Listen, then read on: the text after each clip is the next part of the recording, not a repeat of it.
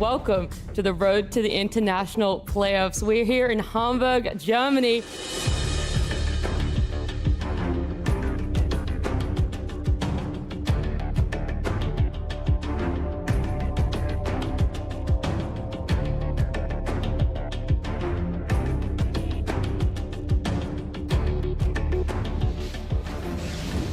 There's the Hex to start things out. XM getting the brunt of the damage onto the roster. The coil comes out as well as Ame just cleans up Roche himself. Oh. 2 shots, Nightfall, goodbye. Oh, as no. Kiyotaka's BKB finally comes back online. He gets the support for his troubles.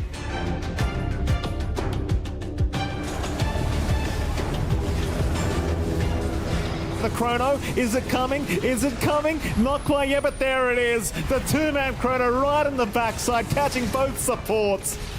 And that'll be Fly getting asunder at the very least, taking down 33. But he's being chased by Chrysalis, who might be going a little bit too far this time around. Maybe they can punish him, but they are going to lose Fly. In the process, they do get Chrysalis, but they've got Megas up. I'm not sure how much it's going to matter anymore. Chases on to BZM. BZM should be going down. We'll go for the Tornado TP play, but can't get out. Emo will secure his life. Sucks to the last piece of the puzzle. Should eventually go down. Full team wipe.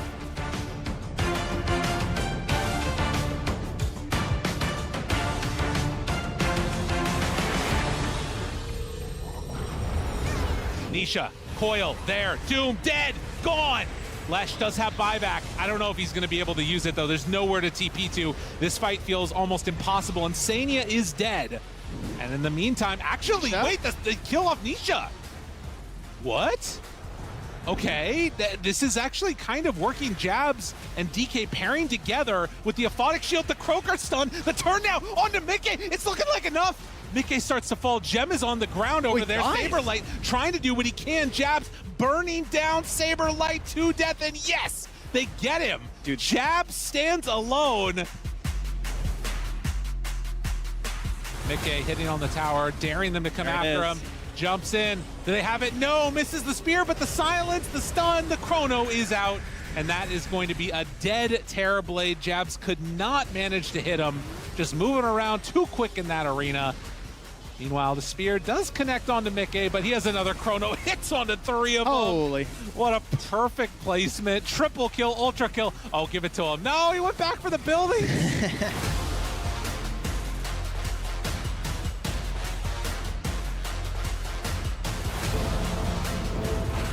Weaver spotted, hexed up, the damage incoming. Oh, it's just too much to handle. Now Batrider lassoed too, but he's dead on our screens. Mac picks up the double kill. Malrini's in. He jumps forward. Black Hole's there. Weaver's casting out the Earth Spirit, and down he goes. Skinnerboard back to time lapse in, but he's dropping so quickly, being pummeled to the ground. And people will do it. Nemesis nearly have him, but he escapes.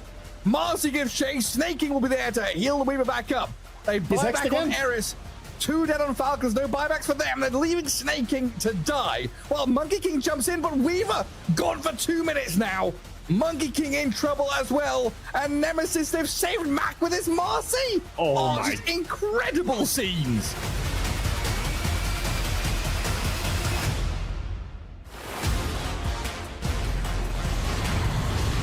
Mail comes in, big echo, and pure. Oh my god, he gets the time walk off. The Earthsplit is huge though. The ET claps it down on them. BB team getting slept up and held in place. The Bear's coming in, round 2. Again. Round 2. Ghost is coming in. The throne exposed. The glyph is available. They have to spend it. The Bear is in the throne.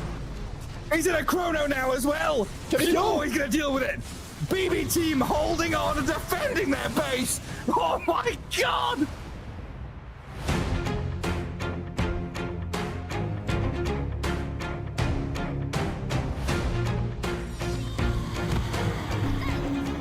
Jumps all over the place.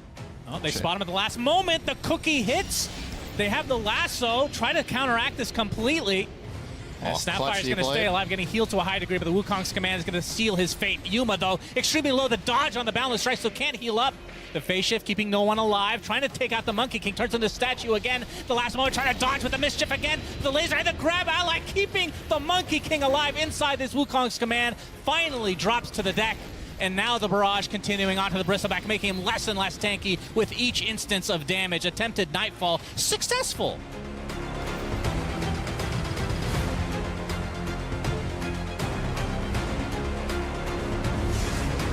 Spins a blade into a stun, into a spear with the arena. Laurel looks like he's going to be okay, but they had to use the global silence. There's going to be the Fiend's grip, but it was pretty useless. You throw in, not enough damage. Oh, and he immediately got charged up by Jin Q. That is going to be most of his BKB held at ransom. Jin Q, he needs to try and get some hits off, but he's getting bashed up by both the Alchemist and the Spirit Breaker. That's it. No shot. GG is called Extreme. We'll take game 1.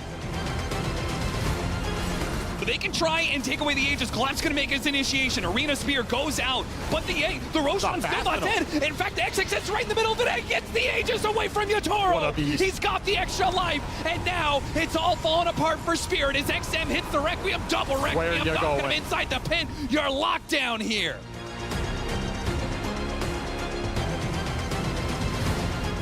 The Decrepify off. Maureen's having to get over towards Chris's, but Chris is having to get the BKB off. He has been doomed, but the rupture was down onto Maureen. Maureen, he's gone. Roar from BZM over towards Amar. Amar, he falls as BZM takes down another, now ready to maybe even turn towards Skinner. Skinner's trying to chase to finish off the Bloodseeker, but he cannot do so. Avalanche is into the toss. More than enough burst to deal with the Carry Weaver, and now ready to go for more again, Tundra. Attempted TP, put to a stop there by the bird, comes crashing down onto Snake King.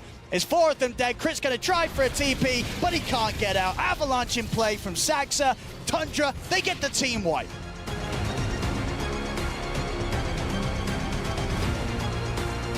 Saberlight looking for the Shaker. It's a nice arena. Got 2. With nothing to say, locked down in the Spear, can't even get off any spells, despite the global silence trying to stall things, and this is where things get nasty. When Liquid run you over, they're the ones with the Disruptor. They can get the bonus kill. It's 3. 2 kills going to the carry Mika.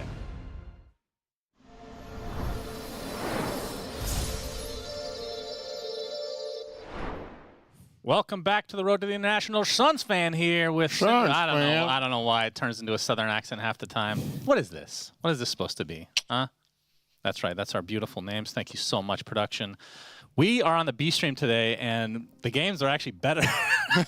The games are absolutely insane today. The first one is, well, why don't you tell us? Spirit versus very cold Tundra. We picked both of those teams to do quite well in this tournament, and they're both 1-1 because this is a Swiss bracket format. Has anything surprised you thus far in the very few games that you've cast? We had 2 2-0s yesterday. Yeah, I don't really think there was anything too surprising. You and I were entering this tournament. We were like, Aurora, Extreme. We think they're probably going to be somewhere around the middle, slightly upper part of the sides so far. And I guess the biggest surprise, honestly, overall, was how good Extreme were. Yeah, I think both Chinese teams are showing up. Exactly, both them as well as Tidebound. Yakutou not doing equally well, but still they did manage to grab themselves a win in the second round yesterday against Nemesis. So all Chinese teams have gone with wins, and 2 of them are 2-0. Obviously, the most notable victory yesterday was the Spirit loss to Xtreme, which puts Xtreme as potential almost favorites to win this stage because they beat the favorites going in. So. Yeah, I have some regrets choosing Spirit to go 4-0. I thought it was too easy of a choice. You know that they're going to probably lose one series. Now they're having to face up against Tundra. Again, Tundra do have a stand-in, so who knows what their power level is at. I am giving you the benefit of the doubt with our betting, by the way, our friendly betting, of course, in terms of the predictions for this tournament, because I did not redo any of the Tundra-related predictions, despite that probably being allowed by the rules that we set ourselves. First series on Stream B is Team Spirit versus Tundra. Going to be Hype, followed by NGX and Liquid, another Hype one, and then TBD versus TBD.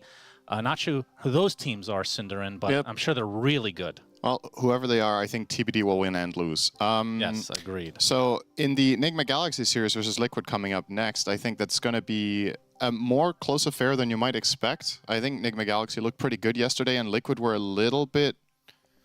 Yeah, I'm unsure about them, but that's Liquid, you know? That's every beginning of a tournament for Liquid. They rarely come in and just look absolutely crushing, and then they generally tend to either level up or fall flat. So I think today is going to be a very telling day for them. Yep, this is Stream A obviously is the 2-0s. Extreme versus Falcons, and PVISION versus Tidebound with our boy Faith Beyond. And Stream C, we got Yakutou boy, we still don't know how to pronounce, by the way, versus Aurora, and then Navi versus BB team. That's right, Navi were doing really well yesterday as well.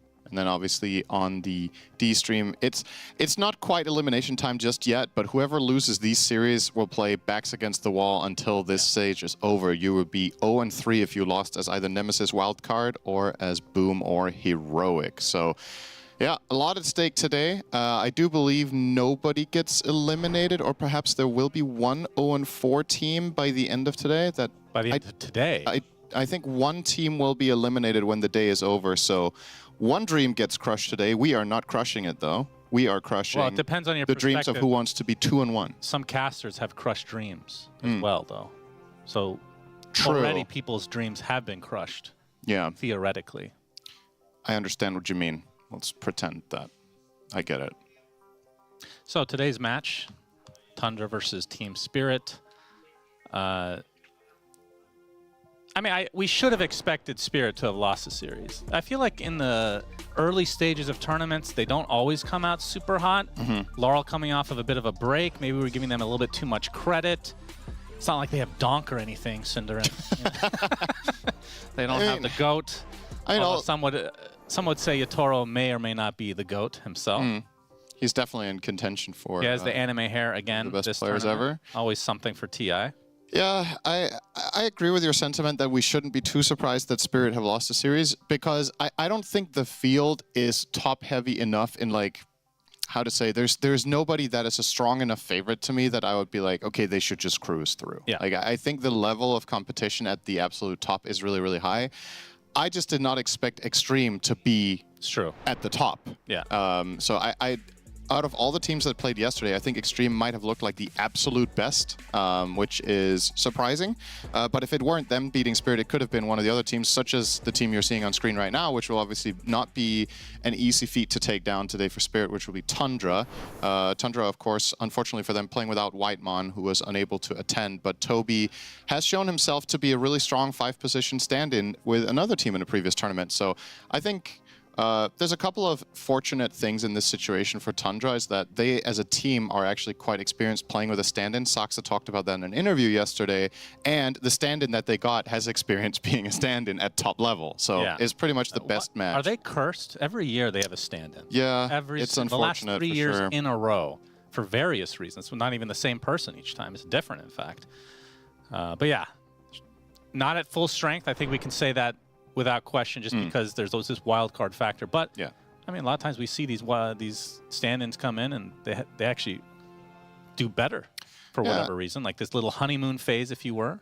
Yeah, and I do think I also think Toby might bring something different to the table in terms of playstyle. I would say he doesn't play the exact same heroes Whitemon does, and he has a different take. We're going to see Ringmaster. I don't know how much we're going to see Ringmaster. If I think of Toby support compared to Whitemon, I'm thinking of heroes like Venomancer, you know? Like, those are... Whitemon for this team has generally been playing either supports or like more like clutch spellcasters, whereas Toby, as a player, historically used to play offlane, very much loves being in front, playing aura heroes, taking initiative in a different fashion. So maybe they're going to play into that if they can. But that's the other thing about Tundra, you know? They've only had so few games with this guy, so you would expect probably to get, as they gain more games of experience, they might figure out how to utilize him better and pick the right lineups to make it work. And in terms of the Swiss format, are you enjoying how it is going so far? I love Swiss. I think it's a really good format. Why did it take so much? This is year 14, or is it? I don't even remember anymore. How many teams? Yeah, it's the 14th TI. Yeah, so I had my own concerns about Swiss as a format a couple of years back when we were talking about it, because we saw it pop up more and more in Counter-Strike, and it worked really well there. In Dota, I was like, I'm not sure, because, you know, there's might be some really big differences between which matchups you get or whatnot, but with the number of lives the teams have, and as we've tried this system more and more, I personally am finding it one of the best formats, if not the best, for the first stage of a tournament. So I'm always happy to see Swiss, and yeah, so far so good. I think, based on the feedback we saw yesterday from fans, they absolutely loved the games that were generated, at least from the beginning being BO3s. Yeah. I think it's just, every series being BO3 is so good. There's more, yeah. That's the first thing, best of 3s instead of best of 2s, which technically a best of 2 doesn't exist because it has to be an odd number to be a best of. A lot of times you just end up 1-1 and it feels like, you know, it's very anticlimactic by nature. But there's more to play for as well, because every single series, like, if you keep losing really fast, you can be out of the tournament. Yep. And the fact that one of these two teams is going to be down 1-2 is kind of crazy. I was not expecting that. And like you said, I think the Chinese team's showing up the one time you don't predict them to do well. Yeah, I have ultimate superpowers when it comes to the Chinese region, and this time around I have chosen not to curse them for now. It's still early though, so, of course. Well, we've started talking them up now, which is not a good idea, Shannon. You know how this goes. True. Let's wait with bated breaths here to see if they can keep it up. But yeah, like going into this tournament, I think in our predictions personally, we had these two teams that we're casting today 4-0 and 4-1 by the end of this. That's right. So this was before they're the stand-in. both wrong. This was before the stand-in announcement for Tundra, to be fair. Either way, it's still both going to be wrong already. Yeah. Because, well, a draft. I believe we both, did we put Spirit to be 4-0? I think we did. So they can't be 4-0, and well, I guess, you know what, Tundra can still be 4-1. So we're not fully wrong just yet on these That's two. But true. let's see some drafts. So Spirit going to have the overall first pick, and they will unsurprisingly be prioritizing getting rid of 33's offlane heroes that buy Helm of the Dominator, which has been the item of the tournament so far. Yeah. Do they also ban Darkseer now for the full trifecta? Let's see. So is it them and Falcons that are buying them on multiple heroes every game? It's mainly Tundra, I think. I'm not sure. It does sound just like an AUI type of deal, you know, as well. Yeah. Like these nerds come in, they have this prediction that, oh, this item is overpowered. We're not going to show too much of it before TI, so it's not nerfed, and then just overkill it, if you will. Did I just see a first phase anti-mage ban? What the hell? When I see this, I immediately think of Medusa, but Spirit have the first pick. So if they think that's the reason, they could actually take it away. All right, I'm going to look at some past drafts from both teams at this tournament only. Medusa with Helm of the Dominator. Have we reached that point? Dom into Meteor Hammer build for 33 offlane. That sounds so bad. I want to see it. It wouldn't surprise me if that's actually the plan here. But yeah, this is such an unpicked, unbanned hero. It got picked one game yesterday and banned one game as well. And obviously the pick was a victory against Team Spirit, so, as a matter of fact. Yeah, played by Spirit Ahmed. played against the AM, and then, I mean, Medusa was banned that game because of the AM. Yeah, that's the only one I can see. AM was the ultimate last pick in that game yesterday. They picked it as a solution to a late pick PL from Spirit. Spirit themselves actually going to ban Bane, which is one of their best picks. So interesting to see. And they will pick up the Pugna. So if I feel like this AM ban will make sense after the first pick, to be honest, because otherwise, why are you giving this priority? What do you think about the idea if I mean, we've had this conversation before, so this is just rehashed garbage. But the idea of if in these first picks you have X amount of heroes that you prioritize at the same level, and if you just throw away a ban so you can get more of them. Yeah, right. That's fair. We've seen it in the past. As ooh, okay, so Invoker for BZM. Damn, that pick animation Invoker is pretty high level. He's got Cataclysm and he casts 3 spells immediately, so he's pretty hype. He's ready to go. 100% win rate, not too shabby. I believe both of these are, in fact, BZM yesterday, playing with Helm of the Dominator, mid-Invoker. Get with the times, everybody. If you're playing your good old Midas, you're doing it wrong. So it's instead of Midas. You're not going both. I believe so. Okay. Actually, you have me questioning now, but I can check. It does sound rather greedy to go both, but it might not be out of the question that you could pull it off. But I would assume he's just using it instead of Midas. I suppose if your start is good enough, you could run both. And he might have just done that. I mean, both were wins. I know BZM, when he plays Invoker, loves playing Exort and loves really scaling into the late game. But he is no stranger to playing the other routes as well, if necessary. The Silencer ban coming out here from the side of Spirit. The AM ban is still, as you mentioned, perhaps something planning for a later phase, since Tundra felt like they had a free ban and then they just don't have to worry about it as they get more information. So they will be banning out their 5th choice now. So in both games for the Invoker, let me see here. Yeah, it looks like there's no Midas in either. Yeah, so he's going Dom instead of Midas. Yeah, makes sense. Dom into Drums, and most of their games are 3 Helm of the Dominators, with only one of them being an Overlord variety for 33, of course. Why has Pugna become such high priority? the games that I've seen, like, I'm not saying it's bad, but it's just a whatever support. Yeah, it's a good question. I'm also surprised it's been given as much priority as it has. I heard others talking about how it could become the support of the tournament. So far, it's 5-5, which is, you know, decent. If it is an early picked support, generally early picked supports, unless they're truly extremely strong, will be sitting at somewhere in the range of 50 to 55 when all's said and done and a lot of the games get played. But we've had patches where a first pick support will go like 60% in a tournament. And I personally don't put Pugna there, but there might be something I'm missing. I did not think this would be absolutely at the top of the table. The #1 heroes I was expecting going in as supports would be something like Marcy as a flex, maybe Nature's Prophet. Both of those are banned, by the way, this game by Tundra, so we don't really get to think about it. Perhaps Naga in the right hands, and maybe even this guy. Yeah, I was going to say, I feel like this is a higher priority support from what I've seen versus Pugna, like higher impact at least. Do you see the win rate for Snapfire there? 64% so far. No. But I don't think the thing about Snap is you don't really pick Snap first, so might be slightly misleading, but I've been very impressed by Snap lately as a hero. It's also something that I started seeing more in my games and doing quite well. Was not expecting to make this big of a splash this early, though. It kind of caught me off guard that Snapfire is being rated that high, but I mean, the stats speak for themselves, right? Here's another pick that people were expecting to be big here, the Sand King coming in from Spirit. Man, this hero has come a long way. Yeah. Was completely busted, broken, whatever word you want to use, and then completely dumpstered, and has now been brought back into a normal hero. Pretty cool. Yep. We had some scenes yesterday. Fog came back to the green room. He walked over to me. He was like, "Did you see that? That was the dumbest thing I've ever seen." Sand King was killing a tower by sandstorming it, because then it misses 50% of its attacks. Wait, that works on tower? Yeah, so Malrine was just soloing a tower with a creep wave. He was just tanking it the whole time. Is that a bug? No, it's intended. I was not aware of how good that is, but yeah, that's the thing. Hoodwink coming through, currently 4-2. I'm not the biggest fan of this support duo, Pugna plus Hoodwink.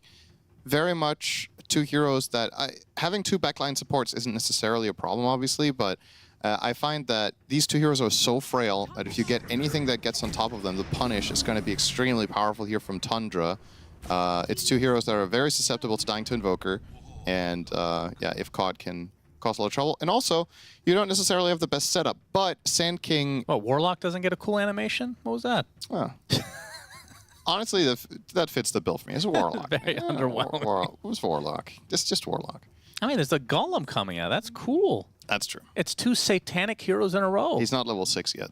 Okay. He doesn't have it. Doom, however, it spawns in They at could have level at least used his book, Grimoire thingy. Doom spawns in at level 6, and Invoker spawns in at level 20, as we've seen. Only 1-0 on the lock. Yesterday was played by Team Liquid with a victory in that game. They ran it together with, I don't remember the entire lineup. One of them was Lycan, which they will not get their hands on here, as we've already established, for Tundra.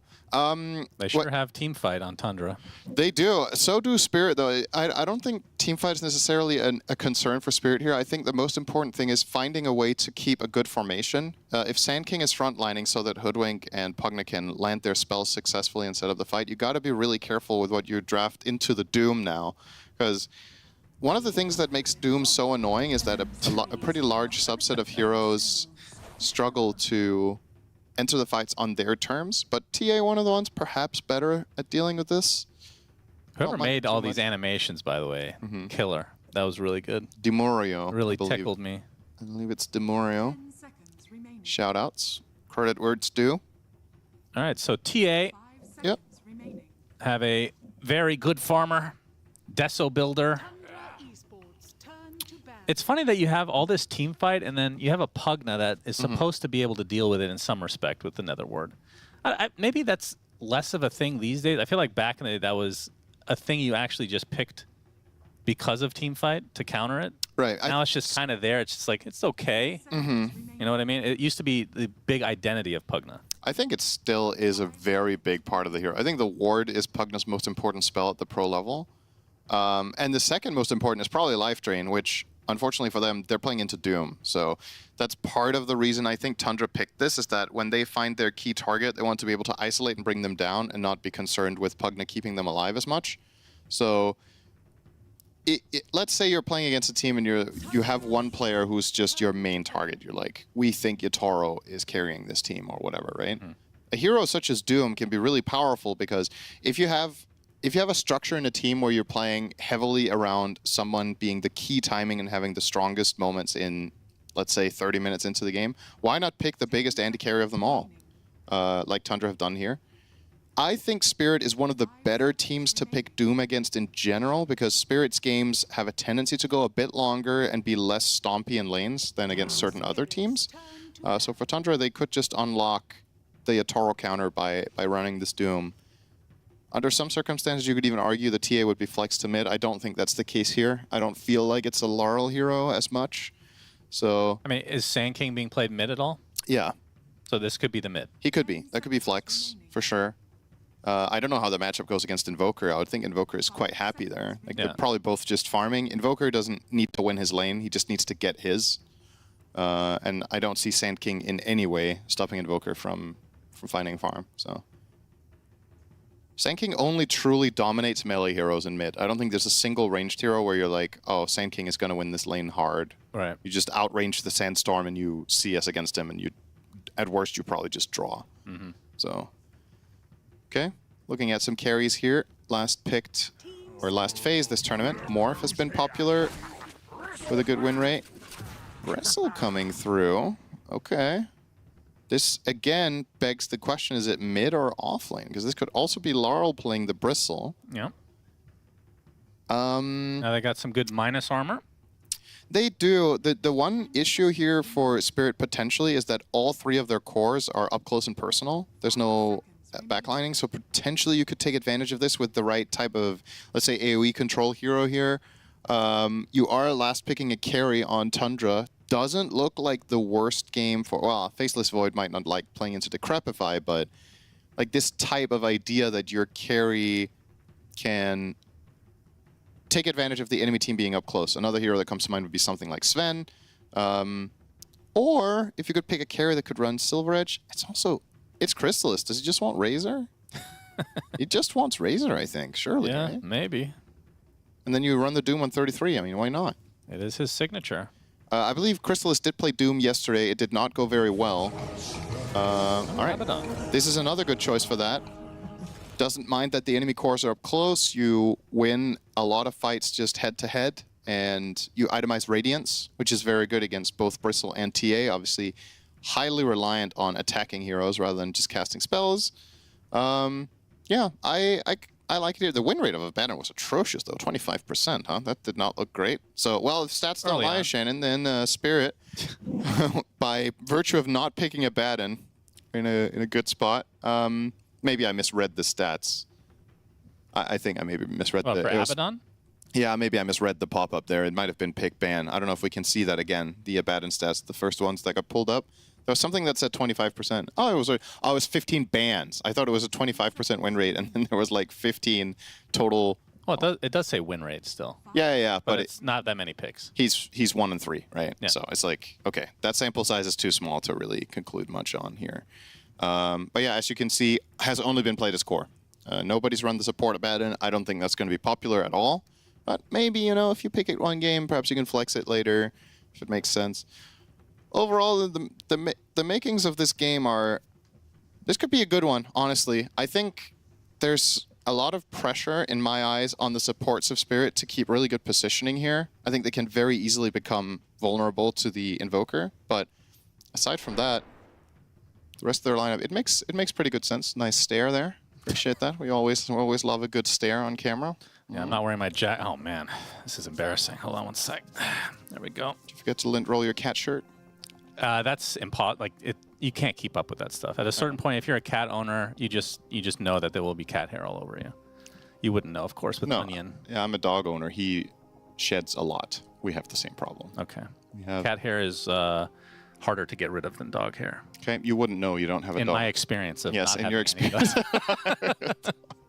So who do you have favorite for this game one? I don't know. I think it's pretty close. I overall probably like Spirit slightly more, but it's under the condition that both teams execute to a high level. I think if it's a little bit shoddy of a game, if there's some mistakes, I actually think Tundra's lineup might be easier overall to pull off. But if we're expecting both teams to come in good shape after yesterday and know what to bring here, I do like the bursty nature of what Spirit have got here. TA together with Bristle do a ton of damage. You've got the Hoodwink to set it up as well with Sharpshooter Burst. And also, they did choose to pick Abaddon into Hoodwink. You got to remember, you can actually die to break here. True. As Abaddon. If you're silenced and Sharpshootered, that becomes a sudden kill on the enemy carry. So begs the question if that was the right choice here. But let's get there Keep in first. mind, I mean, obviously you can activate borrowed time at any point, but if you're silenced, you cannot. That's true. But if there's any dispel, yeah, it will get rid of that break. Yeah. One of the few breaks that is dispellable, in fact. But yeah, there is that threat for sure. As we get into game number 1 between these two teams that are both 1-1, which is why this is such a surprising matchup here in this stage of the Swiss bracket to the road to TI. So Laurel is playing the Sand King, so will be the mid SK. Yeah. And obviously against the Invoker from BZM, which kind of talked about it pregame as that a potential matchup that both should just be able to farm. Not a huge amount of kill potential. I would think so. Okay, let's see how many. All right, they have 2 Dominators in Quick Buy as their first item here, Invoker and Doom. Obviously, Tango's first. Oh, 4 bounties for Spirit. Okay, that's quite a rare sight. Yeah, and then we have a Shackle early on from Soxa. Collapse is going to have to go to lane with not too much HP to work with. That's still a completely fine trade, obviously. They're starting with 1,000 gold lead here. Just raw resources. They can just bring the Tangos to lane that they need and maybe play a little bit more aggressive as a result. We'll see. Yeah, this mid lane. I'm a little bit curious if there's anything to learn here, because this is a matchup I haven't seen very much. I just think instinctively this should just be a draw. But perhaps with those 4 bounty runes, maybe Sand King can play a little bit more aggressively, a little bit faster. Overall, it's probably an easier lane for Sand King to get quote-unquote flawless farm in, because you just, you're just sitting in your Sandstorm. And I don't understand how that works on towers. That's so ridiculous. Was that in the patch notes? It's just because all it says is the enemy you're attacking. Usually you would assume that does not include buildings. Yeah, I don't remember when this was changed. Very interesting. Yeah. Either that or Fog just came into the green room and just lied. And he's just like sabotaging. It's like, did you see? So thoughts on BZM and his facet that he chose, which is Scholar of Korix, which is the Quas. Used to seeing the, I never remember the name of it, but it's the Cataclysm, of course. Yeah, the Quas angle has become more and more popular, but people pick it and then still play Exort. It's just they want the additional upgrades to the other spells. I'm not quite sure what determines what they prioritize. For what it's worth, this game you don't have any setup for Kata, right? Yep. Except Shackle. Wouldn't really count on that. So probably feels like this game he's a bit more of a playmaker and has to set things up himself. So can go for the Korix for that. Maybe the additional max level on Quas has some sort of interaction with combos you can pull off as well. I'm not exactly an Invoker specialist. You come off as an Invoker specialist. Yeah, surprising. I do know I come off as like a turbo nerd, which is what you need to be to enjoy Invoker, but as a matter of fact, neither of us really, I guess we're immediately dispelling that notion because neither of us plays Kez, which is the the turbo anime nerd. The agility version of Invoker, in a way. Yeah. I think they should just drop Kez for the playoff, or excuse me, for the international itself. After the playoffs, during the 3-day player break, just put Kez in there. What if they, you know, when they introduce a new hero at TI, what if they just do Kez? Nobody will even notice. So in terms of this this Scholar of Korix, do you go Shard? Do you go Ags? Do you do anything related to the facet? You go Helm of the Dominator. Yeah, that I got that part. Yeah. Like, have you seen the Shard, the Ghost Walk that you can use with teammates? Because in theory, that you know, it could be good. Yeah, it has some utility. I don't think he's going to make it a priority. The Ags, I'd be surprised by. Yeah. I mean, it's kind of ironic if you pick this and you buy neither Shard nor Scepter. Yeah. So you're literally just doing it for the Quas then, right? But hey, let's see which direction he chooses to take it. I think for this game, you could make a decent case for the Shard at least. I think Ghost Walking in a hero like Doom can be really powerful. Yeah. Just giving him effectively a Shadow Blade that he doesn't need to buy. And of course, the more Helms of the Dominator you have, the more of a surprise party you can bring with that Ghost Walk. That's true. I don't know if they become Invis, actually. They're creep heroes, so they might have special rules. Now applies Ice Wall damage per second to enemies in a larger radius. Wait, what? Wait, does it just change Ghost Walk in general, or is that just the Shard? That's when you have Shard. Because that's not the way the Facet is describing it. All it says is Ghost Walk now applies the Ice Wall damage per second to enemies in a larger radius. Am I missing something? Are we dumb? Well, don't answer that part. Oh, right. They changed the Ghost Walk. Shen, you and I don't play Invoker, clearly. No, we don't. And I forgot that the Shard got changed. It's not the Ghost Walk AoE anymore. Yeah, okay. That's really You used to be able, really excited. So I think the reason they changed that was because it was too similar probably to Moonlight Shadow in concept. So I think they were just like, all right, let's make this something else, something more unique to itself. So yeah, so you're just doing more damage when you're inside of Ghost Walk. That's the Ice Wall damage. Okay, so we'll be seeing that. Glad to learn at TI, of course, along with the viewers. Everybody, if you're tuning in for the first time, Invoker Shard, as a matter of fact. This is the noob stream, right? Where you get noob casters as well. Learn the game with us.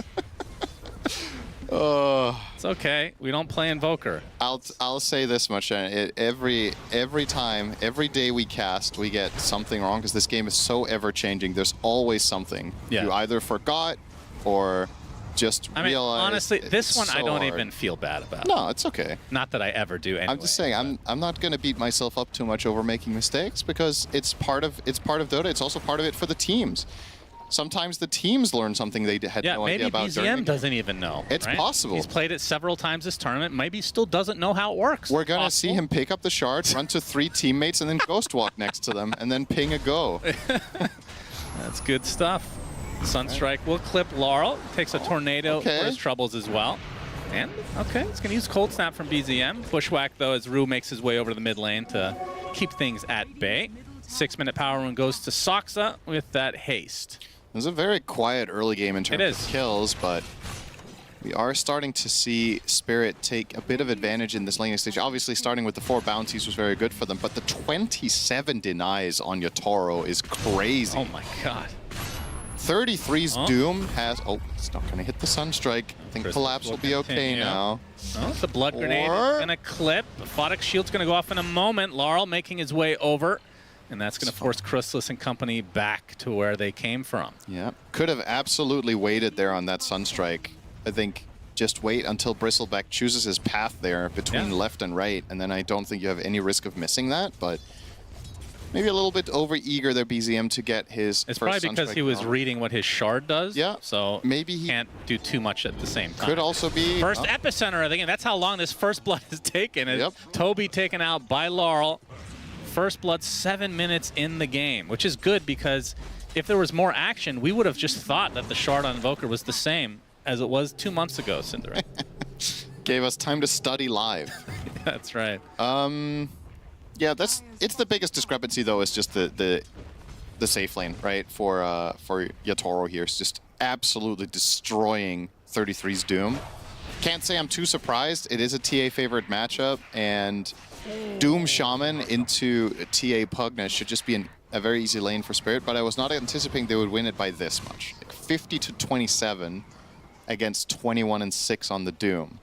It's definitely a very good start for them, and also now getting the first blood, but you know, the overall gold, it still looks quite healthy for Tundra with the exception of the Doom, so I don't think this is all too much of a concern. And again, probably going to be a slightly slower game just by nature of the drafts. And it feels like when 33 gets off to a rough start, he still ends up owning somehow. So a player you don't generally have to worry about either.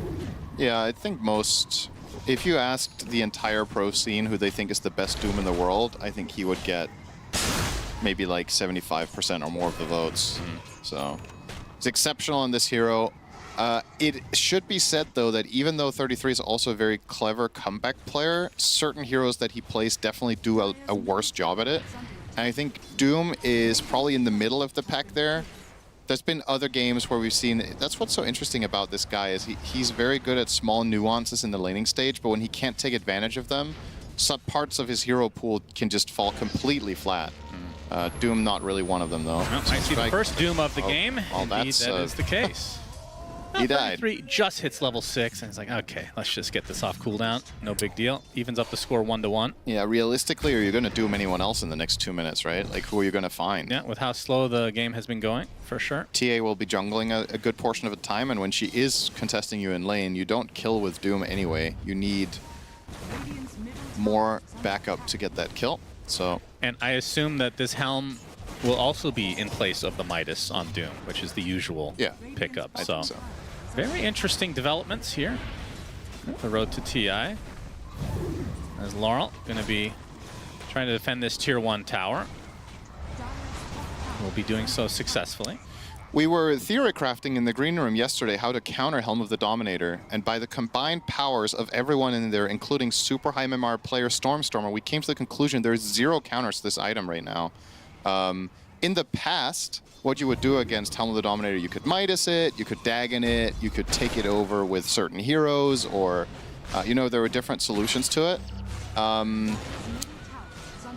Spells used to be able to kill it in a different way, like let's say Frostbite, for example, Mirana's Arrow, Pudge Hook, but it's a creep hero now. Yeah. And under those rules, it acts similarly to, if you think, Spirit Bear from Lone Druid.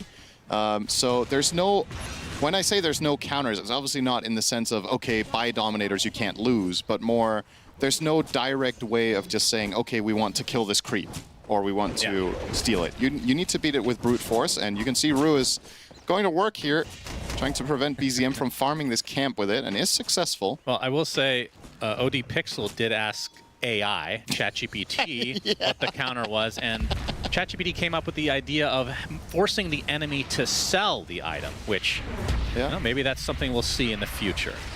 Yeah, if it did say if you force them to sell the item, the creep will die.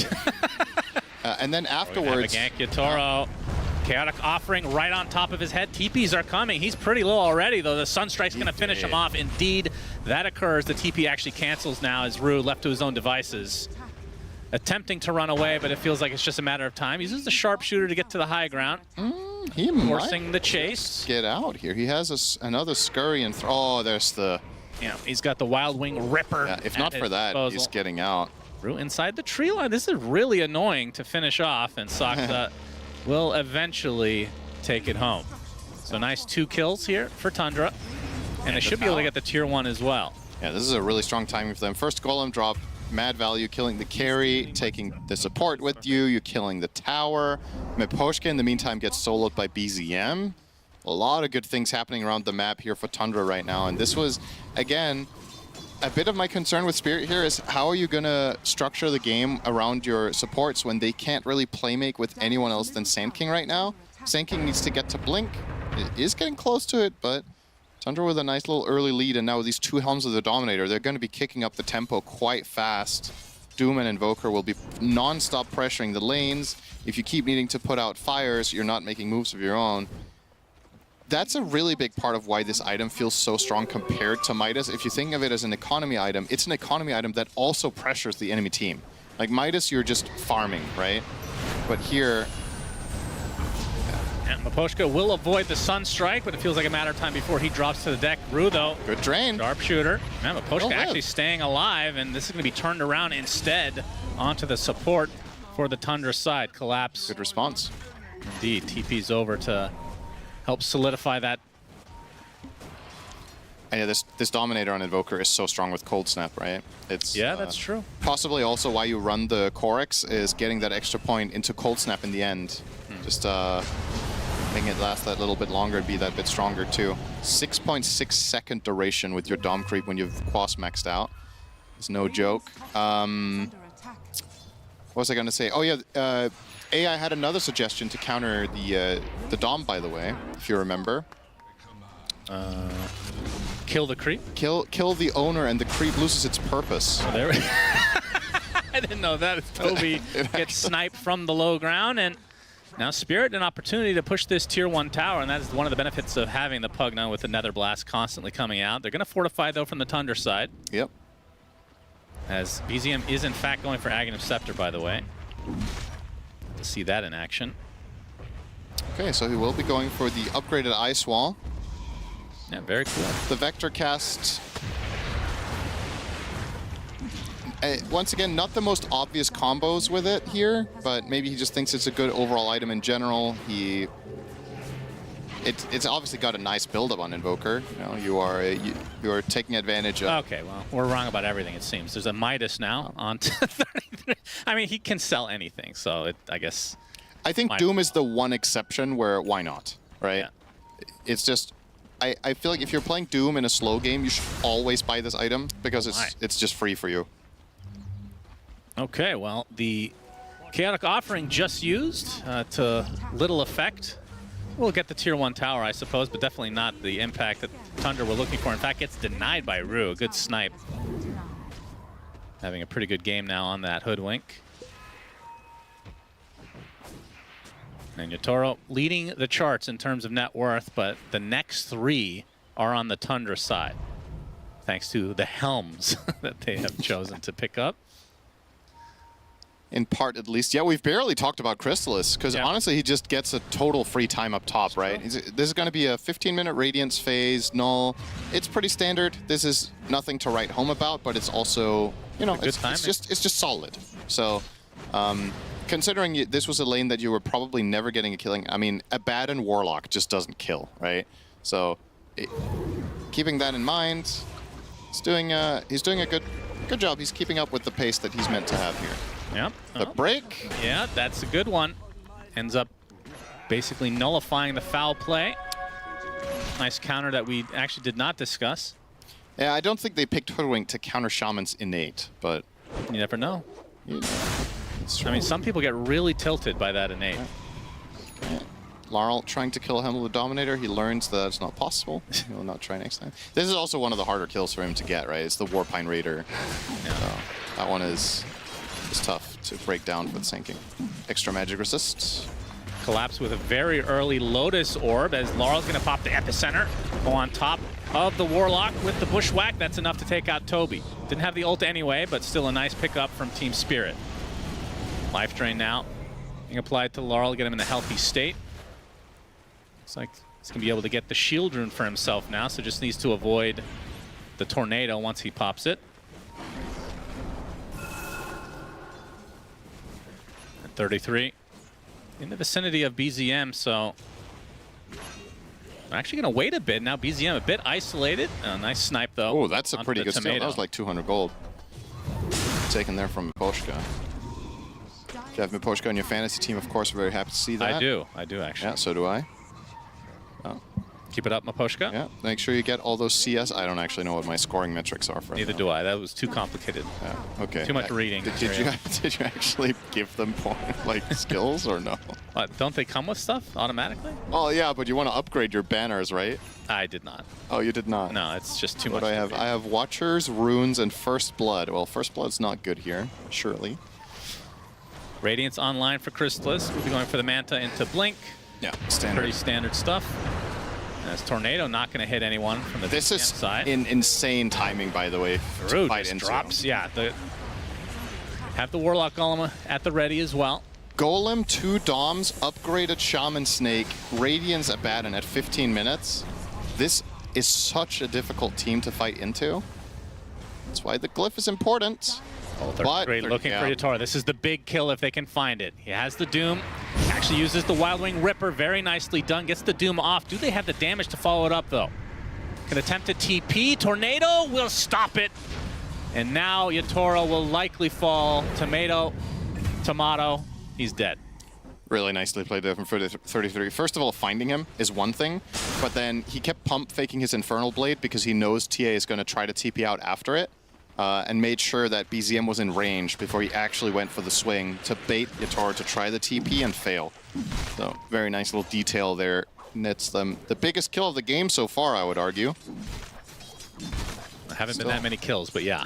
Yeah, we're still looking quite even on the net worth, but I do think Tundra should be quite happy with that. Their lineup becomes insane later in the game. Doom, Invoker late game, and Abaddon. I think these are, in current Dota, I think Abaddon is one of, he's like a top 3 late game carry now. This hero has changed a lot over the years. If you're used to seeing it support from back in the day or maybe off lane, when you play this build and you run it carry, it can be ridiculous late game. You even have Warlock. Like, this Tundra lineup is just super nasty later on. So I think if you could keep this 1k gold lead for 20 minutes, I think you're quite favored later on, I have to say. Yeah. So not looking too shabby here to start. Especially when you get into the 25 territories. Doom has some of the best talents in the game when it comes to late game scenario. Not sure if you even go for the break against Collapse, but you have the option. Yeah. Obviously the mute is just insane on everyone. Muting TA is so good because late game TA is dependent on Pike, for example, to position herself, and you just get taken out. Well, this is a good pickup for Spirit. We'll get the Roche for free, it seems. Yep. Nice play call, taking advantage of the Desolator here, as well as, of course, Pugna just being able to non-stop refill. And Collapse with the Lotus Orb. You're seeing the win expectancy there. The prognosis is a 60% favor for Tundra with a dead even gold situation. So it does tell the story that they might indeed theoretically be favored. Actually, the graph has been at about 60 the whole game. Wow. Gaben loves Warlock. Indeed. Well, it'll be a trade for the Tormentor. See who picks up this shard. So BZM now with the Aghanim Scepter, which upgrades Ice Wall. Toby will be the recipient of the shard here. So Ice Wall becomes vector targeted, and then if a unit is in there for 2.5 seconds, they get rooted. Yeah. And take even more damage. You sure about that, Shane? You think they didn't change that one? Or did you just read it? I have it up right now, yep, just in case. Okay. Good. I wonder if... I mean, you're playing against TA and Bristle, so Ice Wall as a concept is just incredibly powerful. So being able to vector target that in their path of both aggression and of retreat is really powerful. Yeah, I mean, these upgrades for Invoker always sounded kind of strong. It's just everything in comparison to Cataclysm felt like, I mean, why would you ever bother? But we're seeing them bother here. Yeah. Obviously, you could also just have played without Ags. I'm not sure if that was a consideration here or not. Another Serpent Ward to solidify this tier 2 tower. They want to defend. Yeah, there's a couple TPs coming. I mean, this tower certainly You're is not dead. defending this. It's already The lost. giant Serpent Ward is going to be really hard to take out. Soxa is going to get sharpshootered in the butt and taken out as a result. Toby's actually used Chaotic Offering. Is this actually a fight? Are they using this in defense as Laurel, Epicenter, not going to get that many procs, but has the Aghanim Scepter now, so Toby going to take a ton of damage as a result. Kind of a weird state of affairs, and we're seeing the Ice Wall used for the first time. Yeah. Tornado combo, when you can hit those 2 heroes and then lay down the Ice Wall, he only managed to snap the one of them. And the other guy has a Lotus, so did not look all that impressive just there and then. Maybe, I mean, that fight in for both sides, there's miscommunication, it feels like. Yeah, for me, it's weird to begin with that Spirit even go down there to try and defend that and find a fight, and then, yeah, beside Tundra. Tornado, 33 jumping in. Doesn't even bother with the Doom because that is an easy kill onto Laurel. But the Bushwhack's going to slow him down a bit. He might just blink Doom here. Gets glimmered, and there's the Doom. And the Wild Wing Ripper still inside of the belly of 33. Rue will be able to get out, but 2 dead for Team Spirit, despite having the Aegis on their side. This just basically nullifies a minute or so off the timer. I feel like it's rare that you see Hurricane being used this much. Like, yeah, it's been 33 pretty just effective. keeps finding good moments to pull people back. Not bad. Yep. Audience is definitely reading that. Thank you. Ice Wall upgrades. That's all you got to know, okay? Will he go for the shard? Really excited to see that Ghost Walk. I think, I actually remember this now, when this shard was changed, people were meme building Radiance shard on Invoker and just walking around in Ghost Walk, because then you're burning for the Radiance damage and the Ice Wall damage. Yeah. So you were like burning for 100-something damage per second. Very effective, especially in the lower brackets of Dota where detection doesn't exist. That's right. But I think people even pulled it off in high Immortal games a couple times. I'm not mistaken. Those are always funny clips. You do get used to it, of course. Now, big item alert, Doom with the BKB, and once again, everything just going seemingly according to plan for Tundra. Now, a lot of Spirit games go this route, though. That's what's worth keeping in mind. They are no strangers to falling behind and then making really great comebacks off of clutch plays. Maybe some TPs to Jones. There we see the Ice Wall onto Collapse. Gonna root him, but the Lotus, like you said, is there. Collapse still is gonna take too much damage. BZM gets credit for that. Mass TPs, can they make this even more worth it? Root attempted teleportation. Oh, actually does get out. The miss. Dodge.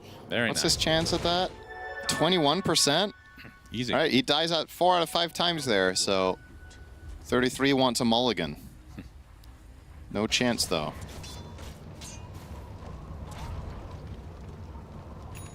Yeah, it does feel like smooth sailing, though, for Tundra so far. Pretty low kill count from both teams. But like you said, if Tundra get to late game, they're looking quite nice. I mean, the problem is Spirit late game, just in general, like regardless of lineup, they are the... I mean, who's better late game than Team Spirit? I think in this tournament, you could potentially make a case, even going in out, I've said that, oh, hang on. Let's see if 33 can play a way out of this one. Doesn't look likely. BKB trying to run away, but the Blink Dagger Big from Yatoro spells the end for 33. Finally, a big find for Spirit. It feels like it's been 10 minutes since they got anything really meaningful going. Yeah, Spirit, if you had to pick one team in the world that are the best late game, it's them, right? But I think there are a couple of potential rivals. Just in general, I've kept a team like xtreme in high regard in terms of late game teamfight execution. It's just that so many of their games, they over the year, they just haven't really got there on good terms. Yeah. So Collapse. Stuck in a weird spot here. Gonna get Deafening Blasted and killed off. Soxa gets credit for that. Did require the Serpent Ward, though. it's kind of hard for, I don't know, how easy do you find it to gauge how much damage this Axe on Invoker is doing? Because it's like, these situations, it looks really nice, and it is definitely doing some good damage, but versus regular Ice Wall... Laurel, Epicenter. Okay, this could be a big find for them, but the TP, and he's out. So now the Epi down, used to little effect. There was actually an opportunity there, I think maybe for Rue with a max range dust into Bushwhack, but he ran in for the sentry, maybe assumed that Invoker was moving, which don't blame him for. They don't know for a fact that he's TPing there, right? Now Toby, he's going to be found though. And taken out easily. Chrysalis, this is probably going to get bushwhacked, and maybe he can find Miposhka as a nice block from BZM's creep. And Miposhka going to die as a result. So support for support. MKB now online for Yatoro. Yeah, wants that True Strike against the Radiance. Baden at the same time is now starting to close in on an Orchid. It's going to make Pugna's life in particular absolutely miserable. And that's another thing to keep in mind when you're looking at this Radiant lineup. I think Nullifier is going to be really powerful later, and you do have a good buyer for that in the Abaddon. You can absolutely buy that after Bloodthorn. You just blink in Bloodthorn, nullify someone, and kill them. And Pugna loses a ton of its efficiency. Pugna right now is everything Miposhka is doing get countered by one item. Force Staff, Glimmer, and Decrep all get ruined when you get nullified. So you isolate a target, you jump them with a bat and pop all your stuff on them, they're in big trouble. In the meantime, there's also Doom to worry about. Yeah. So Spirit's formation and their late game team play here has to be stellar, which we've come to expect of them. We're used to it. But I think this is in like the harder... It's a tall order. This is in the harder subset of late games that they have to play. Because I don't even feel like their lineup outscales the enemy this time. So even falling behind, there's that extra hurdle of can Yatoro be set up to make this happen? 33, they find Miposhka. It's the Orchid. He is attempting to TP. Oh, Chaotic Offering used just to take him out. That's a statement golem right there. It sure is. They don't want the fantasy points for all the Miposhka people out there. He will drop as a result. Get him gone. They haven't really cared too much about the cooldowns. I mean, if you look at the cooldowns in general, these big ults on the Tundra side, they're pretty significant, but I think it's a good golem. It's kind of a skirmish type of game, where we haven't really had any good old-fashioned true team fights. I definitely agree 100% with this golem drop. Like, just take the kills you can get. You're controlling the map. You keep pushing lanes with your Dominators, with your Forged Spirits, with a Baden who's a tough kill. Spirit are very clearly just getting cornered on the map and are just non-stop putting out fires, and it means they're not making a single move of their own almost. There's just so much trash that you constantly need to take out, and it's really difficult to play like that. So if you have that kind of iron grip on the map, just golem a kill. Doesn't matter. You're not going to need it for a team fight that Spirit can't find. 9K the lead now. Oh. Steady growth. This is a potential move from Spirit. They are smoked. Looking for a fight now. Chrysalis, tough target to open on. He is just not possible, right?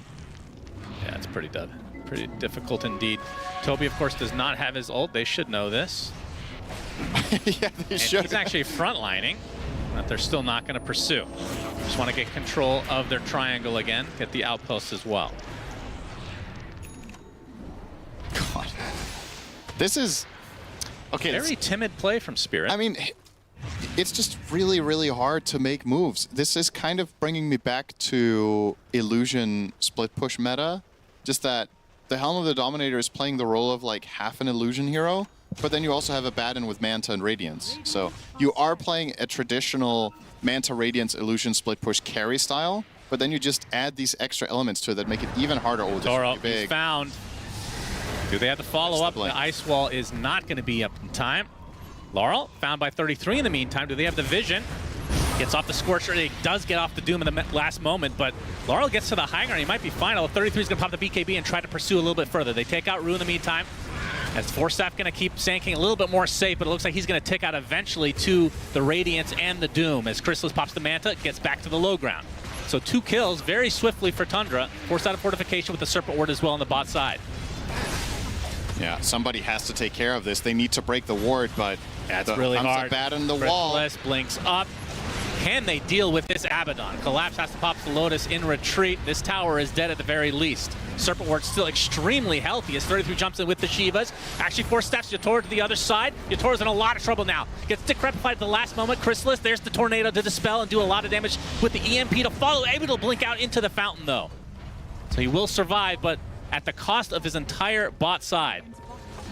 So Tundra making the first move seemingly of the entire game between these two teams, despite these little skirmishes.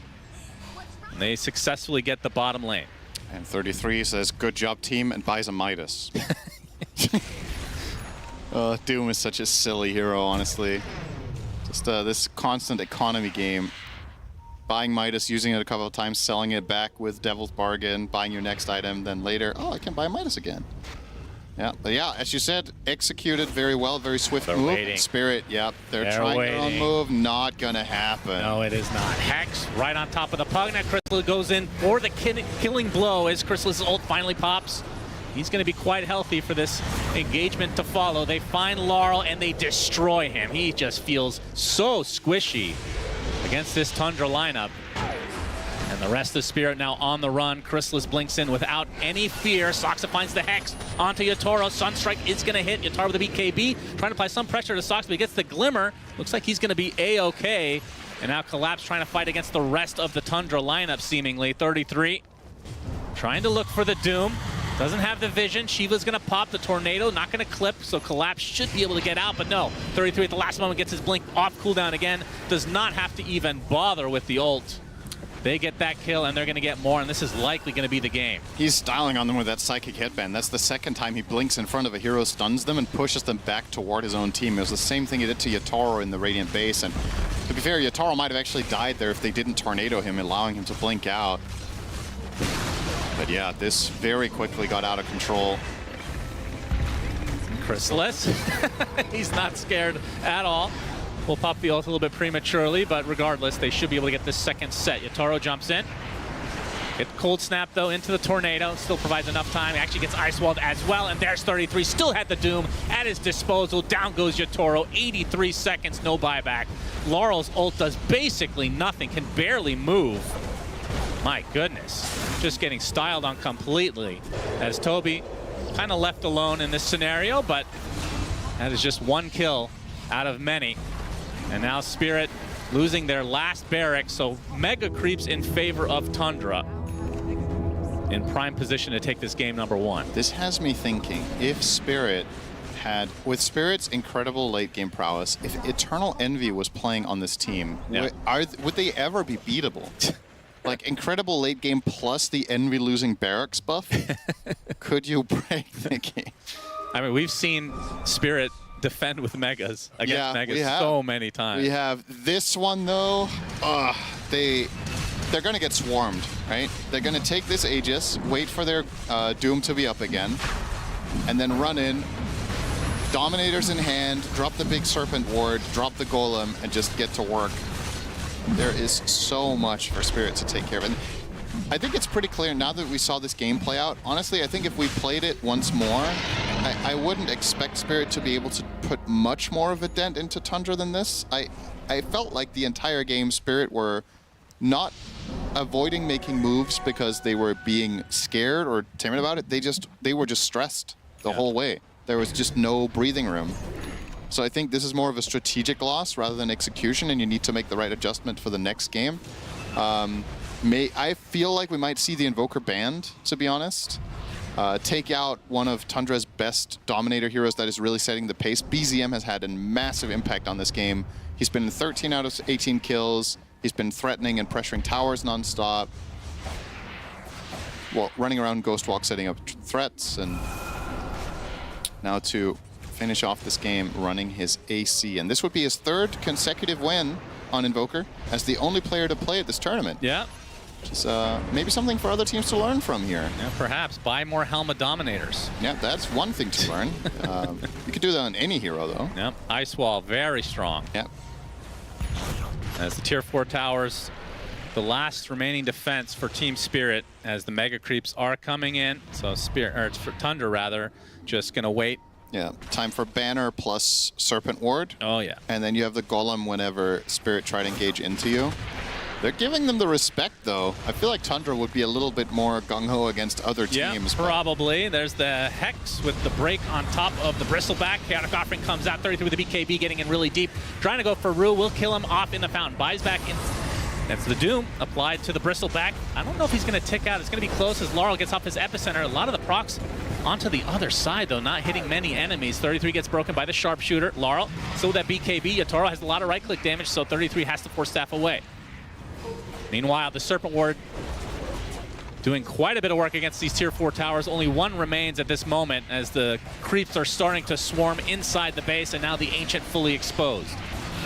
Yatoro and company, they've got to do something about this Roche banner as well, as looks like Sox is eventually going to be taken about Yatoro, but he doesn't have the vision for the Glimmer Cape. Meanwhile, Laurel gets taken out easily as Rue. That is a dieback now, so 2 dead for Spirit as the Ancient will officially fall. And the GGs finally come out. And Tundra take game number 1. Yeah, Spirit played till the bitter end, but it's a pretty swift end here. Only 36 minutes. Spirit generally don't lose this fast.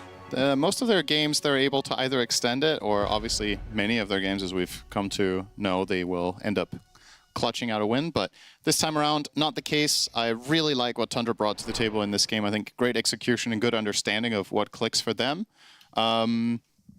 Yeah, now the challenge for Spirit will be to make the correct adjustments for game number 2, because this, once again, felt a little bit like a clever strategic win coming out from the Tundra boys today. I love their draft.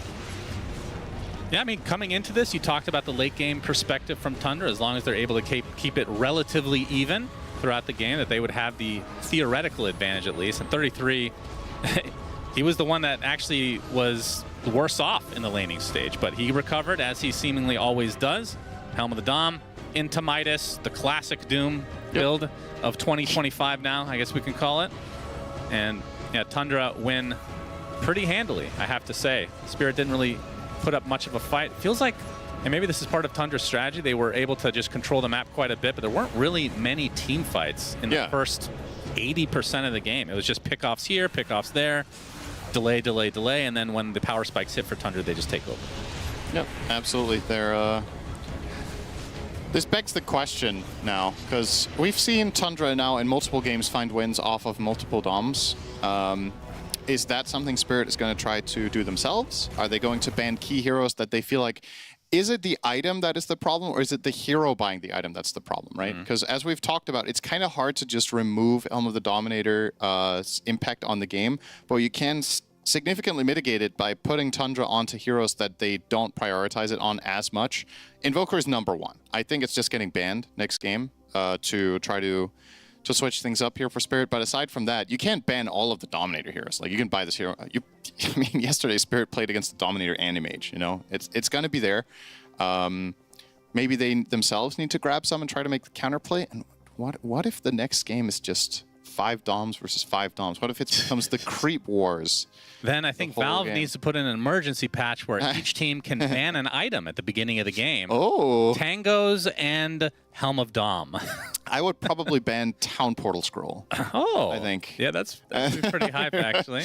Yeah, that would be pretty terrible for the other team. I don't think there's anything more broken you could ban. Boots of Travel would be very required in every game. That could be very fun to watch. Oh, true that, yeah. Yeah, that's the end of game #1. This, of course, is a best of 3, so unlike other TIs, not 2 games, this might go the distance. Stay tuned. I'm here with 33, captain of Tundra. 33, how are you doing? I'm doing good. You're doing good, okay. You guys were obviously direct invites this year, but how would you describe your season overall as a team and as a player? I guess as a team, we started off very, very strong, I think, and then we were not really able to keep up the same level, which is, I think, reasonable. You can't like with the start of the season that we had, I think it's unrealistic to keep this level like forever, pretty much. But yeah, I think now things are kind of looking up for us. I feel like we made a lot of progress in the Chinese tournament we played, and also, I mean, in the bootcamp, even though we were missing one player, we still, I think, made some good progress. And as a player, I feel like I had pretty good form at some point in the year and then dipped a little bit, and now I think I'm doing a bit better. So yeah, hopefully I'll be able to keep it up.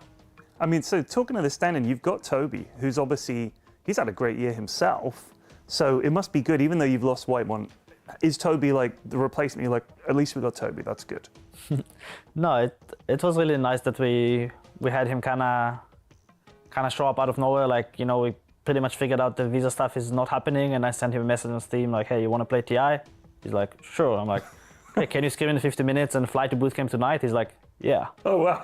And then, you know. So he was just ready to go. Yeah, really, really happy we were able to get him on such short notice. And how much, in terms of preparation, how much time have you guys had to boot camp and prepare with Toby? I think we've had maybe like 5 days. Wow.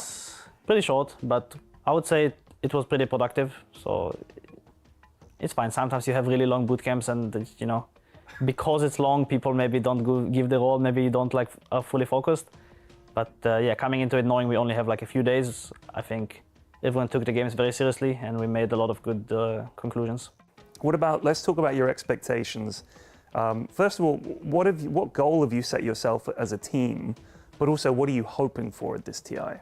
For me, it's always the same. Like, obviously you're hoping to win, but winning is like a byproduct of like playing the best that you can and just being the best team that you can. So that's what we are aiming for. You know, if it's meant to happen, you know, it will happen. So talk to me about the current meta of Dota. What do you think it is? Does it suit you? How do you think it's going to play out? Not really sure. Honestly, the game has been pretty much the same for the last few years.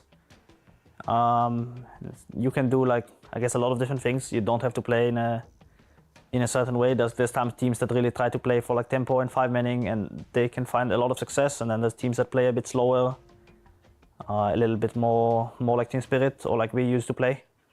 And I think it's nice that there's a balance, and you can kind of do it both ways. I don't know, in the last few weeks, everyone is like spamming Helm of Dominator all the time. Ever since Yakutou started buying it on Void, I think people have been experimenting with it on a lot of different heroes. which is pretty nice. We'll see if it's gonna stick or if it's, you know, maybe the first few days of TI everyone is buying it and then they realize it's kind of overrated, it's kind of bad. So we'll see. There's definitely something to this item, and I always enjoy buying this item. So if it is very good, then good for me. I'm happy. So if it's suddenly just before TI, it's a Helm of the Dawn patch, you're like, fantastic, that's great. Yeah, that's pretty good. I was going to say as well, your team has had a lot of changes this year with all the players and stuff like that. But you've won 3 tournaments, you've come second and third a bunch of times. How are you able to just keep having these great results, even though you were like, oh, you know, it's been a bit up and down and blah, blah, blah. How are you still able to win all these tournaments? Yeah, I guess that's the question, and that's why it's hard to keep up your a really good form, because a lot of times when you win, you don't exactly know why. So it's a bit hard to tell sometimes. But I think overall we had a very good structure in our games. So yeah, I guess that's that. Brilliant. All right. Thank you, Neta. That's great.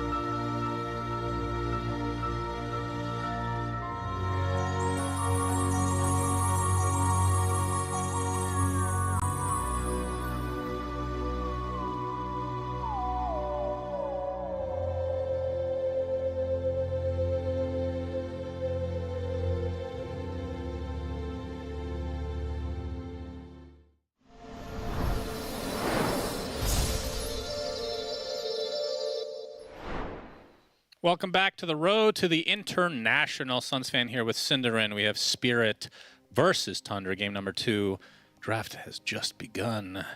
Tundra take game 1 in pretty convincing fashion, maybe a little bit more convincing than we were expecting.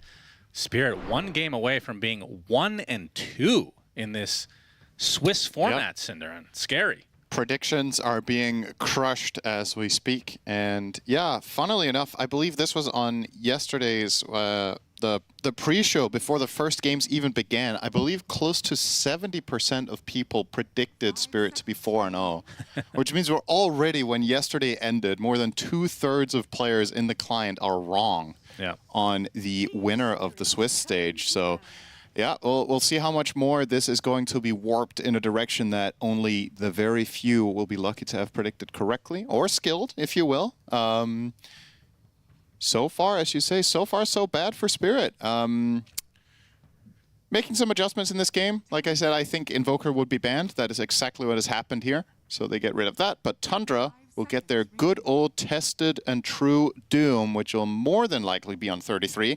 As mentioned, they did try it on Crystallis, I believe, yesterday without success in that individual game, and they've played it on him in the past as well with mixed results.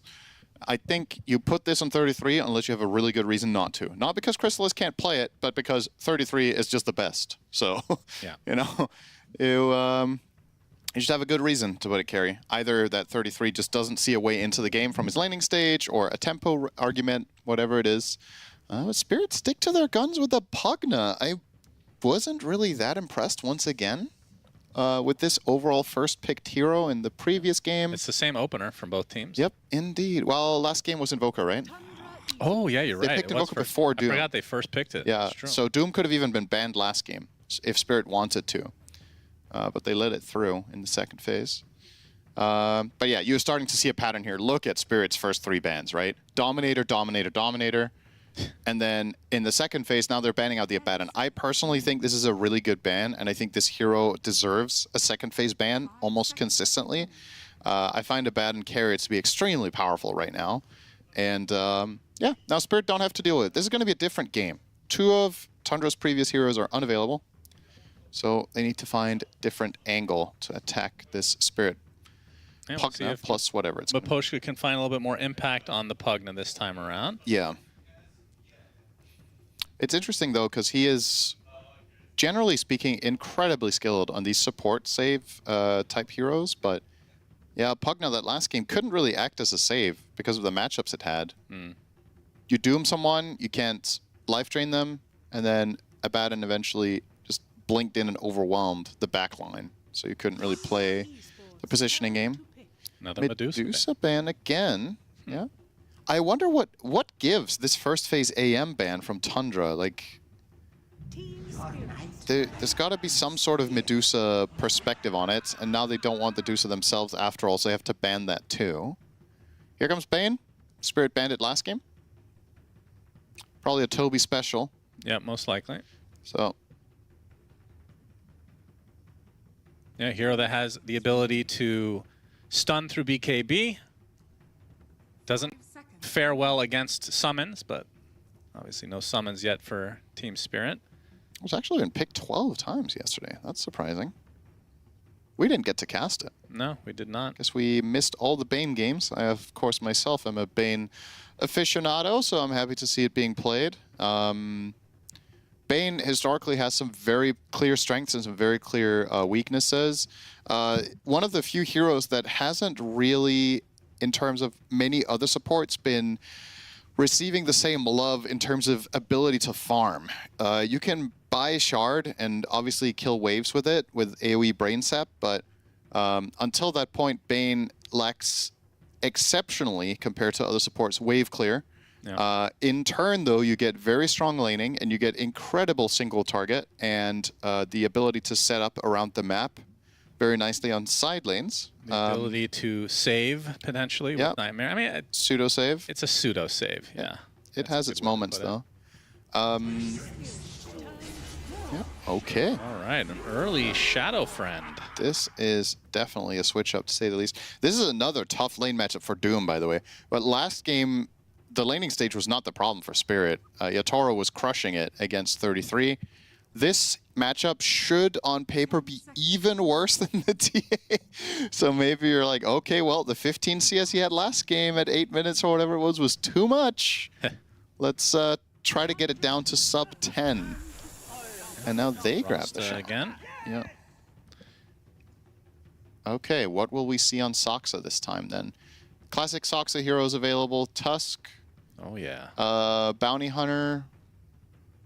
Obviously, the Shaman he would have maybe wanted to play. There's Lion, which has risen in stock, which I personally am very happy to see, and so are you. Your favorite hero, of course. Yep. You love Mana Drain in particular. Love it.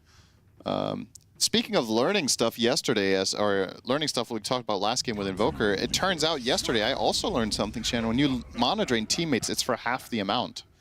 I was actually not aware of that as a Lion player myself who has done it countless times. Oh. It's 50% reduced, which I was making the case yesterday that why don't we see Lion played as a battery for Storm? There you go. You only give him 300 mana with max Mana Drain, which is probably not enough. So, yep, good mechanic to nerf, probably. So Earthshaker picked for the Tundra side. Is this an off lane? Is this mid? Is this support? I guess a bit of flex potential. There's flex. It's actually a pretty interesting perspective against the Shadow Fiend. If you have a lane matchup that is borderline unplayable, just keep fissuring waves and keep disrupting the creep equilibrium to try to give 33 an angle. He's generally speaking, I think 33 for me is one of the things in the offlane. He's just incredibly good, obviously, but I think the thing he is the most better at than all of most better. Yeah, most better than all of his opponents is manipulating the wave. I think he is a true, like, he has invented tech, basically, that is now more or less normally used with, like, pulling waves in specific fashions and re-aggroing and just disrupting the flow of the lane. So I think it's an incredibly powerful skill to have because it means that when you get counterpicked in lane, you're not out of it. You find a way to get something, just like in the last game. I think a lot of other Doom players in that game just fall flat, but he got whatever he could out of a terrible situation. Interesting pick. I was expecting potentially carry Shadow Fiend, but it looks like it's a mid for Laurel. Yeah. Ursa was just too good here. Obviously a good way to kill the Supernova. You can buy Ags against Bane, so you can get out of grip, but then there's Doom. So, well, maybe this is a response to the fact that, I mean, with Phoenix being picked, you know that Phoenix and Bane are the supports, so Earthshaker is guaranteed to be a core. Yeah. Well, Phoenix could be a core. Okay, theoretically. Unlikely, though, I would say. Earthshaker mid against Shadow Fiend sounds awful. Yeah, it's tough. So this might have to force the hand of Chrysalis playing the Doom offlane Earthshaker. I would like Tundra to put Phoenix mid. I think it's the best choice. Really? Yes, because wow. If you put Shaker 4, you can get stuff for Doom through fissure manipulation of the wave. I think Phoenix lanes fine into SF compared to all their other options. Their other cores are getting bodied. And Phoenix with levels here is not bad. Yes, the Ursa is a bit of a problem with overpower, but you have a lot of tools to keep him in place. You have fissures, you have grip, nightmare, you can Doom him, which purges overpower as well. So when is the last time you've seen a mid Phoenix? Has there been one this tournament already? I'm not sure. It's a lot. Is it something that's been rising in the last month? Yeah, it's not that uncommon actually. So it's it shouldn't be too surprising. In this tournament, it's only been played 5 so far, and I dare say at this point it will be picked in another role. I don't think it's playing 5 here. I think that's Bane. I mean, I personally love core Phoenix. Yeah. I think it's one of the most entertaining heroes of the game. It's just, historically speaking, it's been basically support. It has its stints in the core role once in a while. We'll see. I don't think playing Phoenix 5 and Bane 4 is the right adjustment here to what Spirit are proposing for the side of Tundra. So I don't think that's what we're going to see. But all right, Magnus Bane against Collapse, hardly surprising. What else can he grab here with Mag and Mars out of the pool? 2 of the big AoE controlling heroes that could keep the fight in one place. Okay, it didn't take them too long. Hey, look at that cart. You can't put a creep in it. That is not possible. That's why it fell off. I've tried it before. Maybe you can put a Dom creep in it, though. I mean, yeah, I have not tried that. That is true. Got to save that creep. All right, Toro's all smiles despite losing game 1. looking pretty confident there. Well, now he's not all smiles anymore. He was smiling for a little bit. Maybe somebody said a fun joke, like, did you know you can't put a creep in my cart? And then they all laughed, and they were like, wow, that's a really stupid thing to say, Collapse. And then they all calmed down again. All right, last pick for Tundra. Yeah, your guess is as good as mine here. Honestly, I just think there's so many options, and it's a matter of what do you think is more important. Now, Stampede against Supernova is really good, which might make you want to downgrade the Phoenix to support once again, because Supernova just got that bit worse. Let's get some Troll Warlord. Good against Ursa. Bad against Pugna, though. Well, not with Ags. Really good against Pugna. True. Yeah, if you go the Ags route, yeah, you're right. You could do that. Yeah, I could see it. Crystallis does.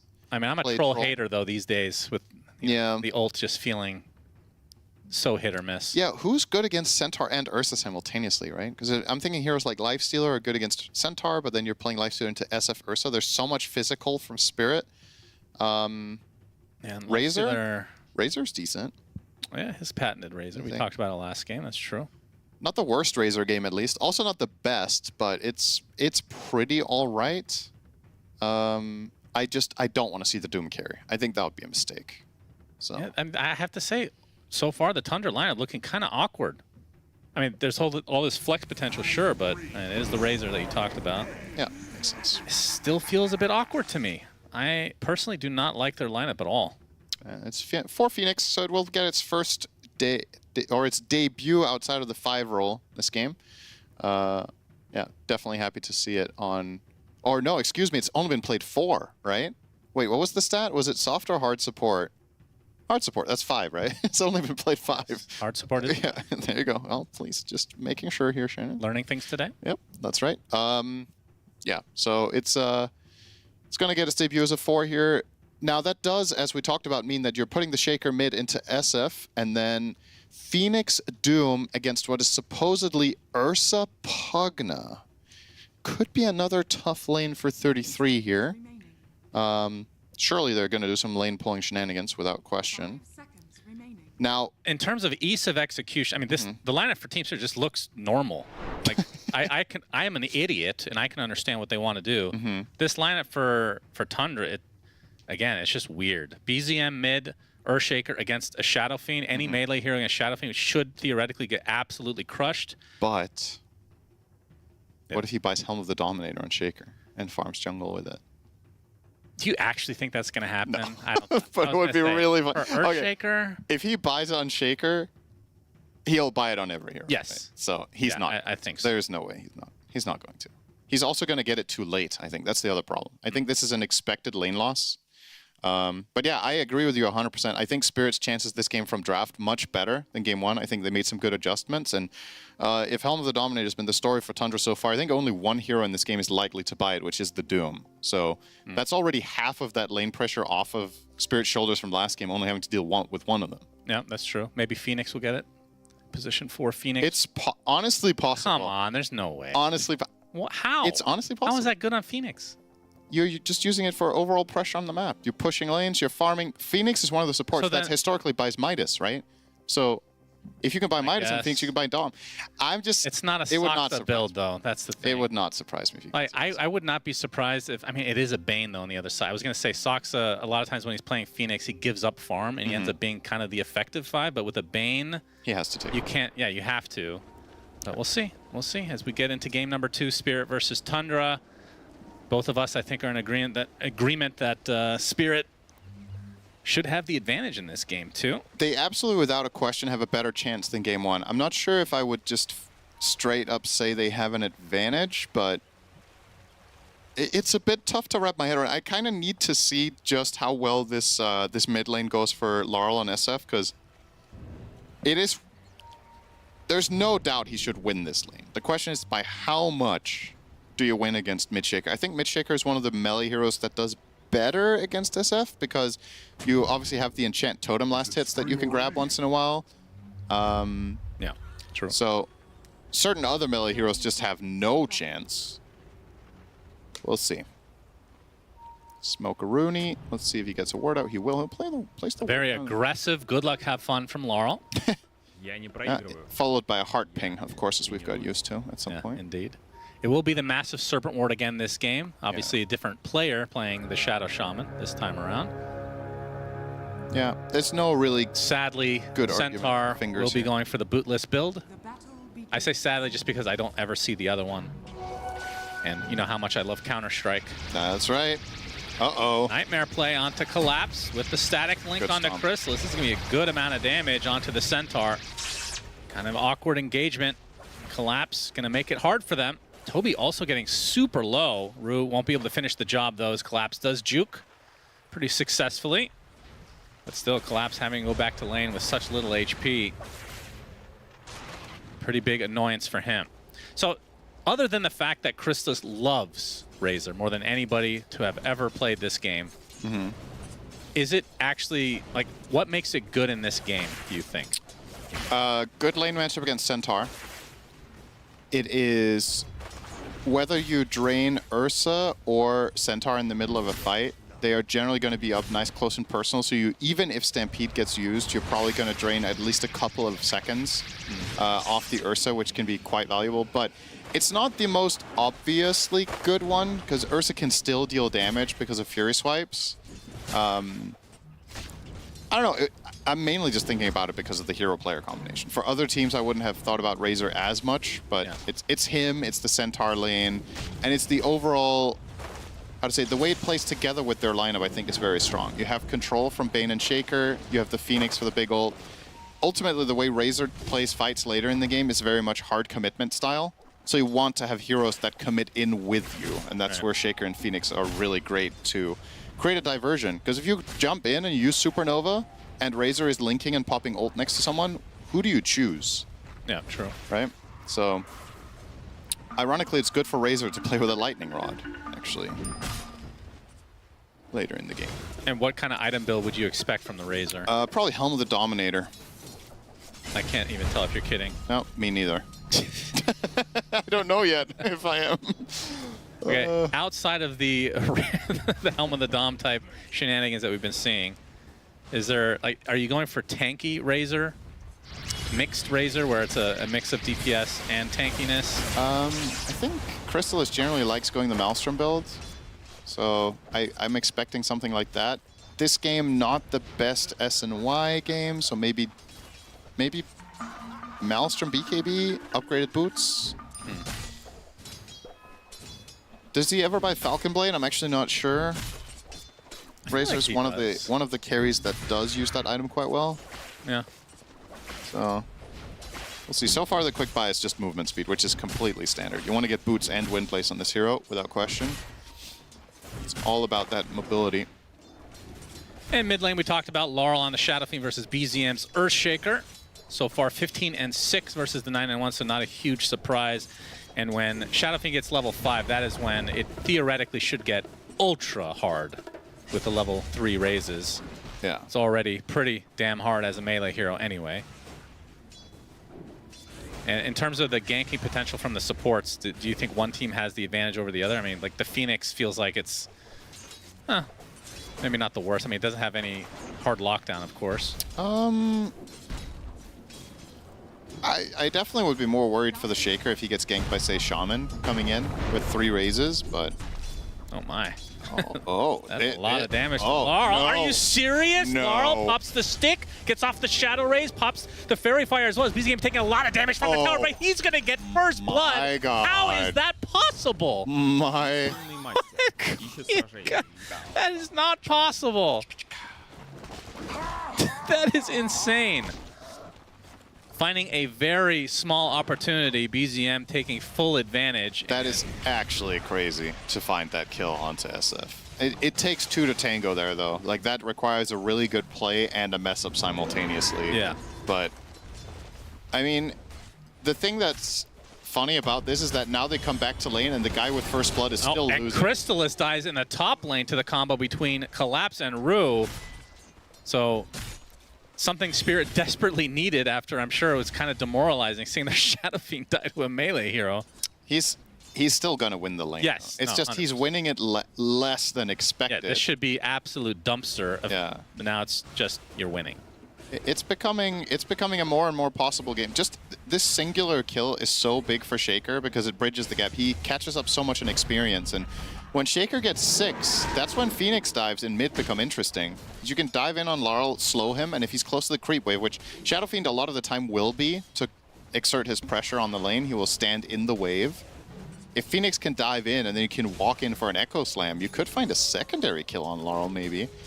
But let's not count our chickens here. Still some ways to go. BZM just cracked 5, so we're looking at multiple creep waves before you get there, and in the meantime, Laurel will just be winning every singular wave. Yeah.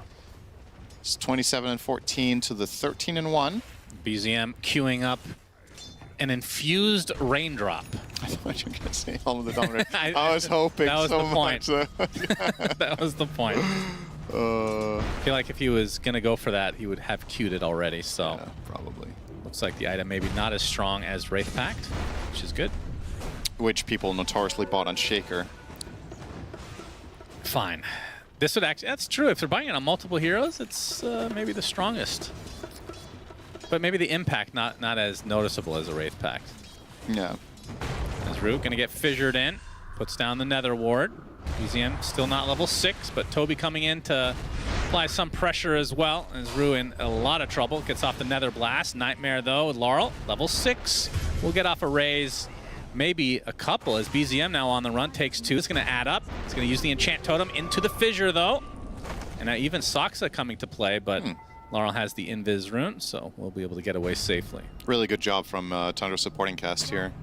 Getting the kill on Pugna and then afterwards bringing Phoenix for protection there is nice movements that aren't really that costly because their side lane cores can be left alone. Doom is doing significantly better than last game. 33 laning into the Ursa, has 32 CS. Sure, he's not winning, but he was never meant to. He's doubling up his CS from last game on Doom, so that's pretty good. And Razor should be fine being one-on-one against Centaur for a little bit while Bane goes for a walk. So these moves are good from Tundra. Make no mistake, they're still losing the laning stage, but they were also meant to. Like, you're looking at these drafts, you're like, there's no way, right? So it's a lead for Spirit, but honestly speaking, I don't think this lead is as big as it should be on paper. Is this going to be an Echo Slam on creep situation? The TP by BZM? No. It's not a big enough stack yet. No, you want a triple or quad stack. Ideally, you want to bring the Ancients and the big camp together and then slam everything, but you want it both to be at least triple. Ironically, you farm faster when the stacks are bigger. Is it normal for Shadow Fiends to get Requiem at 6 these days? Yeah. Oh, okay. Poshka in a lot of trouble. Foul play will activate. 33 and company take him out. As he has Oro and a lot of trouble. Come off the Fairy Fire, gets the overpower as well onto the other side. He's going to get chased down. The Earnest still applied to him. Soxa puts down a war for a little bit of extra vision. Is 33 now in a bit of trouble as Rue with the Nether Blast. Laurel going to accompany Yatoro so he can get away safely. Okay, good job Yatoro getting out of that situation, but finding himself in it to begin with. Another good move here from Tundra. Just, yeah, showing up today. Once again, if you're just tuning in and you're like, what's he talking about? Spirit are leading by 1K. This is a laning stage that is Spirit favorite. Nice little raise combo there from Laurel will make his rotation somewhat worthwhile. And 33, we talked about it. Like, who does this except him? He just realizes, oh, we're 7.5 minutes in. I'm going to cut the wave, by the way. Yeah, just clever stuff. We'll get him his level 6 and TP's back to tower. Helm of the Dominator, only 300 gold away. Yeah, he could find the Doom. He will into the Infernal Blade, and Yatoro is just dead. Caught plain and simple. Completely off guard. Man, really nice kill here for the Doom. He will tick away, so big kill for 33. First Doom of the game successful. I mean, it feels like it was just like last game. He instantly hits level 6. I mean, that was on a support, but still instant kill effectively. Unlike last game, though, he's almost top net worth now. Yeah, he's having a much better game overall. BZM going to get help with a Nightmare from Toby. Into the Echo.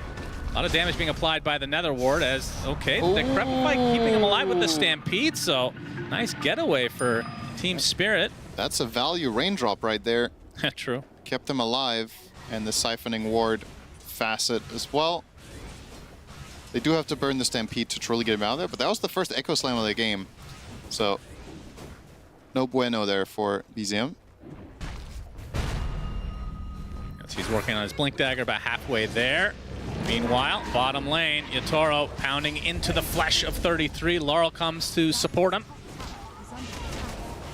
So, end up getting the trade, if you want to call it that, over time. As a plasma field coming in from Chrysalis is going to proc the foul play, and Maposhka just awkwardly dies here. They definitely did not expect Razor to be showing up here. They thought with that Doom kill that this play was over, so they just go for the Dom creep. But the reason that 33 was that deep in the tower to begin with was because of that the Chrysalis rotation through the gate, but they were just ready. And they have Fiend's Grip, Chrysalis.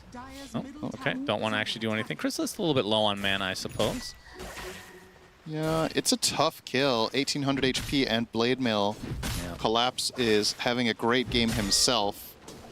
Considering he did get counterpicked by the Razor, he is 15 CS ahead of him on the Centaur, doing Double very Bracer, well. Blade Mail has the chip vest, and looks like Pipe before Blink. We'll see if he keeps to that. It's a very good choice. I like it a lot. I don't think he has to set up plays immediately in this game with a dagger. You need to make sure you can weather the storm when Tundra's lineup comes online with their big AoE magic damage abilities, Echo with Blink, the Supernova, the residual damage from Scorched Earth. Very nice to have a pipe there. Toby and company can take out the tier 1 bot easily. I was going to say Helm of the Dominator and company, but yeah, Toby's there as well in the fog. Watching 33 do it on zone with a siege creep. He opted for the Satyr Banisher here. Will allow him to purge off Decrepify and Overpower. Yep, it's actually really good this game, this creep. He might just keep it. It does significantly less damage. That's the downside. Having this creep instead of, say, a Soul Stealer, or no, excuse me, not Soul Stealer. I actually forgot the name of the big Satyr. I was going to say Soul Stealer was Shadow Fiend from Heroes of Newark. Soul Stealer, it's called Mind Stealer. That's the blue one. But what's the big Satyr called? Juicy Stealer. Tormentor, that's right. Oh, yeah. Not to be mistaken for the Tormentor that nobody takes in Archon and below, I've heard. It could be related. Yeah. We don't know the lore. Goat turns into building. Who knows? As BZM TP's in the mid lane. Fissure onto 2 with the dive from Soxa. I was hoping to get the rune, but it is bottom, so they will still get the rune. Yeah, shield rune this time around. So BZM able to bottle that. And he is 12 minutes blink and almost phase. This is pretty good. Yeah, it doesn't have Echo for another 45. Did he take out the Ancient stacks? It looks like he did. Yeah. Oh, with the Echo probably. Yeah. Always fun to see that. Yeah, it's also fun not to see it. True. It's fun to imagine it. That's the thing about Dota and spectating. You can't see everything. There's always 100 things going on at once. Yeah, imagine Deadlock.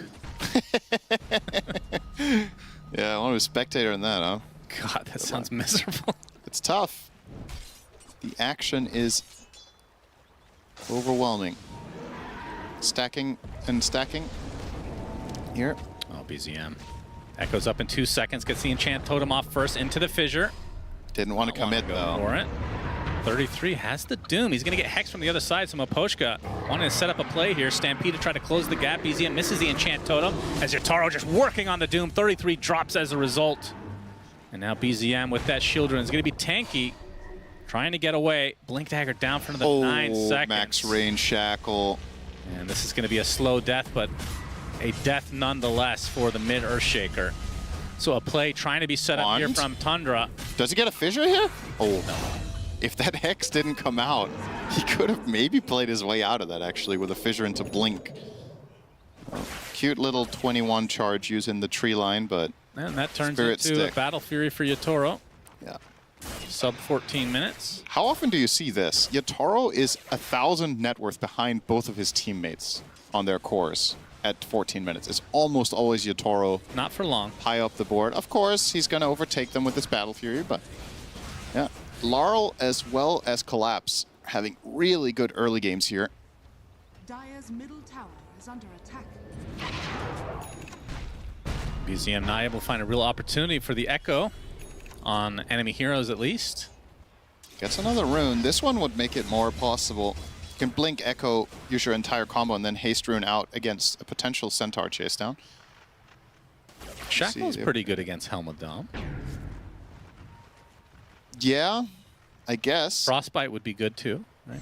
Well, it's a creep hero, so it just treats it like a hero in terms of duration and damage, right? Yeah, that's true. But Shackle is a very long duration one, which is nice. So it allows you, it's 4.2 seconds. So Raposhka, TP. He's out of there. BZM. Not able to find what he was looking for. Wasting some time as a result. Chrysalis, did we mention Chrysalis's did go for Helmet Dom, yeah. Okay. All right, that's 2 of them again. I mean, this one does make a bit of sense because Razor's not a crazy farmer, right? So this helps in the farm department and also helps tankiness, and you always want to be tanky on Razor. I think you do farm slower with this than with a Maelstrom, if I had to guess. Probably not by that much, though, but Razor actually, if left to his own devices, does farm pretty fast. It's not like one of the absolute fastest ones, but he's solid. But yeah, Helm of the Dom, you're just getting extra creeps that you weren't otherwise. You're pushing the lane while jungling.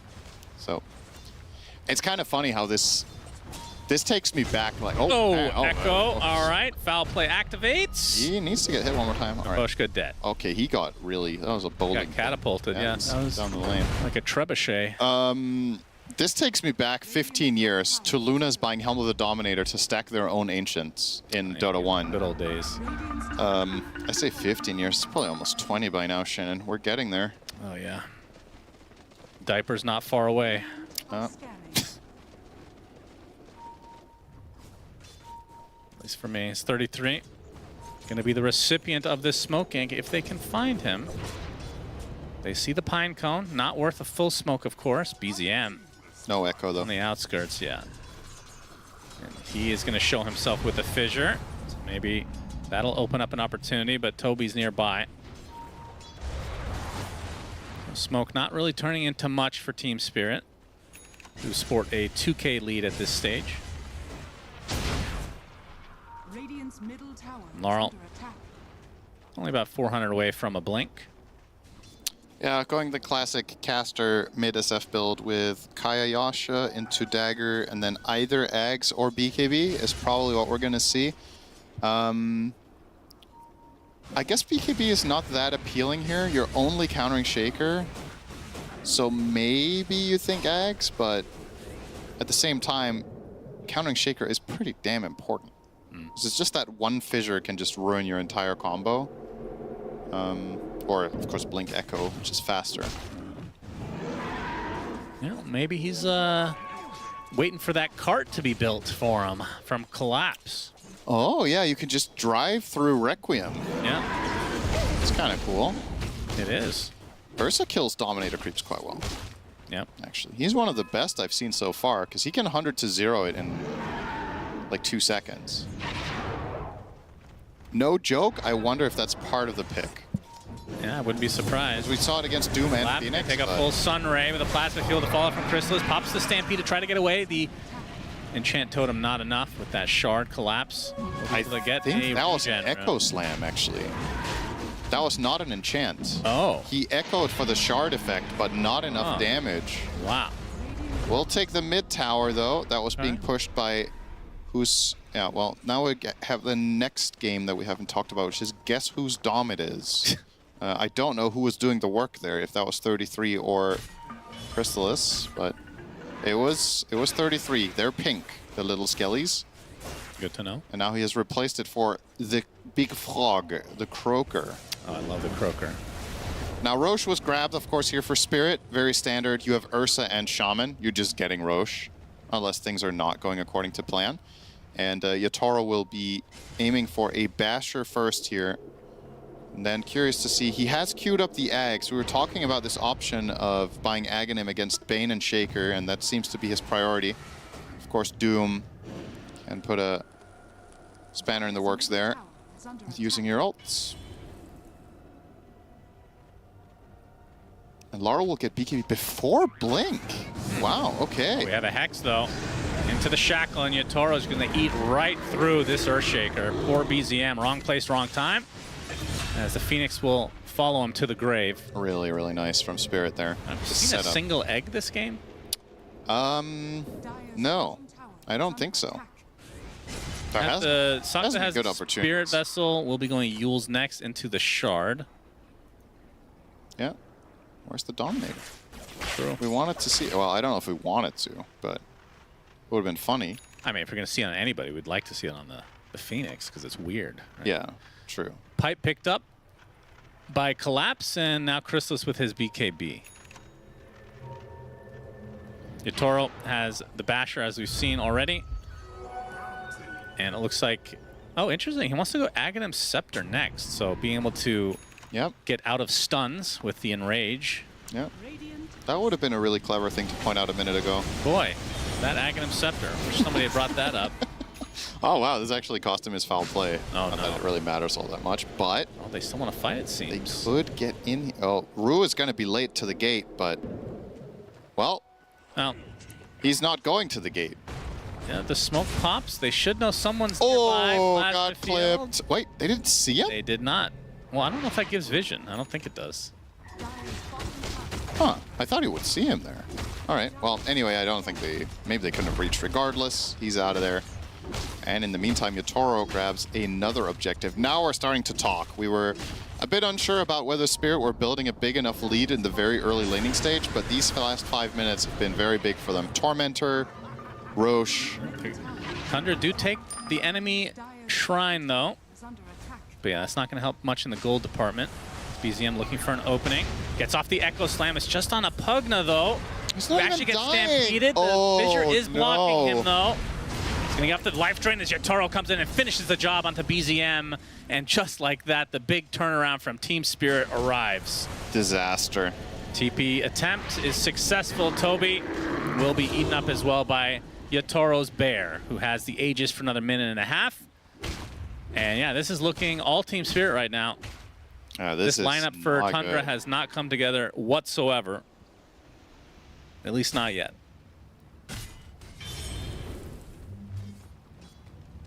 Yeah, they've yet to find a Supernova. 33 Indeed. with a very good map read here, stopping on that camp as this is coming in. It's crazy that he just predicts this move, unless they saw the smoke. Wall hacks. Yep. And Laurel's still not done with that blink. Did he stop at something else? We've just been walking around a lot. No, he just went for the BKB, right?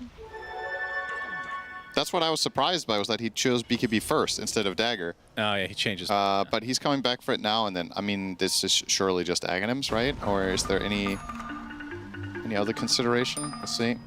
33 now with his own Dagger. This is gonna be a really uphill battle for Tundra, because not just because of the gold lead, but the itemization of Centaur is actually making this really, really hard. Like, the pipe is incredibly powerful right now. In any teamfight that breaks out, you have to either be able to pierce the pipe or avoid the Stampede runaway, and the only stuns you have are Shaker and Bane. I say the only ones. I mean, obviously that's a good amount, but the heroes are tanky on Spirit's side. Ursa is a tough kill. Centaur is a really tough one, and SF is BKB, so approach wisely if you're Tundra here.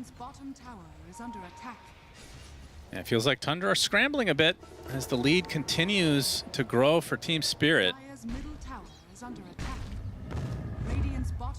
I feel like this, as Aegis is down, of course, but this next Roche is going to be pretty pivotal.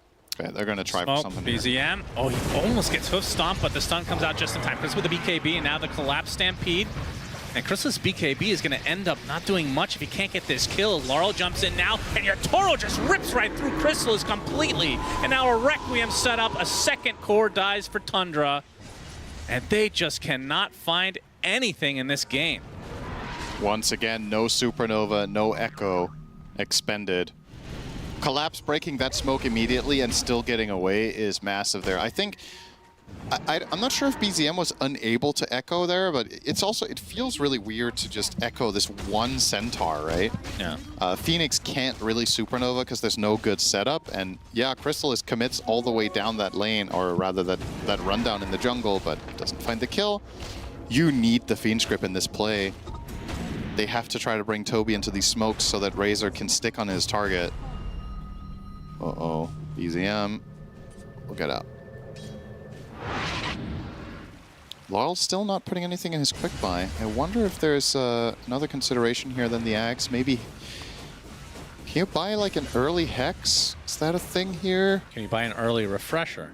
You don't really have the mana for it. Yeah, okay, it's Axe. He queued it up now. Fine. Makes sense. I do think it's the best item as well, so. A little over a minute away from finding out when Roche spawns, and Team Spirit can probably take that uncontested. Although, I mean, in theory, Tundra's lineup is extremely good at fighting in the pit, but with this kind of deficit, feels like Spirit can just play the map, get a pick off, go for Roche. Relatively safe plays at the disposal of Spirit. Yeah. And, ooh, Crystallis. Ooh, just dodging this smoke gank.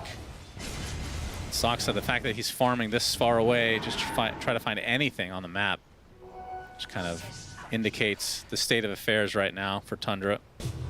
And Laurel will find Soxa. Actually was he TPing at that point? Either way, Soxa's dead. A good Requiem to cancel out that very annoying play from the Phoenix players. Yep, he wasn't TPing. Guess he was anticipating this exact thing, so. Save to scroll for later.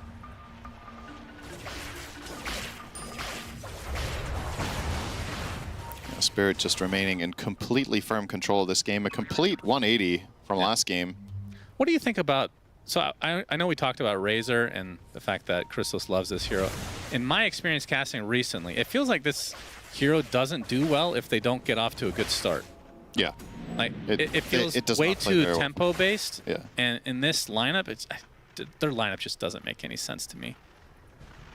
It feels like they were taken aback. Like we saw all the options they had, and then some of the picks came out from Spirit and like, oh, maybe we can't play it the way that we wanted. That's what it feels like, at least. Yeah, I'm with you. I think Razor definitely Radiant's middle tower is under attack. more contextual of a hero, but I can understand why. I mean, they obviously saw something in it because I saw it too, right? But I wasn't convinced that it was going to be a great pick, but just knowing the player and the team, they oftentimes will go for this. In hindsight, now that you've seen the game play out, I kind of agree that there were probably other choices that could be more impactful at this early stage. What else were we debating though? Because my challenge in this situation was what hero is good in lane against Centaur and then also has a matchup that's playable against Ursa SF. See you later, Soxa, by the way. Just burst out of the map. Still no Supernova. Yeah.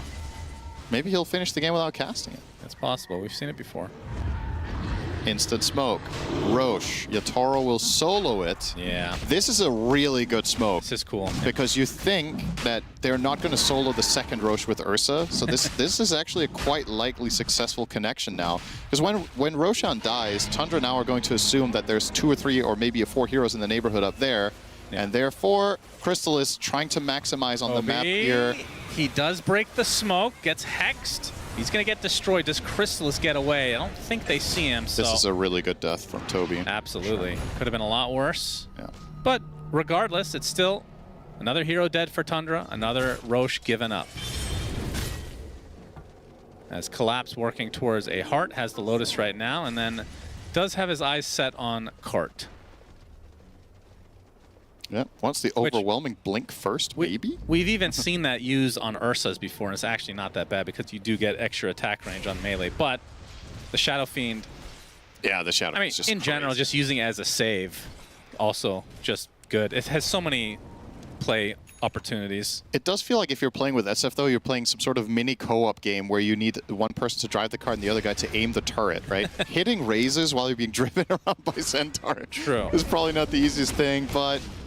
Well, Requiem will be easy, and so will killing 33 and his Dominator friend. Another death for Tundra. Yeah. Team Spirit in firm control. This archetype game is something that Tundra fall into, I want to say 1 out of 4 games, is where they probably they have an idea, and then it gets a little bit too greedy for its own good, and now you're in this, now you're just struggling to find any sort of footing in the game. Had the concerns that this could happen based on draft. Then they got through the first 5 minutes of the laning stage, and I was a little bit more hopeful for them, but Spirit came. They just doubled down and have basically not lost a single engagement this entire game. Yeah. There's always been a good trade Netoro, by the way, went for the Lincoln Sphere. Oh, he's in there. Toby, and pops that in rage, so not much to be done from the Tundra side, it feels like. I mean, what can they do at this point? High ground defense? Like, how is their high ground defense? Egg, in theory, if it's cast at some point. What is that voice like? Which one? Have some milk and go to sleep. I've not seen that one before from Oh, that's funny. Very toxic. Sleep. All right. High ground we go. Yatoro with the big snake at his side. Yep, that's a giant one. Yatoro on the high ground. Who can even destroy the serpent? Nobody. Like, you don't have a hero that does this. Nobody. This is just a laner. Okay, he's a jump. All right. Gonna try to force Soxa to use that egg at some point. He refuses. Yeah, he's being very disciplined, maybe overly disciplined at this point. And this is gonna be a lane for Spirit. Just feels like Tundra are waiting to lose. I mean, is there a power spike incoming that they can try to have a last-ditch effort? Not an obvious one. I mean, the Shaker BKB is pretty big because now he can reliably jump into the enemy team and actually cast his spells without getting insta-requiemed or stomped or whatever. So that kind of was the timing for me, was Shaker get BKB, look for a fight. But at that time, Spirit just made a great move of their own and got the Roche. But they're going to try, as it looks. They will smoke into the enemy team with Aegis. Yep. Well, for now, they're just using it to get their own triangle, but they're hoping to find Spirit. Not really going to be the case, though. Spirit reading this, and they're staying on their own high ground, waiting for trouble to come their way. If Tundra run into Spirit, or Spirit are in position, this game is just over. Like, you have to catch them in a weak moment. Yep, it has to be picture perfect. And they're just not going to find them. They're just running the wrong way. Soxa, if you die here, you might not cast Egg the whole game. Oh, smoke broke on Yatoro. He realizes what's going on. Not going to connect, though. Get the auto attack off. He's going to continue chasing, though. The Owl Bear. Soxa in the pit. And Sunray to the other side. Is Rue taken out by BZM, apparently. So that's a good start for Tundra. Yatoro onto the high ground. Stampede is there. And goodbye, Phoenix, again. 45 seconds of no egg. Radiant's middle tower is under attack. So it ends up being a 1-for-1, which in theory, Tundra should be theoretically okay with. Have you seen this Ursa set before? Is this one of the new ones? I think I haven't seen it before. I've seen this, yeah. That's the Owl Bear. It's not new? Well, have I not seen this before? Maybe I'm just... I mean, depends on what you mean by new, I guess. Maybe in the last 2 years? Okay, it's that old. Collapse with the shard, so double edge. Yeah. Giving extra regen. He's big. He's got the overwhelming blink now. Oh, wow. Goes for that before the ag. Yeah. Interesting. It's actually really nice for Ursa to play with overwhelming blink on a teammate. Just getting in there and getting that massive slow makes it very easy for Ursa to stick his target. Actually does not get hoof stomp. Good time on that stun. Will have to nightfall away, though. Yeah. Fissure in to walk across. Pretty much the highlight for Tundra in the last 10 minutes was surviving a gank. Pretty much. So, sure did do that. Chrysalis now closing in on Satanic. No damage items whatsoever on this Razor. Static Link will need to stick in order for him to become a real threat in the fights. And even then. Even then, is that enough? I think if you get a full Link on Ursa, he still kills you. Yeah, no doubt. So the stuns need to really sit at the right timing on the right targets. BZM does have an Arcane Rune, and they will smoke with this, but once again, whenever Tundra smoke, Spirit are in the direct opposite end of the map, and they would have to run in a straight line to even get there in time, and they have no idea. So they will now start invading the enemy triangle, and they will be successful because there's no one at home to defend it. But I don't think success comes from taking over the territory here. The success comes from actually getting a clash where you cast your spells.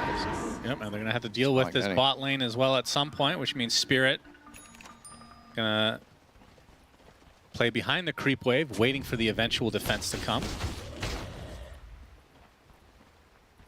But it's going to be a very late defense. Level 25 in Yatoro. Goes for the two earthshock charges. rather than the additional overpower attacks, which you could have been tempted to take against Phoenix, but then again, Phoenix doesn't use ult, so I guess it doesn't really matter that much. Yeah, talk about a counter. You pick this hero, and then he just doesn't use his ult the whole game.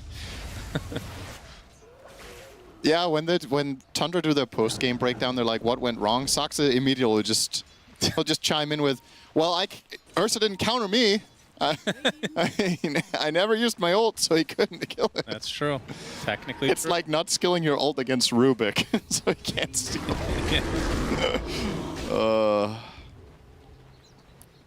Yatoro's going to show himself. As Root, we'll see that. Oh, Toby actually stole the shrine. Yeah. Cute little steal. It's the little victories here for Tundra because you're sure not getting the big ones. Yeah, Toby queuing up an Aghanim Scepter. I'm just going to throw it out there. That's not going to happen. Yeah. I appreciate the ambition, though. It's a good effort. It's showing a mentality to put this in your quick buy right now. That's right. We can do it, guys. We're playing for late game. Yeah, maybe Spirit just doesn't want to push. That's also a possibility.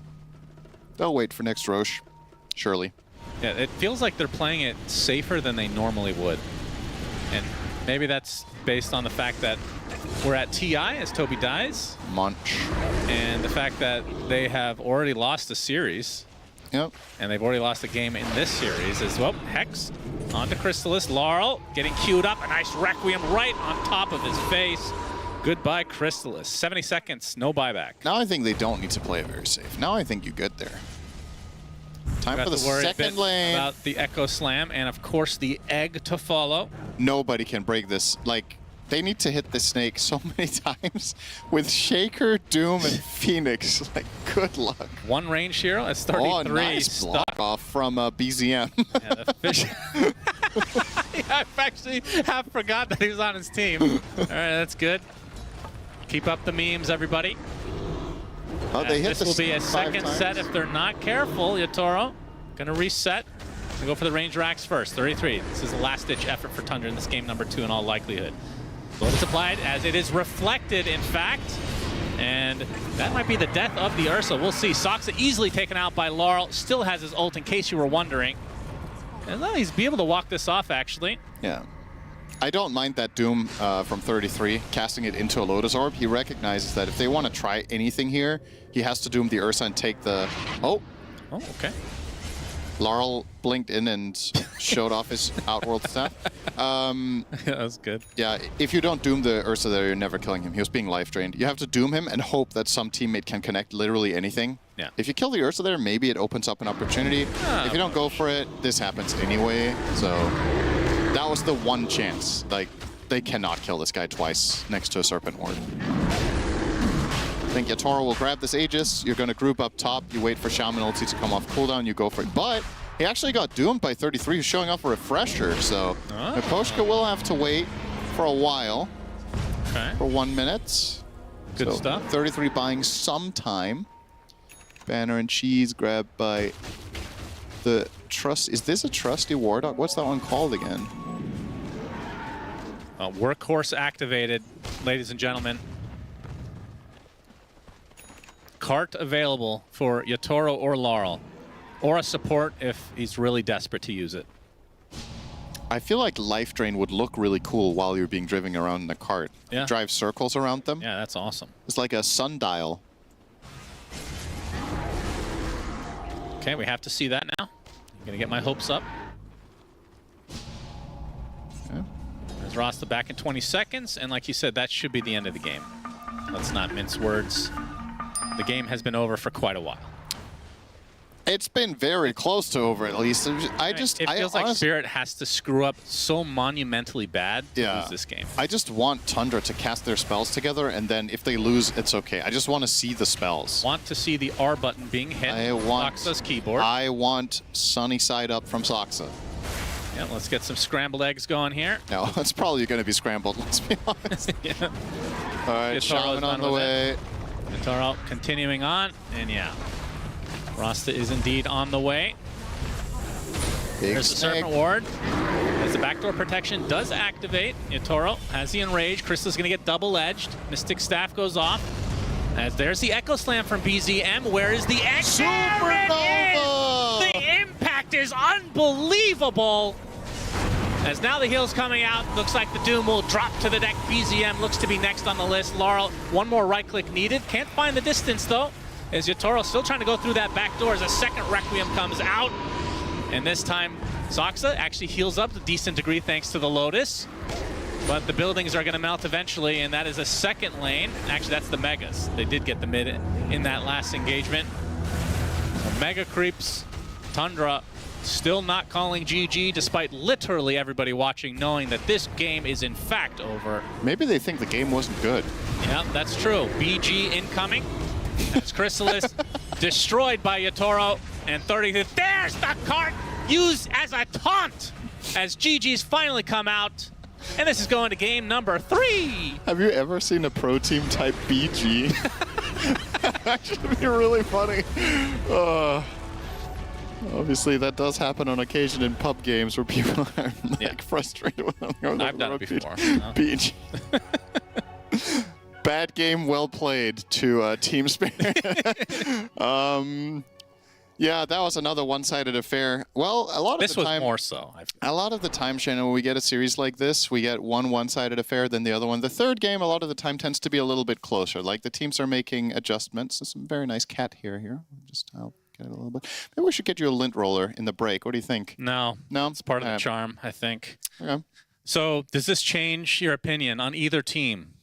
I feel like the draft just ruined Tundra. I think the draft was better from Spirit for sure this time, but I think it's also very encouraging for them to beat the 2 DOMs here, because that was such a big problem in game number 1 for them, was dealing with that map pressure. This time they solved it by having better lanes and just playing better minute 15. Right? They got such a big advantage that they started solving the Dominator problem, and yeah, as you talked about during the game, this Razor didn't really feel like he accomplished the goal of, especially considering if it's your last pick, right? You want it to be the trump card. You want this to really This felt like bring things together. A last-ditch effort at 23 minutes. That's what it felt like to me. This was kind of the moment that had to go better.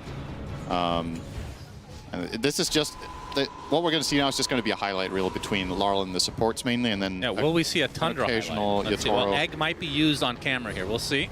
Yeah. Soxa had one shining moment.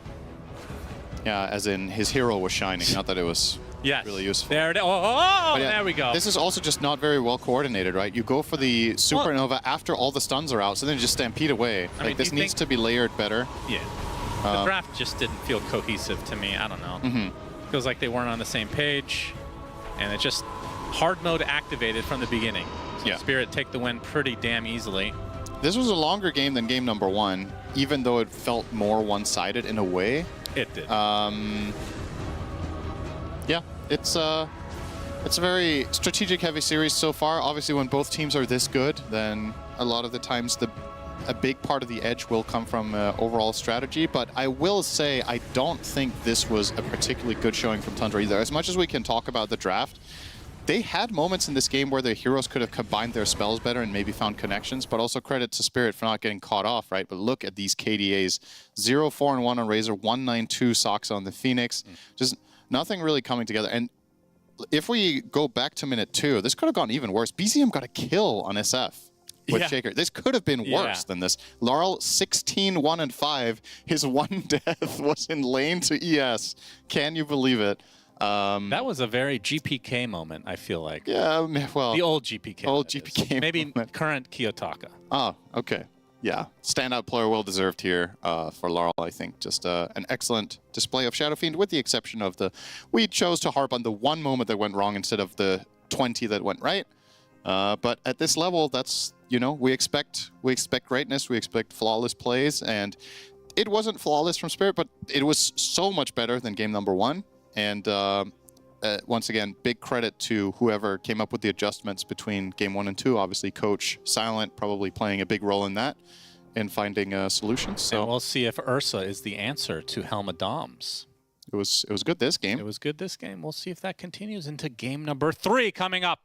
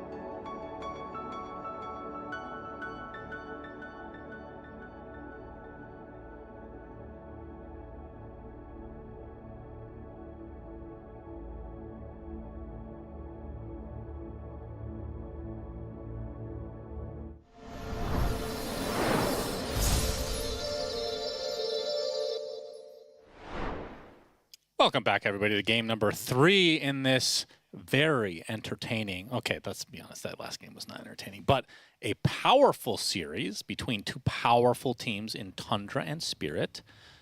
Winner, well, I guess it doesn't matter in the grand scheme of things. Winner will go on. This is not a regular group stage. This is a Swiss bracket. So loser puts themselves at a 1-2 disadvantage, and they play other teams that are 1-2, whereas the winner will face off against other 2-1 teams. But the fact that either of these teams are even in discussion for having to go 1-2 is just the kind of the story of this matchup. Effectively, the loser of this game will play in the elimination series, right? Because if you go, the best possible score you can get if you lose the series is 3-2, which puts you in an elimination game. So this is, they are playing for who will eventually have to play a singular BO3 for elimination, no matter how much you level up after this game. And that's a scary prospect. The teams here, whoever, like let's say whoever loses here is still one of the favorites to go really deep. Elimination series is scary. You play against one of the other teams that have nothing to lose against you. They play their best. They have a good day. You might find yourself out of top 8. Yeah. Imagine if Tundra or Spirit, after the years these 2 teams have had, don't get top 8. Yeah, one of these 2 teams. It's a real possibility here, and obviously it's still early days, but that's the thing about these Swiss series. Each series is so impactful and so important, and this was a matchup we were not expecting to see this early in the tournament, but well, they both lose one of their series yesterday, and here we are. So Tundra will grab themselves. The Lycan was let through here by Spirit, opting to ban Invoker, Beast, and then they were debating whether Lycan or Naga was more important, and they opted for the Naga ban. So now they will have to deal with one of the strongest heroes of the tournament so far. Look at those stats. The hero's 4-2, but it's been banned over 25 times yesterday. When it's a Helm of the Dominator patch, the pack comes out. No doubt. And 33, an absolute master on this hero. Now, the good news for Spirit is when you see this Lycan, you can more or less guarantee that it's an offlane. So it's not out of the question that this could be played by BZM, but I just feel like Tundra will do whatever they can to keep this on 33. Cinderin, the Crystallis Spirit Wolves carry Lycan. Yeah, that one is not coming out. I think Crystallis maybe, you know what? Now that I say it out loud, maybe Crystallis could find himself playing this too. It's not impossible. So, but not the Spirit Wolves. No, I don't think we'll see Spirit Wolves. They're better than people think. Yeah, they might be. Say that. Based on your extensive turbo experience, of course. Spirit have grabbed a Bristle as an immediate response. One of the best heroes at laning against Lycan, of course. You kill the wolves really easily. You're very hard to pierce through for the Lycan himself. You never really get overwhelmed, even when Lycan has everything online. And pretty importantly, I think when you're playing against Lycan in this patch, having a wall in front of your tower is really valuable. So just a hero that stands there and prevents you from just mauling down buildings. Bristle does that well. Historically, one of the heroes you would pick against Lycan for the exact same reason was Tide, but Tide just isn't at the same level now as it was years ago. So yeah, Bristle seems like a pretty stable choice. And Spirit made the judgment call here that it's just too important to not grab it as their overall first pick, and they have to contend with it being banned, because this is not usually a hero we see first phased right now. I mean, this is a hero you can play in 3 positions, right? Yep, absolutely. It could be played by Yatoro if they want the lane matchup against Lycan to be guaranteed. Spirit, do they ever lane swap? Like, does Yatoro ever play off lane when it allows them to get the right lanes? I feel like it's very rare for this team to do it, but technically this could be one of those games where that's an interesting idea. If Collapse can just destroy this Lycan in his own safe lane, and then Yatoro can find himself a good matchup in the side lane. Notably, by the way, Anti-Mage made it through this time. Oh.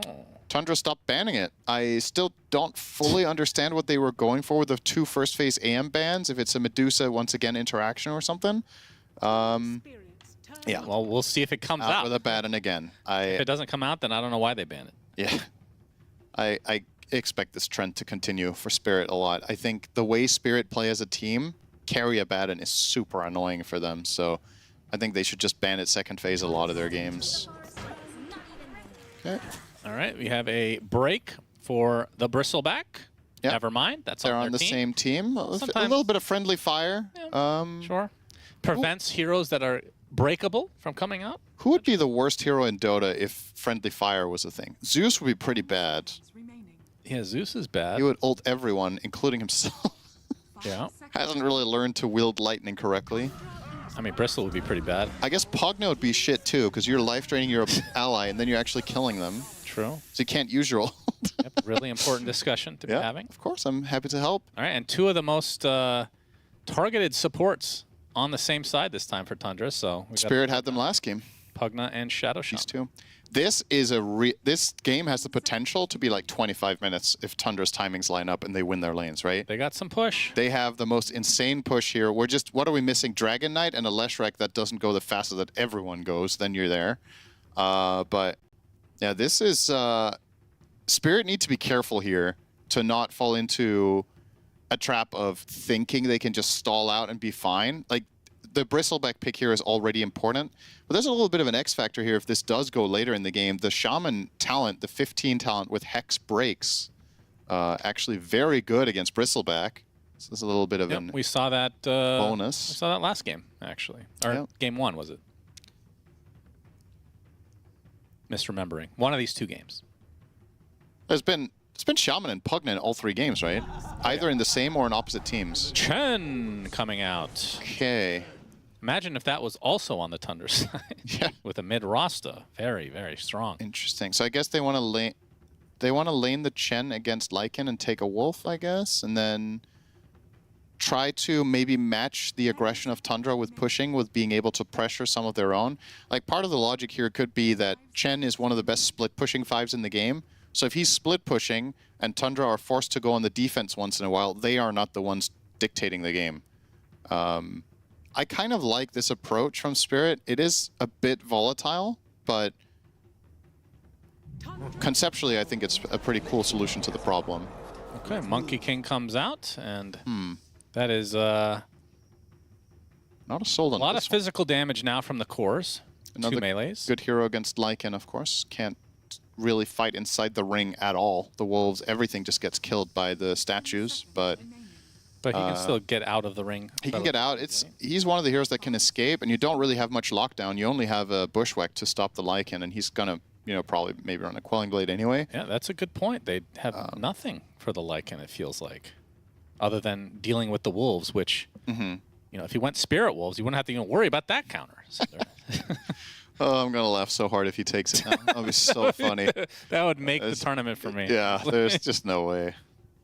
Alpha Wolves are possibly interesting here, though. Oh, Zero has kind of disappeared off the face of the earth, but unsurprisingly, right, there is no stuns. So, or not much. You're playing against Boundless and Bushwhack. And whatever Creep Chen potentially is.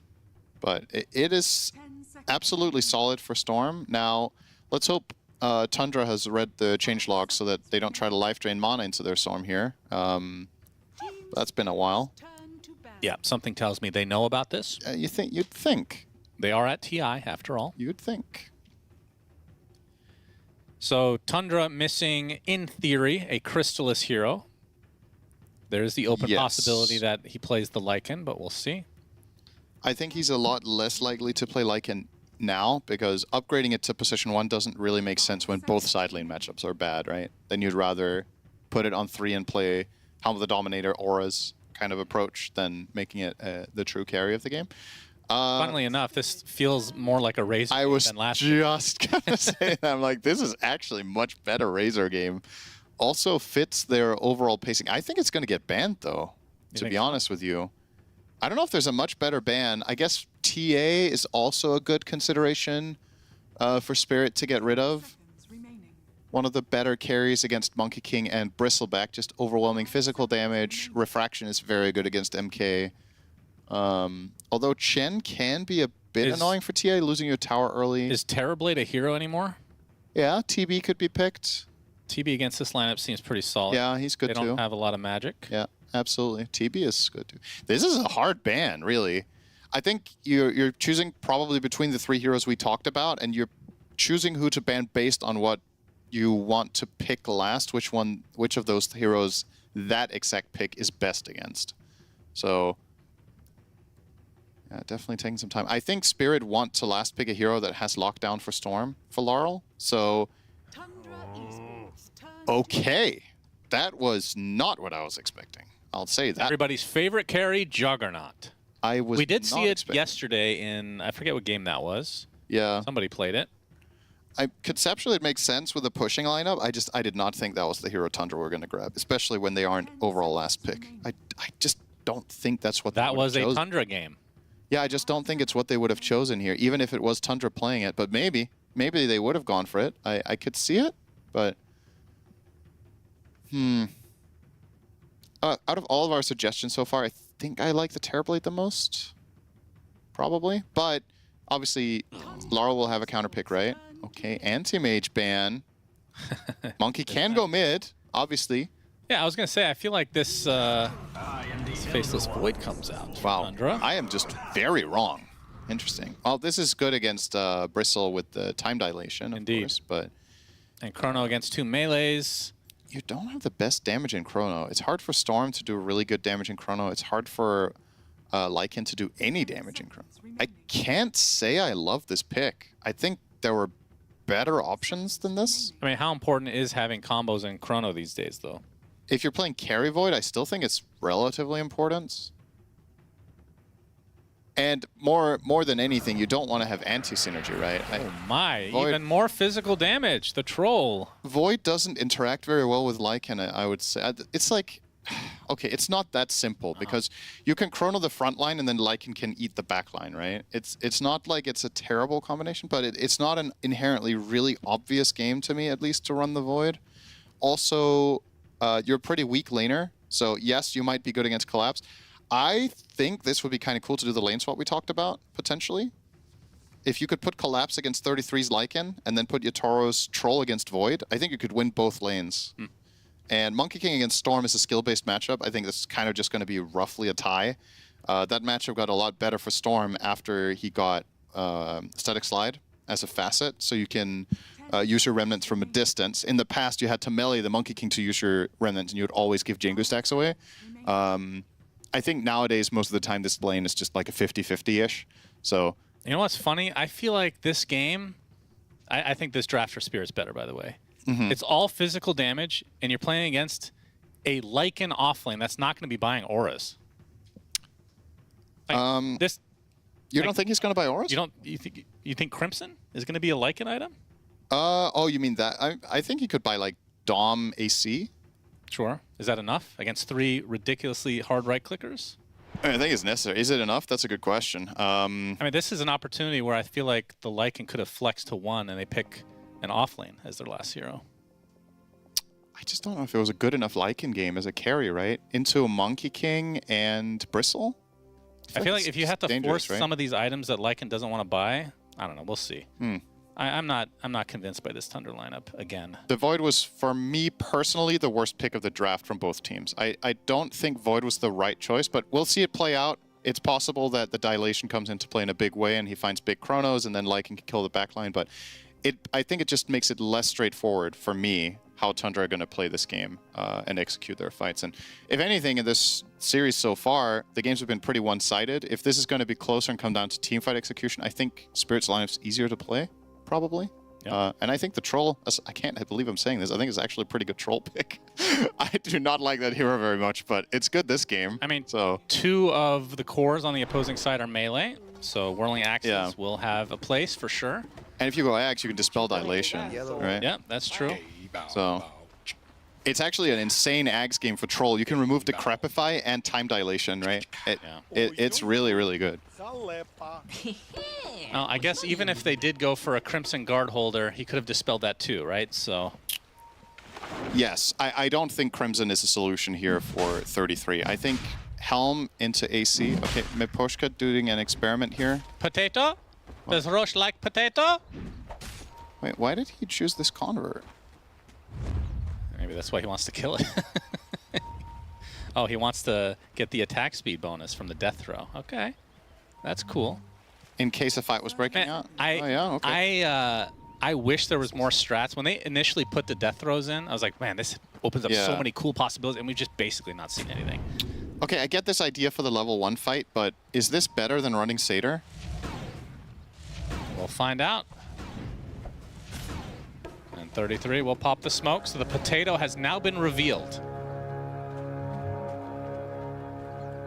33 is not going to be too scared. He's going to continue to just be right next to Yatoro, as Laurel will force BZM out. That's a lot of damage being applied to him. Meanwhile, Yatoro surrounded.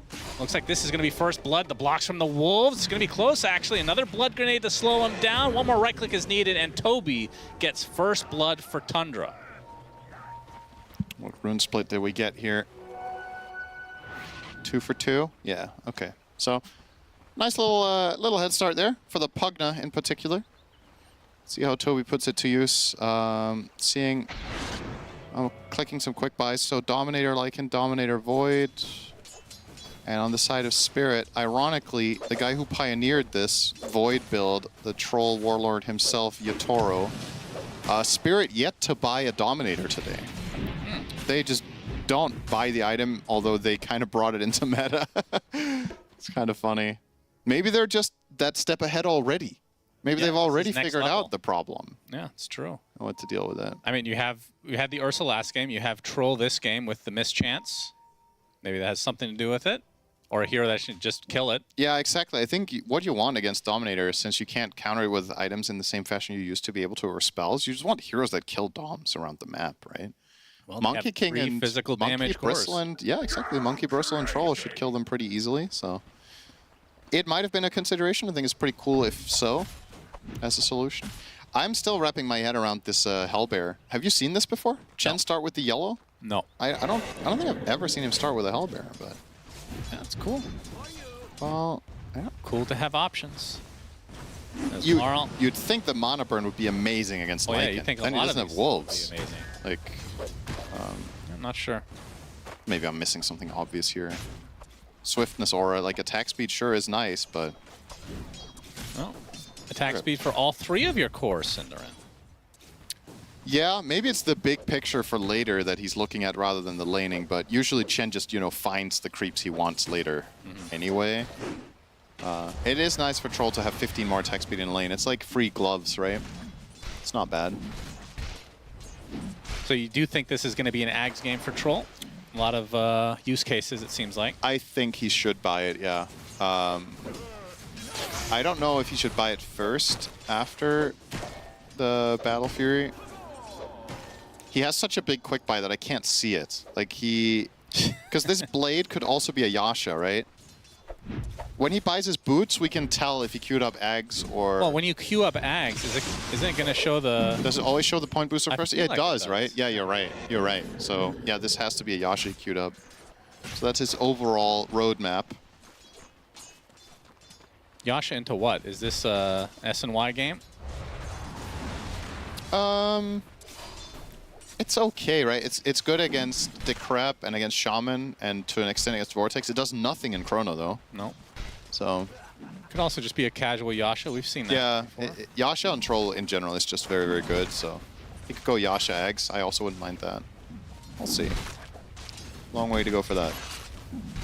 Collapse playing the Bristleback this time around. And like you said, for the Tundra side, Chrysalis is going to have a lot of pressure to perform in this game. Yeah. Obviously, the time dilation against Bristol is going to be pretty strong as Toby and Rue having a battle to the ages. They want the Lotus. Oh. He gets it, and he gets the kill. He did not account for the Nether Ward there. This is actually such an annoying lane for Bristle.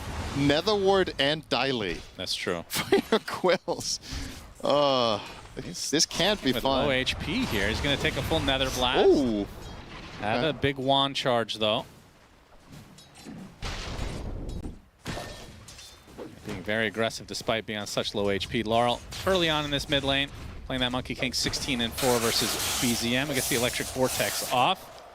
Sitting on 17-5, so in terms of CS, relatively even.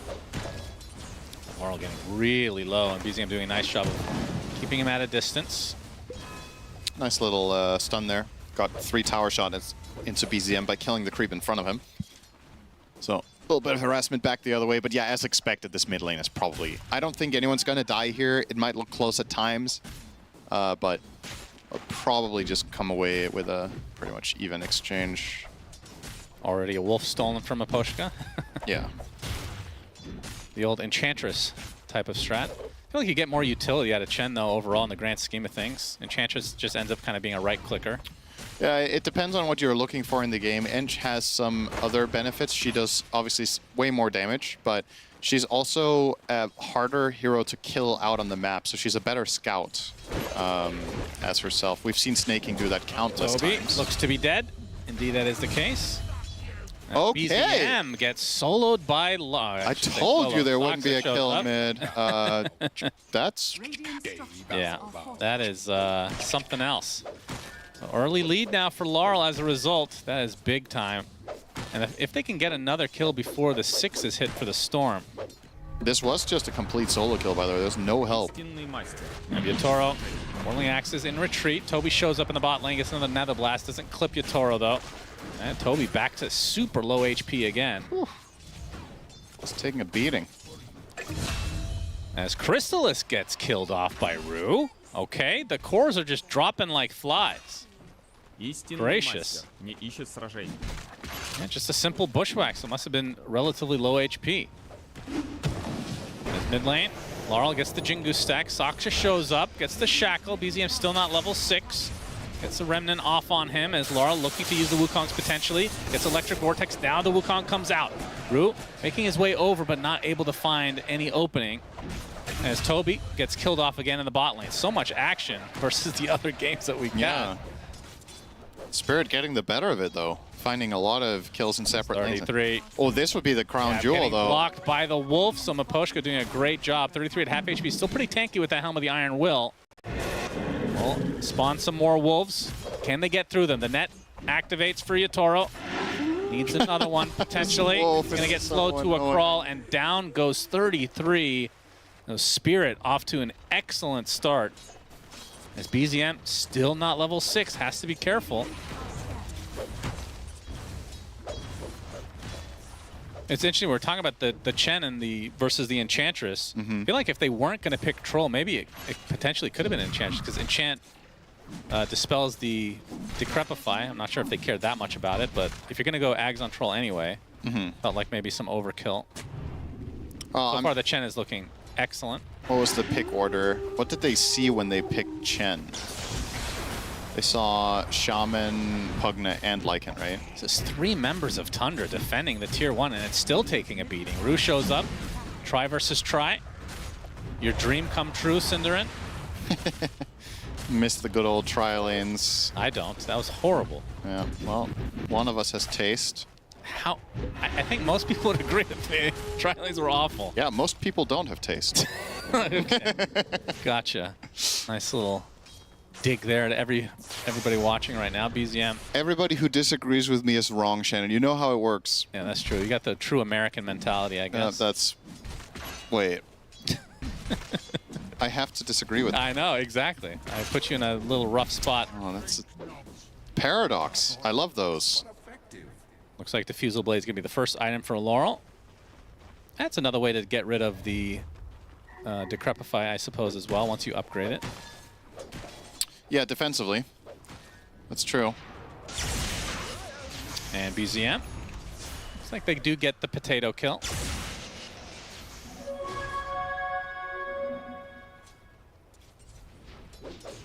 I don't know how likely it is that Monkey makes it a priority to make Disperse of this game. I think it's probably going to be like 4th or 5th item.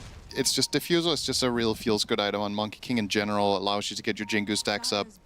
It makes your Wukongs a lot more dangerous. And in this game,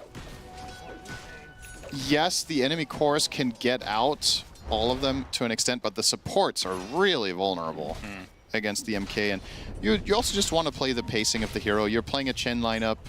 I think it's the right way to go. At the same time, do we ever see mid-monkeys not buy this at this point? I think it's just like completely standard. Switched away to Orb of Corrosion for now, actually. Might do a little bit of a slower build-up. More damage applied to the tier 1. If they want to put it in deny range. Well, they did do that. Whether they wanted to or not is the question. I mean, when do you want to deny this if you're Tundra? Do you keep this up? I think they should just deny it now. I feel like it doesn't really have much of a strategic value to keep 150 HP tower there against Chen Troll. If you don't take care of it now, you're just going to lose it. Yeah. But they might not have noticed. To be honest, I think that happens quite a lot in Pro Dota, that you don't pay close attention to the exact HP of towers. Or you feel like the value of what you get for denying it is not worth the amount of resources the enemy team is going to use to claim it. It's just that in this game, that amount of resources is nothing. Like, Chen and Troll just want to push anyway. Yeah, they've just been casually pushing the lane. Yeah, they're just doing it regardless, so. Pushka gonna spot 33 now as 33 is applying pressure to that tier 1 tower. Rue, okay, that was an awkward. What was that? Just teleports randomly. Will be taken out as Chrysalis gets the last hit there. A much needed one for him. Top net worth of his team. Yeah, Chrysalis a full level ahead of Yatoro. Surprising. Well, he was left alone for a while in the void, but has the Helmet Dom, of course. Yeah. We'll be going Treads, Maelstrom. It's really good for your farming speed to get a Troll Summoner. This has to be the best creep to find immediately after getting Dom. Because you just run around farming the jungle with Rally, right? You can just, this creep can solo camps. So you can do, he can kill the Ancients now easily as well with it, with the double Rally. Pretty good. Yeah, love these skellies. Oh, and he even has too. Ripper Slash. Okay, you know?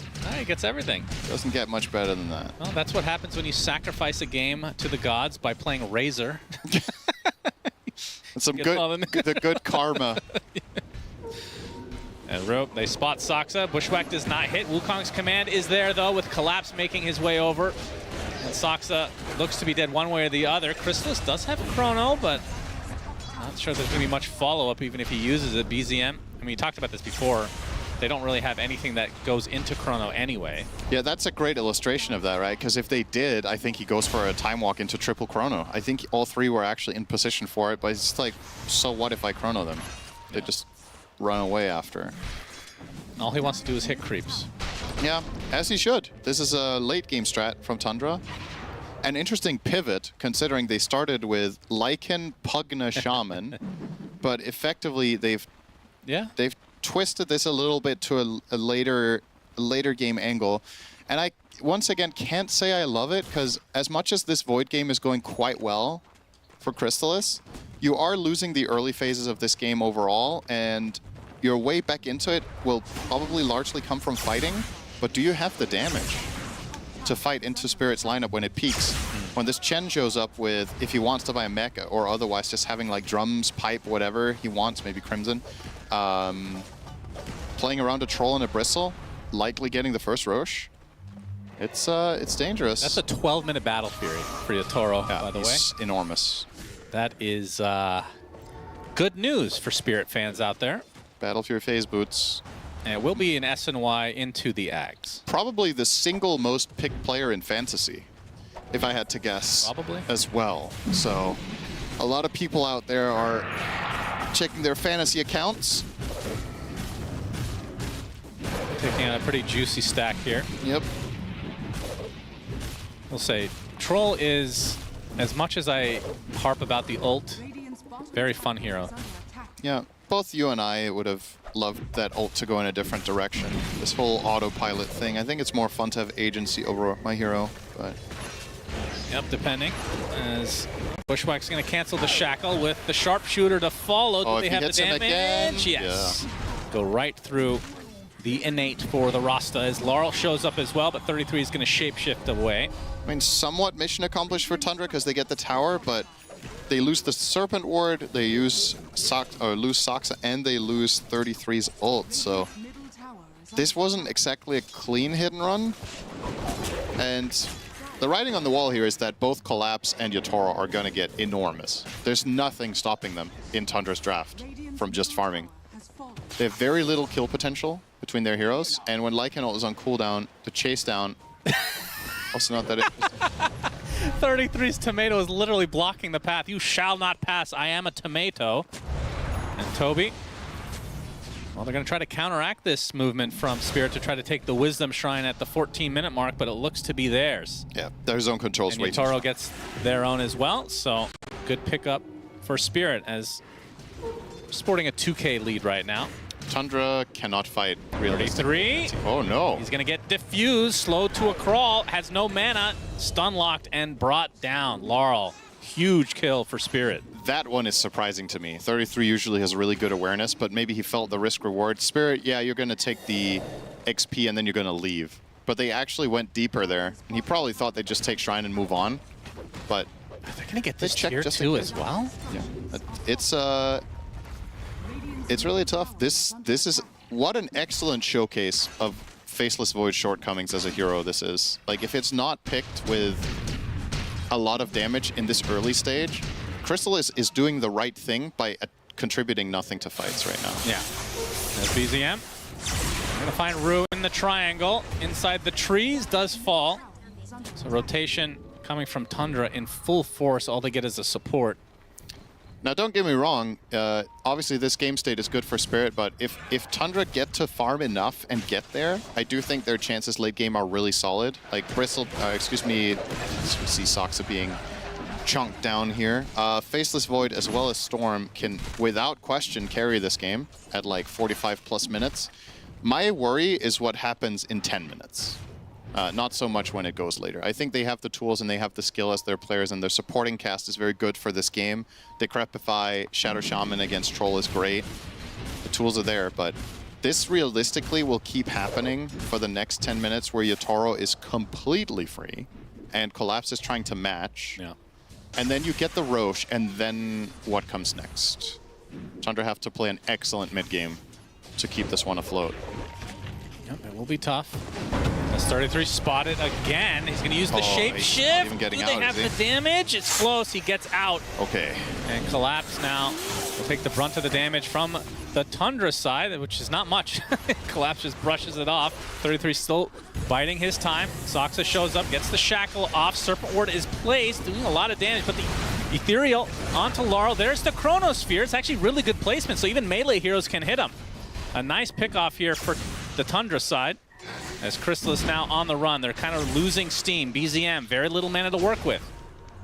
But Spirit not able to close the gap. They're going to take the Nether Ward instead. They might get Roche off this. Tundra used everything. They have no Serpent, no Lycan ult, and they have no Chrono. I think if you get your heroes up to a healthy situation, you could just go for Roche. Or you can take the tower first. That's also fine. I think this is a little bit difficult, but maybe not. That death throw going into effect for Yakutou gets the attack speed. Oh, Toby stopped denying that tower. Yep, he sure did. Why not deny? It's cool to see it up. Makes it feel like you're doing quite well. Collapse. He saw that he could deny it, and then he was like, I'm not going to, and I'm not telling my team it's low. So they'll think we have another tower. Somebody screamed at him, like, no, do not deny. It's 33, of course. Wait for repair kit. Oh, man. I was going to say the good old days, but that would not be accurate. The bad old days. The bad semi-old times that we shall all forget. Repair kit, man. It's too bad because the visual effects they made for that were awesome. Yeah. Like, they put all that work they just had to delete the... It probably had more work than any neutral item in terms of VFX. They could put it on a hero. Yeah, true. A repair kit hero. The tower hero that I proposed a while back. Engineer. Yeah, Engineer creates towers temporarily anywhere. Mm-hmm. Actually is a cool concept. Yeah. Yeah, I know you hate it, but... I don't hate it. I just don't like it. Okay. Actually, maybe I hate it. Yeah. I'll think about it. I'll get back to it. You don't hate much, but you sure hate tower. Sure hate tower. I don't have a name for it yet, is the problem. Tower man. It's just tower hero. Well, they have doorman in Deadlock. True. It's not far from. All right, Blink now online for Soxa. And, I mean, he's not at 15 yet. He's still got a ways to go, but talked about the impact of that talent for the break on the Bristle, but like I said, a long way away. Lotus already picked up, by the way, for Collapse. Not a big surprise. Way to take off the time dilation instantly. Yeah. Tundra have managed to stay afloat now for 5 minutes straight, though. This is a pretty good look that the gold is not moving anymore. Oh, that's a good tree. thing. That's a 4-second stun on the Monkey King. Laurel is likely to die? Yes, I was going to say. Okay, that's a good find. It's going to cost them Roche, but this was going to happen anyway, I think. And if they can get Rue as well, it would be nice for the Tundra side, and they will. Double kill for 33, and like you said, it's a trade for Roche, Yakutou, Aegis. But once again, considering this was likely going to happen regardless, I think trading that for those 2 kills in bot tower is more than good. I don't know if they get the tower in this exact push, but they make some good progress. And yeah, once again, you were down 3K about 7-8 minutes ago. Now it's only 1. Your lineup just needs this. It doesn't just need time. It's not like this is like a gimme in the later game, but you definitely have better chances when you go down the stretch. So yeah, why does he have Holy Locket on Storm? Whoa. New tech? Okay. Have we seen this before? I don't think you and I have seen it before. I have not. Amplifies healing you provide. Okay, interesting. Meanwhile, as our brains break, Spirit will take the Tormentor route with the Shard. So, is that the boomerang these days? Indeed. Yeah. It's a solid one. Yataro's Ags is 2 minutes out. Massive upgrade, of course, for the Troll to get that. So it gets rid of Decrepify, gets rid of Time Dilation, and Howl. Wait, is Howl dispellable? I think yes, right? Yes. Yeah, it gets rid of Howl. That's a good point. I didn't think about the Howl at all. That's actually pretty important. Any items that it dispels right now? No. Static Charge, perhaps? Mjolnir? That should be dispellable. Not that it's that big of a deal, but... Yeah. Just trying to count, Synderen. Yeah. You're counting great. How much did you get to? 4. Okay. As a lone Pugna is found in the jungle, and Toby will fall.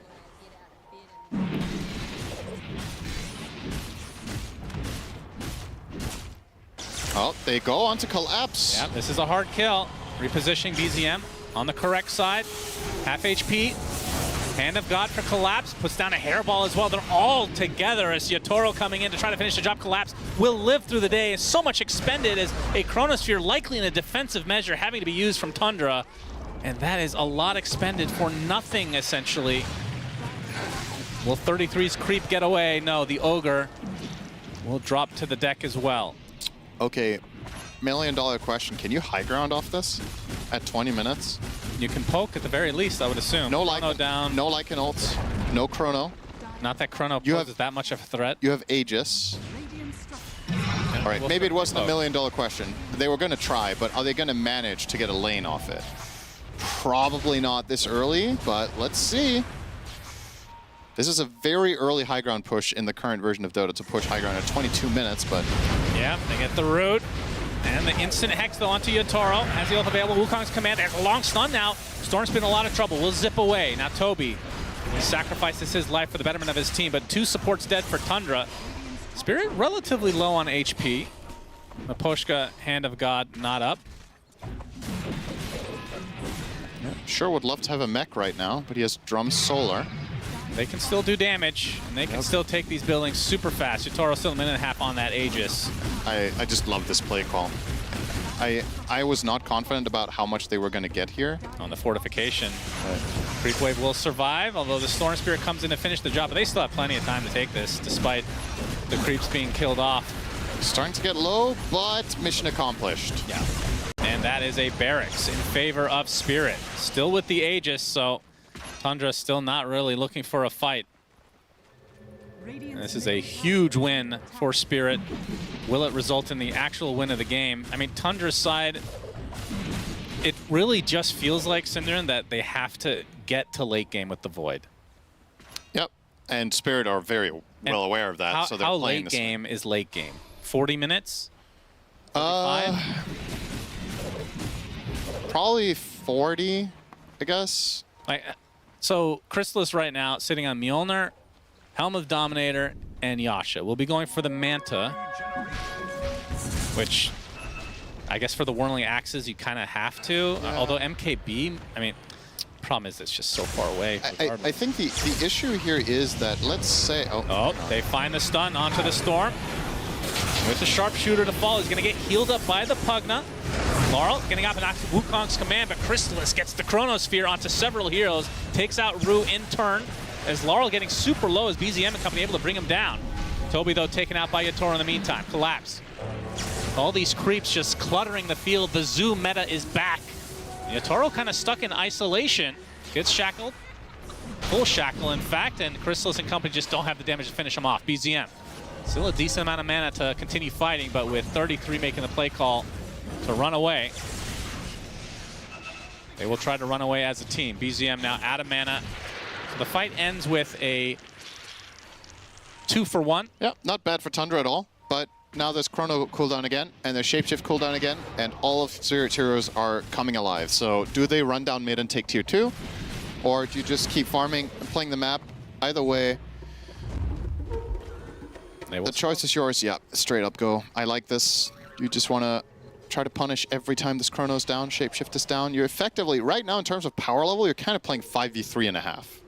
So, very strong moment of opportunity if you were to find something. Oh, he just time walked on Crystallis. Oh boy, Bushwhack connects, and the ult from Yatoro, it's enough. Faceless Void dead for a minute. As BZM, he does have haste rune, so... That's just, honestly, that's a misplay there from Crystallis, I think. Just, he Manta'd really early, right? He gets ensnared, he's like, oh, I just got my Manta, I'm gonna Manta. He has cooldown on Time Walk. If he holds the Manta until Time Walk is ready, he can Manta Time Walk to high ground and maybe get out of trouble. Instead, it kind of becomes an RNG fest where you Manta off the first net, and then if Troll doesn't net you again, you get away. But odds definitely in Yatoro's favor there with how many swings he was able to get in. And that's a costly death. Not only do you die, it's the Manta reveal, so this what could have been a surprising factor in an upcoming fight will no longer be that. They also get the tower that they were meant to get anyway. I think Spirit very happy with this overall exchange. Yeah. And, okay, so we were talking about Void and when this becomes a strong Void game later down the line. Once again, the issue here is that Storm never really starts doing a lot of damage in Chrono unless you place it perfectly on the edge. So realistically speaking, with good movement from Spirit, it's going to be tough to place Chronos that are just flawless like that. Void can't really isolate and kill targets very easily. He's playing into Solar Crest and Holy Persuasion, Divine Favor for the 20 armor.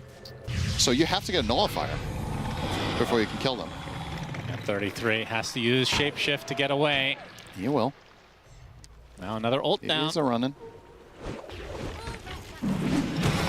Yep. Yeah, Spirit getting everything that they want. I mean, it's only a 6k lead, which I think is the most surprising thing, maybe. It's not insurmountable. It's just it's on a knife's edge, right? One big mistake from Tundra, they lose, and one glorious play, they equalize the game. So it's definitely not a good position to be in. It's definitely winnable, but the biggest challenge lies ahead. Roche number 2. Oh, Saksa. You have to fight for Roche number 2. I think if you give it up to Spirit for free and they get a banner and an Aegis, they take a second lane. Yep. Saksa trying to be a bit of a nuisance here with BZM. They kind of have to send some big defense here. For sure. Chen and MK porting back, and Troll. All right. I really hate this ward. I'll get it. Tower half HP. That was a nice heads-up play from Saksa there, getting 2/3 of that and forcing rotation. It's very big to move Spirit around the map when they're in the driver's seat. Every time you force, Spirit as a team are very good at playing map control. So whenever you can like force them away from the ground that they've gained, it opens some doors. Yeah, so for sure.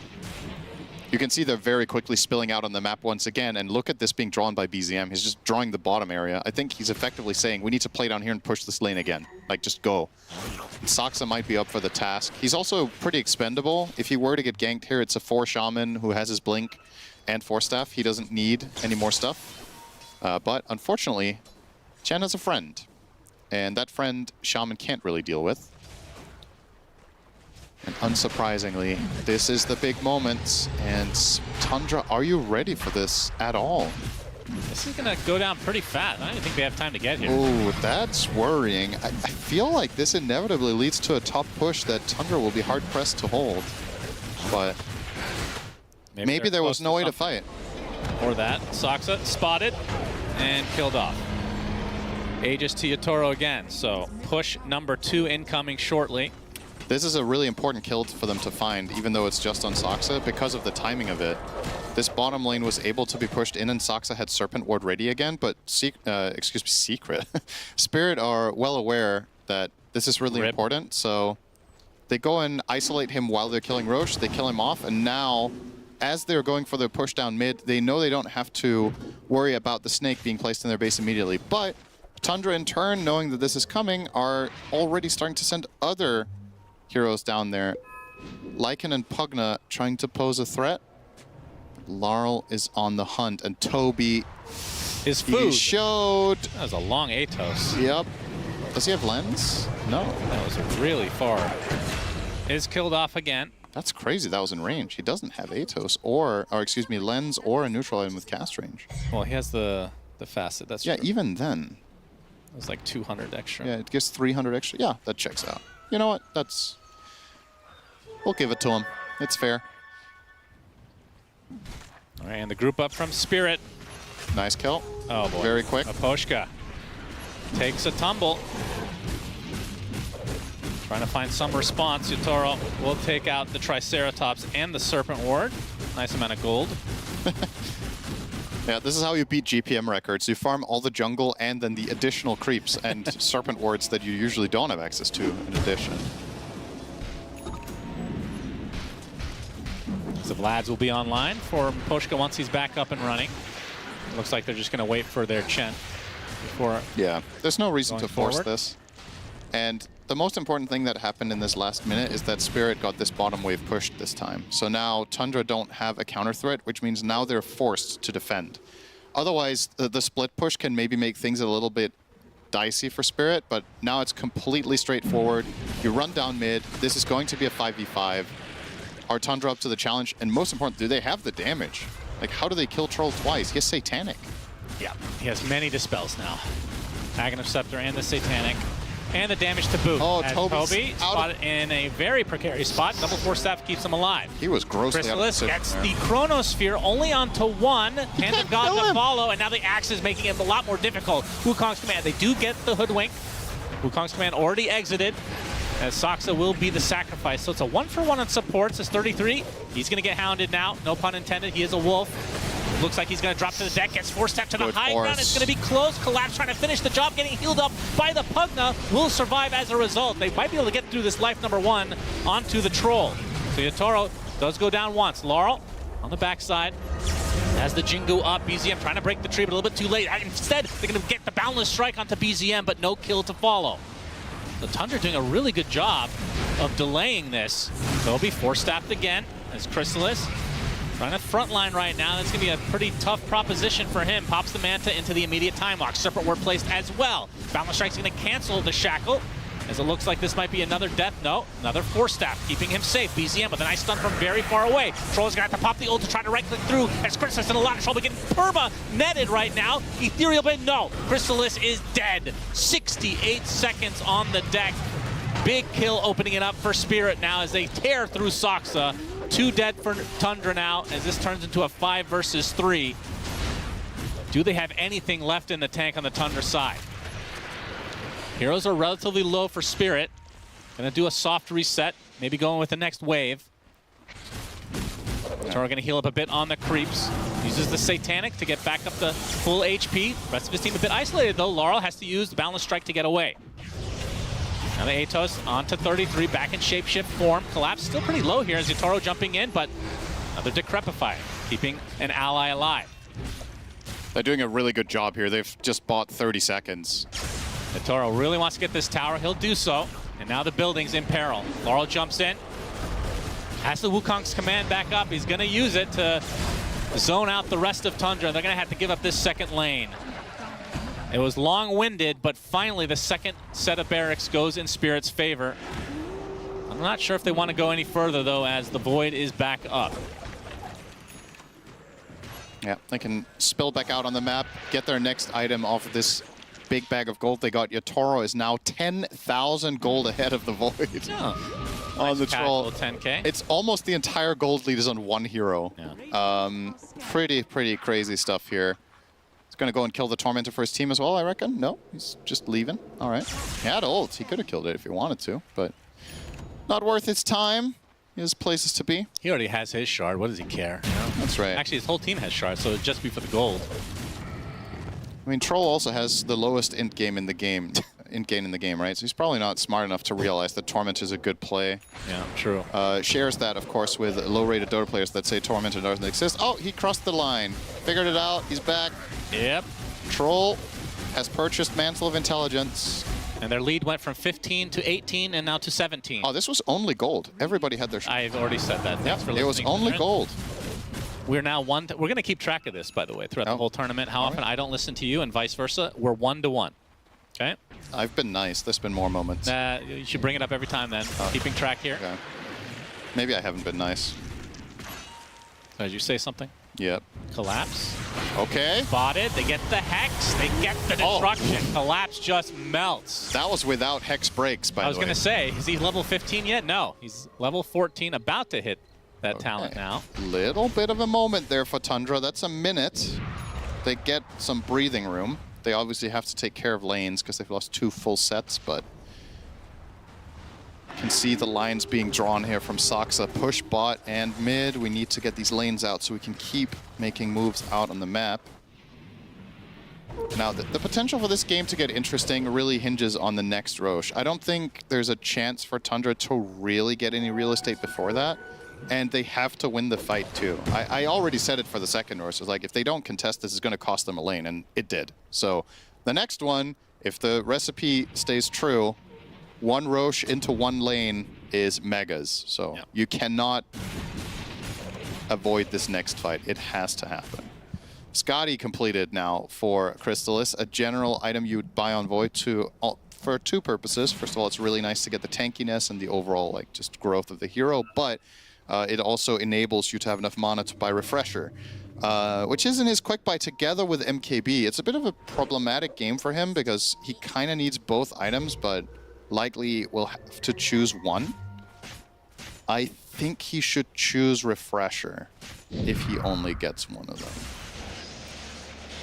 Surprised he didn't opt for the MKB a little bit earlier. Brew the day. It takes a while. Is he alive? Still dusted? No TP way, attempt, and he is out of there. That is unreal. Did he escape that situation against Storm Shaman? Yeah. What in the world? Well, Yatoro picks up Butterfly, so I think this decision is going to be a little bit easier. He has to buy. Now, MKB is a must. Absolutely. Between the blind and evasion, what's his hit chance actually on Void? So you miss 60% of the times against Whirling Axes, and you get 35% evasion on Butterfly. So he probably has like 12% chance to hit with diminishing returns. That seems good. Good luck. And it's not only good against him, it's also good against Lycan, and it's also good against the Storm. Yeah. Having evasion against Storm is actually deceptively useful sometimes. Can you use Battle Trance in Chrono, right? It's not going to do anything other than keep you alive, though, right? If you're 25? Yeah. Yeah, you should be able to, I think. You think he takes that over the Piercing? Actually, there's no BKBs on the other side. There's literally 0 BKBs. Doesn't really need to worry about that. What in the world? That's the last time I've seen that. That's crazy. I think it's a good call, though. Yeah, there's 3 physical damage. I mean, yeah. They don't. Now that I look at it, there's not enough incentive to buy it. Yeah. But yeah, it is a highly unusual game in that sense that there's only BKBs on 1 team, and there's only 2 of them in total. Parasma, big item here for the Storm Spirit of BZM. A big damage increase. Storm can do deceptively high damage at this point in the game when you don't have to spend 4K on the BKB, which you usually have to. So he packs a punch. Needs to find the right targets, though. I think the goal here has to be kill supports first or pile everything onto Monkey King. I don't think Bristleback is happening, and I really don't think Troll is happening to start the fight. Well, you said that, but Collapse did die pretty fast, and now they do have the That was a breaks. 1v5. Yeah, well, they have Hex breaks now. You're actually right. If he gets caught by Hex, maybe he can be the first kill. Because of Hex break specifically, that might work. It might. Sansa positioning. Looking for an opening now, as Howl will be applied. Collapse will show himself. BZM will do the same. Zips to the low ground. Atos to start. Bushwhack to follow, but now the Force Staff to counteract. Gem on both sides. The fight will actually 3 gems right now. Extra vision for Tundra.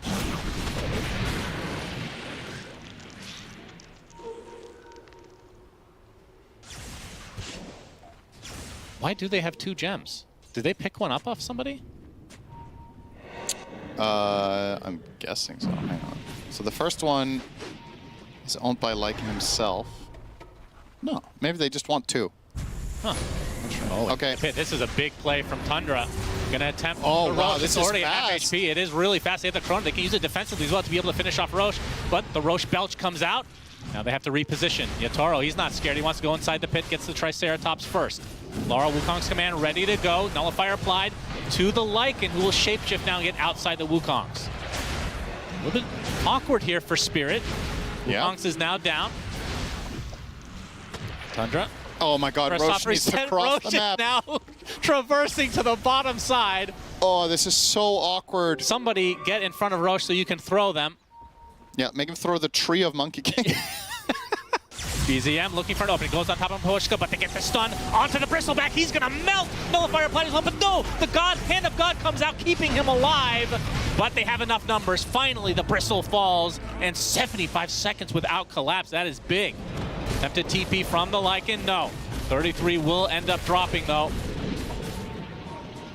So it ends up being a 3-for-1 with 2 buybacks on the supports of Tundra. They still have Chrono though, so this is... And another buyback. I really like, and, yes. Right. Bring everybody, they know this is the game right here. You got to bring everybody to the table and make sure you get a good Chrono here and maybe get the Roche off of it. All right, the jump right onto Yatoro is already at half HP. He pops the ult, so now he cannot be killed. Laurel inside the pit, relatively low as well. Yatoro losing control of his hero, because that's what happens when you hit the R button. Pops the BKB and now tries to run away. Is this a reset for Spirit? They've already used Collapse as buyback. Wants to get something out of this as Roche still pretty damn low in the pit. BZM, he's going to be spotted. The stun comes out, Nullifier applied as well. There's the Wukong's command, back up again. They get the stun lock onto the Storms here. BZM zips away though, has enough mana likely to find the distance. And Shapeshift again offline. I mean, how many times have we seen these ults come back online with how long this fight has progressed? Yatoro back in the pit, trying to bait somebody in. Collapse trying to make some space here. As Roche, all he wants to do is die. Just too much damage being applied to him over this long course. Too much stress for his heart to handle. Chrysalis, Nullifier applied right now, getting healed up though by the Pugna. Still no Soxa for 20 seconds as now Yatoro is going to get belched in the face again by Roshan. BZM zips in, but still Roche is not low enough to try to go for a steal. Laurel misses the Boundless Strike. Nullifier applied again. This is like the 8th Nullifier, it feels like. Collapse getting extremely low, though. He cannot die. Chrysalis dies to Laurel somehow. There's the dieback onto the Bristleback, though. Nullifier again onto the Lycan, getting completely stun locked. Now is Laurel going for the finishing kill on the support. And now the focus is on BZM, who dies. Chrysalis, the Chronosphere's too late, though. He's going to get 1 support. Can he get anything more? Rue's going to follow suit. Now Yatoro fighting against the Rasa, getting extremely low. Foul play does activate, and that's a 1v1 battle. Chrysalis versus Yatoro. Don't think you want any part of this. Is Yatoro going to... Okay, they're going to get Chrysalis with the creep. Troll Warlord. Continuing the pursuit. As several buybacks from Spirit, so Chrysalis is going to have to get the hell out of here. Oh. And they're going to have to give up Roche, but the net does come out from Yatoro. Oh, no. Is it going to be a permanet? It looking like that might be the case, and even Rue coming in, but the Bushwhack misses as Chrysalis continuing to try to get the hell out of here. The GGs come out, though, as that is a full team wipe. Crazy end of the game as the Ancient was apparently going down to the creeps. What a finish. Wow. As Team Spirit come out ahead.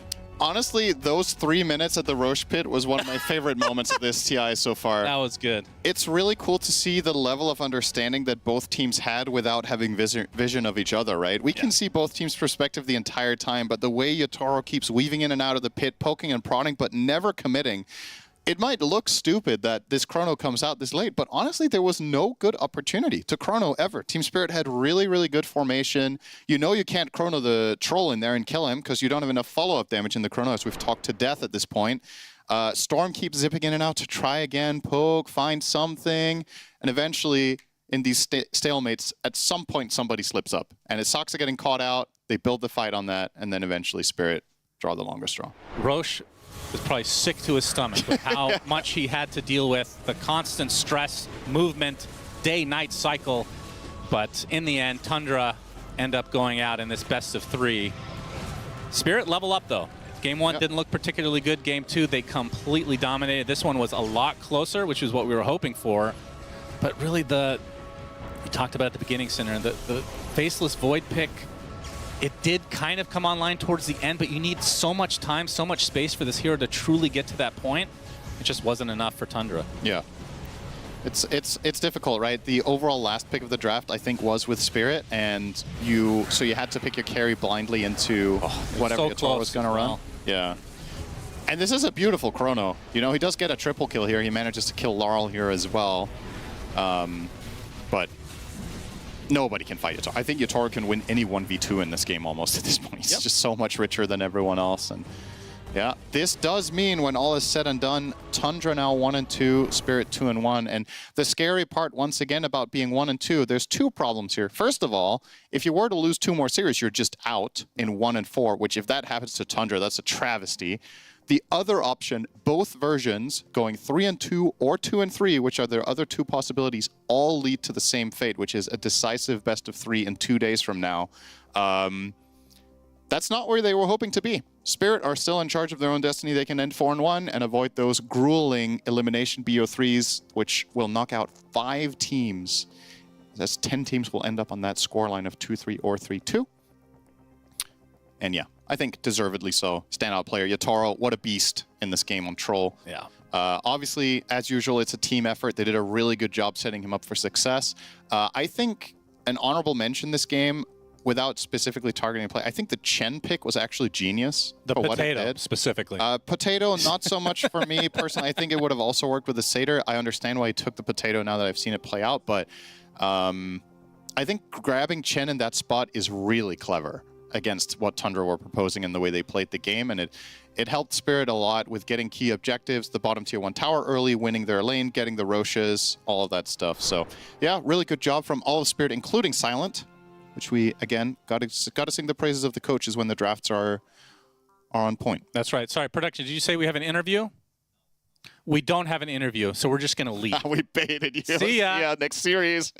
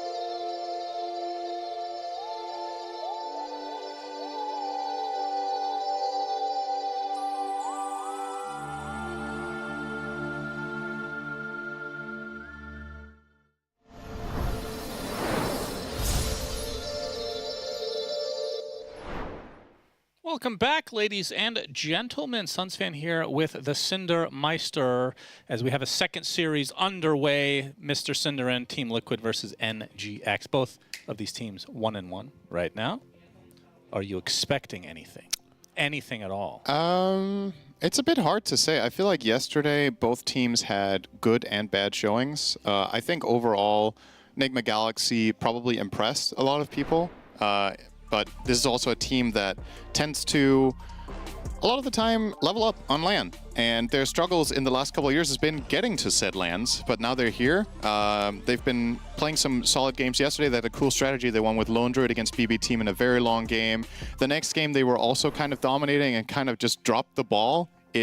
Unfortunately, that has been the other Achilles heel of Nigma Galaxy, is in a lot of those online settings, they tend to play a pretty solid early mid game in a lot of their games, and then, man, does this team know how to lose leads.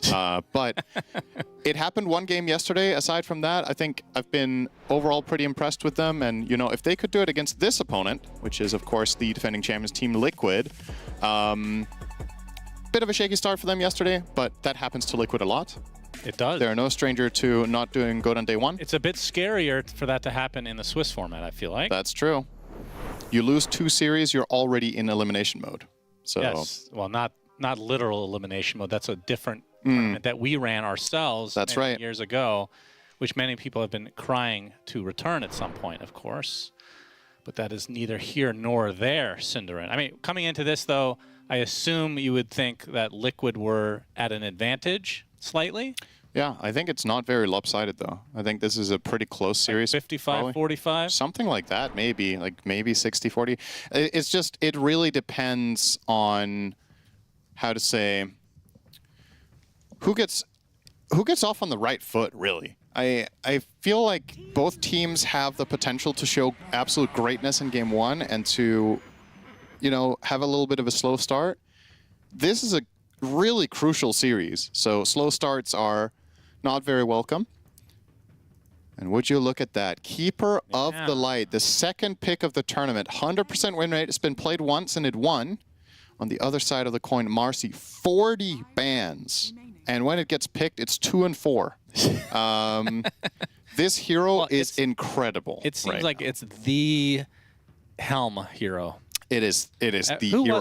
Who was it that brought out the helm on her originally? It was this year. Being able to rebound off of it. Yeah, I don't remember. I remember casting in that, I think it was a Wallachia tournament, but yeah, it's been quite good. Yeah, there's just so many upsides to this hero on a pro level. It's a flex pick. It can technically play every role, in my opinion. It buys the most popular item of the patch in Helm of the Dominator. It scales with it in ways that other carries cannot, because it gives you a guaranteed rebound target the entire game. You play with when you have Safeguard, you can put Safeguard on your Dominator creep, so you become more of a killer. It's like, this item is just perfect for Marcy. And then when the item is good, unsurprisingly, Marcy is also good as a core. But if you don't like it, so long to discover that, then. That's what's so fascinating about Pro Dota. I'm not going to sit here and be like, wow, they're stupid, they didn't figure it out. I didn't either. It's a deep game. It's very complex. You need to get the right idea. You need to see it. You need to try it and feel that it's good. And ironically, sometimes something that turns out to be really powerful might have been discovered half a year ago, but whoever did it lost 2 games with it and gave up. You know? So it needs to find that consistency and really prove its strength. To me, what's interesting here is Nigma Galaxy running the first pick Caudle. Now, this is a hero that GH and obviously Kuro from back when he played on, back then they were Liquid, ironically, have a ton of experience playing with this Keeper of the Light. The first pick caught me off guard, though. They must consider this a counter to Marcy. Yeah, apparently. The question is, do they consider... Light. Is that it? 5 seconds remaining. Solar Bind? Yeah, Solar Bind you only take if you're playing mid, though, and they already picked Puck. Yeah, so we've seen Sumail play Caudle in the past, but yeah, with the Puck coming out, that establishes it. I assume... Okay, so it has been played with Solar Bind only, but which role was that? Was that mid? I'm assuming it was mid, the other game that Caudle has been played, right? Guess we'll see that in a moment. Hard support with Solar Bind. Okay, well, I didn't see this game yesterday. There were a lot of games, to be fair. Okay, maybe they'll play it with Solar Bind. Maybe that is a pseudo solution. GH has done it, so... All right. might be onto something here. If you're the team coming into this tournament and you have the solutions for Marcy, good for you. Indeed. Because most seem to not exactly know what to do about it except ban. Shadow Shaman gets his 7th pick here coming in. 0 bans. Is that true? Shaman has not been... Wait, how has it only been picked 6 times? Every game we cast has Shadow Shaman. Literally. all the Shaman games. How is that possible? That's funny. It's We had, hero all we had year. 3 today. Yeah, and we had plenty Already. yesterday.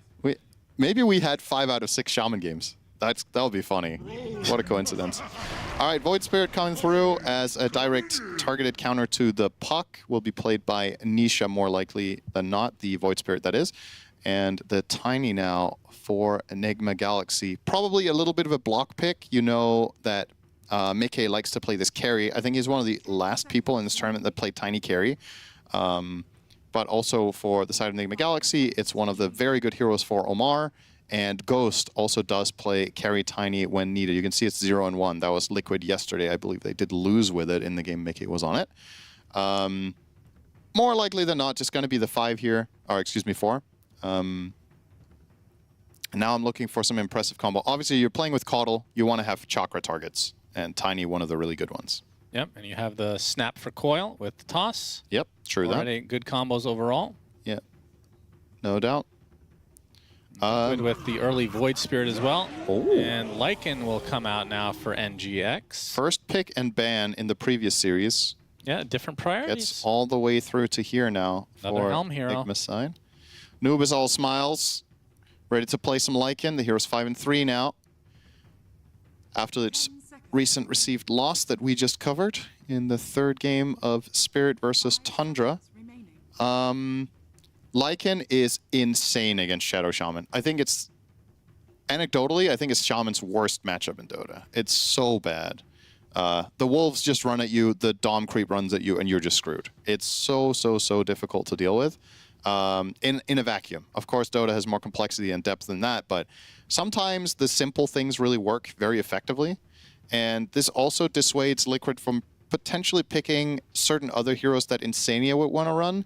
A lot of Insania's 5s are backline ranged heroes that Lycan can exploit. One would be Bane, but he's banned. Disruptor, ironically now, is also banned by Nigma Galaxy. Lycan would actually be fine against that hero. Also a really tough one for him to crack. And they're going to keep their Insania hero for last, potentially here, grabbing the Sven while they can. Good carry matchup against Lycan in lane. You can cleave the Wolves. You hit really hard later to actually bring him down in stuns. Is there a possibility Marcy's a 5? Do we dare entertain that idea? Yeah, of course. Why not? For Insania? I mean, it could be. Mind it. It could be the 4 as well. Like, why can't Rasta be the 5? Yeah, it could be. It could be 5. This would be the first 5 game for Marcy if it were. But yeah, Shaman 5 with Sven is an okay lane. So yeah, Boxy on Marcy would be fine for sure. It could even be Saberlight on Marcy too. This hero is. Yep, true. Very good. And the thing for a lot of offlaners is they're already, many of the offlaners playing at TI are used to playing summons heroes because part of your repertoire generally as an offlane player is to play some sort of micro because the role just too often Beastmaster or Lycan or these heroes will find a way to be good for, if nothing else, just like a couple months. And then you get the hang of that. So then the transition to start playing with Dominator is also a lot easier because you're already used to microing a bit. And yeah, Dominator is obviously the easy version. It's just one creep that you have to control during the game. That's right. ET and Chen bans pretty quickly as well from the side of Nigma Galaxy. Whereas Medusa will be taken out. Medusa ban makes a ton of sense. Good with Caudle, good Where's against that Sven. AM ban? Apparently it's God tier. There was something in that last series. I would be really curious to talk to the players about that. Of course, the Lone Druid. We saw this yesterday in the MGX game. All right, what good carries are left for Ghost against Sven? I don't think the Tiny carry matchup is that good. Troll again. Troll is in the pool. Ghost has played really good Slarks. I personally don't like carry Slark in general, but he has made it look good sometimes, and Sven can be a matchup for that hero. So it will be an Insania. Enchantress. Ench. So it is the offlane Marcy for Saberlight. Okay. This is pretty telegraphed now. You're playing against triple melee core on NGX, so you can pick Troll, your example. Oh, he's banned. Never mind, he was banned second phase. Wow, all right, banned early. Yep, so. Duso would have been great, not available. Slark got less, I mean, I say got less good. He wasn't good when the draft started. Razor. Oh, don't talk about Razor again. I don't so think underwhelmed. Ghost wants to play it, though. Gyro is meh into Marcy Sven. It's tough. Like, what carries can stand against Marcy Sven, right? Like, kind of every hero just dies to that. Yeah. So... well, if you want to I mean, this is a dumb suggestion, but what about Lane Dominator against the melee? And you care less about it being a carry because Lycan can fill that role later on. Which one, then? Viper. Viper carry. Oh, right. TA is good. Yeah, why didn't I think of this? This is classic against Sven. It's not that good against Marcy, though. Marcy, one of the heroes that can eat Refraction very quickly. Obviously, God tier against Sven. It's the carry matchup against Sven, but as you can see on the win rate, doesn't necessarily inspire a lot of confidence. 28.6% sitting there on Ghost. Oh, not him specifically, but on the hero. I was going to say, that's this tournament. Yeah, it's a glass half full kind of situation for Nigma Galaxy here, where you're looking at, all right, we're good against Sven, and then you disregard a little bit the matchup against Saberlight's Marcy. You target the Mickey Sven instead. This is the makings of a good game, I think. I don't have a clear favorite in this draft. I think both teams have interesting tools. And for me, I'm mostly just curious to see what GH is going to pull off here with this first pick Coddle. Like, you rate it this high and no other team even picks it? Yeah. You got to show something special. Yeah, if you can force teams to ban out a hero that nobody else is playing, that's going to give you a huge advantage in draft going forward for the tournament. Yeah. Seen it so many TIs before, and we'll see how that works out for NGX this time around. Yep. Pivotal series for both teams. I assume this is just a straightforward Solar Bind then, right? If he played that last time he played 5 Coddle, there's no particularly good reason, I think, to play Recall here. Blinding Light, obviously great against both the Sven as well as the Marcy. Solar Bind, same story. Until BKBs are out, and when they expire, Coddle can kite you really hard. Sven, late game Sven against this team. I feel like that's the hero, Cinderin. TA is good, though. TA is good against it. What's it called? Will-o'-the-Wisp can also be pretty good if Coddle Ignis goes Fatus. Ignis Fatios. Yeah, Some prefer that name. whatever you prefer. I do think it's called Will-o'-the-Wisp, the Ags upgrade. Anyway, you guys know what we're talking about. It's Ignis Fatus. the glowing disco ball. That's right. Which somehow doesn't have a glowing disco ball cosmetic yet, but we can still have Cowboy Hat on Ursa. We're thinking about Valve, if you're watching your own tournament. They use the disco for Lesh, so you don't want to reuse models. That would just be lazy, you know? Why would you do that? True. Okay, so after the draft, who are you preferring? Nobody, honestly. I think this is really close. You have to choose. No, you if I have to, 51-49. If I have to choose, I will choose Liquid, because I think Marcy is going to be enough of a problem for the TA. So you don't think the Coddle is enough? That's what I'm about to see. I have yet to see this, right? I have faith in GH. GH is a god. I mean, his literal nickname is GH God. You can't have a nickname like that without being a god. I'm seeing him getting tipped, and his nickname is GH. There's no god in there. Everyone knows his nickname. He's not going to call himself God.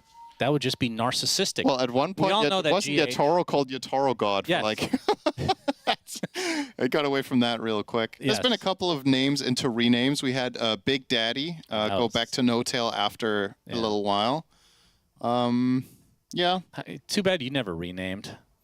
Yeah, into Big Daddy. That's why you could pull off Big Daddy. I mean, you are quite tall. I mean, that's my nickname in real life. That's what my friends call me. But you know, well, I guess I'm not a friend then. This is how you found out. Saberlight. Love the sticker. That's good stuff. They make sure to put this every game as well, Liquid. Or I'm assuming it was Liquid that put it. Yeah, you never know. It's a fitting sticker for Saberlight. He is a polarizing player. He has pop-off games and he has snooze games. This is like the duality of Saberlight. This sticker is like shrug. Let's not overuse that term, please. Which one? That's for Kiyotaka. Which one? Huh? Which term? Duality of man. Oh, did I say that? Yes. I don't think that's what I said at all. You said duality of something, and I just blocked out the rest, so probably man. Okay. Let's... As the bounty runes are going to be upon us very shortly. Insania, smoke pops here. Omar is spotted. Sumail still in the cover of the shadows. GH. And Saberlight and company, yeah, they're going to try a little snipe here on the opposing bounty rune. Ghost will be able to grab it, though. Gets disposed. Will instantly use refraction, though. Now Boxy in a bit of trouble. Getting blocked by GH. Blood grenade applied. As GH, he's going to get the blinding light onto 2. Saberlight into the low ground as a result. And Boxy, the innate's going to pop at 1 point. Question is, who's going to get first blood here? There it goes. Disposed back. GH is going to die second. But Boxy falls to Ghost as the first blood, so NGX getting off to a very good start here. Yeah, the Wolves arrive after this 30-second fight. Randomly 2 Wolves coming from the bottom lane to help. I don't know what's going on there. Better late than never. Yeah, I guess so. But yeah, nice head start here for Ghost. Of course, getting first blood on your TA in what is potentially a dangerous lane, but Blinding Light really is a nice X factor to have in this one. Yeah, Saberlight cannot win this trade just yet. Marcy needs those levels. He's actually in Is he actually going to die here? Ooh, actually pops the stick, stays alive. Ghost takes a bit of a punishment there from Boxy, despite having that low attack range. In the mid lane, Sumail on Nisha. 2 of the greatest to ever do it at different times. Yeah, very true. But Sumail, honestly, he's still got that dog in him. His mid laning mechanics, I feel like, never left him. Like, he still is hanging up there with the absolute best, in my opinion, in lane. Part of the reason Sumail has yet to win championships for a while is that Nigma Galaxy's overall, like, later game portion, I think Sumail is sometimes not exactly doing the ideal things later in the game like he used to necessarily, but it's also so complex. It's more of like a team dynamic thing, but in the lane, he always holds his own. He's in a lot of trouble trying to run away. Falls as Boxy will continue to survive. Gets the Hex now onto GH. And Saberlight and company going to be pretty happy with that exchange. That's the level 2 power spike from Marcy lanes. There's Omar trying to run away, but slowed to a crawl. Another enchant comes out, trying to deny himself, but Insania claims it. Yeah, I mean, that's one of the benefits of Saberlight having, what is that thing called? The special delivery. Yep. He was very low on HP and then instantly got a salve. It's pretty nice to have. Yes, sir. He's got boots coming as well. Looks like it, right? Yep. Okay. Opting for the boots rather than getting a faster helm. Interesting. I thought possibly he would go the helm route this time around. Maybe he's not a helm enjoyer in general. We'll see. No, he's going. He's got it in his quick bite. Okay. You're not playing Marcy without this as a core. I just refuse to believe it. It's just too good. Ghost again on the receiving end. Nice blinding light though, and rebound. No connection available for Marcy. Yeah, mid lane a wash. Not too surprising. Puck versus Void Spirit early on tends to go this way, at least close to.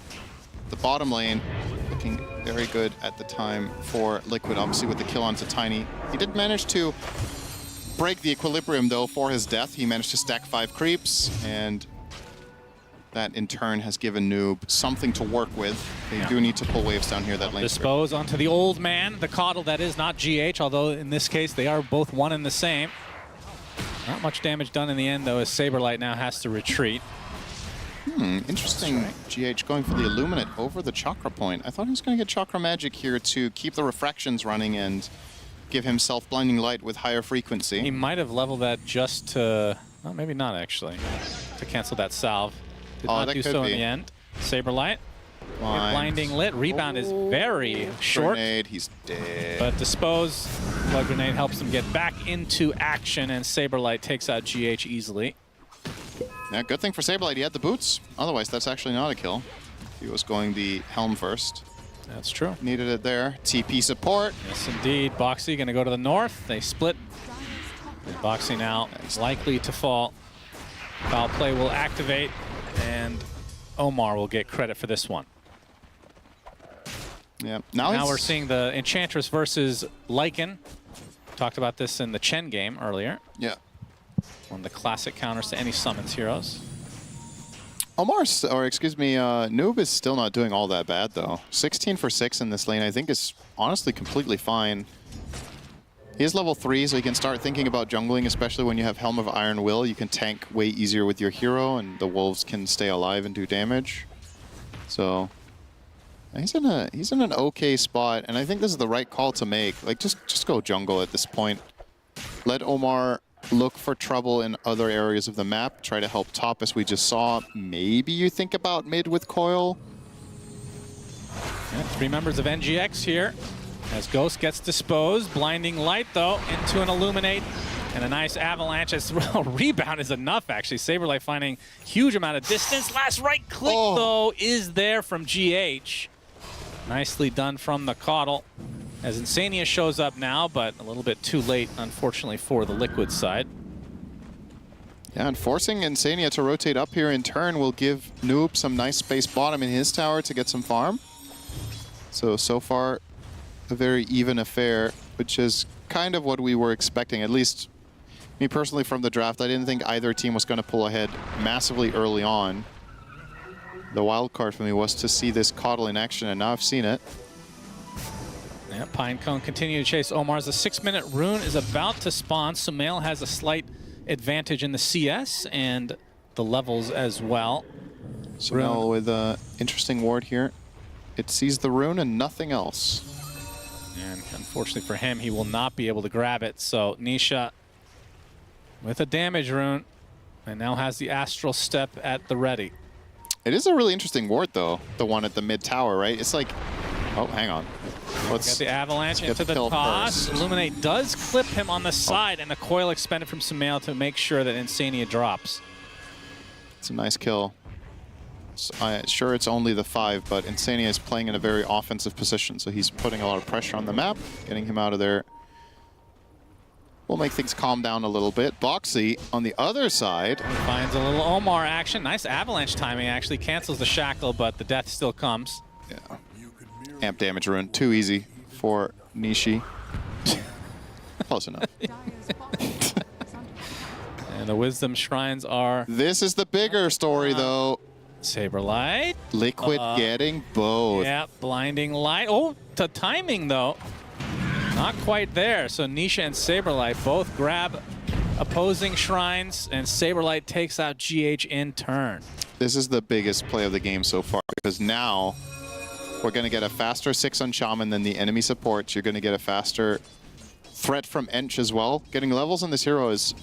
She doesn't necessarily have the most game-changing ulti, but having more levels in Enchant is really, really nice to keep the pressure up.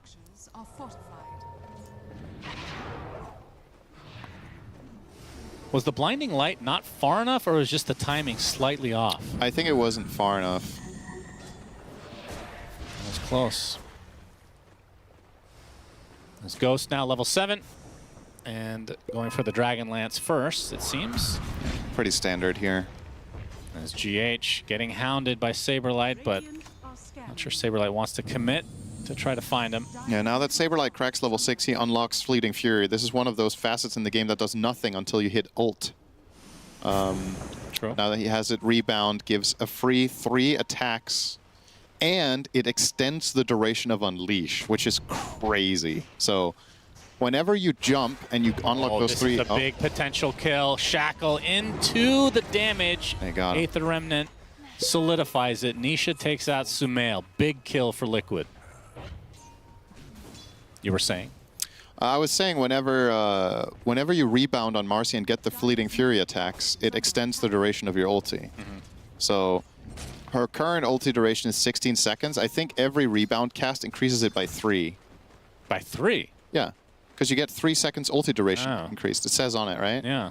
I didn't think it was 3 seconds. It's pretty crazy, yeah. And the cooldown on rebound is 12 seconds on level 4. So you can technically do it twice while you have ult running. Sania will drop to Noob. Yeah, he doesn't have his ult yet. He's 1 creep away, 10 experience before he would have had Untouchable and probably lived there. For now, he is food for the wolf. Yeah, definitely good against Lycan. It's a pretty good, it's a very good representation of wolf versus doe. But of course, it's about to shift. Yes, as we're used to seeing in real life, of course. Yep. You go hunting a lot? At Chipotle. Yeah. All right. What's your what's your best trophy? Just a lot of steak. All the steak antlers, yes, those are. You have steak hanging on the wall at home. Those wild cows, they're hard to take out, you know. Oh man. No, Coil? Coil expended from Sumail. Omar in the area as well. Gets the toss up. And did not, I don't think it actually went off in time. Dissimulate's going to dodge the avalanche as well as Nisha astral steps, and he's going to be rewarded with not only his life, but an arcane rune as well. Very, very welcome for him.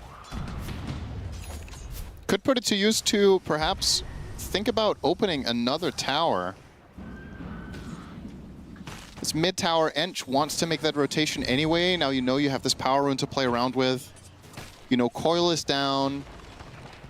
It is a pretty good timing, but you got to act fast before next Coil comes up. Although Saberlight has other trap from other Ghost. plans. Snake coming from GH. He might have to sacrifice his life for Ghost to live, but the rebound hits from Saberlight. Going to try to go for both heroes disposed as well. Attempted TP, blinding light. Enough. Wait, none of them died? And GH, he's getting hounded by the wolf now. Surely. Yeah, it's going to be an eventuality, so Saberlight will get at least the one. They made him work for it, though. Absolutely. That took a long time. Ghost living is a pretty big deal for NGX. I know there's 3 members of Liquid chasing him. Yeah.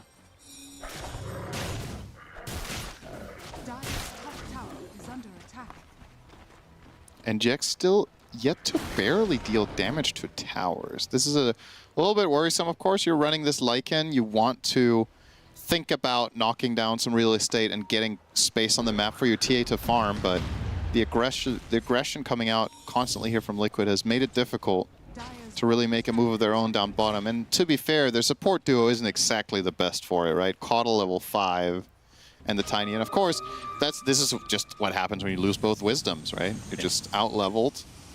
Kind of have to play defense for a bit. Caudal good at that at the very least.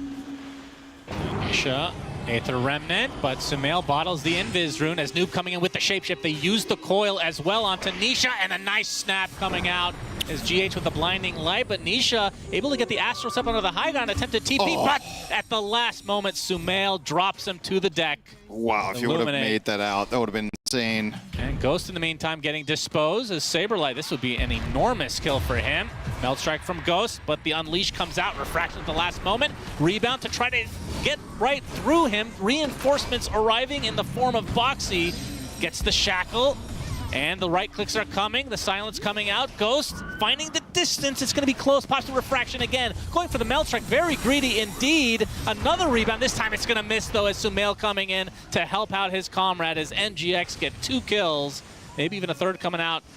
They'll all get away here as Omar living on just a sliver of HP. Oh, they destroy the Serpent War. It's like half a hero. At 300 gold. Yeah. My God. That was really clutch from the side of NGX. It's probably going to cost them their mid tower. This is you can't win all the battles the way Liquid are playing right now. That one is the big one.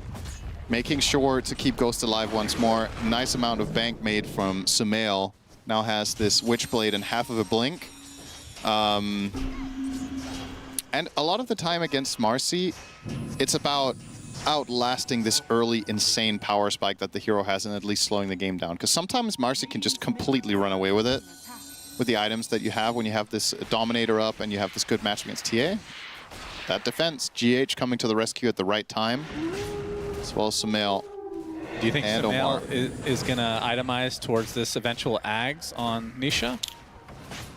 The Witchblade's going to go for Blink next. Nisha's halfway, a little bit more than that, towards the Ags. Yeah, I think you buy BKB this game on Puck.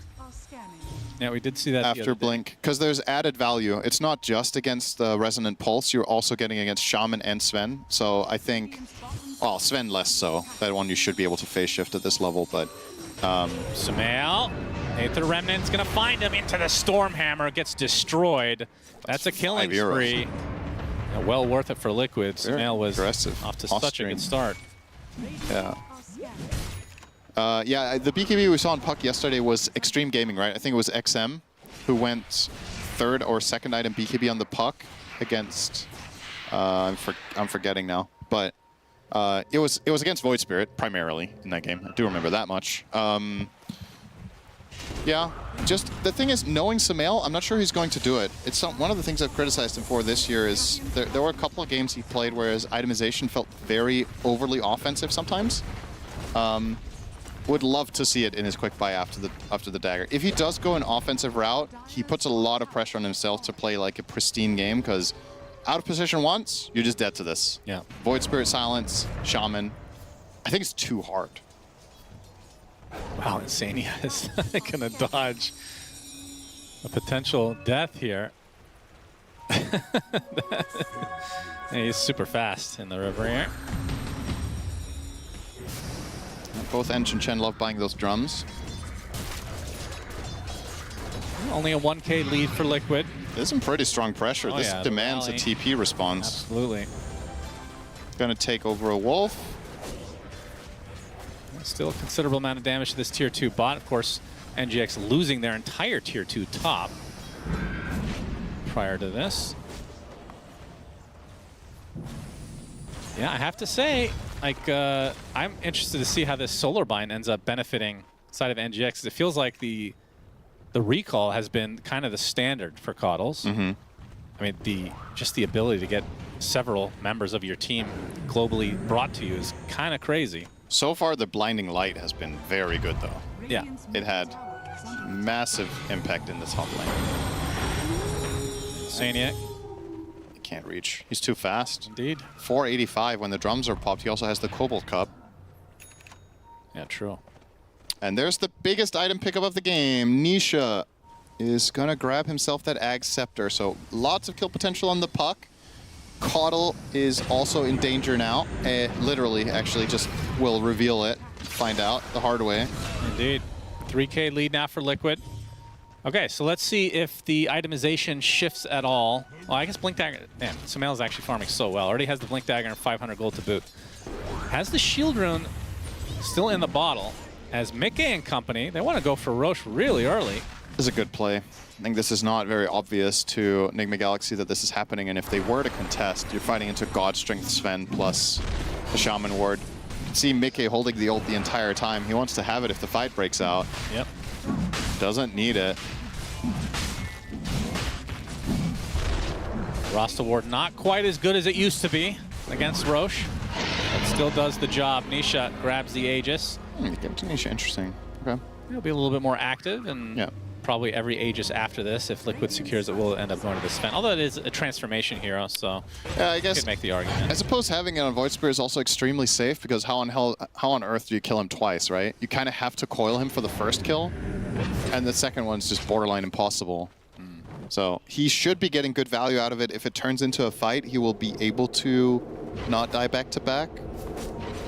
And if nothing else, if they're just using this to farm, I also think that's okay. Just walk by each other. Yep, just passing through here. It's not worth the effort, man. These creeps are so tanky. Can't be bothered. Well, Noob now on the north side of the map. Maybe trying to get a little bit of map control before the Tormentor spawns in a couple minutes. Omar is really far from Blink. Whoa, hang on. He bought Pavis first. Pavis? Against the Marcy, against the Sven? I mean, I get it. It is a really good item, this game, but I feel like perhaps they need that secondary Blink aside from Puck. Omar is spotted and brought down by Nisha. Tried to cut the wave. Not going to happen. Now Liquid trying to secure this side of the map. See if they can get both Roche and the Tormentor. Still NGX keeping this very close in terms of the net worth. Yeah, I think and that's the joy of having fine. A Coddle that can just do this. That's a support that can just farm. Yeah. And then obviously Lycan doing the exact same thing. But the map's so big, there's a lot of opportunity. Yeah, I assume GH will go for the Ags after Glimmer. I do like the Glimmer pickup a lot, though, because it puts more pressure on Marcy. She does have dusts right now, but slot issues are going to come out, and you're also giving a lot of protection against Void Spirit's Burst, as almost all his damage is magical when he jumps in for the full volley. So I think it's solid. Can't really fault GH for going for both the defensive single target items here. Seeing the secondary Solar now come out, picked up by Insania. The only odd one out is this Pavis on Tiny. I don't really know what to make of it, because you get a lot of mana with it, which is nice, so you can cast your spells more, but you already have Soul Ring and Coddle. So, like, was that necessary? The buff this item received to make the mana cost from 100 to 60 absolutely helps a big deal for heroes like Tiny to buy it, but yeah. We'll see. Time will tell. Yep. That's what Dota's like, Shannon. Sometimes you just gotta wait for the good stuff. By the way, Noob has continued to hold on to the Sister's Shroud. Yep. On a core? It's godlike against Sven. Yeah, I guess so. As we're gonna see the Stormhammer from Sven, pops the God Strength as well, applying to Ghost, finally rips through it, but the Avalanche keeping them at bay. Nisha closes the gap, don't make it with the BKB, and the right click suffice. Ghost dies, and GH, well, like it's only a matter of time before they catch up to you, young man. So 2 kills for Saberlight. Decisive attack there from Mickey. He burns through the refraction in 10 seconds. Nice for Sven, of course. The matchup's just bad, but he set it up, and that's all that mattered there. Noob into shapeshift. He's gonna get hexed. Turns from a wolf into a chicken, and now the full shackle. Box is getting really low. Mickey, yeah, Sister Shroud is doing some work there. And Noob should be able to walk away safely. Boxy getting hounded by wolves and golems, but his Serpent Ward and Mickey are there to oversee his safety. So in the end, after all of that, it was the kill onto Ghost, which is obviously still a big one for Liquid to take. I'm really surprised this is only a 2K lead. I feel like with the amount of map that Liquid have had and the way they've played, I would have expected them to have like 4 or 5. So Nigma Galaxy doing a good job at finding efficiency around the map, while I would argue playing from behind. Now this one's obviously going to cost. It's the Shard, will be picked up by Boxy. I assume Liquid would have rather had the Sprank. Who wouldn't? Not sure what that means. That's right, Cinderin, you wouldn't. Oh, you wouldn't? I thought you said who wouldn't. I did. Okay, well, now it makes about as much sense as the first time. Yeah, Sumail continuing to go with the aggressive build, by the way. He has not found himself silenced yet by the Void Spirit. Oh, all right. If he can get away with Octarine and then get a defensive item, sure. It's What if he never goes defensive, Cinder? I'll say this: if you're not buying BKB here and you're going Octarine instead, it's telling me that Nigma Galaxy are not looking to fight, right? Like if you're buying this, you're buying it largely to just have more efficiency and just farming around the map and then getting the defensive item next, and that's your timing. Because I think entering a fight now as Puck is extremely dangerous. You do have the Pavis to count on plus Solar and Glimmer, so maybe if your supports are nearby, you can get away with it. But being able to cover yourself and use those defensive items on, say, Ghost, I think is just really valuable. But until the fight happens, BKB is useless if you're not fighting, right? Then you might as well spend your gold on something else. So as long as they avoid said fight. Well, the bash comes out into the dispose. Centaur Stomp's gonna miss. Yes, blink. And he will blink to safety. Pretty close call. Getting away with it, though. Did Saberlight not get a bash there? Oh, he got a bash instantly. He got the bash too early, yes, I guess. Oh, that's unfortunate. He also didn't pop on Leash, but maybe he used the 3 fleeting Fury attacks, and then I think he wouldn't have got to hit again anyway. How often do we see Ags on Marcy? Somewhat frequently, I think.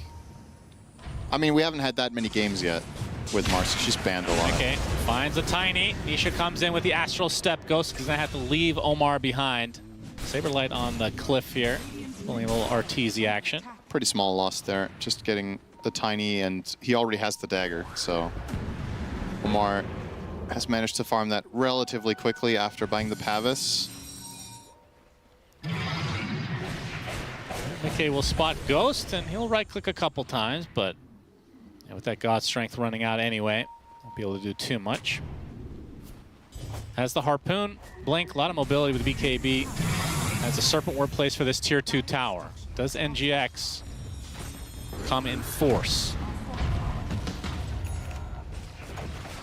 Ghost's going to start to work on the Serpent Ward. Takes out the Centaur pretty instantly as the Golem continue to chase. They can tell that the Shapeshift has been popped by Noob. Gets off the Howl with the AC newly picked up. Oh, they didn't trap Marcy. That might have forced a BKB, actually. There was a trap in the river. Right.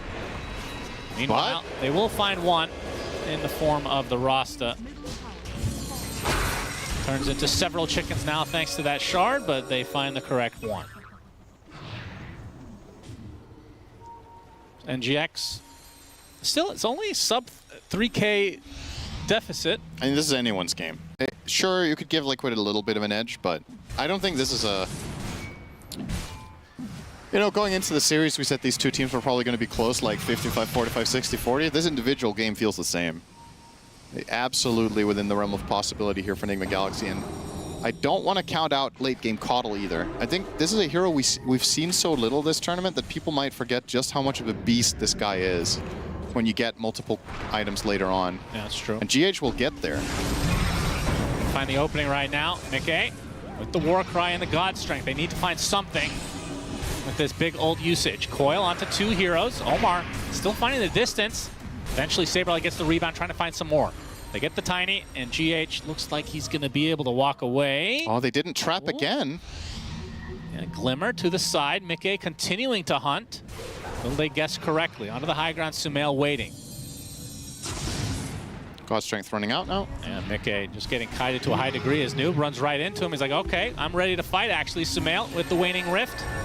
Apply a lot of damage to this Enchantress, so Insania gets melted, and now Noob and company on the offensive. That's a damage rune, though, on Nisha. You have to be a bit careful if you're the NGX this is a side. big one. They get the big kill onto Mickey, though, as Sumail tears them apart. Ghost disposed, Refraction up, does get melted through by Saberlight and company. A big Illuminate from GH as Noob going to continue the pressure, though. BKB now gone, Saberlight destroyed as Nisha left to his own devices, getting melted as well. Gets up one more Dissimulate, but drops shortly after to Noob's right click. Coil cancels the teleportation from Rasta, and that is going to be a full team wipe for NGX. Beautifully played, triple kill from Noob, and they can go for Roche. Sumail's a genius for not buying BKB. That Octarine. He did so much work in that fight, though. He might have even been chakred in between, but he and Noob just carried the crap out of that. 7,000 hero damage on the Lycan. That's what Lycan can do when he's not accounted for. They put all of their focus onto the TA, understandably so. You're going to see the replay here. Obviously, this is after Ench is dead. Ghost, has, by the way, had a nice little detail there. He killed the Ench by attacking his side trap. Because obviously hitting Ench, you get really, really slowed, so just hit your trap and splash instead. But yeah, look at Noob. He's just... Yeah, but this all started with GH juking them hardcore, wasting so much time, and by the time that they were ready to fight, the God Strength was already over. And at that point, Liquid just in way too deep. GH gonna get rebounded on, though. They will get some... Not getting out of this one. ...level of revenge here. But Aegis that's an was Aegis picked up by Sumail. Yeah, interesting they put it on him instead of the TA. Oh, TA was dead. Never mind. They didn't have the choice. Well, that's your defensive item you're asking for. Yeah, now he's not going to buy BKB. Now he can buy Parasma because he has... I honestly, I'm not really surprised because, like I said, this is how Sumail has been itemizing and playing a lot this year. He's been very much, I think, one of the most offensively itemizing mid laners. And for better or worse, in some games it looks amazing, and in some you're like, why not just buy X, right? So far, so good. He hasn't died since he picked up the Octarine core, so there's been no regrets about not having that BKB that we were talking about. And now...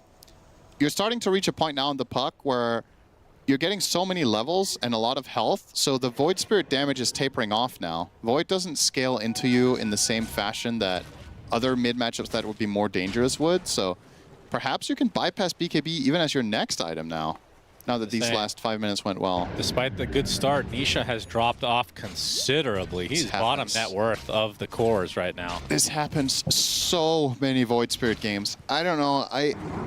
I'm not a big believer in this hero personally right now because it's just, some games it looks great, but if you were to like, just look at the math for what a percentage of games this happens, I just think the risk is too high at this level. Like too many Void Spirit games this happens. Now, Nisha can bring this back. He's done this kind of thing many times before, but I haven't felt like Void Spirit was irreplaceable with another mid hero in this game so far. Yeah, it feels like that's been the case for quite a while. As smoke from both sides, NGX fully covered right now. Mickey into the triangle. He's spotted. Waning Rift to start. And Omar gets off the avalanche as Nisha getting in really deep right now. Saberlight popping the BKB to get the Hex onto Mr. Ghost. Do they have the damage to rip through him? He's going to pop the BKB for himself as well, getting disposed. Ghost gets to the other side, though. There's a haste rune waiting for him. He's going to be able to know. Sumet just steals it from him. Goes for Saberlight instead, but Ghost is going to live anyway. And now they have the nullifier applied to the Sven. Mickey drops to the deck. That's 3 dead for Liquid. Sumail knew that his friend would be okay. And Insania is going to be the 4th member of Liquid to tumble, as NGX taking decent control of this game now. Yeah, they push pretty fast too. This mid tower is absolutely a pickup now. Had Lycan been alive, we could be looking at barracks. I think you probably settle for the tier 2 in this position. But still a nice win for them. And yeah, kind of crazy considering, you know, the Aegis is on the puck, so Liquid really want to try to commit everything onto this TA. Couldn't even kill him once. So much protection, really good force staff usage coming out from GH. They have the solar plus the Pavis. It's just so many layers of damage. Maybe this is their way of dealing with Marcy. They're just saying, you guys can have Marcy. We're picking blinds and we're picking solar crests and Pavises on our heroes, and we're just tanking through the damage. Did they not have Fortify at that point? They actually get wrecked. This is a full set then. Wow, I did not think they had enough time for this, but they do. That's crazy. Okay. 7K lead for NGX. What a fight. The last 2 fights, in fact, have basically put them way ahead in this game. One more fight like that, it's over, right? Indeed. Like Lycan, if Lycan survives in particular, he has that AC as well as a Black Dragon now. Oh, a lot of armor for the push. Big damage. Yeah, they just have to concede this tower as well. That's the last remaining tier 2 for Liquid. Imagine 30 seconds on the Aegis. They probably don't force the issue. Imagine after 3 rounds of Swiss that Liquid and Tundra are 1 and 2. It is looking increasingly probable.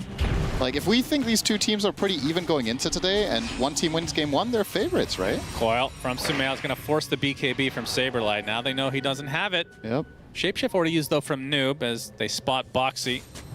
Look at the D-Wars as Omar with the Avalanche. Boxy super low, nullifier applied. But teammates have arrived. Ghost looking for a couple more right clicks. They want to activate the foul play, but they won't get what they came for. Still, a lot of D-Wards with that. I guess there's a gem now on Liquid. See if they can regain control of their triangle. But yeah, so far so good for NGX. Game's on a knife's edge here. I mean, coming into Liquid, this tournament, can't really make any mistakes. Would you say NGX were kind of a question mark on what to expect? Yeah. I think I remember when we did our predictions, I think did one of us have them as our dark horse? I think maybe. I think you did. Yeah, I think you said you picked Nigma Galaxy as a dark horse for top 8, and I think I picked Na'Vi or something like that. Yeah, we'll both go with things that. could come true. The way this is looking so far, Nigma are looking good today. Na'Vi were good yesterday. The field is very tight this year. Very, very competitive tournament. Good to see. Also good to see that there's some response to the Helm of the Dominator purchases. Yep. Just buy one yourself. Sick. Yeah. That was not a response from ChatGPT. That was a potential way to solve this issue. Yeah. How do I counter Helm of the Dominator? Buy Helm of the Dominator. That's right. Huh? Thanks. Nisha waiting for an opening, but looks like it's not going to come. As Nullifier is going to be next for him. Yeah, trying to get through all this protection, the Force Staff, the Glimmer, the barriers. It's a lot of garbage, stopping him from assassinating heroes as he would like. But that's exactly the problem that Void Spirit runs into so often, is that he has a 5-minute span probably, or 10-minute span, where he's really dangerous and he can burst supports. But it feels like with the amount of gold supports get on the map nowadays, they actually itemize and survive the way Void Spirit used to dominate games. Like, I don't feel like I very often see a Void Spirit have one of those like pop-off games with 15 or 20 kills. Those still mainly belong to Storm and Ember. It's no longer a Void Spirit that gets to pull it off now. Big item alert here, Revenant's Brooch in the pocket of Saberlight, so big damage from him next. Okay. I mean, they have the damage, right? You've got Marcy with crit, you got Sven with crit, you've got the lockdown, you got some burst from Void Spirit. You need to find the right targets and kill them fast. Okay, Avalanche. Trying to force this BKB. Ghost getting some nice right-click damage as well. McKay just heals off some creeps. Not gonna get baited. They do get the wisdom, though. What they came for. The one on the right-hand side is available if Nisha fancies his chances, but doesn't seem to even want to check it. Sumail has Shivas now. There's your defensive item. Kind of. Yeah, okay, so now that you have Octarine, the Shiva becomes a much more appealing choice compared to the BKB, I would argue, because you actually have enough health now. You got through the part that I thought BKB would be needed for, and you managed without it. So now here's your grand reward. That you can actually perhaps bypass it entirely. I guess you don't want to buy Aeon Disc as an alternative because of the nullifier on Void Spirit. But again, if they want to kill Sumail's Puck, they have to combine 2 or 3 cores now. Puck gets... Oh, it's a big smoke. Very tanky Ghost. later in the game. Was he spotted? Well, they might not find an opening here, Liquid. Seems that NGX have an idea that this is occurring. Scan comes out. Radiant's top tower is under attack. And they're still committed to this. Oh, they have a good high ground placement here, potentially. They have a trap set up as well. If this springs, Nisha will get out of there just in time before the Tiny could have maybe seen him. Yeah, a lot to deal with. Traps, you got wolves, invisible wolves. Yep. You got that creep guy, whatever his name is. The Ancient Croaker. The Croaker, man. Why don't I just default to that for every one of these new creeps? Congregations of the Deep. Third Roshan is up, and Nigma Galaxy obviously know the timing courtesy of TA. Avatos. There's the Congregations, gets deleted, but might be in turn for Omar. Big Astral Step onto 2. Barrier is actually keeping him alive. Sumail taking a lot of damage. There's already a half HP, but the BKB from Mickey is running out now, along with the God Strength Noob. Gonna try to right-click to his heart's content. Gonna get another Congregation to the Deep with the coil to follow. They're gonna be able to take out Mickey. Sania and Saberlight get deleted off the face of the earth. Ultra kill for Ghost. Make it a rampage. Strike! My goodness. Give me that replay. They were lining up like that was Ghost went to the bowling alley. I'm just saying, like they literally knocked each other over in a straight line behind him. Disgusting. Oh my GG. They're gonna call GG as Roslyn tries to kill off Sumail. Game 1 goes to NGX. Holy. That was disgusting. My goodness. I think Ghost did more damage than his entire team combined in that fight in 4 shots of Psyblades. That was sick. They were just perfectly lined up behind the Sven. Wow, what a place to take that fight, and what a great game from Nigma Galaxy. There's a reason they say the stars align. Yeah, that's right. NGX in the end. Yeah, it's also the theme of this year's TI. You know, you look at that. Yeah, maybe it's meant to be. It's meant to be. Wow, what a great game from them. I don't know. I don't feel like Liquid played that poor of a game either. That's the thing. It wasn't. Oh, Nigma Galaxy just took advantage of Liquid having an off game. I feel like Liquid tried a lot of the stuff that usually works for them with their Enchantress strategies, invasive, aggressive plays. They had Marcy, arguably one of the best heroes of the tournament, or at least very popular ones, that is banned all the time. And in spite of that, Nigma just seemed to have the solution. So, you know, credit where it's due. They were just better this game. Sumail. Yep. What a beast. Please tell me we get the replay. I want to see that again. I'm sure it's the last one in this package. This is 26 minutes in. Yeah. And yeah, this was a pivotal fight for NGX. They did lose Ghost, but then this is where it started to turn around in their favor. Sumail just continuing with the ridiculous damage. It's so hard to deal with. Nisha, we talked about the Void Spirit kind of falling off big time, which you mentioned kind of tends to happen on this hero. Yeah. This was the big full team wipe in favor of NGX. And here we are 30 minutes in the game. Yeah, so I think the overall recurring pattern in these fights is Nigma Galaxy are getting incredible value out of Caudle's heals plus the double barriers. And yes, Ghost does die in a couple of the fights, but the amount of effort that it takes from Liquid to bring him down effectively outlasts Sven BKB in multiple fights, or just gives them trades such as this one, where Ghost tanked a good 15 attacks, got away, gets the reset, and comes back in, and the fight is just lost at that point. And you can't really blame Liquid for targeting the TA as much as they did, because I think you kind of have to, right? Yeah. And they just weren't able to. Oh, just wait for this. Just look at them lining up now. Just a moment here. BKB's running out. Congregations of the deep. 1, 2, 3. Oh, yeah. Filthy. Absolutely filthy. I think that was one pike usage that two-shot 2 heroes like 1,000 range away from him. And deserved rampage there for Ghost. I'm very impressed with his ability in this game, first of all, to float the top lane and basically draw the way that they did with the GH Caudle as well as a direct counterpick to Marcy, which worked great for them this game. Yeah. Ghost did a very good job juggling tanking and dealing damage. I think some games we see TAs be the focal point for the enemy team and TAs kind of can just crumble under the pressure. I think Ghost was very clutch this game.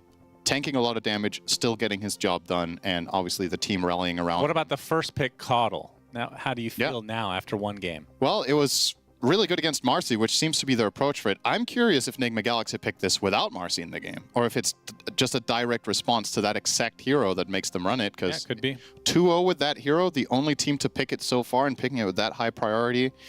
Yeah, it's really, really interesting going forward if they have this solution to Marcy when they're second pick, because they can just leave it in the pool, right? Yeah. And just respond with Caudle, feel happy with the first phase, and then enter the future of the game. I don't know who to pick as my standout player. I think Ghost played great. I think Sumail and Noob also played great games, and both supports. Nigma Galaxy as a roster here really just brought it together. I'm sure there's a lot of fans out there that have been waiting to see this kind of performance from Nigma Galaxy for quite a while. And let's not get ahead of ourselves. You're not there yet, obviously. But this level of play that they've shown to me today and yesterday, you're hopeful for a top 8 finish. Yep, absolutely. Oh, it sounds like we have an interview this time with GH God. Hello, I'm here with GH. GH, it must be great to be back at TI. It feels wonderful to be back, finally. How would you describe Nigma Galaxy's season up to this point? How's the year gone for you? The year has been good and bad at the same time. We've had a lot of ups and a lot of downs. So I would say a bit inconsistent, but we're trying to fix that really quickly. What would you say has been the biggest challenge you guys have had this year as a team? I believe the biggest challenges would be crawling back from losses. Especially after taking a small or long break, coming back and to remember what made us victorious in the first place, what gave us success in the first place, and try to implement that for the future, because we're very forgetful people in general, I believe. So we all forget what made us win, and then we go back to our old habits, and what was our biggest struggle is to come back to this state that we know what made us win and to come back to it. And in terms of preparation for TI, obviously this is one of the bigger tournaments you've played in this year. How have you guys prepared for it, and did you do anything differently to what you might have done normally? I think for preparation we did a bit of different things than we used to. For example, working on our mental health more than our in-game plays. For sure we worked on everything in-game related, but we worked on mental a lot. I think it's interesting because a lot of teams have started to focus more on the mental side of things and the sort of mentality of a team. What was the biggest influence that shifted Dota players towards that rather than the old just focusing on drafts and things? I truly believe at this moment, at this point, any team can beat any other team and on any day, except there's very few select of teams that win consistently. So this is the only thing that I believe made the switch from focusing on what's in-game, draft-related, plays-related strategy, and going to the mental state. Interesting. In terms of expectations for TI, what are you guys expecting your team to do, and what are you hoping you guys can do? Well, hoping and expecting is a bit different. So I would say we're hoping we go all the way. Yeah. When it comes to expectations, I think we have literally zero expectations because it relieves a lot of pressure from the individual and from the team. Yeah. So this is the mental state we acquired to have literally no expectations at all. So we don't have any. Nice, okay. You hit number 3 on the MMR leaderboard. Which broken hero are you spamming to get to that level? You want me to be completely honest? Completely honest. I don't really spam one specific hero to get to a specific ranking. It's more about the mental that you bring to the team. So a lot of people in the pub games especially like to quit early. Yes. They like to whine a lot. They like to cry about something going bad. So my mental state, my motto, if you'd like, when I approach these pub games is to treat them like they are babies. Okay. You just have to reassure them, it's gonna be okay, we can win this game, don't be sad. And it takes a lot from the person to always be like, yeah, it's fine, don't worry about it, yeah, it's fine. So this is my approach to the pub games, not hero related. Oh, that's fantastic. And I mean, do you think that's just Dota players? Is it the nature of Dota that means that people need to be babysat like that? Or do you think that would be true in any game? I wouldn't be able to comment on every other game, but I would believe that maybe the vast majority of games, if someone is treating you nicely, reassuring you, I would say even coddling you and telling you it's gonna be fine, that you might feel a bit of warmth and you would play better, maybe.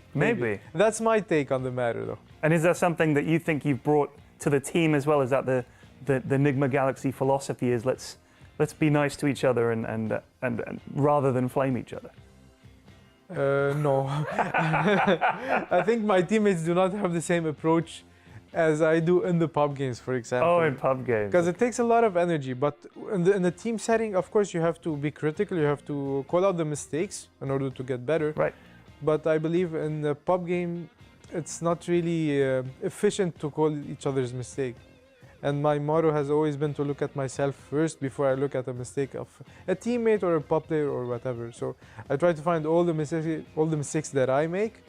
And when I'm actually done with my mistakes, which is never the case, then I kind of look at someone else. This has been the way I lead my brain, my thoughts, and everything like that. I don't think you have many mistakes, but GH, thank you so much for talking to me and best of luck in the tournament. Thank you very much.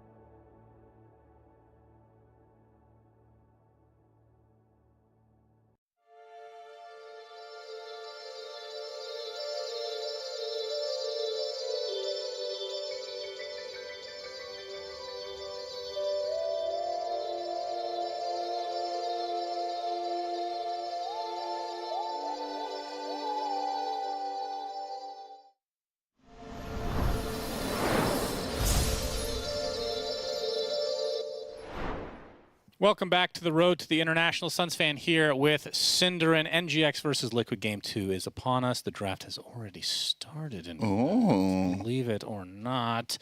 Will Coddle be banned? Will Marcy be banned? Will either team make any changes? Will both teams win at the same time? That's a great question. We've never seen it before, but it could happen today. Liquid, if they lose this game, they go down 1-2. Then they're already in elimination. That's right. We talked about that ad nauseum in the last game, so please don't repeat yourself. Well, I'm assuming there's quite a lot of different viewers for this series, obviously, so I will repeat myself as a matter of fact. Keep in mind, the only teams that are either guaranteed through or guaranteed out are teams that are 4-0, 4-1, 1-4, or 0-4. Those are the 6 teams that are through or out, which is 3 of each. The remaining 10 teams at the end will be 3-2 or 2-3, and they will play a singular best of 3 to decide whether they end in the top 8 or get eliminated. You want to avoid that bracket at all costs. And for both teams here, it all starts here, because whoever loses this series will already have 2 losses, and therefore at best end 3-2, and therefore have to play that elimination series in a couple days. So a lot on the line here. Liquid choosing to first pick Puck. And they ban Marcy. And they ban Marcy. So they're saying, whatever you guys did, we can do it too. Is this where you instantly pick the Dragon Knight? Ghost plays it as a carry. Okay. Do they also play it mid on Sumail, or does Sumail want another hero? I think when you first pick Puck, this hero needs to be responded to immediately. Okay, they'll respond to it from a support position. That's also fine. Grabbing the Bane first. I think now we probably ban Silencer, if you want your Bane player to have a fun time. Yeah. Could also ban more summon heroes, such as the Lycan. True. Lycan's in the pool. Yourself. Both teams play it.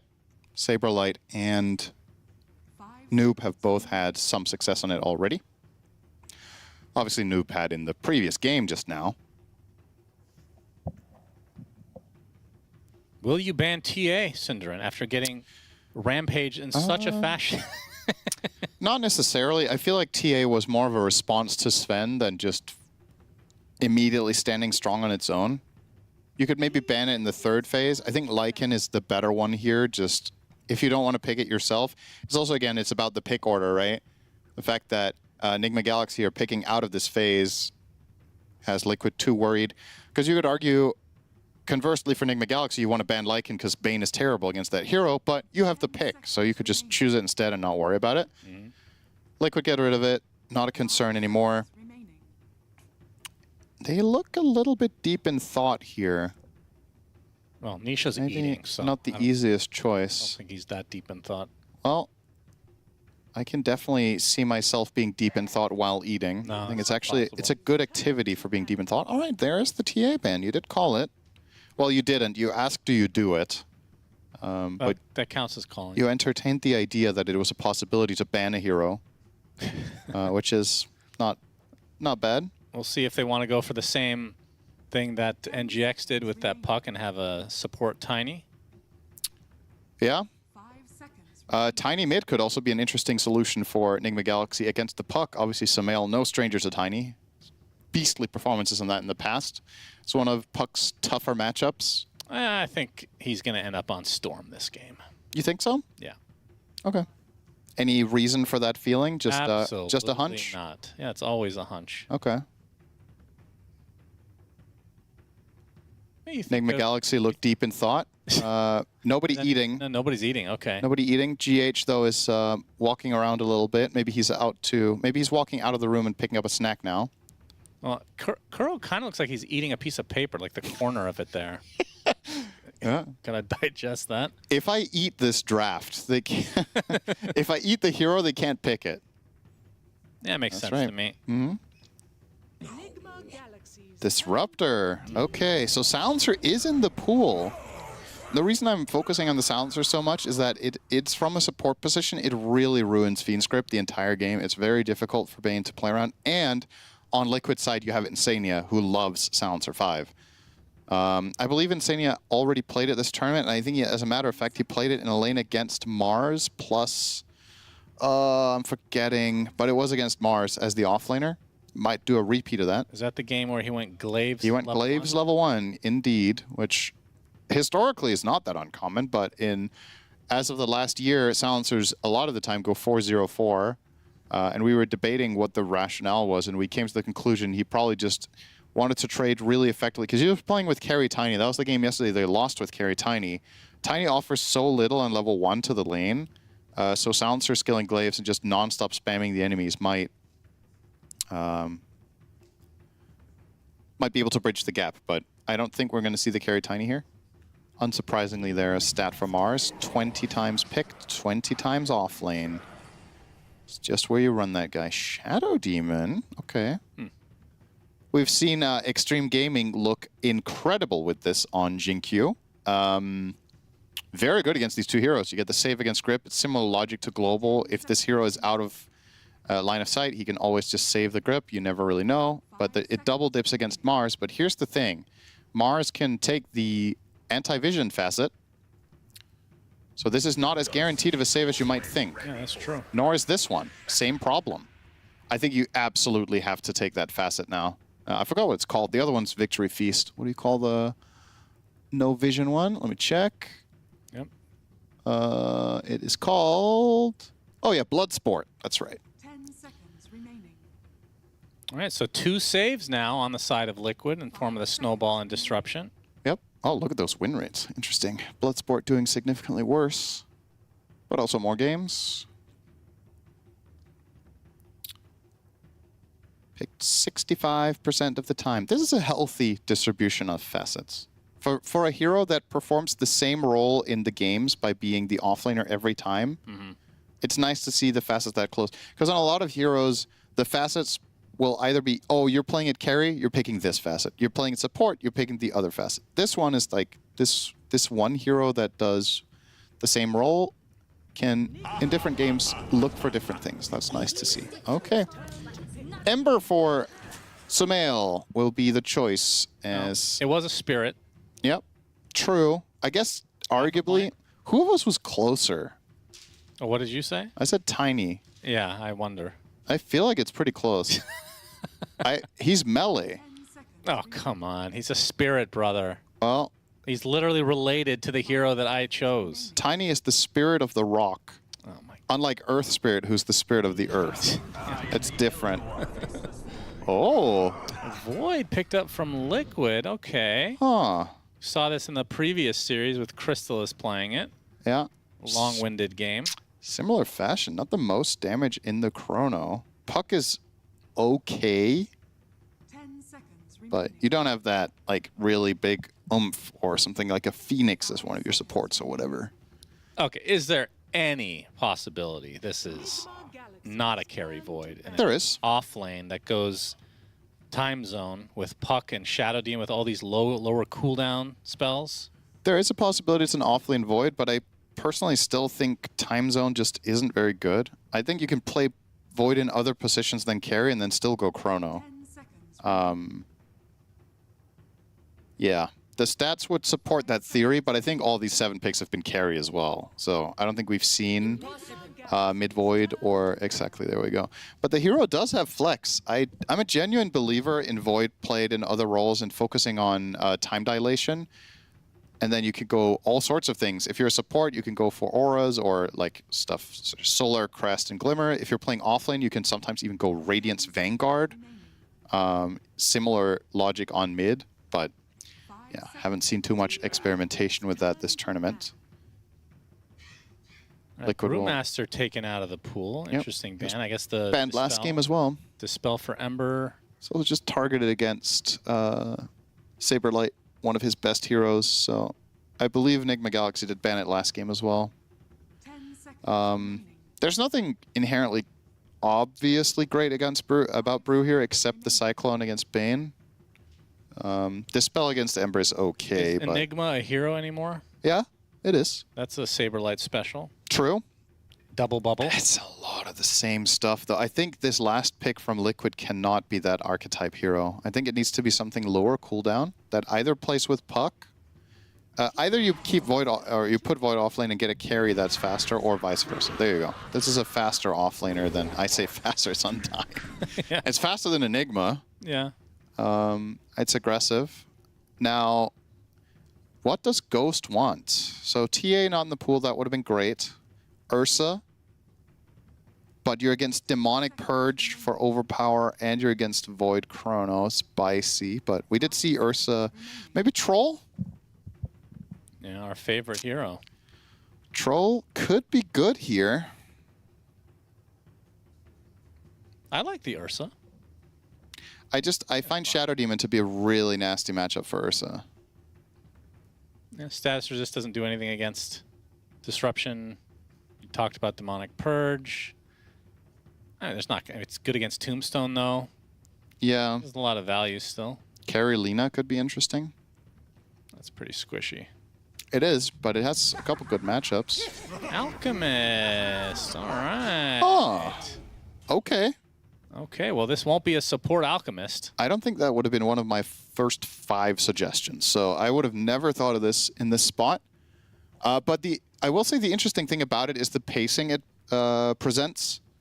Alchemist is one of the faster carries at coming online and then potentially running the game. And this is Nigma Galaxy saying, we don't want to go late against your Void puck. And I do think that's the right approach. I don't think you want to play against a Nisha puck late game if you can avoid it. And Faceless Void, one of the hardest carries in all of Dota. You are, however, picking Alchemist into an offlane Undying lane. That's rough. But, wait, does this work anymore? The zombies, do you get gold for them? You should, yeah. Okay. I think so. If there's so. ever a lone Tombstone out there, I remember watching Weehaw do this Yeah. back in the day. You just sit around the Tombstone and farm up all the zombies. You get like hundreds of gold. Yeah. Pretty hype. If you get the right situation, sure. I guess Undying will also take the facet where when he attacks you, he spawns a zombie. Maybe you just fight him. You don't kill Undying on purpose and you let him hit you. So you can just farm the singular zombies that he's bringing your way when you're hitting each other. That sounds like a winning strategy to me. Yeah, works in Turbo. Why wouldn't it here? That's true. Yep. Okay. I mean, Turbo is a great microcosm of late game Dota. That's true. You're skipping the laning stage. Like there's some value there. If only we could have a Turbo TI. Tournament in Turbo. I'd be up for that. Honestly, it would be kind of cool to see. No joke. Just as a one-off, just try to... If only Moonduck still existed, we would do that ourselves, but it's not worth. You know, it's not worth the bank account going depleted completely.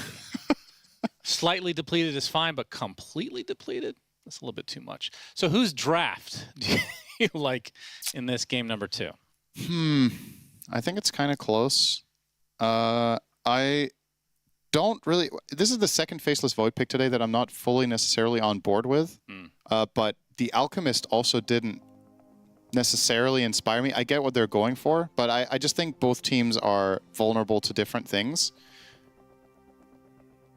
Nigma played better game 1. I don't think it was a strategic win. I think they genuinely outplayed them. So with that in mind, if I don't have a strong favorite in the draft, got to go with Nigma again, right? Okay. So we'll see Liquid level up. That's fair enough. Yeah, Liquid looking a little lost in that last game, but we've seen them bounce back before. Sure have. Many a time. These are the defending champions we're talking about, Cinderman. Liquid rarely do it the easy way. They like playing more games. True. So, well, if they like playing more games, they got to get to game 3 here. That will give them one more game. Absolutely.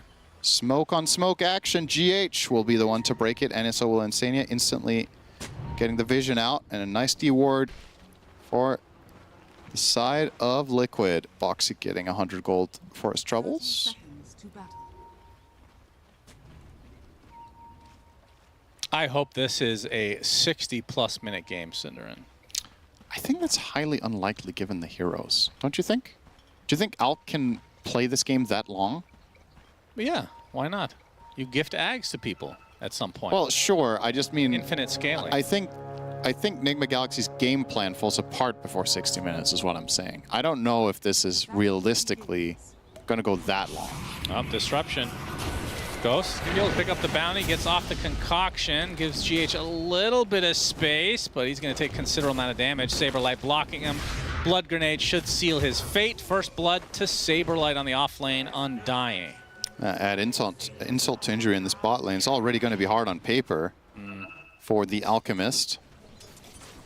Throw a bit of gold Undying's way. Could maybe buy 2 mangoes if he wanted to, or get a faster soul ring. Omar is a really good hoodwink, by the way. We didn't talk about this in the draft, but I think this is probably, if you ask me, his best hero.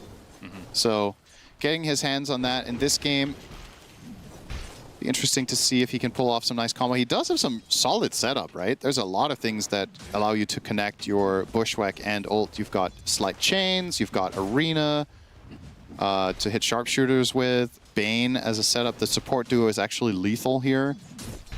Yep, that's true. So the saves of Liquid need to be on point.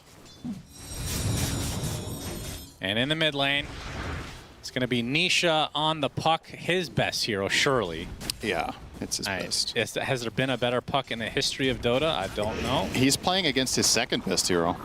Yep, that's true. Sumail on the Ember. As Ghost taking a bit of a beating. And we'll see how long it takes for somebody to die in this lane.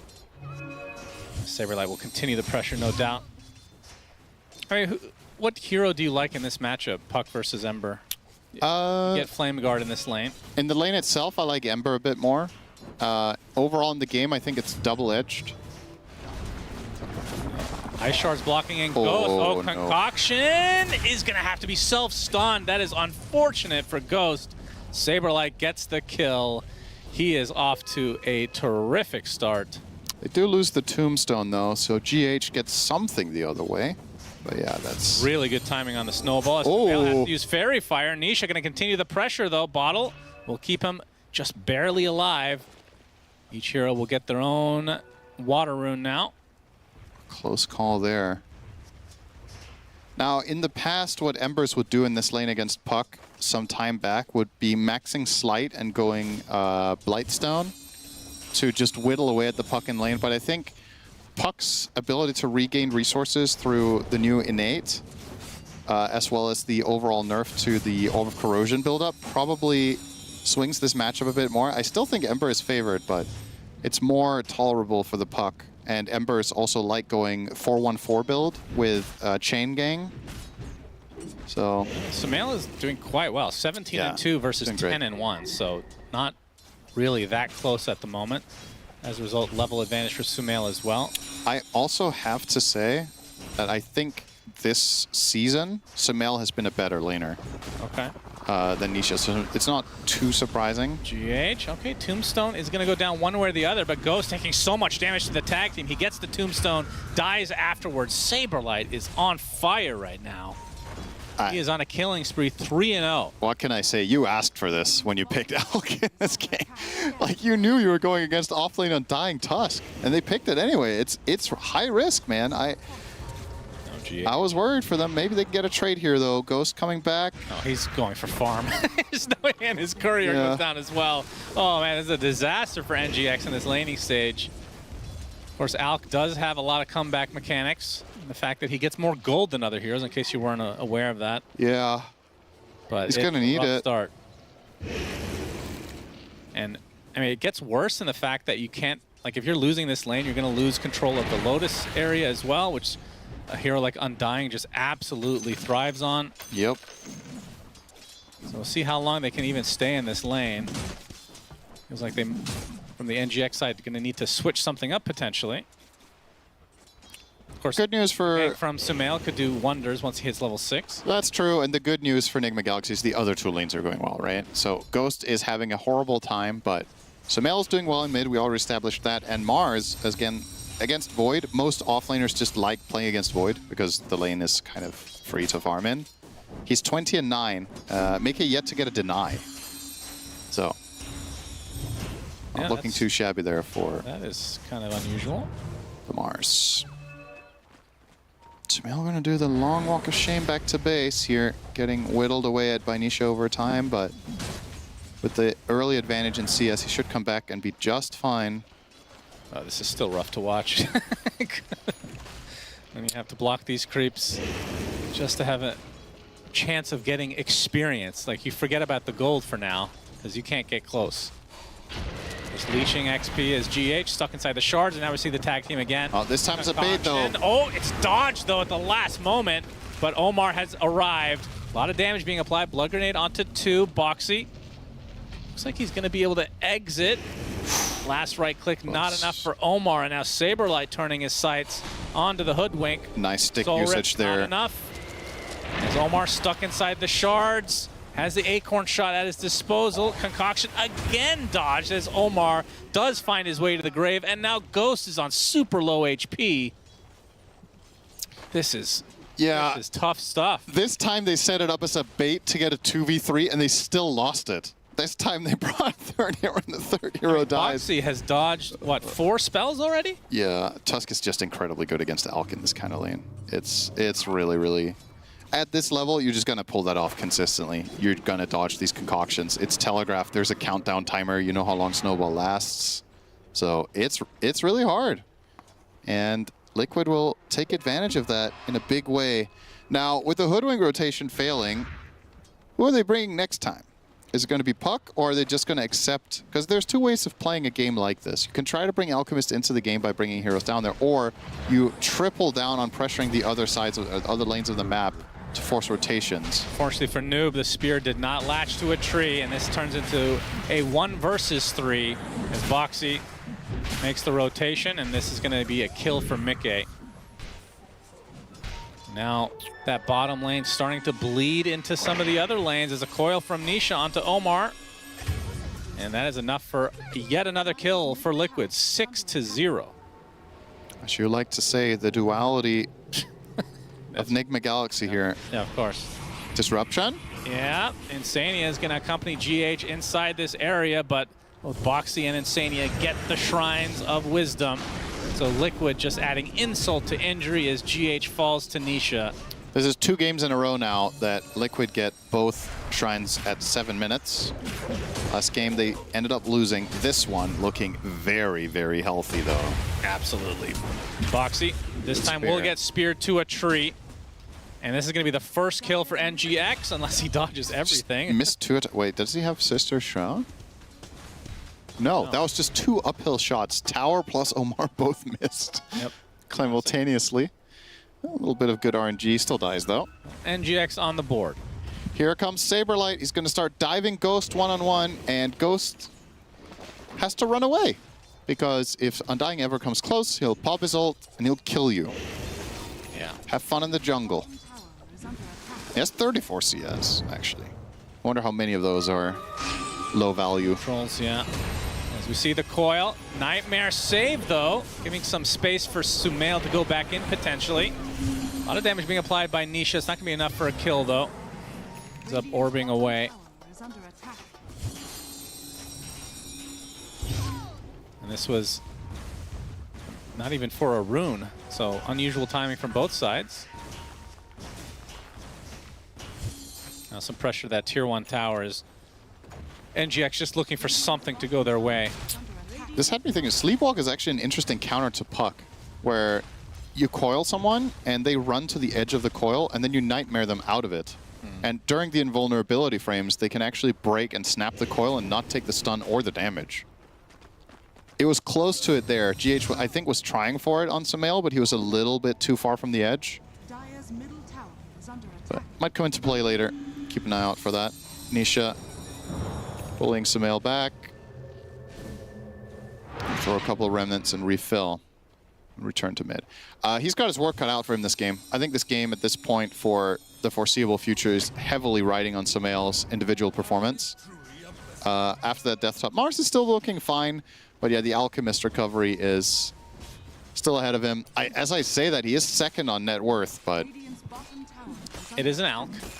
It's Alk. More than I thought he would have. Yeah, still. They have actually done better than expected, all things considered. So maybe I have to eat my words. Looking at the board is not that bad. How did he recover that much? Even if they have some stacks, that's still surprising. He was able to get that much his way. Well, he goes for the Talisman Evasion first. Yeah. Into the eventual Radiance. Have to see what kind of timing that's going to be. It feels like it's going to be maybe regular timing for a regular hero, unless he's given all the space in the world now. GH eventually spotted. This was a long time coming, it feels like. Oh, the TP, he's actually fine. Heads and up. No Walrus punch yet. Time wasted for the supports of Liquid. And of course, the more time they spend doing other things, the less time they spend contesting Alchemist on the left side of the map. And even if they knew he were there, it's kind of hard to access that without a smoke anyway. It's one of the safest places on the map right now. That's right, the old Tormentor spot. We all miss it. Yeah, all of you missed that. Now that the Tormentor doesn't exist anymore for us lowly players, as you said last game. Very sad. Try getting good, then it exists again. Okay. Maybe people just don't go for Tormentor and Turbo. They don't have time. Yeah, the game's over by then. Yeah, they're busy. Tormentor needs to spawn at 5 minutes. They're queuing Turbo because they don't have time for a long game. So as soon as you hit minute 5 and 10, you're just brawling, right? That's right. There you go. Late game Dota, gotta love it. Nothing better. Yeah, that 10-minute late game. Yeah, why not? Criticize so much. You know, a lot of people play Turbo. Turbo is a great mode. No joke. GH stuck inside the shards. Saberlight, he's actually gonna pop his ult for this. Yeah, he needed to, I think. Really? Well, otherwise they have to extend the chase with Boxy. I guess they could have done that, but then there's the risk of a turnaround play. Like, you kind of just want to get that kill and get out of there. It gets awkward if they chase another 5 seconds, so. Omar again, Coil. Coil comes out from Nisha. This is going to be a support kill onto Omar in all likelihood. Another shard block from Boxy. Just S-tier class Tusk play from Boxy, as always. One of the best to do it on this hero, for sure. 9-1 advantage for Liquid. Only a 1K lead against an Alk, though. Yeah. But Saberlight's having a... I think Liquid's win rate when Saberlight is top net worth at minute 10 has to be incredibly high. I mean, I feel like you could say that for any offlane hero. Shut up. When their offlane is top net worth, they have a high percentage of winning. It's crazy. That was the opposite of shut up. GH. Okay. Disruption. Think he's gonna die here? Yes. Thank you. 10-1, mid tower, under siege. Still racking up. And really, this is the Alk watch on Radiance. He's 2K into the Sacred Relic. Yeah. As a tier 1 tower pressured down, Saberlight and company will claim it. And Saberlight himself is obviously going to make his way towards some big items. He's close to a Lotus Orb already. Man, that has been a very common pickup. It's so good. Very early. It's so good on Undying. And in this game, you're against Bane, you're against Searing Chains. I feel like you have to do something about this if you're NGX. Absolutely cannot give up your stacks. Disruption comes out. Oh, that's a good shot. Yeah, Sharpshooter hits. This should turn into a kill onto Insania. And Saberlight puts the Tombstone on the cliff. He gets speared. They're going to be able to take out the Tombstone as well. Saberlight in a lot of trouble. Remnant comes out. That is the death of the biggest hero in the game. Double kill for Sumail as NGX still trying to defend their Ancients, and Liquid's still around to try to contest. Mickey does have the Chronosphere at the ready. Noob's gonna be able to get the arena off and the spear onto Mickey as Saberlight in that Flesh Golem farm Sumail. He's gonna get snowballed and coiled. He's in a lot of trouble now. He drops to the deck as Nisha gets credit for that one, and Saberlight and company now will be able to clean up the Ancients. Yeah. Started off kind of rough, but as a sharpshooter coming out, it's enough. So Omar snipes out one. Nice Obviously, kill. that helped a lot that Saberlight has an innate that gives you another life. Yeah, of course. I mean, if he doesn't rejoin this fight, this doesn't go this way. And Nisha, with some great backline play, managed to kill the Bane alone, and then he follows up and still has the coil for Sumail. So I was just about to criticize Liquid for making that invasive move without truly committing for it, but yeah, conveniently forgot that Undying has 2 lives, so it works. Yeah, it looked really good for NGX there for a moment. Yules for Noob coming up. So the build paths that we've seen on Mars in this tournament, we've seen XXS went Pipe in this slot, and then he went Yules. Omar might do the opposite order or bypass the Pipe entirely and get something else.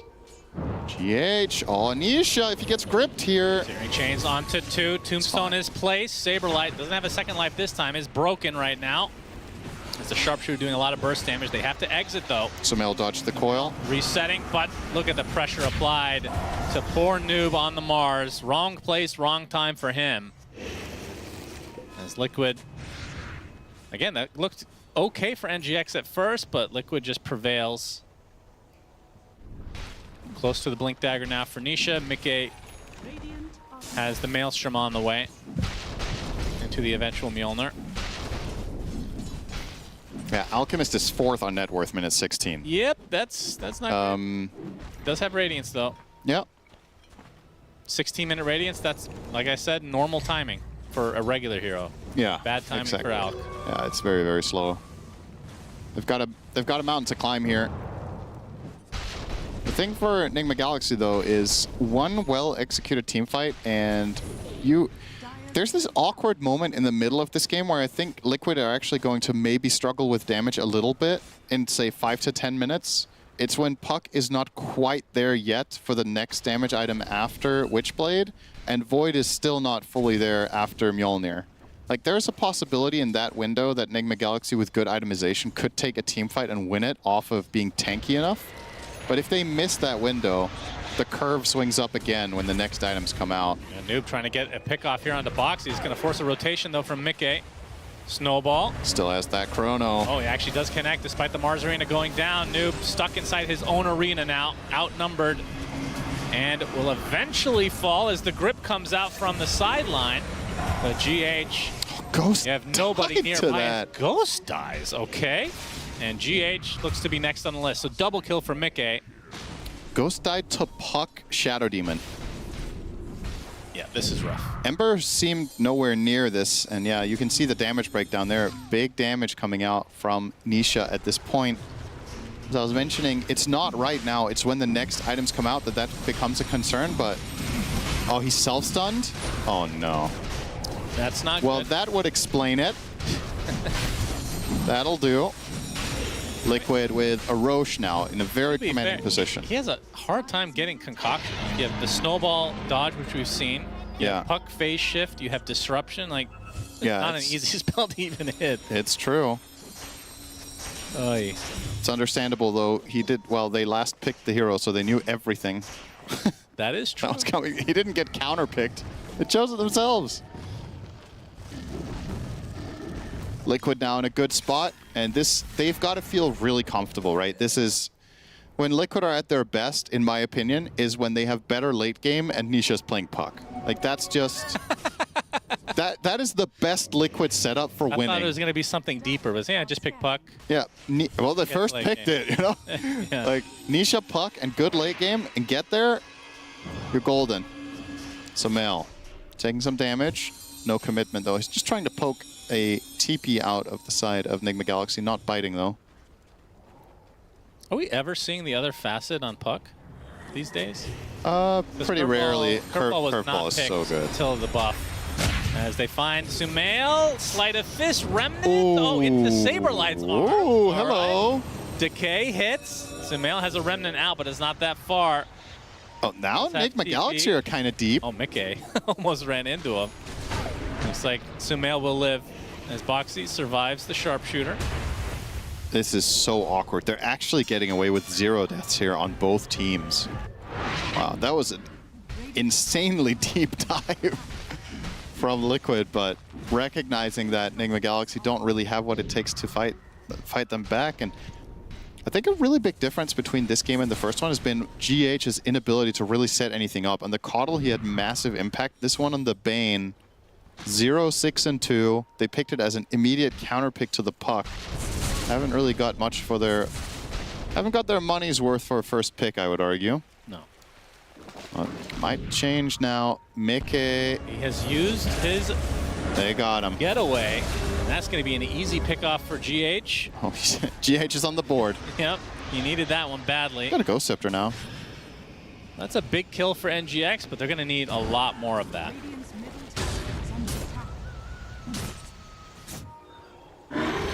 Saberlight won't waste any time as Tormentor will be Liquid's.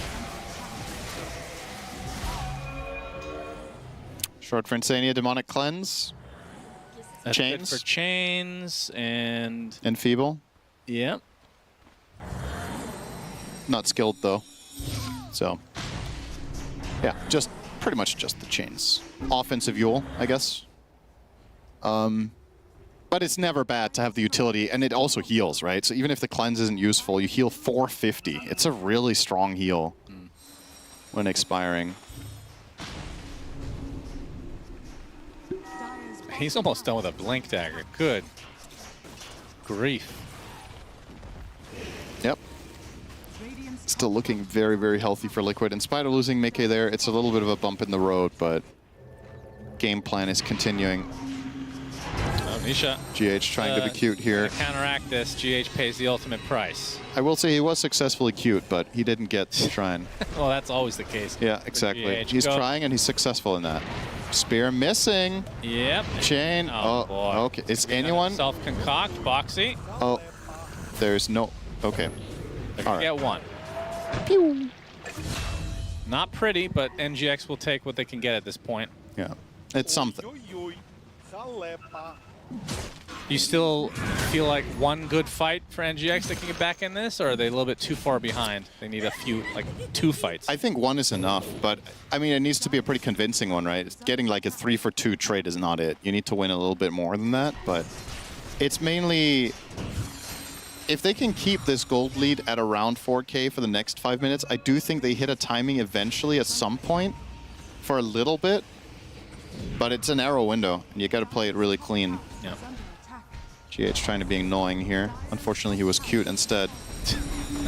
And the tower will fall to the hands of Mickey or his faithful friend, the Centaur Conqueror. Can't tell which one got the last hit. I think it was the Centaur, though. Really important. Yep. Gotta give credit to whoever gets it, right? If it wasn't important, why even show it? That's true. Looks like the Aegis is going to expire for Liquid. Yeah. They have pretty significant map control right now. Nisha going Lincolns against Bane. It's pretty standard. GH will obviously skill a point and Enfeeble to counteract that, but it does make things a little harder. It gives you that moment to react. And is there anything else that's good against Concoction? That's pretty much it. Outworld Staff. Can't use that offensively. Omar getting chased by Mickey. Looks like he might survive. Yeah, Mickey doesn't want to waste his time. It's such a nice little nook there for Hoodwink. Yeah. That little corner. Alk is top net worth, ladies and gentlemen. All right. And he has BKB when the courier is respawning in 2 minutes. Yeah, he can go back and buy it, though. There's nothing Oh, on I the thought courier. that was on the courier. Okay. It's just all stash, so there it is. This is one of the items I was looking for Nigma Galaxy to be able to fight. The other one is probably Sumail finishing Kaya Sanj. And then you're looking at a bit of a dead space before you get more damage, right? Like, no, Mars is not suddenly going to show up and deal 50% more. Like, the hero just doesn't. Yeah. So there's a lot of pressure on the Ember and Alk to do the output. Yep, that's a shield rune for Ember. It's good. They can still Demonic Purge it, though. True. But if that gets used on anyone else, it will be hunting. Very nice. Nobody in the area. He caught a courier. Okay. Much like you hunting at the steakhouse. Well, I wouldn't call Chipotle a steakhouse necessarily. That's true. Well, you did say you hunted steak, though. It's close enough. Well, they have steak at Chipotle. Yeah. You know, I know you guys don't have that in Europe, unfortunately. Yeah, we don't have steak. BKB online for Mickey, and that means go time for Liquid. Ags for Saberlight, too. This is a nice level up heading into this fight. He is a big, bad, and birdie. It's funny that one of the most conceptually cool, like watching it, Ags in the game, and it's so simple. Yep. Gives you stats. Yep. Very cool. Doesn't all have to be all this. Meanwhile, your hero for does Invoker, when you get Ags on each specific facet, completely different skills. It's Mickey going to be able to take out the tier 2. I didn't know you were a voice actor for the Goblins in Baldur's Gate 3. That's good to know. GH.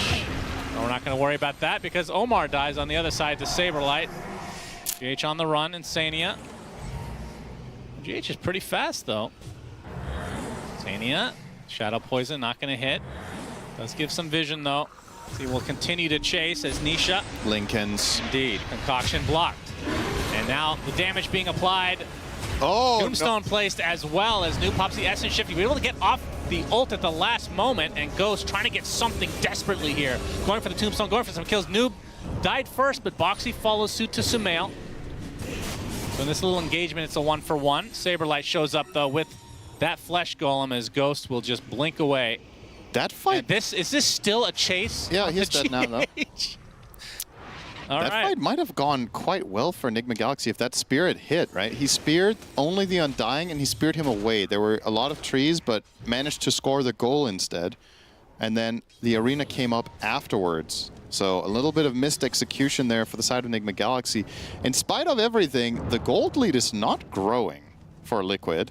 Sure. But it's also, you're against Alchemist, so arguably every passing minute that it remains 4K, you are winning more, right? Yes. That is technically true. Yep. Oh, Mar and GH. They have eyes on Mickey. This would be a big one. Bushwhack into the grip and Concoction to follow. Huge kill that for is some MGX. Offensive farming. Look at the map layout right now that he is over there completely alone, trying to steal Ancients away from the enemy team. Risky business. Okay. Was going for a potential kill, but looks like he's going to leave the rest of his team behind. Omar drops. Looks like the next support for GH on the list for Nisha. A little bit of miscommunication potentially from NGX as they kind of split the uprights. Ghost just went to the north. Yeah, this another moment that could have maybe been good for them given the man advantage. No Void in the area, but Ghost blinked to the enemy high ground and exploded on himself. That's not exactly the way you want to set that up, but Liquid once again continue to find a couple of kills here and there. I'm still baffled by the gold not moving more than it is, actually, in these last 10 minutes. It feels like it's hovered between 2 and 4K. Ghost. Okay. Yep. Okay. Keeping up his stun ratio. Saberlight. Oh, they're going to jump right on top of him. Sharpshooter to follow, but the save from Boxy. Wisdom Shrine does go to Ghost in the end because of the snowball. This is going to be a lot of damage applied to Saberlight. He dies, instantly spawns thanks to the innate. We're going to see a repeat of the last time we saw this. Noob absolutely destroyed. Yeah, didn't get off arena. Gets a Ghost, another concoction. He actually wants to go in. He will. Trying to right-click his way on top with the bushwhack to follow. Lotus is going to be able to reflect on Mickey. Gets off the BKB and now turns his sight onto the Alchemist. Gets off the Chronosphere. That is a dead Minotaur face, whatever that cosmetic is. Is Omar going to drop as well, and now Liquid showing up in full form. Get the tier 2. Will they continue to push? I don't see why not. 50 seconds on Alchemist. They thought they had more damage than they did, but the Demonic Cleanse obviously can remove the Orchid, and also Mickey has BKB. I think that just wasn't going to happen. It's a costly mistake. Ghost Scepter. Sumail trying to lead the charge here. Gets off a Sleight of Fist. Does dissuade Liquid from going any further, though. Alk not up for another 30 seconds, but Liquid's still going to back away. Potentially Roche time. For the first time, it feels like this game, the lead is over 5K for either team, despite Alchemist being in it. Yeah, that is true. Tag team going to help out in this endeavor as Roche will go down. You can see Sumail gonna scan it out. A bit wild. In the charge now, trying to go for Manisha. Gets the Aegis. Sumail. He got the banner. He did get the banner. We'll see if that matters in the end here. Sharpshooter gonna be dodged thanks to the disruption. A lot of damage applies to Sumail. There's the arena from Noob as Nisha still trying to find his way to Sumail. Another orb comes out. Have the Yules now. As Noob gonna be able to get off the spear. Does take out Insania, but eventually Sumail just goes down to the simple right clicks. Saberlight, no second life this time, as Ghost shows up and shows him who's boss. Another concoction. Gonna be... Oh, actually, that was really smart. That was really cool, actually, from Ghost. Blinks into the snowball and gets the stun anyway. Another concoction to follow, and this is gonna be another valuable kill for Ghost. So despite not getting the Aegis, NGX showing up and having a pretty good fight. Yeah, another more or less even trade when all is said and done.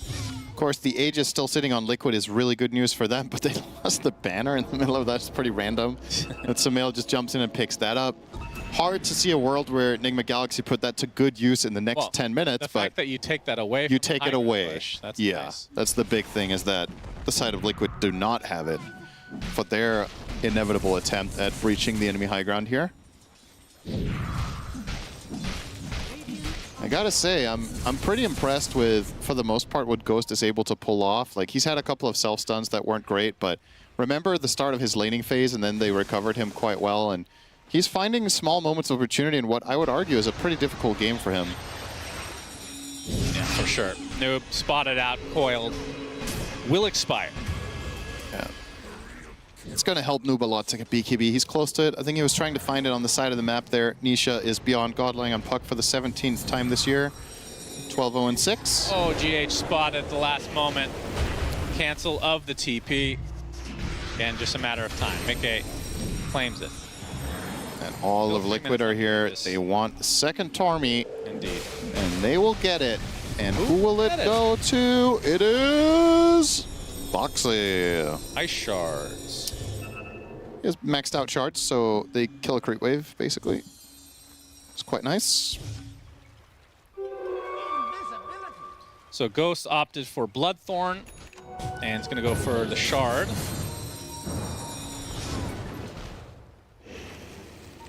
Oh, Mickey spotted out by an invisible Alk.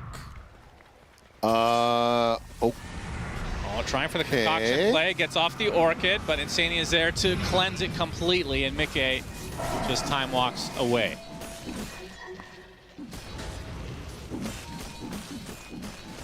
Ironically, the cleanse has been best against an item we didn't even talk about because it wasn't in consideration at the time. But it's the Orchid that he's mainly using it against. It's very nice against the Bloodthorn. Yep. And I think if at all possible, oh, hang on, Nisha. Yeah, Ghost has to pop the BKB in retreat. He's stuck inside the shards, though. They're going to use the arena. And, well, they still see him, though. They get the snowball and the chronosphere. Mickey not leaving anything to chance. 80 seconds of no Ghost. And now the high ground is ripe for the pickin' for Liquid. As Nisha getting it pretty deep, takes out GH in turn. Just like that, 2 out of the equation for NGX. And Liquid building shall melt in their presence. One more fortification. They're actually gonna go for 3 lanes at once, potentially. Saberlight just wants to keep the creep wave nearby. Yep, it's good. Might as well push out this additional wave for later. Oops, with the pressure coming in bot later down the line. Yeah, this is at least 1 lane. I don't know if they go for more. They have 50 seconds on the Aegis and no chrono, but I don't really think there's any risk whatsoever because, once again, Nigma Galaxy's damage right now heavily contingent on the Alchemist being present. Yeah, but the backdoor protection does kick in. Sumail did cut the waves, so this is all they'll get. A lane plus a tower is a good prize, though. And yeah, we're reaching the point of the game that I was talking about. It's just Liquid will win these games almost every single time. We're reaching late game. You have Puck on Nisha, and you have Faceless Void. Like, this is starting to look borderline impossible for Nigma Galaxy, and it's not because of the gold amount, because you can obviously recover from 13k deficits, but the look of the lineups, you're also seeing the desperation here. This feels like a Hail Mary. Like, we have to make a move. If this fails, they might just throw in the towel for this one. Yeah. Maybe they could get a backstab on Saberlight. Since he TP'd in, he wouldn't be able to re-TP with his innate if it were ready. That's true. The entirety of Liquid are actually here. Insta counter smoke. Be popped. Big slide. Ghost gets the Abyssal, or the Bash. It's Boxy, get the ice shards out. They're going to punch the Alchemist. He's already low HP. Pops the ult though, and the BKB, trying to turn his sights onto the Undying. Actually grab allies himself as Nisha looking to turn the sight on him now. They are able to kill off the Tombstone eventually. And they kill the Void during all of this as well. So two big kills. As the Shadow Demon in quite a bit of peril. Insania drops to the deck. Boxley looks to be next. That's 4 dead.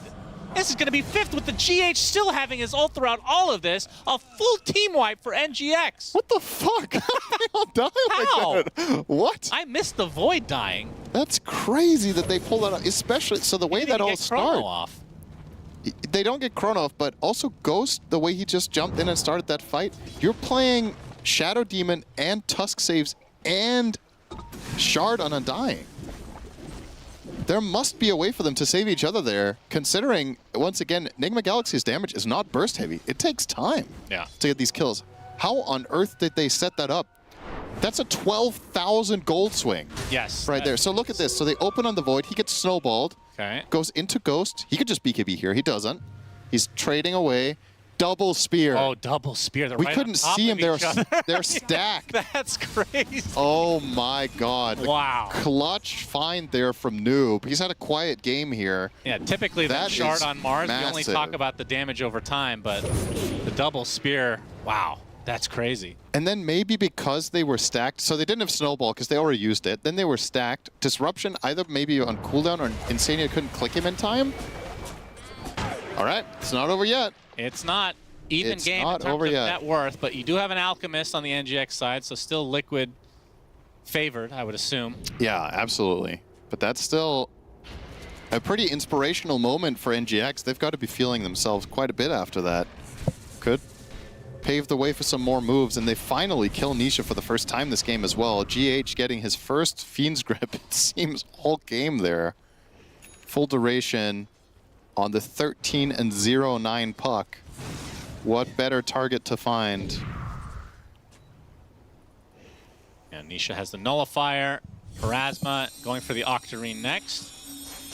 So Mail off of that fight is going to get level 25 at the same time as Nisha basically now. Wow. So these talents are really, really strong. He's running Ags, so he's probably going to take the left talent. There we are.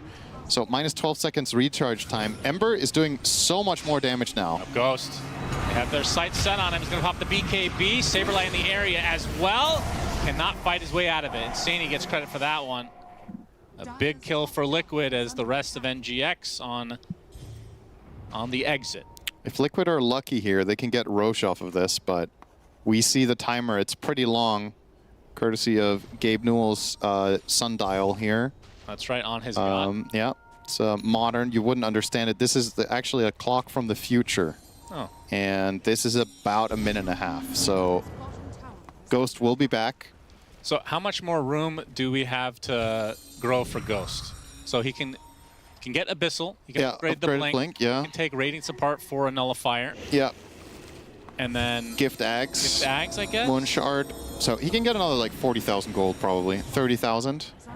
So he's halfway. Yeah, Ags for, I mean, you can just do the refund for the Ember, I suppose. Yeah. I think we're still, I mean, at what point do you prioritize that over an additional item? Or is there a point? I don't think there is one in this game. I think you're looking after yourself the whole way. And when you have nothing better to do, you gift Ags. I see. Because there's also, what good Ags can you gift? The Bane one would be interesting, to be fair.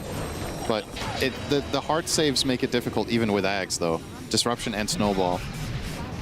Yeah, this looks like it's going to be a melee Rax, although Fortification comes out. Alchemist up in 10 seconds. Has the buyback. Obviously doesn't want to expend it now.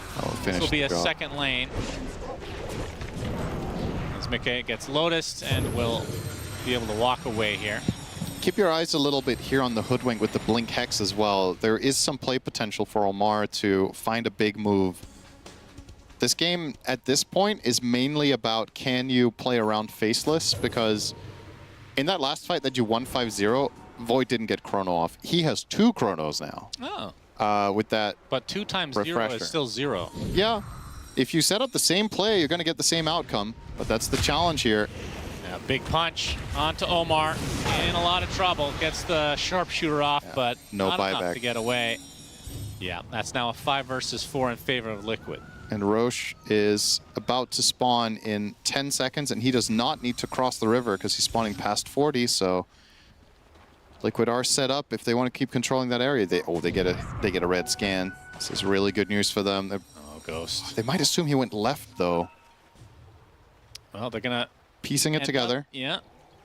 Oh, Ghost still continuing to farm. Oh, if he farms this camp, this could be bad. Nearby is going to pop the BKB, the disruption to avoid Bane using any spells. Concoction going to come out, but Ghost is going to take too much damage. Does have the buyback, but they lose another support without buyback. Yeah, it's free Roche. And Liquid, yeah, exactly. Roche number 3. Surely this is the killing blow.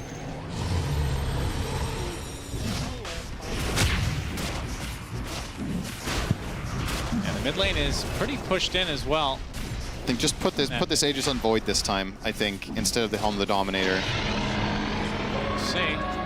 It will be. Because they put the previous one on Nisha. I just think the only way Liquid lose a fight here is if Void dies, more or less. And with this, you're just so incredibly safe. You're playing triple save and Aegis. How on earth can Nigma Galaxy find this angle? At this point, the Void play doesn't exist, so you have to jump supports. Have to kill SD, have to kill Tusk, and then try to survive the 2 Chronos. Saberlight has Ceaseless Dirge up as well, so going for him. He just comes back. And I think they're just going to give up Megas. Still 30 seconds on the death time before the out. That's a range Drax top, but yeah, 20 seconds. Mickey should make that in time. On the way there. Yep, Spear. Searing Chains to follow from Sumail. Sharpshooter. Not going to do too much here. Now the Nullifier applied. Oh my god, Sumail's just getting bursted from 100 to 0. Does have the buyback as the Mars Arena comes out, but Mickey just has the Chronosphere. It's going to get gripped, though. Do they have the damage? Again, he has the second life, so there's only so much you can do. Buyback comes out from Sumail as Mickey popping the BKB. Has the second Chrono if he wants to use it. Doesn't need to bother as Sumail kind of running out of steam here. Gets off the Shivas. As goes focusing on the Tombstone as Liquid. Their supports are crumbling now. There's the Chronosphere number 2 from Mickey, but the nice save from GH for the time being. But Sumail does drop to the deck. 2 minutes down and out. As Ghost will get some help thanks to the Arena bashing the crap out of the Void. That's life number 1. Buyback now from Insania. Concoction coming for the Faceless Void. Noob and company can try to apply some pressure. Gets the Sharpshooter off and the Rebuke. That's enough. Down goes Mickey, but they have mass buybacks from the Liquid side, and they can likely just try to end it, knowing that that's a dieback for Sumail. Noob drops, but does have the buyback available. This is still going to be a 3 versus 5. And now the building's starting to melt in favor of Liquid. One more smoke for the road. Still the buyback being retained from the Mars. Zomar going to set something up. Roche's banner's placed. Ghost can try to backstab. He stuns himself, though, and that should do it. My God. Oh, dear. Nullifier applied to the Mars in those last moments of the game. And Liquid coming back in this game number 2. Still no GGs coming out from NGX, which I guess is to be expected. As Nisha just frontlining, only dying a single time in this game. Just an absurd play from the best puck in the world. As Nisha will pop his BKB. As the Ancient goes down, and there go the GGs. So Liquid extending this to a 3rd and final game. I think that is a fitting outcome here, because what these 2 teams have shown so far today is that they are pretty close together in current power level. So 3rd game at this point kind of feels like anyone's to take. If you factor in just how hard of a game this was for Ghost early on and how they managed to pull it back, this genuinely could, I think this 3rd game becomes a question of mentality, right? For the side of Liquid, they probably didn't win the way they wanted to. I think that was a bit scrappy. And for the side of Nigma Galaxy, they kind of almost pulled a comeback in a game that looked horrible. So maybe they feel a little bit better about stringing some together. Find a different last pick, maybe that game's different. Yeah, I feel like a lot of teams with that start from Alk, they lose in 20 minutes. Yeah. This was pretty impressive from the NGX side, despite being on the back end for the majority of the game. But you got to give credit where credit is due. Liquid dominated from the start. They picked Undying. Nisha Puck, Absolutely baby. destroyed the Alchemist in lane, and Ghost was just playing from behind from the start. I think another thing to keep in mind for the next game is who gets pick priority. I actually think in this series it's really important. We've just seen Puck pop off in both games. This time it was the overall first pick. Last game it was, or previous game it was Sumail running it as well. So maybe that is just the hero of the series, and if you're the second pick team, maybe you just ban it, actually, and you let something that's more meta through. If you're the Nigma Galaxy side, you're happy to let through Marcy as long as Caudle is in the pool. So perhaps you do have a spare ban for the Fairy Dragon. Perhaps, perhaps. This is the end of the game here, or close to it, I should say. As Liquid just expending all their spells. NGX have a little slight comeback here, but in the end, Liquid just had too many buybacks, too many lives. They had to grab Ally there onto Mickey. He had the Aegis anyway. And once they got the dieback onto Sumail, that's when they could just truly right-click and end it. But valiant effort from NGX. Yeah. This is a pretty well-executed fight overall from the Nigma Galaxy side, but it's just, yeah, you're too far behind. The disadvantages are mounting. Yeah, the 2 kills on Mickey here. This first one, the second one is equally well coordinated. See the repeat here. Stun, stun, and burst. Yeah, that was. In the meantime, nice. Nisha is killing GH on the side, which we didn't really get to see on camera, but that's been half of Nisha's kills almost, it feels like this game, just killing some random person somewhere in the meantime while the fight is going on. And yeah, this is the final moment. Oh my god. Yeah, that was not. It didn't matter. Did not matter. Hopefully for him, it didn't matter at least. I don't think so either. But not the best look to self-stun there on the way out of the second game. But here are your final score lines. I think not really any doubt in my mind about who's getting MVP for this one. I will say, Saberlight. Yeah. To be fair, the Saberlight Undying did a ton of work in this game as well. I'm actually going to say it's not Nisha. I'm going to say it's Boxy. I thought Boxy did a ton. Just got you know what? here. I think it's not as easy as I made it sound. But you know, if you look at just the score, sure, yeah. Nisha. Boxy played a mean Tusk. Yeah, no doubt about it. Dodged so many spells, was such a nuisance. They got a very pivotal kill onto Ghost when they blocked it with the ice shards towards the top area with that wall that we don't know the name of. I can't remember the name anymore. The barrier that looks like it's from a sci-fi game. Yeah. What is it they call that? The sci-fi barrier game. Yep, that's right. StarCraft Gate, something like that. As, yeah, there we see Mr. Boxy, one of the best Tusks of all time, if not the best. And that is game number 2, which means game 3 is going to be coming to us shortly. Stay tuned.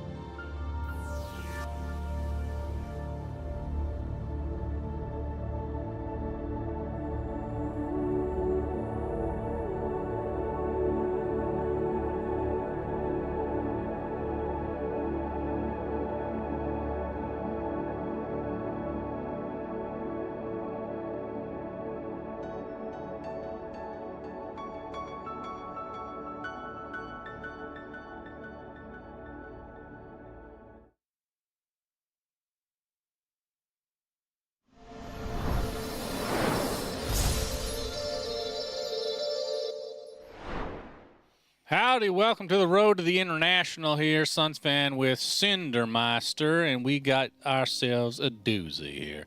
Game number 3 between NGX and Liquid. Who-wee? Who-wee? That's my question to you is who-wee? Who will win? Yeah, good question. There we go. This was actually what I was expecting and talking about, right? The puck. Maybe it's just going to be banned out specifically between these two teams. And guess what? Oh. Here comes Caudle. Caudle.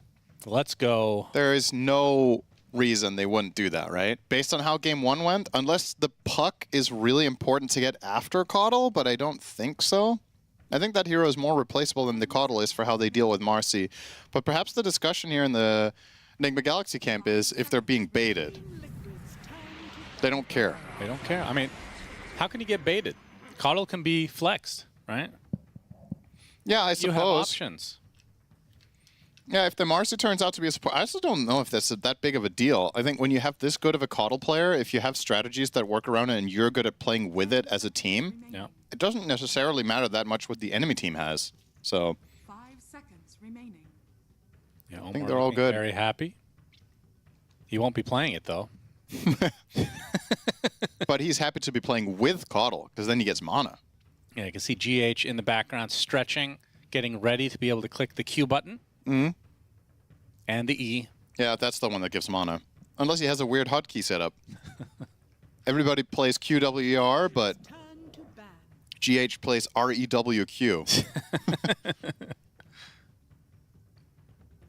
But at the same time, Marcy can be flexed as well.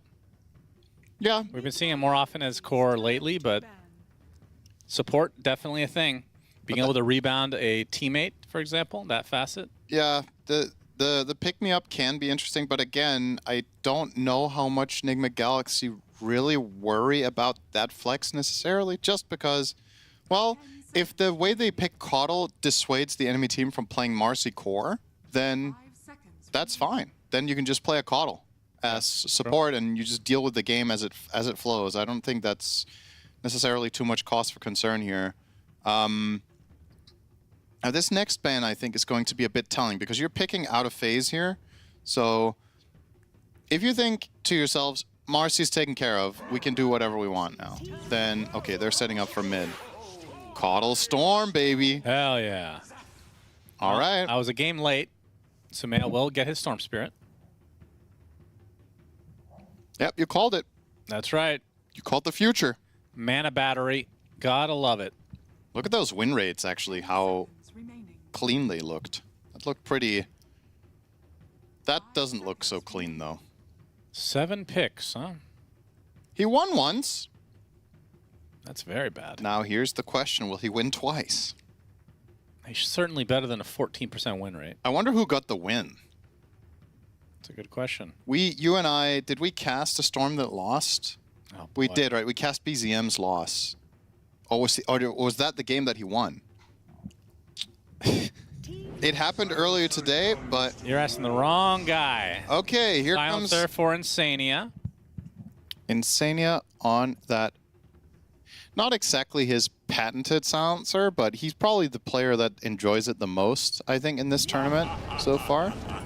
And they're going to run the Ember as well. So, okay. This makes Lotus Orb an incredibly good item against Team Liquid. Seems like every game Lotus Orb is an incredible. Well, it's extra good here because of the global.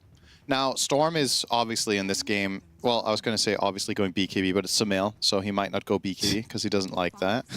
I think it's valuable to consider what offlaner can we pick here that likes Lotus. Mars came to mind, but he's getting banned out here by Liquid actually after that previous game. They were impressed by Noob's performance, even though they beat him, or they just wanted to switch things up. Obviously forcing Noob onto a third hero here as his 2 previous picks have been banned, both of them.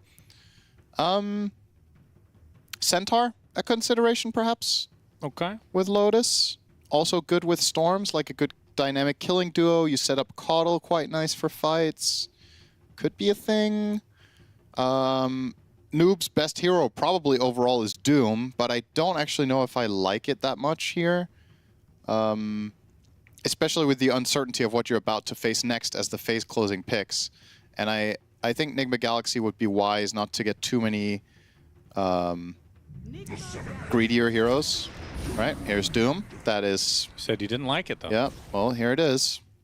Why don't you like it? So my main concern is if you're running Doom here and Storm, that if the lanes don't go too well, that you're kind of stuck in this we do nothing for 10 minutes stage. And that's kind of what happened last game when the Elk lost its lane.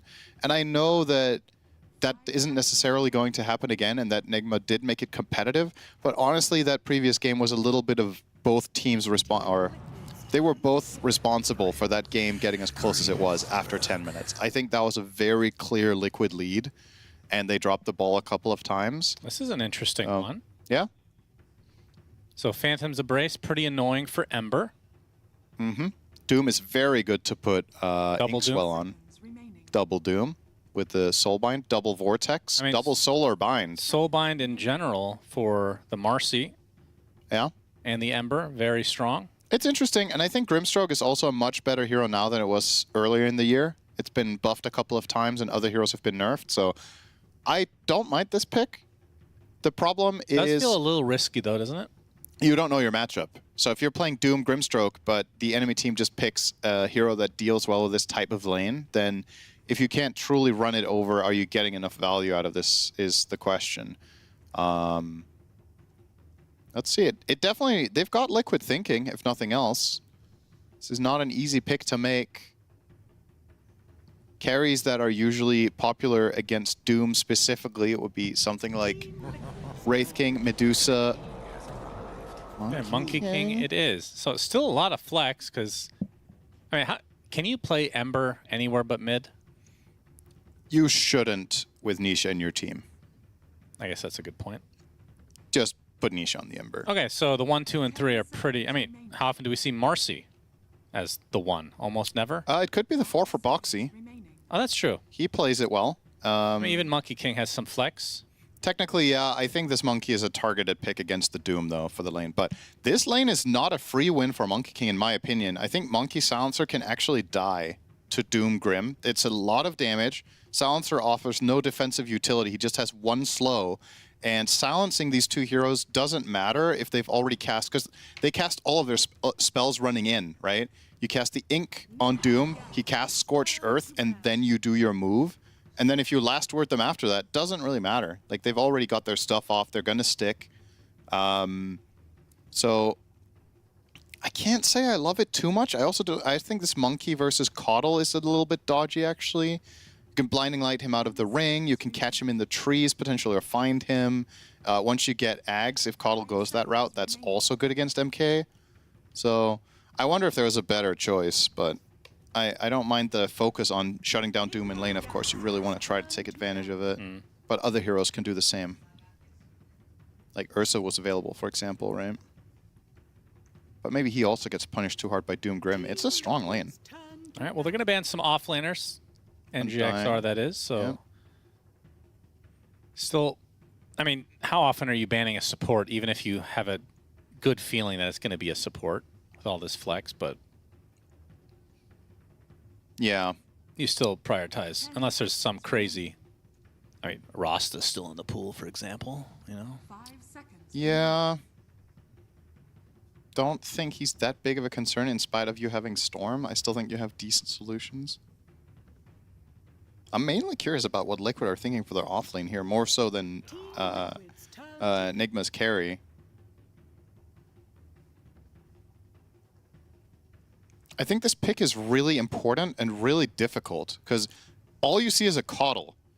And if you're playing Marcy 4, and now you're last picking a carry, then you have no idea what type of Caudle lane it is. If it's a defensive lane or if it's going to be a spam lane.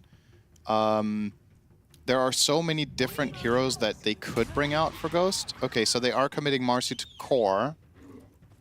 So it's Marcy 3, Snap 4, I'm assuming. I mean, either way, if those are swapped in priority, they're still laning together. So with this information, What could you run here? You could be tempted to pick Medusa. I think maybe it's a bit too greedy, though. Medusa, Doom, Storm, Tricor. Well, Anti-Mage has been banned a lot this tournament, Synderen. Yeah, maybe something faster. Bristleback carry?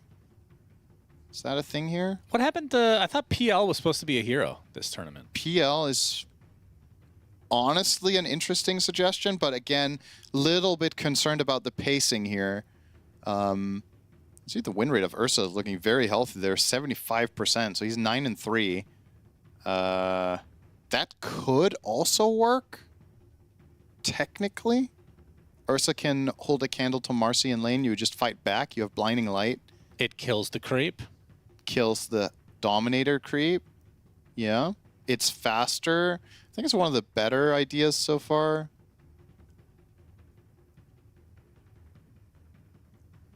I'm running out of time. Yeah, Sven. only 5 seconds. Sven? Yep, it is Sven. It only took 10 tries, but you got it. They were waiting for you. Yeah, so the thing that is interesting about Sven here is Warcry armor against Marcy and Monkey King is really valuable, even to an extent against Ember Slight. And you are one of the carries that can kill Marcy, which is has proven to be a challenge as of late in some games. Now in this tournament, Marcy's win rate is actually still not that great, but it still looks like a strong hero, so I want more sample. But yeah, Sven, another... There's multiple good things about this. He's really good to give Chakra to, so he can get 2 Stormhammers in a fight. He's very good to give Ink to, so now Omar has a different hero to play with. He actually has 3. Yeah, all 3 cores are amazing to Ink, and he's taking Inkstigate here. I need to remember exactly how this works. This is not too common that I see this. So it was it's the manual detonation one. Yeah, it's the part that was usually, or was part of the skill initially. Yeah, so you cannot end Ink early unless you take this facet. It has to run full duration, but with this one you can stop it whenever you want. You're definitely taking that when you're playing with Sven, Doom, as well as Storm. So, yeah, very, very good pick here. I gotta say, I like what Nigma have got this game a little bit more overall than Liquid, and I also, considering how the previous 2 games went, I do think perhaps a little favored. Okay. Is that fair to say? I think it's pretty close, but yeah, I would favor NGX in this game as well.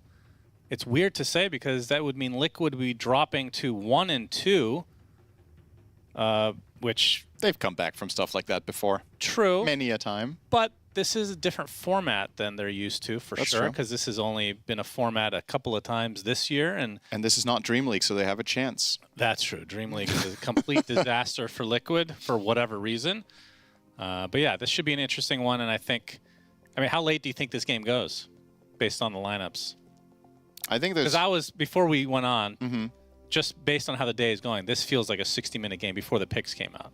Can that still occur? It absolutely can. I think this is more likely a 45-minute game, probably. It's like either Sven really gets there and pops off, or at that range of like 35, 40 minutes, he loses 1 or 2 fights and runs out of steam against this lineup. But there's also a secondary carry of this game. It's a Storm Caudle. Like you can't forget that Sumail has one of his all-time greats here and can really do work. Because in reality, what do Liquid really have against a Storm BKB this game? I don't really think they have anything. They have nothing. Well, they have global post BKB. Yeah. But that's kind of it. Then you have to kill him during the global. I guess you could pull that off with maybe a bash on Marcy or Monkey King and then some heavy hitting attacks. But I think there's a lot on the line here looking at the mid lane. I think for Liquid this is going to be a stereotypical Nisha Ember performance to make this game simpler for them. And of course, my eyes more so than mid actually at second thought are on top lane.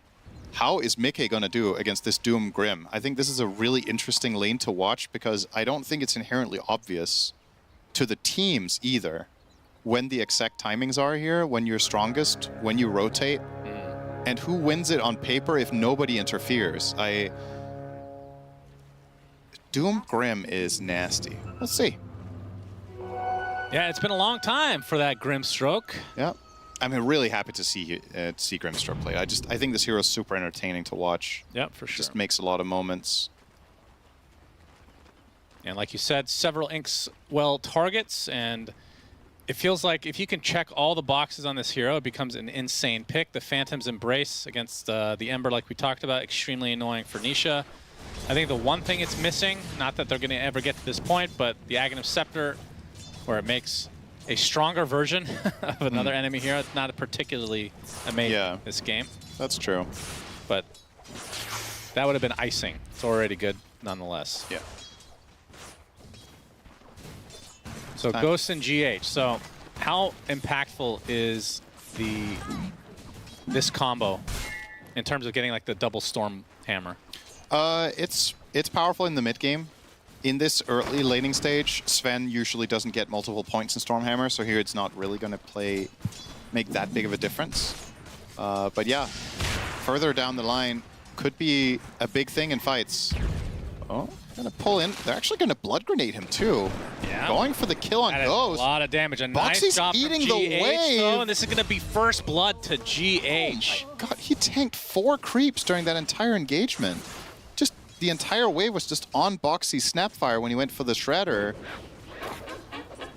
That is very good news in the Nigma camp to get first blood onto GH's Coddle here. He can get boots off of this immediately, and we saw how that mattered in the first game against the Marcy, having the boots Coddle. Yep. Could just run it back. A bit of a misstep from Boxy,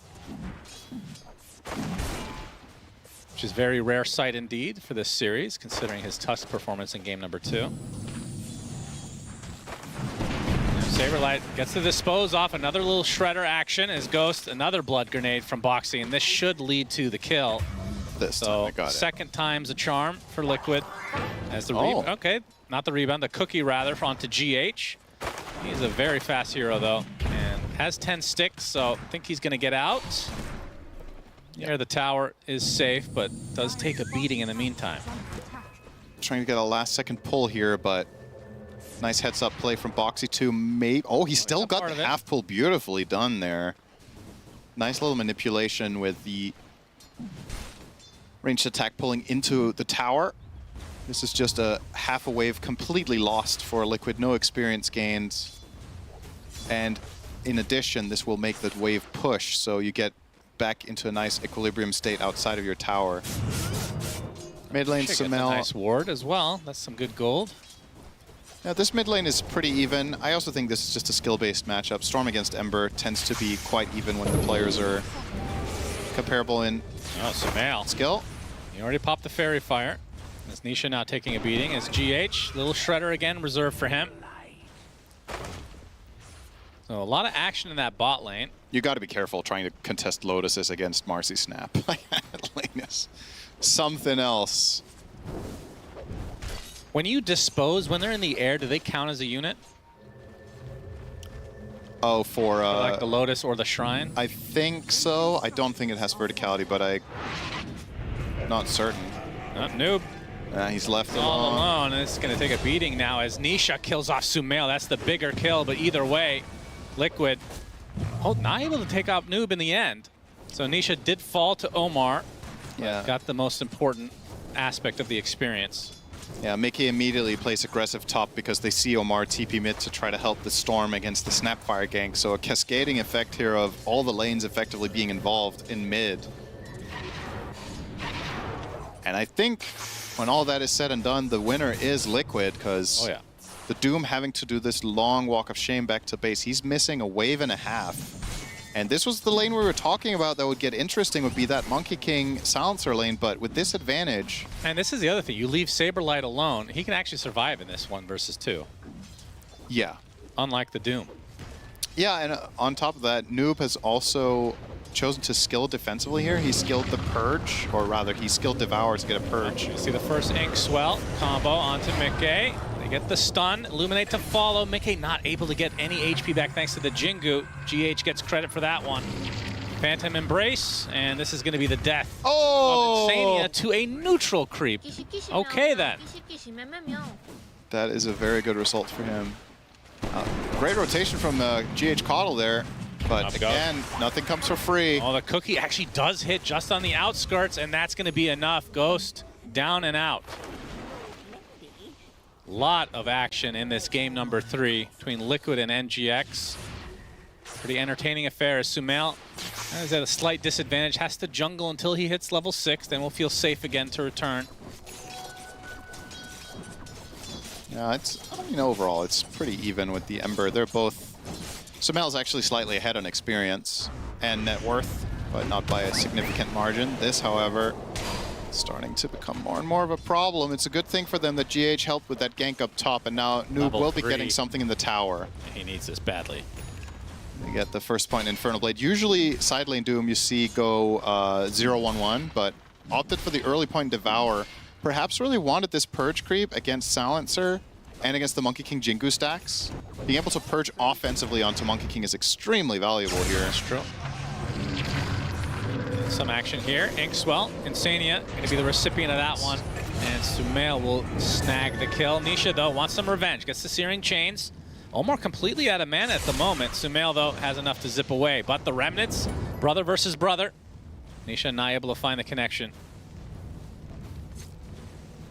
Does still see Omar, but running out of resources here as GH dies again in the bot lane. This is, despite that little flub at the beginning of the game, this is where most of the kills have occurred for Liquid. Yeah. Marcy, baby. Making the moves.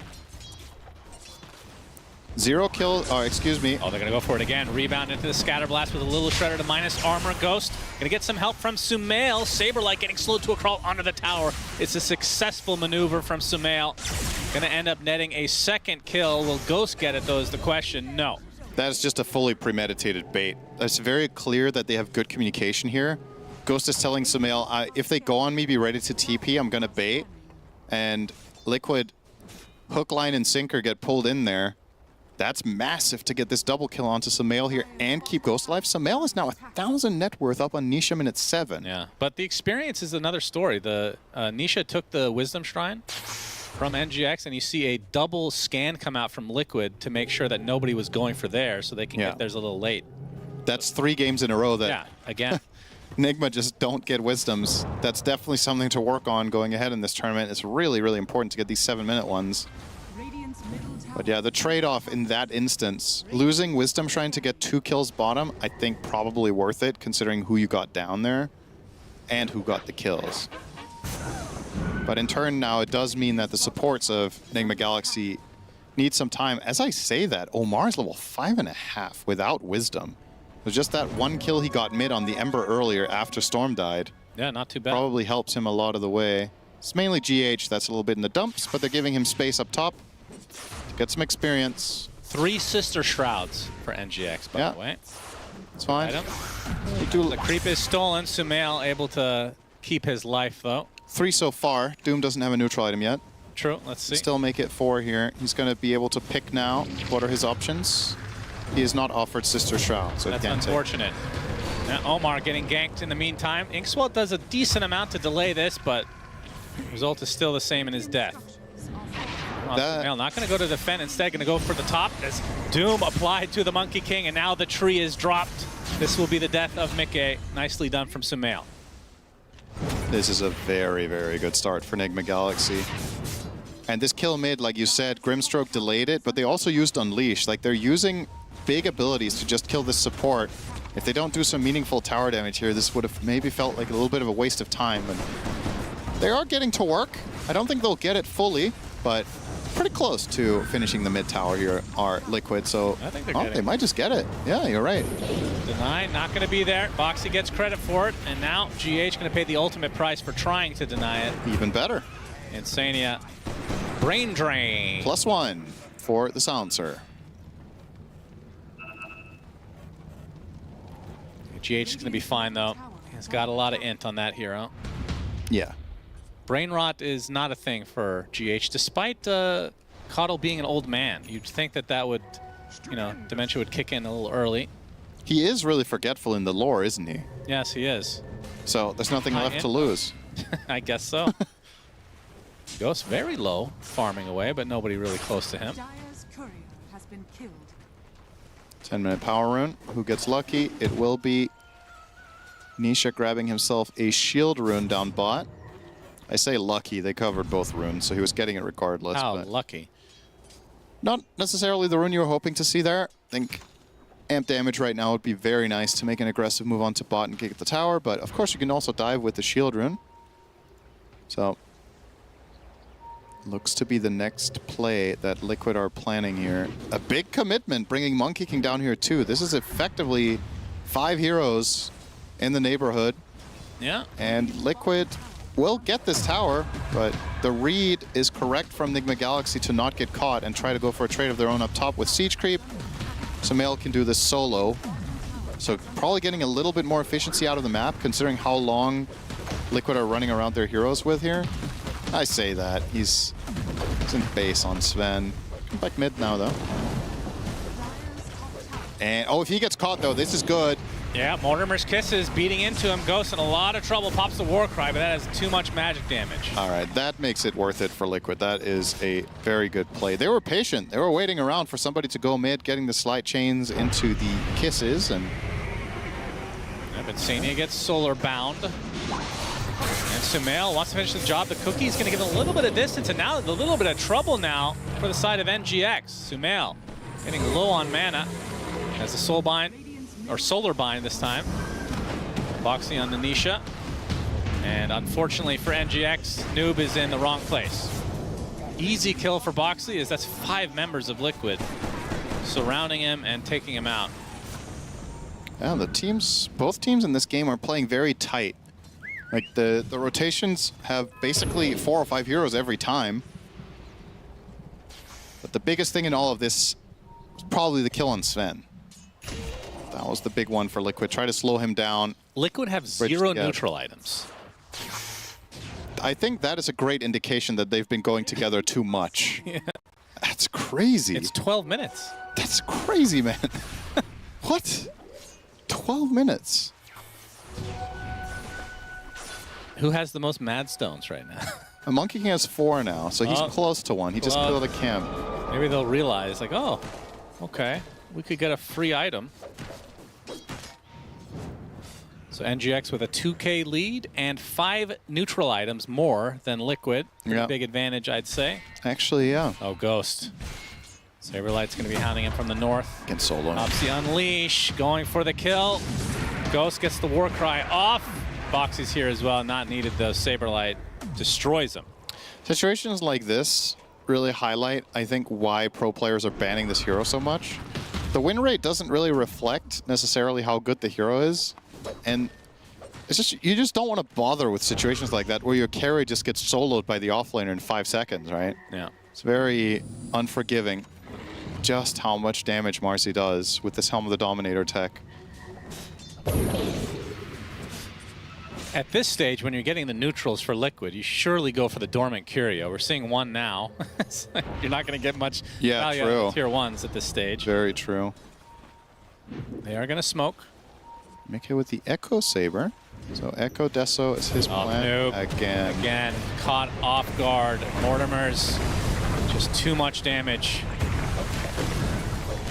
Starting to rack up the deaths on this Doom. Has the Helm Dom with the drums. As the Tomato will be sacrificed as well. Liquid extremely active. You see the net worth still NGX favored. Yeah, it's a lot of the time this is what's going to happen when even if you make successful moves, you're just bringing so many heroes. So yeah, you're not finding the same amount of farm overall. So you have to, you're just compensating for lost farm with kill gold.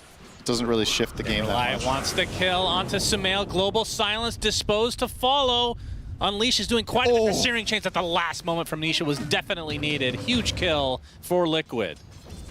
That's a really nicely executed kill. Wukong's command, Noob. He's going to get the Doom off, wants to fight his way through it. Does have to worry about the Jingu. This creep is doing quite a bit of work as well. And yeah, the Jingu not going to heal, obviously, as Ghost comes in and throws a casual Stormhammer for a kill that he desperately needed. That's one of those my carry moments right there. All right, what else is he supposed to do? Yeah. I'm pretty sure Noob is happy that Ghost takes that kill. He has faith in him. Ghost has been Oh, carrying many a I game. thought you were talking about Monkey King. Okay. No, no. Yeah, what is he supposed to do? Not steal the kill? And Noob. 1,000 away from Blink Dagger. Yeah, his game looks fine. Despite those 2 deaths that he just had back-to-back, he's still looking quite healthy on the net worth. He's staying neck and neck with the Marcy, who's having a very good game. And that's in part the 30 CS differential. Sumail in trouble again. Rebound with the Searing Chains. Does zip away. They didn't have global silence this time. Cocky enough to turn around there for an attack onto Nisha. Sumail being cocky, you say? No way. Unbelievable. He's matured. He's all grown up now. No, he is, but you got to keep the cocky mentality in game at least. Yeah, I suppose. Otherwise, you cannot strive to be the best. I think GH would disagree with that. Yeah. He's an anomaly, though. Let's be clear. Saberlight. So there's Solar Bind and Soul Bind. That's gonna be hard. At least there's not Solar Guardian too. True. See if they get Solar Crest. Yeah, there will be. There's one on Caudle. Oh God, I just won't say it. Omar will be the recipient of some Mortimers. They're gonna be close to being out of range, but Nisha not able to get any connection onto Omar. He's actually going to walk away. Instead, they want the old man on the horse. So GH will be the sacrifice for NGX. And Liquid keeping up the pressure. And now some minus armor on this tower. Is this actually going to be a successful tier 2? Relatively early. To keep the siege. Oh, okay, never mind. Yeah, good call. That looked like I had enough HP. Oh, they still glyphed. Huh. Maybe they thought the Dom creep was going to be too big of a problem. I'm not sure if that's the case, but... Oh, global silence for the mid lane to save Nisha. So defensive global, and that means NGX can group up potentially. Oh, but he gets doomed on the other side. Gets it off. Insania is nearby as well. Noob just needs a little bit more damage, but the zip from Sumail should be the end of the Ember. Nisha down and out again as GH and company. Gonna surround Insania. That's gonna be an easy cleanup, and Boxy likely to fall to Sumail, although he is running a bit low on mana at the moment. Gets the last Electric Vortex. Mischance is there with the Sister's Underwear, but does find the kill in the end. And Sumail doesn't need to go back. He's playing with Caudle, so he's just going to stay active out on the map here, just constantly ramping up. And this time around, Shannon, it's happening. Sumail is buying BKB's second item. Wow. A rare sight here, but a very, very welcome one, in my opinion, if you're an Nigma Galaxy fan, because I think this is the kind of game that Storm can just completely pop off in. With Caudle at his side. You said that in game 1, and he dominated without it, Cinderin. Yeah. Well, he wasn't Storm. Okay. So that's the difference. And I also didn't say he was going to pop. You're just making stuff up. I said none of that in game 1. Why do you hate Sumail so much? He didn't answer my question. I'm not going to... I plead the fifth. I'm not going to play into these rumors that you're starting. What's this? That's a very Jenkins thing to do. It's a random thing. It's like, why do you hate Sumail? What are you talking about? Okay, Noob. Gonna be stealing the shrine. So they end up equalizing the shrines. That's a very late shrine. 1845? That's true, that is really late. Sumail, Searing Chains on him. Rebound, not there in time. And the global goes off. Uh-oh, Ghost gonna pound into Insania. That's an easy kill. Oh no, Liquid, this is real bad. And the rebound's gonna hit though. Sumail's getting super low. Disposes there, and Saberlight gets the kill. A little bit too cocky now from Sumail. Okay, now it's not that bad for Liquid anymore. Now that they got the Storm at Sumail's own... Yeah. My mistake, he didn't use initiative. Yeah, he has it now. Could have sworn he did. You just went temporarily deaf. It's okay. I mean, that does happen. Oh. But yeah, if that move fails completely for Liquid, if they don't end up killing the Storm in the end, it's such a big overextension for so little. Yeah. But at the very least, with the Storm kill, it feels somewhat okay. Yeah, Sumail playing a little bit too greedy in that instance. Pretty close to his BKB. Mickey is not having a good one here either. We haven't talked about that too much. He's 2K behind the Sven, and he's not buying Battle Fury. Saberlight, Storm hammered, he's doomed hooked. up, he's done. Send him packing another kill for the side of Nigma Galaxy here. 14-14 the score, but more gold in the Nigma Galaxy coffers, and obviously there's a bit of inflation due to Doom. But it's a thin silver lining considering this is a really good game for Doom as well. When Noob is having this type of performance on his best hero, you know they're comfortable. 7,000 the lead now. And yep, looking pretty. And Coddle. Ooh, everyone gets out. My goodness. And the shard goes to said Coddle, Mr. GH. Keep in 2 charges of Solar Bind. Keep in mind that Liquid chose this Monkey King as a response to Doom, and I feel like they've got no bang for their buck here. Like you ran this as a lane counter, and the result at minute 21 is that Monkey King is down 2k against Doom. So you just did not get what you were hoping for. And in addition to that, Mickey has gone for a tempo item build. He has not gone Battle Fury. He's gone Echo into what's now Echo, BKB, and then Deso. His damage output is pretty underwhelming for the time being. So that did just not work for Liquid here. It's the ultimate conclusion at this point. And now I think you're kind of playing a little bit of the waiting game, which is scary when the enemy team has so much explosive damage and this amount of scaling. They're going to try to bait a fight here, potentially. They're taking some decent stacks for Nisha. Looks like they'll get it cleanly if they want. Yeah, NGX not going to really bother with that at the moment. Is this almost BKB on Noob? Am I saying this right? Yep. He's just missing 300. Yep. He's a tough one for them to deal with. Like, they have this heavy single target damage between Marcy and Monkey King when Monkey King gets another item. But until then, I feel like Noob is pretty safe to just BKB blink in and just go on literally anything he wants. I think he can just break the fight. And going on Marcy, dooming Marcy is extremely impactful. So I think that's the dream start for a fight for Nigma Galaxy, is that Doom finds Marcy and then everybody else just plays around that. Dooming Ember, of course, is also great. Speaking of, Ghost. Nisha's in there. Recipient of the Searing Chains. Mortimer's Kisses to follow the Boundless Strike as well. Noob trying to tank a little bit of this. Pops the BKB. Still has the Doom available. Soulbind onto 2. Looking for, he could get the double Doom if he wants to do so. Beautifully done, but Sumail gets insta-gibbed. Insania with the global silence, setting it all up. There's the BKB from Saberlight. Okay. Didn't want to pursue any further, it seems, and the Doom will be shrugged off by Mickey in the end. Wait, how did they kill Sumail? Did he jump in with BKB on and then get globaled? Did they just time it perfectly? Yes. Okay. No. Wait, he's rooted first, right?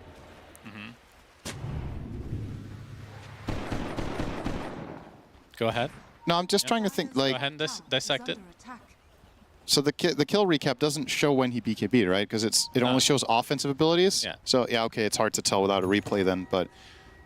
Either way, it's definitely the global sounds that makes that moment so crucial for Insania to have the perfect timing there. It was a double Doom, too. Okay, we're going to see the replay here. So Sumail, rooted. Rooted, BKB, global. Yeah, okay, just really nicely timed there. It's so important. If Insania is half a second slower, they lose that fight, I think. Clutch. Indeed. As Omar and company, they're going to find a Snapfire by Mickey with a nice Boundless Strike onto 2. Soulbind applied, though. And Omar going to try to shrug this off himself, but eventually will be found by the rest of Liquid. Okay, Liquid bounce back. Yeah, that was a very big engagement. Sumail with an Arcane Rune, though. As a Doom is found in the meantime. Noob has to pop the BKB in retreat. Liquid forcing out a lot from NGX. Showing a lot of life all of a sudden. And into the pit. What do you think of this late Deso choice from Mickey? I think it's decent. You're playing with Marcy and Ember's Slight, so there's some added value for teammates in applying minus armor. It looks like they're not going to fully commit. Yeah, they can't make it. They could have actually made it, but they weren't sure how close Nigma Galaxy were. So now Roche is going to go for a walk. That's a lot of wasted time. Yeah. And NGX are ahead of the curve. They can wrap around. Oh, this could get so awkward. They don't have Unleash now. Marcy is only half the hero at this point. Oh, yeah. Warcry to try to buy some distance. Saberlight, they're going to spot him. Nope. Hoof Stomp actually starts things out. He's in a lot of trouble. You can be able to pop the Global Silence, though, as Saberlight with a rebound away. Looks like he might be able to survive as a result. Mickey spotted out, though. Battle Strike again. Double Doom. Yep, Double Doom comes out with a 4-step onto Sumail. Looks like he's going to survive. Do they have any follow-up? Ghost finally comes in with the Storm Hammer onto one. Saberlight and company are super low on HP. They try to exit now.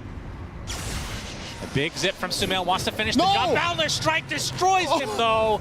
And Nisha gets credit for that one. So another flub by Sumail. My goodness. Are they actually going to finish the Roche now? Can they? It's half HP. I don't think they can kill it yet.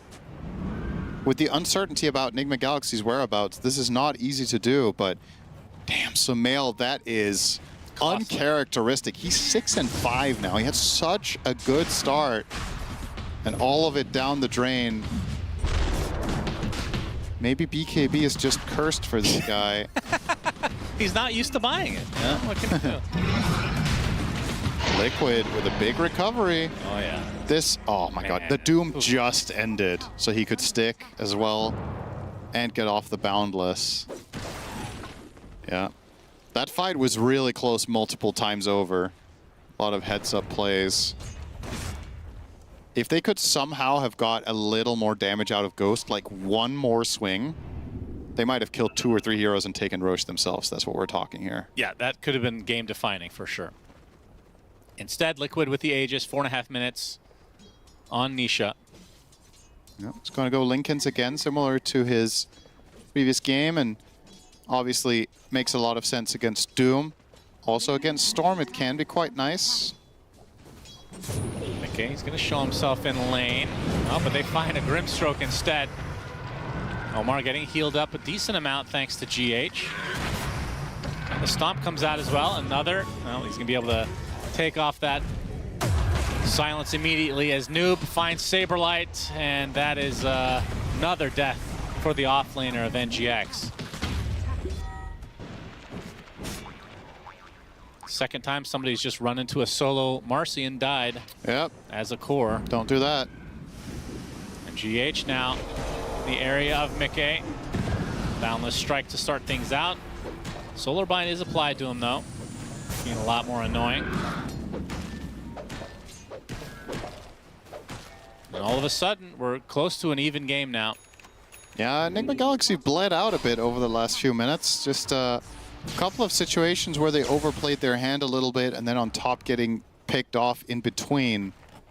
So Liquid are starting to have a clearer path now to structure fights now that they have the Deso on the Monkey King, and Nisha is continuing to improve his situation. I think his Lincolns is actually arriving now. Yep, sure is. This Ember is going to become a potentially big problem. Yeah, it was only a matter of time if you give him that time. Almost walked into some mail there, very close. GH. Yeah, this time probably not going to be getting away. And Mickey could really use that shard at some point. Feels like he's been a couple of instances now. Yeah, he could buy it now. He has the gold, but I just think you have to invest into more stats.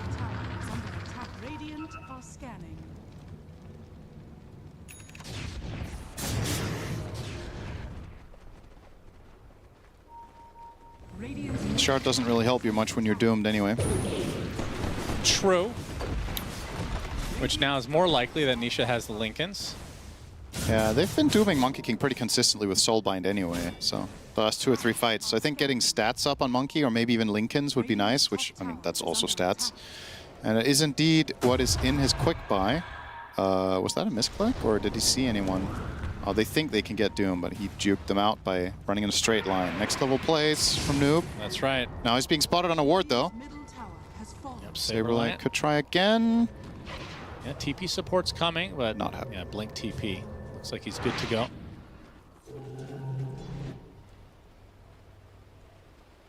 Another kind of late Wisdom Shrine, 2 minutes after. Yep. And Ghost getting pretty close to Daedalus. I feel like we haven't, even though he's the top net worth in the game, haven't seen a ton of Ghost. No. I feel like once they're able, I mean, again, NGX on paper, like this lineup, if they can take a fight where they're the aggressors, I feel like they have such a good shot still in this game. For sure. Global Silence is just such a big counter to all of this. Yeah, the global has been a thorn in Sumail's side primarily. But obviously it's an ability you largely itemize your way out of over time as well. Insania is not having a good enough game that the refresher is coming in the near future. He is queuing it up. This is pretty standard silencer plays to get one utility item and then go refresher next. But he only has 1,000 gold, so plenty of time to go before he gets there. He got greedy neutral though, Cinderin. Yep. Kazu would really be ashamed of us if we didn't mention that. He likes to mention it 3 to 4 times per game. Greedy? Yeah, the greed. Okay. Yep. Well, he is barely killing creeps now, so... Yeah, that is one issue. He can't really kill them. Okay. Only a minute left on this Aegis. I mean, from Liquid's side, what's their game plan? Like, how do you, what did you want to get out of this Aegis? Did they get enough? Yeah, I think the main thing was to take it away. I don't think you're in a commanding enough position where you can just like try to force anything with it, like a tower or, I guess there's nothing else to really force, right? Tormentor, I believe, just respawned recently, if I'm not mistaken. Or wait, was it? They did take it early on Nigma Galaxy, so I guess maybe you could have gone for the Torm with this. But Tier 2 instead now is all right, now that it's set up. Not really committed for this, it's just a natural progression of the wave push, and Nisha will do it on his own with a little bit of shrapnel help. Or shredder, I should say. Well, he's going to spot a TP, going to go on the aggressive to go for Insania, but now will zip completely out of the way. Trying to poke and prod bait some response. He did get one out of Monkey King. And perhaps with that, that should open up bottom and mid a bit for the side of Nigma Galaxy. You're seeing the line drawn here as well from Omar. Just drawing push out bot, but it's not fully safe just yet. The Silent Assassin is here. Disposed with the help of his trusty Centaur Conqueror. Permastun. My God, that is filthy. That is so dumb. Yeah, it really is such a crazy item for this hero, isn't it? It's obscene. The whole reason Rebound is balanced is because you don't always have a unit next to you, right? Yeah. Well, that's changed with Marcy. Which just begs the question again, how did this take so long, this tech, to figure it out? It's been like, had years to figure this out. Well, it's a compounding of multiple factors, right? The Dominator got buffed, other heroes got nerfed, Marcy got buffed on other abilities. It's just, at some point, heroes reach critical mass, and it can be kind of hard to predict when that is. But I would definitely argue that Marcy is there right now.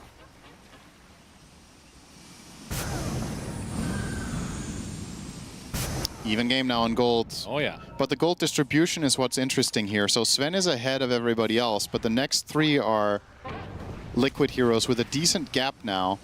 And then GH ahead of the enemy supports. I think I would kind of like to see GH go Ags here for a couple reasons. First of all, the type of fights that we've seen so far are pretty long. So dropping the Ignis Vastus in the middle of the fight is nice, but in addition, you can cut Monkey King out of trees with it, which gives it some added benefit in this game. And considering that a big part of the enemy team's damage is Monkey King and Marcy, who are very much going to stack on top of each other in fights in order to assassinate heroes, you might get some pretty good value out of it. I suppose the downside is that Marcy can break it pretty quickly with Unleash, but if you're even misdirecting her in the fight to do that a little bit, I think that's already quite valuable. So far, he's queuing up Greaves. I can't say I love that. Well, the Dispel for the silence. Yeah, I mean, it did feel like they needed a Lotus or something this game. Yeah, the question is if it's GH's responsibility to get the Dispel versus Omar. I think Omar... Considering the farm for Omar right now. True. Doom could also have bought Lotus instead of Shiva's, I would argue. Yeah, he can sell it. True. Yeah, we could do that. Yeah, I'm not sure. Maybe Greaves. Okay, shown. I think if you want to go the Greaves route, then you should go Lotus instead on Caudle, I guess, because then you can also use it on a teammate instead. Yeah. If there's a key moment where Sumail gets silenced and you can Lotus him, it could just change the entire game. True. For example. Oh, Misha. He's going to pop the smoke. He's invisible. Saberlight, they think it's only just a Doom right now. There's the zip from Sumail. Inkswell. He's actually going to get Boundless Strike. Oh my goodness. Both get the global silence as well. No. That is so unlucky for Sumail. Down for a full minute. And Ghost has to pop the BKB in retreat. Question is, will everybody else get out? Nisha looking to push the envelope, trying to force a buyback that is not to come for Sumail. Soulbind used with nothing after the fact. I mean, not that it ever really is the time, but that is just not the time to play a worst game of the tournament, is it? Like, Sumail just multiple times over having these moments where things just go wrong. And again, credit to Insania with a good global, but at this point you have to be you must have got used to it, right? Like, this has happened 3 times in a row now in this game. So you have to adjust your playstyle around it and approach the fights differently. I think instead of Sumail initiating in the fashion that he is, send Doom in the front, accept that you don't get a double Doom, and maybe just start something, and then have a Sven follow up, and Sumail has to be a little bit more patient. Perhaps that would be one way to do it. But at the very least, the way Nigma Galaxy are doing it right now is just punishing them over and over and over again. I mean, that's a good point. It feels like they are trying to get this double Doom when in actuality, I don't know if it's 100% necessary to win to get that, right? It's nice. Yeah. And it's also not that reliable. That's the other thing, because you need specific conditions to be met first. I mean, they have 2 Lincolns, so it's going to be hard to. It's getting harder and harder anyway, yeah. Well, that one hurt NGX quite a bit. Liquid now the 4K lead. Roche will be up relatively shortly. It looks like a full timer, actually. Another minute. Yeah, pretty much maximum time, you're right. Wait, is Boxy going for Ags? I see. What is the point booster for? It could be Octarine as well. Where's the rest of it?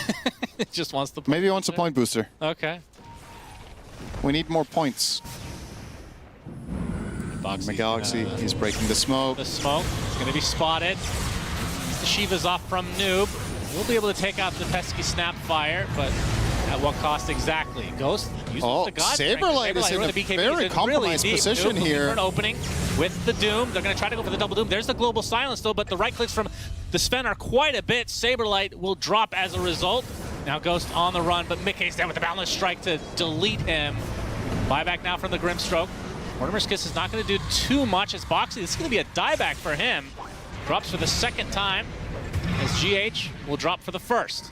So Sven dying, likely this is the end of the fight for NGX regardless. And now Noob, only a matter of time before he bites the dust as well. So 3 dead for NGX. And Roche is now available. I think maybe Nigma there were hoping that Global was still in cooldown from the previous engagement, but Insania did have it again. And this is a really, really big fight for Liquid to win, because this is going to give them the 2nd Aegis. Buy them a little bit more time, and there it is. Refresher now. Insania only had 1,000 gold for it 8 minutes ago. And all of a sudden, couple 1 engagements. This is potentially the biggest single item that Liquid can get in this entire game, realistically. Because now you can use the global silence #1 in a different fashion now, right? Knowing that you have a backup. Yeah. So you can start using it offensively as well, instead of having to reserve it for when Sumail goes in and pops BKB. So at this point, Marcy can jump someone like a support, and you can just global and burst them. Same for Monkey King. And if you want to keep it for the same fashion that you've played it so far, I mean, you just have twice as much of it. You can extend it and effectively burn Sumail's entire BKB with silences. It's a very, very, very big pickup here for Silencer. Now, that said, this is still not in the bag for Liquid whatsoever, because, as you've pointed out, were Nigma Galaxy to get the right initiation once, they can roll a fight completely. I mean, they have to kill Insania right away. If they can kill Silencer, that's the dream, but they always have to worry about the buyback silence, though. Insania can stay in the fountain now as well. He, like, technically speaking, he can give Boxy the wards and just jungle. Yeah, that's true. Because the rest of the hero is not that important right now, comparatively. Can you get kicked for being AFK in a pro match? I mean, you obviously want him there for some added benefit from Solar Crest, right? But it's way, way, way more important for him to stay out of trouble than try to min-max everything. His 2 globals are 90% of his impact. The last 10%, it's nice, but just make sure you're never susceptible to getting jumped. Yeah. Big item. Yeah, that is an Aghanim Scepter for Storm. So Sumail will have the blue hole, as we like to call it. Now this stops his Vortex from working with Soulbind, right? Because now it's AoE. Yeah. But not that he was getting double pulls before anyway, and if he were, he would still get them now just with AoE most likely, so. Yeah, it's strong with Sven, no denying that. Pull them together and cleave him down. Indeed. Yeah, they have the Wombo combo, no doubt about it. Haven't seen it yet, though. But the potential is certainly there. As Liquid smoke up onto the high ground, Mickey in that triangle area, trying to get away. At the footsteps of his base, Mortimer's Kisses from super far away. Saberlight, okay, he's going to take the Soulbind himself. Doesn't get lashed to Nisha. They're going to try to turn this all around as Ghost pops the ult, trying to apply some pressure to Saberlight, able to rebound away. Try to turn it around onto the Doom instead as Ghost has to run back to base. Already 3 dead. Double global, they don't know. Global comes out, Boundless Strike right on top of Sumail. And that is another death for the mid laner of NGX, and that might do it, honestly. 4 dead without buyback. And Ghost, the lone member of NGX, alive. Nisha was not giving up the chase there. Wanted to keep going for Sven, but Ghost did get out, as you mentioned. But yeah, it gets too scrappy. I'm not sure how this fight exactly played out. It was hard to see everything at once, but in conclusion, Doom got nothing off. No BKB, no Doom. Yeah. And that just can't happen when Marcy's getting isolated somewhere else in that fight, right? You have to be able to find that follow-through when you're Nigma Galaxy in these situations. It started, honestly, quite well with the Grimstroke being able to kite so far back to base. Then ultimately GH tries to help, he gets caught as well, and it all falls apart. Comes crashing down. It's gonna be 2 lanes minimum. Yep. I think so. Liquid in prime position to go 2-1 so far in this Swiss bracket of the road to TI. And yeah, with only 20 seconds left on Storm, I think they'll back away with this second set completely destroyed. Yeah, they have a lot of items to buy up.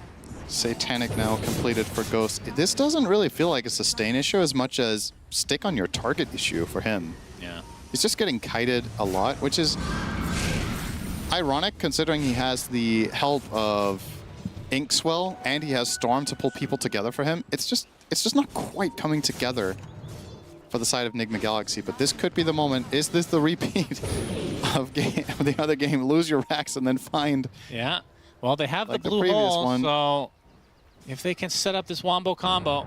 Mickey spotted. Electric Vortex applied. Ghost is there to beat down life number 1 of Mickey. Meanwhile, Sumail disposed and destroyed. Oh my goodness.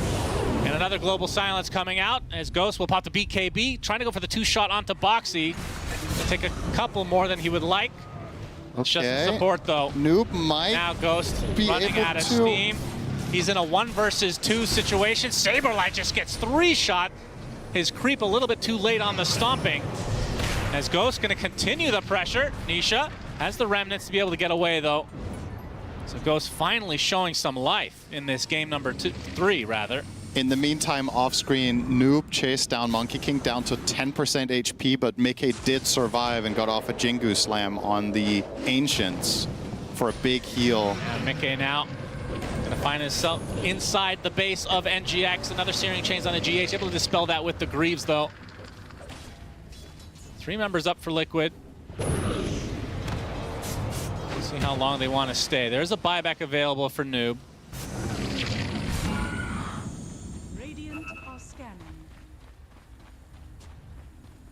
Scan comes out to make sure that Liquid are not up to any sort of shenanigans.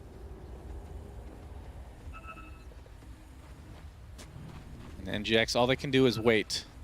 Yeah. They just need a better fight from Sumail. That's really it, right? They have to find a way of setting it up, whether it's going to come from him or come from someone else. It's just so much harder now that there's Refresher and Silencer to really pull this off. But if it's what it takes, I think they have to just be exceptionally patient on the Storm, or he has to buy a different item than. So he's going Refresher now. Yeah, I guess then you can refresh BKB when you jump in. Perhaps. I don't know. Is it crazy of me to think he could buy like Wind Waker or Lotus as well instead? Or maybe Refresher's just the better choice in that case regardless. Is that a rough one though? Yeah. No matter how you look at it. Yeah, 8 deaths right now. I think it's the second most in his team. No, it's the most. Yep. On Storm. Yep. Yeah, I mean, Liquid have been on top of it, no doubt about it.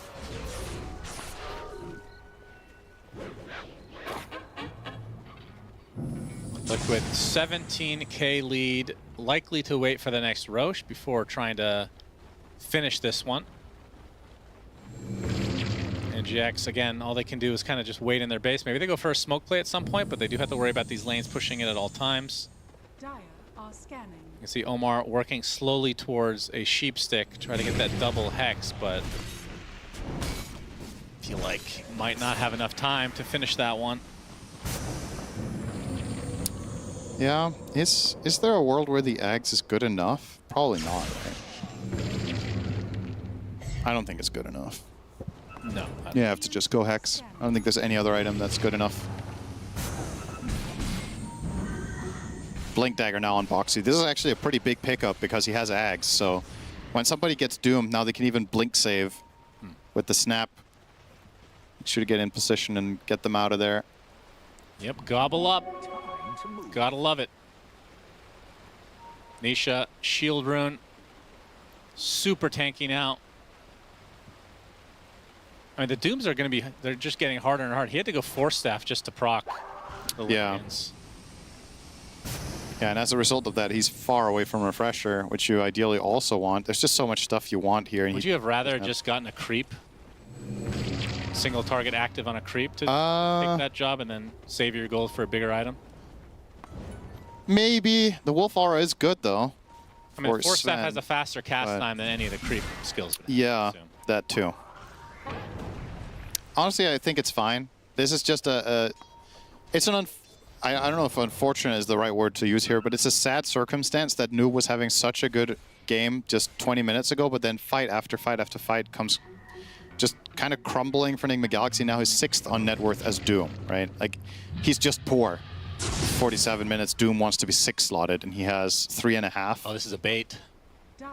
Nisha on the high ground, gonna get the Searing Chains onto 2. Look at those Mortimers as well. Omar has tried to retreat to base. Sumail already at half HP. Oh, Saberline able to make the connection onto Sumail. Not this time, at least. An interesting trap that Liquid set. Didn't end up netting much, but if they had more heroes next to Nisha, that would have been really, really good. Oh, GH spotted. Whoa. Pops the Greaves to get out of the Searing Chains, but now he's in a bit of trouble. Nisha, his Lincoln's is gone. Wukong's command coming in from Mickey to get the Abyssal Blade onto Ghost. Pops the BKB, but he's still taking so much bash. Cannot move at all. Saberlight just destroys him. GH next on the list. That's a double kill for the Marcy. That did not seem all that organized. That's a buyback. Soulbind onto 2. 10, they do the Wombo combo. Electric Vortex into the Doom as well. Saberlight takes a tumble, and Nisha is next. Can they get Roche off the top of this? Can they get more kills off the top of this? Sumail into the pit as Ghost will pause. Okay, there's an amp damage rune, but Liquid have 2 buybacks and there's no Doom. This is a pretty interesting situation. Yeah, do you buy back here? If you might feel like if you buy back, you're opening the door that one mistake could actually lose you the game. Looks but like they want to buy it. Yeah, Scatterblast is going to be shown here. There's the cookie to make this a little bit more annoying. Gets cleaved down by Ghost easily. And Insania still has Global at his disposal. as Noob trying to go on the aggressive. Zip in from Sumail. There's the buyback number 1 from Ember. There's the global silence that follows. Mickey inside the pit. Who's going to be able to get the Aegis? Ghost catches it immediately as Mickey in a ton of trouble. He dies. Will buyback instantly, though. And now Boxy with a nice cookie onto several heroes. Nisha, a lot of remnants to be used here. Sumail will drop here. Does buyback instantly, though, as Ghost gets 4 steps to the other side of the cliff. But Nisha trying to finish the job. Only will require a little bit more. That's life number 1 for Nisha. And the Coddle gonna get destroyed in the meantime by the Scatter Blast as the rest of NGX trying to exit into their base, but Ghost get caught off guard. Wukong's command with the Mortimers as well. Down goes the Sven. That is effectively a dieback. 2 minutes. Cannot get back in this game. Last buyback now from the Grim. 3 versus 5 as Liquid looking to close the door on this game 3. You have to have some magical wave cuts here with the Storm. I don't know if there's any other way. Noob, no Doom for 20 seconds. Gonna try to delay as long as he can.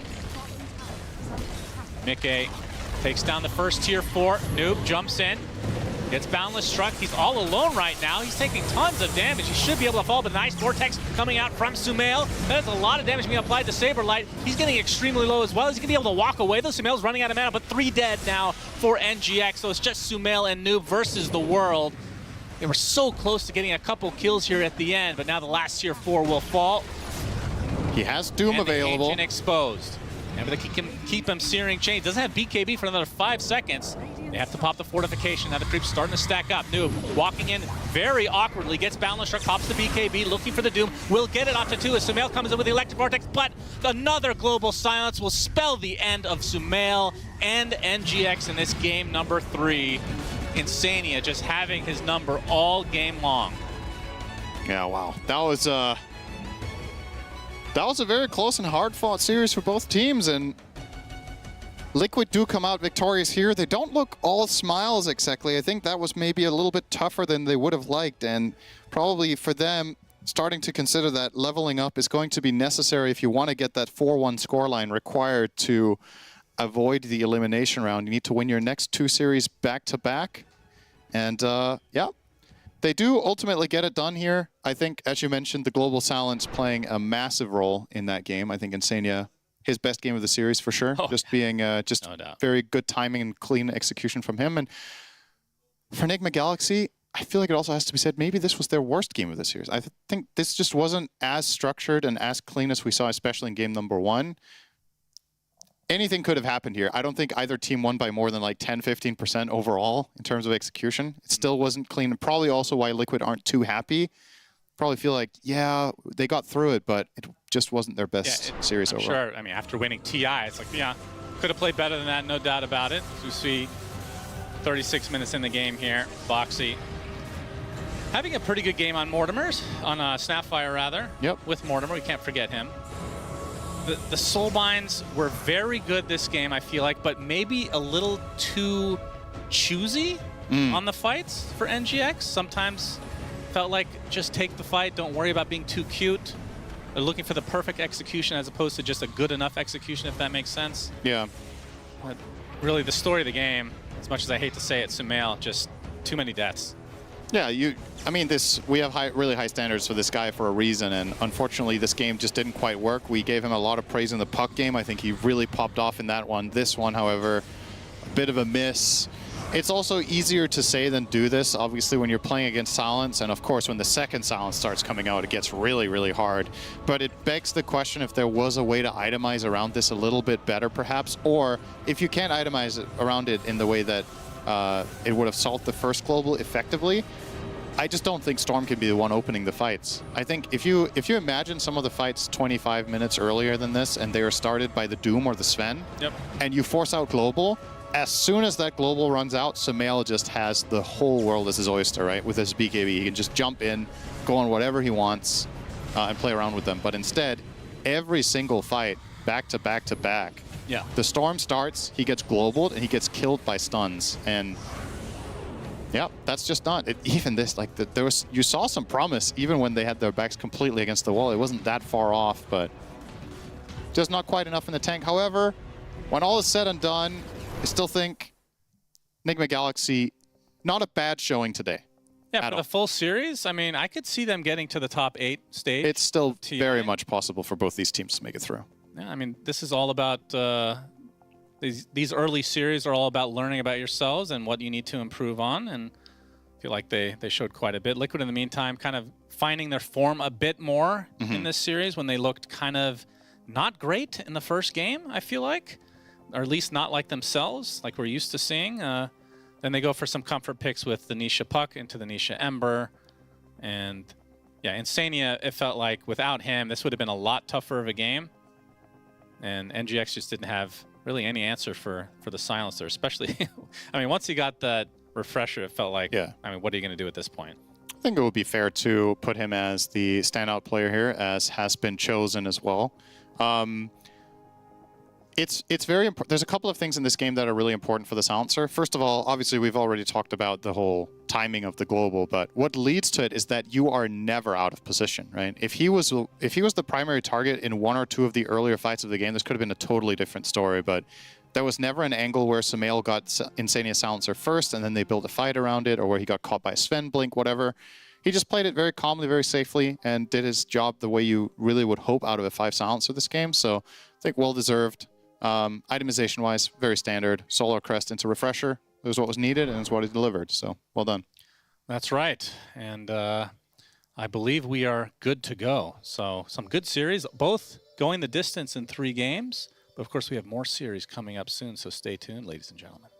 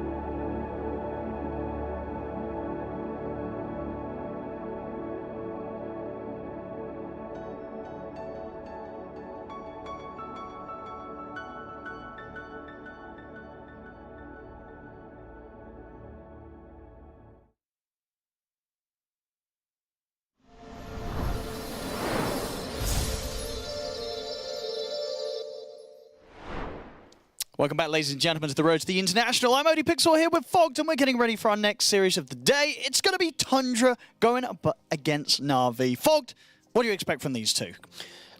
Probably more of the same out of them, where they have their very identifiable ways that they play, right? Na'Vi, a bit more honest, I guess we could say. They do have some of their niche heroes where they put in the mid lane, you know, some Undyings and whatever that we've seen from Niku. But yeah, that's true. He does play some fun stuff. Yeah, I would say a little more honest Dota. While Tundra, they're just fully abusing the Dominators. They've completely just shown that they're going to run multiple of them, pick Invoker first pick, even go for it, Dooms, etc. So, yeah, we'll see. I'm curious to see how the playstyles are going to clash. Sure, and it's going to be interesting to see just if Na'Vi's sort of able to step up to the level of Tundra, because looking at the results so far, Tundra, they have taken, or at least, well, you know, they've had the chance to, and they have succeeded, at least taking games of some of the hotter teams here, right? They did take a game, I believe, off Falcons. Yep. They also took a game off Team Spirit, whereas for Na'Vi, they got the 2-0 against Heroic, I believe, and then the other series, I think they took a game off Tidebound. It's probably their yeah, there we go. Yep, so they did manage to take a game off Tidebound, and obviously Tidebound's looking very good, but of course, as we see that at the bottom, they did lose their series 2-0 to BB Team. So if we go from the results so far here at the Road to TI, you've got to imagine that coming into this matchup, Tundra, even here with the stand-in on this Road to TI, probably still deemed as the favorites in the matchup. Absolutely. Yeah, definitely. Just, we'll see how much the stand-in factor has, how much impact it does. And also, Na'Vi's just a team that's been on the radar for a lot of teams for some time. Absolutely, honestly, not even just this year, right? Yeah. Last year, people were like, damn, this team, because they were Na'Vi Junior, I believe, still last year, people were like, man, we really wish they would have made it to the TI. These guys deserve it. So this is a hype matchup, honestly. This is a pretty good place for, I think, for Na'Vi to prove themselves. If they can win this one, that'll be insane for them. Absolutely. They can start maybe getting the snowball going to get that recovery, because, you know, it's not the end of the road here yet. You're just down 2 series. You really don't want to be down 3 series. That's when it starts to look really scary here at the Road to the International. But, yeah, Na'Vi, we'll see if they can step it up. Obviously, coming into this tournament, I believe one of the youngest squads that we have here, right? Incredibly young talent on this team, kind of led by Zayats, obviously. And, yeah, can they pull it together? Can they... I mean, do you imagine they're a kind of team that will have approaches that could provide an answer to some of the playstyles of Tundra? And what are you doing against Tundra? Are you just banning out all these Hammer Dom heroes? Are you banning out this, like, Invoker very early? Well, what's the strat?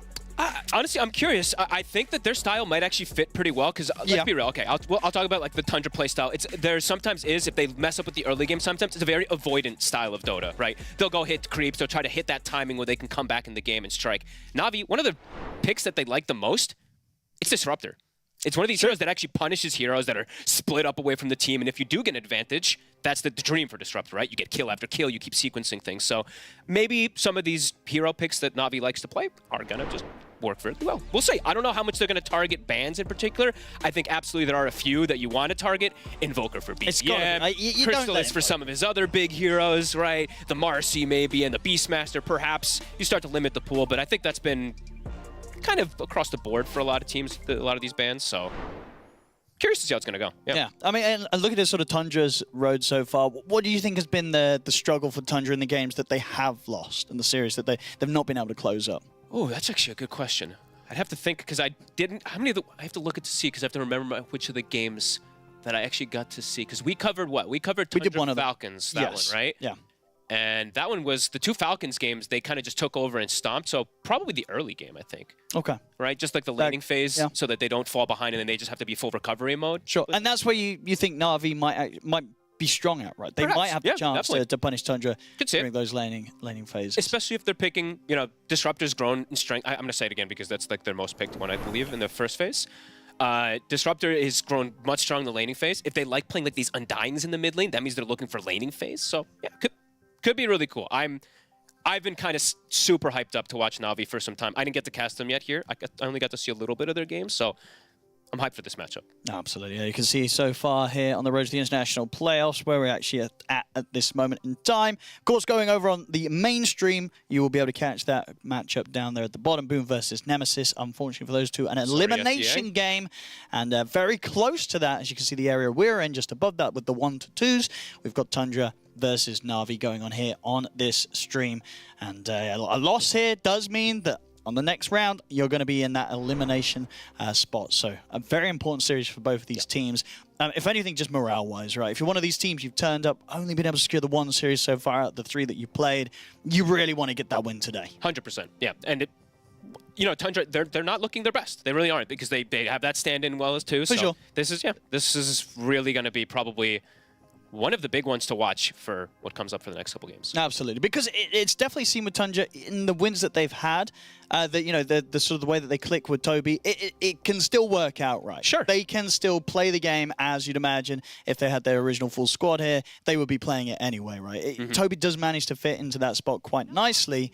It's just a question if they can stay and get a little bit more consistent with their performances, and maybe that will happen over time, right? If you imagine if you're playing a tournament like this with a stand-in, you do just need a little bit of time. So maybe kind of this point, 4 series in, it's only going to get better and better and better. Yeah, and also maybe now that you get to TI, yes, we've already learned the Dominator is a thing, but you start to learn if your ideas are actually good or not, right? Because BZM as well, too, we saw him attempt something he does in pubs, but we got to cast the Bat Rider Dagon, right? He did. And it looked pretty whelming, let's say, right? It was pretty underwhelming. I mean, it was definitely one of those games, as we saw in some of the other ones in that series in particular, where you know, BZM, I'm sure he would tell you, know, the side lanes, they were just a little too heavy. Oh, look at these bans, Owen. What we were just talking about. I was just mentioning they got Undying the Disruptor. bans, yeah. So they're going, this is early game bans. Sure, Marcy, everybody bans, but these are early game bans that they're looking for, so they're looking to have a good early game is what that tells me already. And they're targeting Navi's, what I want to say is they're 2 bigger heroes that I've seen. That does mean they're likely to get the Magnus, which they do really like as well.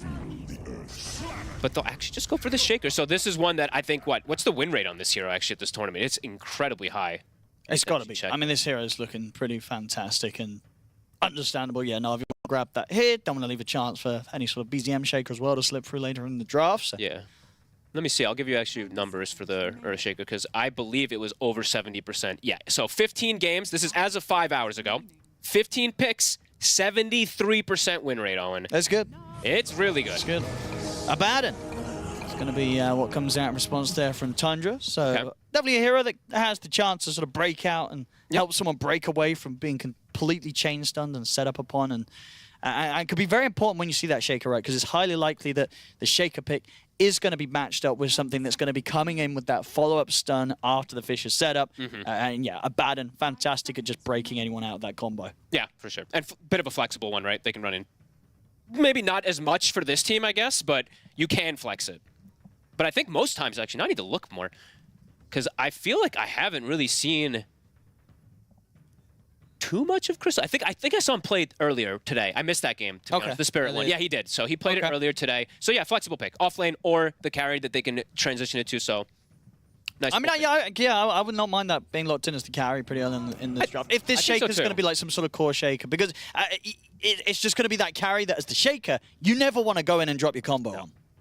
No, definitely not. This Shaker, though, as we've seen now, can also be flexed a little bit, right? We've seen it now in the off lane and the mid. I don't believe we've seen... Have we seen it as a support here? We might have, but I didn't get to see that one at least. But it is definitely a flex as well, too, for that mid and 3. Yeah, because I guess it does make it kind of complicated, right? When you see the bad in the game, you show the Shaker, because it's like, well, do I want to play it mid and then be able to get to the point where, you know, maybe you're able to deal with the other heroes, but never feels good to jump on this carry Abaddon? Or do you want to, like, kind of sack it and put it in the off lane? But well, then it's going to have to kind of lane against the Abaddon, and maybe that doesn't feel too hot either. I guess we'll see. They might just save it until they see the matchups in particular. If they just want to have it a little more farmed, a little more sacked, we'll have to see. Let's see what bans come out here, too. So they're going to take out that Silencer. This has been a pretty popular ban, actually. Very obnoxious hero for most teams. Let's see what else they want to go for. If they want to try and take away any more of the Helm of the Dom heroes that Tundra likes to run. I mean, obviously one of the big ones that we've seen Tundra play has been 33 on his Darkseer, right? That's still in the pool. I mean, his Doom as well. He did it I believe it was 2 games that he did the Dominator on as well. But the Doom not so hot, right, I felt. I don't know. I'm a little bit of a question mark. Because I've liked the Darkseer. I think, you know, they had some really good combos going, especially very much this sort of Darkseer and Tiny duo has looked, I felt looked very good. I can't remember if they won that game, but at least I'm pretty sure they did. They the plays were very, very good from Saxon 33 on those two. So obviously a duo that's still in the pool right now. Darkseer might not be too bad to grab, especially if there's a chance that Na'Vi themselves might be looking for it for some sort of Shaker Darkseer combo. They gotta wait for it. You can't do it too soon. Otherwise, you're just fully revealing everything. Then Abaddon's carry, Darkseer offlane, and you can completely just draft around all of it. So probably hang on to that one at least. I mean, they might feel more likely that they could kind of reveal some sort of wombo combo because Na'Vi themselves are taking out like the Silencer. So there's not a chance for like a Silencer to be picked against you if you go down that sort of alley. I think Na'Vi might just do him. Oh, okay. Tundra So take it Tundra's going to take it because of that. Because I was literally just starting to theorycraft. I'm like, wait, if they actually just have this Abaddon and the Doom comes you out, get the Doom. the Abba has to go off lane then, because otherwise the Doom just Doom just dooms him all game and he's pretty screwed. So all right, okay. So, but I guess this does sort of show. Well, I guess is there still the chance for Tundra that this Abaddon can be in a support position, or do you think unlikely? And this is them saying, hey, you know what, we're happy now that we secured the Doom, and this is what we're going to be doing: the carry Abaddon and the offlane Doom. You can't fully write it out, but I don't think I've seen any support role. Yeah, well, there we go. So roll records here, which is four games in the carry, 2 in the offlane, both losses, as we can see. I mean, there is also obviously still the chance that they could be trying to, because we can have the carry Doom. I think even in the past, BZM's played mid Doom, right? There's flexibility. There's absolutely flexibility. Yeah, they just didn't. Pretty much, this was them saying, we just don't want you to have Doom, right? Yeah. So there we go. Yeah, 33, a couple of games on it, and Chrysalis has played the carry Doom the once this tournament. Didn't get the win though. Let's see what route Na'Vi wants to go. Do they want to go more team fight? I don't think the Magnus will come out because of that Abba now, so they will go more team fight, but from the support position. This is one I don't think I've seen them play here yet, at least. What have we got here? So far in the tournament, we've had 3 games with it. Has managed to get a couple of wins. But they did. I remember them playing it a couple months ago, if I'm not mistaken. I know they do like this hero, and yeah, I'm saying so. 2 months ago, they did pick it, so they do like to have this. They're a big team fighting team, and looking at the first 2, right? Who's got better team fight already, Owen? Right, Warlock, Shaker versus Doom, Abba. Dude, that's what I'm telling. I'd like to see kind of a Darkseer coming in on this. It wouldn't feel too bad, bro. You just think it reveals too much, and then it's weird. I guess they can put Doom support and Dark. I don't know. No. I mean for Na'Vi. Oh, you just mean for continue them. On this team fight combo that you've got. No, they'll go for the Centaur. They want the potential save, I guess, versus the Doom in some situations. Plus, also just a strong like a Stampede or Surge, but in this case, they're opting for the Stampede. I think this hero has been a bit forgotten about, too, I got to be honest with you. Because I'm seeing a lot of drafts with, like, some crazy limited disables. Sure. Centaur can just go, hey, they doomed me. Stampede, run away, they have no catch, so... And especially if you want to get the save of the Aghanims down the line, right? Yes. To take them out of there. I love, I don't know why, I just love watching this Na'Vi teams, like the pictures and everything, too. I got to talk to Zayats a bunch, actually, a couple months ago, which was really, really eye-opening for him. He was just, it was cool how he was like talking about him being like the senior role on this Na'Vi squad. It was actually really interesting. There we go. So they'll keep with likely what the Toby Pugner and Saxa on the Tiny here for their support duo. So indeed, more than confirming that we're going to have this Doom and Abaddon in the side lanes. But as we saw in the stats, could still alternate between the top of the... I guess, out of these 2, I think you're probably... I think I kind of prefer to see the Abaddon as the carry and the Doom in the offlane, right? Yeah. I think the... Because it feels like a good game to carry as an Abaddon. Yep, I would definitely agree. They're going to get the AM. All right. Okay, so you have a clear target. There's very limited catch for you. You have a way to reflect the Doom potentially, too. All right. 100% win rate. Will he go the Dominator into the Battle Fury, Owen? That is indeed what we had that from Arme yesterday. We did, and he went pretty crazy yesterday. Had a good game. He had a crazy day. 46-1, the lad. 5 seconds remaining. I mean, it does look like a pretty solid anti-mage game. And let's look, right? So now we were talking about the lane potentials, right, Owen? So what's the lane's going to be? It's likely that it's going to be a Doom plus Tiny off lane. Yeah, I think so. So AM, that looks... But you're kind of chilling. AM Warlock, they're going to be touched, right? So it looks like a good AM game. It looks strong. And Abba, it does look nice. Like an Abba carry, sure, you can trade in a way, but you're going to have no mana in these fights once the AM looks to join in. This is an interesting one. Pugna also, I always have to mention this. Pugna is, I believe, the highest int game still with Invoker too. So late game, there's a target. Oh yeah, you can blow him up. If you blow him up, he might just kill everyone around him too. An interesting one here for Tundra now. What did they want to do? What do they want to get for what likely to be BZM? Yeah. That can kind of play at a tempo that gives them a chance to shutting down this anti-mage. Or what'd you do? The weirdness happens, they put the Doom mid. Yeah, and try and get him active early so you've got this sort of hard jump and lockdown against the AM. And you... Maybe. I mean, is it that he has definitely played Doom mid in the past. I don't know how much in the long past, but I definitely remember seeing that from him. I guess we'll see. I mean, I like the other one something else, but yeah, what do you go here? Tundra Esports turn to ban. They'll be banning out the Shaman. Okay, so maybe looking towards some sort of a elusive mid laner. Also, perhaps the elusive mid laner, maybe like something like that. Do you want to go Puck versus Shaker? Maybe not. But then also the Shaman versus they have the Abaddon carry, right? You have to ban the Shaman. Otherwise, he gets the Hex Break talent. True. 15 and then they can kill him. Yeah, so I think that ban is pretty appropriate. And I think that ban shows 100% it's a carry Abo, which we expected anyway.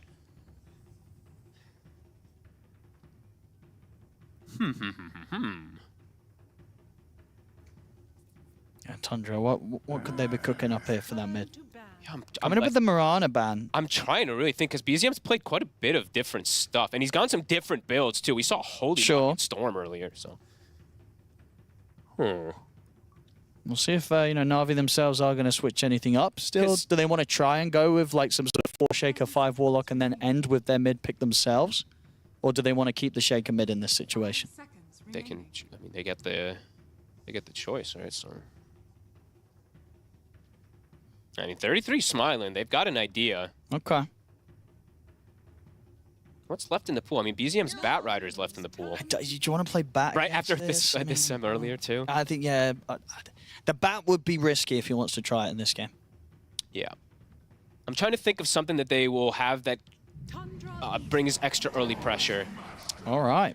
Ooh. So they get the Shadow Demon in. Well, that one's also pretty damn strong here. That's true. That's, yeah. Save. Turn the Abaddon against himself. Yeah. You've got a way to kind of get those anti-mage illusions going aggressively. You have a Purge versus Decrepify, so he can't just decrep save any targets. I like it, yeah. Sort of between what the Warlock, the Centaur, and the Shadow Demon, you've all got ways to kind of protect the anti-mage, keep him safe, healed up, disrupted, stampeded out of there. They can keep their carry alive. They're very core dependent on making plays, but you have a mid-air shaker, right? So your SD and your Warlock, it looks a little weird when you see SD Warlock on the same team because it's like, how do they actually do anything on the map? But because there's an Earthshaker, I think it might be okay. Tundra, what's the answer here? Likely to be BZM's hero. Has he got anything that he's been cooking up? I feel like he's either a spellcasting guy or he plays like the Beastmaster, and the spellcasters that he likes to play is gone, and Beastmaster is gone. So I'm trying to think for BZM. Again, does have a pretty massive hero pool, but a lot of these, do you want to pick them versus AM, is my question. Exactly, yeah. The AM's the thing they've got to look at the most. Because it's like Puck, dangerous, but like, they go with the Puck anyway. Okay. All right. I think it's the best out of the options, but you're picking it into the Shaker in the mid lane. So it's a matchup that the Shaker has won pretty decently in the past. Okay. I mean, because it definitely feels like, right, if this anti-mage gets to play anywhere close to the sort of game that he'd hoped to, he should be able to carry this one. If he gets to play that game, yeah. But BZM can also... Yeah, this is interesting for sure. Yeah. Because they needed it. I feel like they just needed the Puck because the slightly limited disables, just because I'm saying about from the supports, but then also they needed Catch Owen. They literally just had Saksa running in for Ava tossing when the enemy team is going to be Stampede disengaging a lot. So the Coil is going to be able to help a lot versus that Stampede in particular. Yeah, that's true. Yeah. It's just going to be a question of whether or not they'll have enough damage after a certain point to be able to kill this anti-mage. That is the question for me. I've got the juices able to have, as I say, close to good timings on the battle if you're into that Manta second item. And can they slow him down in the laning phase? Okay, so how's the lane? Well, you said already, right? You kind of felt that it was kind of chill for the anti-mage, because indeed it's going to be against these two melees, the Saxa, Tiny, and the 33 Do. So you like anti-mage with the Warlock backing it up, he should be pretty happy down there. Yeah, they can cut waves though, right? With Sox at 33, they don't have the best ways to chase with an AM Warlock. I guess that's the one thing. So there is the potential for them to always get something out of the lane, but that means you're just giving the AM the free lane. But I don't think they can pressure him anyway. Ooh, this is a spicy one. I mean, because it is this game when you look at the draft from Tundra where we are going to get kind of a couple of Helmet Doms and they're going to just really look to just 20 to 30 minutes in, take away Na'Vi's side of the map. Can they get a couple? I think they can only get the one. Is it just the one for the Doom? It's just the Doom. We're not going to see some kind of, maybe not even on the Abaddon carry, maybe some Helm of Dom into Radiance? I don't know about that one. You know, well, maybe. I mean, maybe honestly, right? Who knows maybe. At this point now in the game. I don't know. This is going to be interesting. I feel like Na'Vi does have a bit of a slight edge in terms of if they can scale, but Tundra have been masters of manipulating the map throughout the year. Let's see. I'm hyped up for this match. We get... I mean, Earthshaker has been insane this tournament, as we mentioned earlier, 73% win rate, and Shadow Demon too. Glad to see this starting to come back. We saw Jinkyu like kind of carry with a single disruption. Yeah, I mean, I'm expecting big things from Zayat today. Master tip on the old Shadow Demon. So let's see what they can get done here. Na'Vi. And he is versus... we'll have to see. We'll have to see how these lanes end up going down. It's a good kill combo too. The lane that they have, Shadow Demon Centaur is a throwback lane, right? This is one that is very threatening. I'm curious to see how this is all going to go down. Can either team get the grab here? Both smoked up, looking for first blood opportunity. Saksa will walk into them. He gets put under. Got the setup.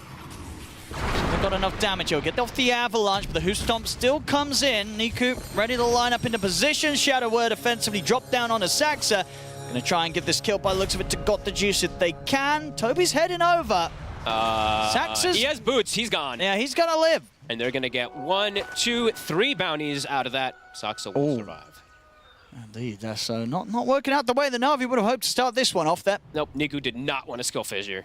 Hell no. He wants to have that totem for the lane. We'll end up missing the kill because of it, though. I mean, yeah. Would you have skill Fisher there? Me? Is it really that rough for the lane? I mean, me, yes, because I'm a noob, and I like to... I don't know, I feel like maybe would getting that kill. Whatever, I feel like First Blood is pretty valuable, so... Whatever.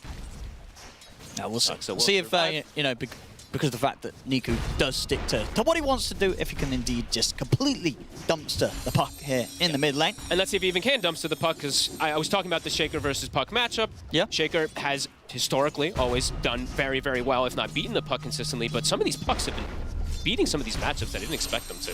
Yeah, PZM's been having some pretty solid showings in the mid this tournament. They're just so good at abusing the puckish, right? They use that orb, they walk up, tank a tower, tank it again, use phase shift. They get double regen constantly. It just comes down to how many denies the Shaker is able to really pull forward with on top of the thing.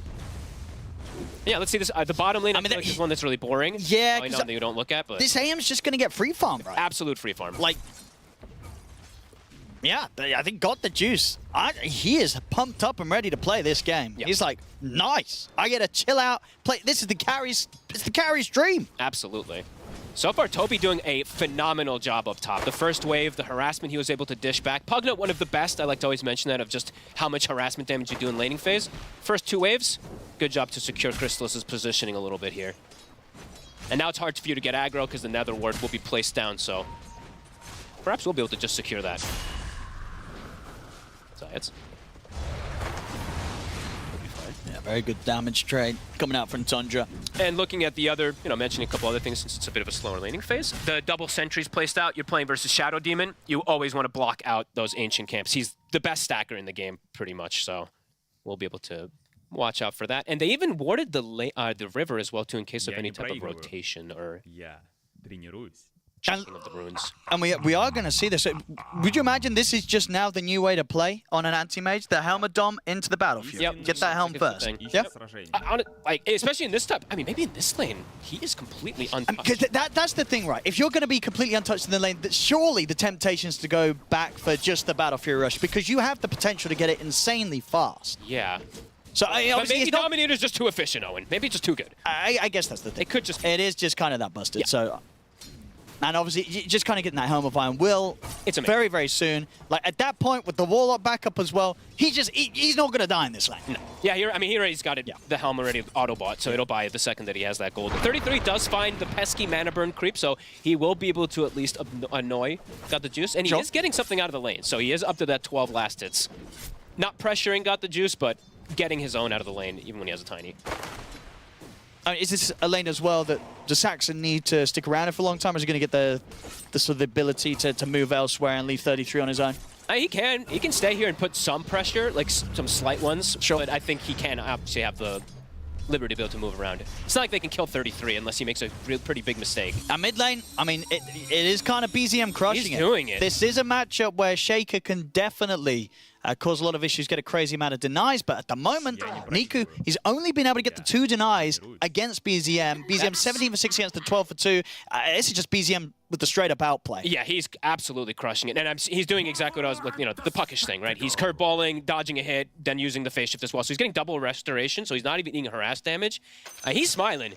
He's very happy. Yeah, he knows how good of a time he's having in this matchup. And maybe Niku now being like, damn, maybe I should have. I was going to, that's killing Fisher for the first blood's looking kind of nice now. But the fact that sticking to obviously the optimal build against the puck in the lane. Oh, man. Hasn't quite allowed him to get that lead against him. And you see that one right there?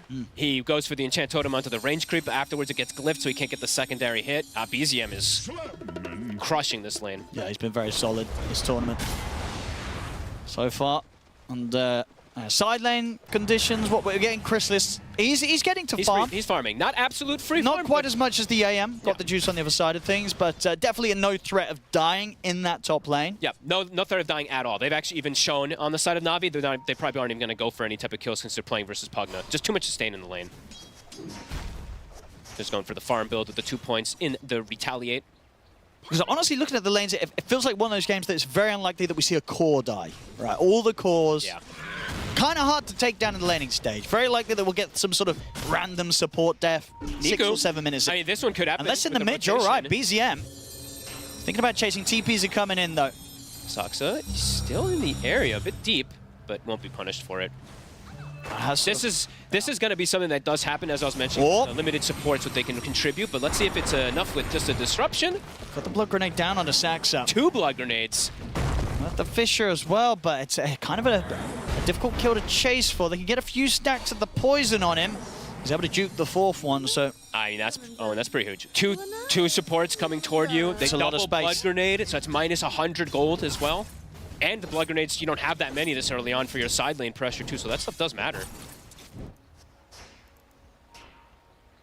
So the only thing I was mentioning is like the 2 supports, they are completely reliant on the cores to make plays. They literally can't really do anything until they hit the level 6.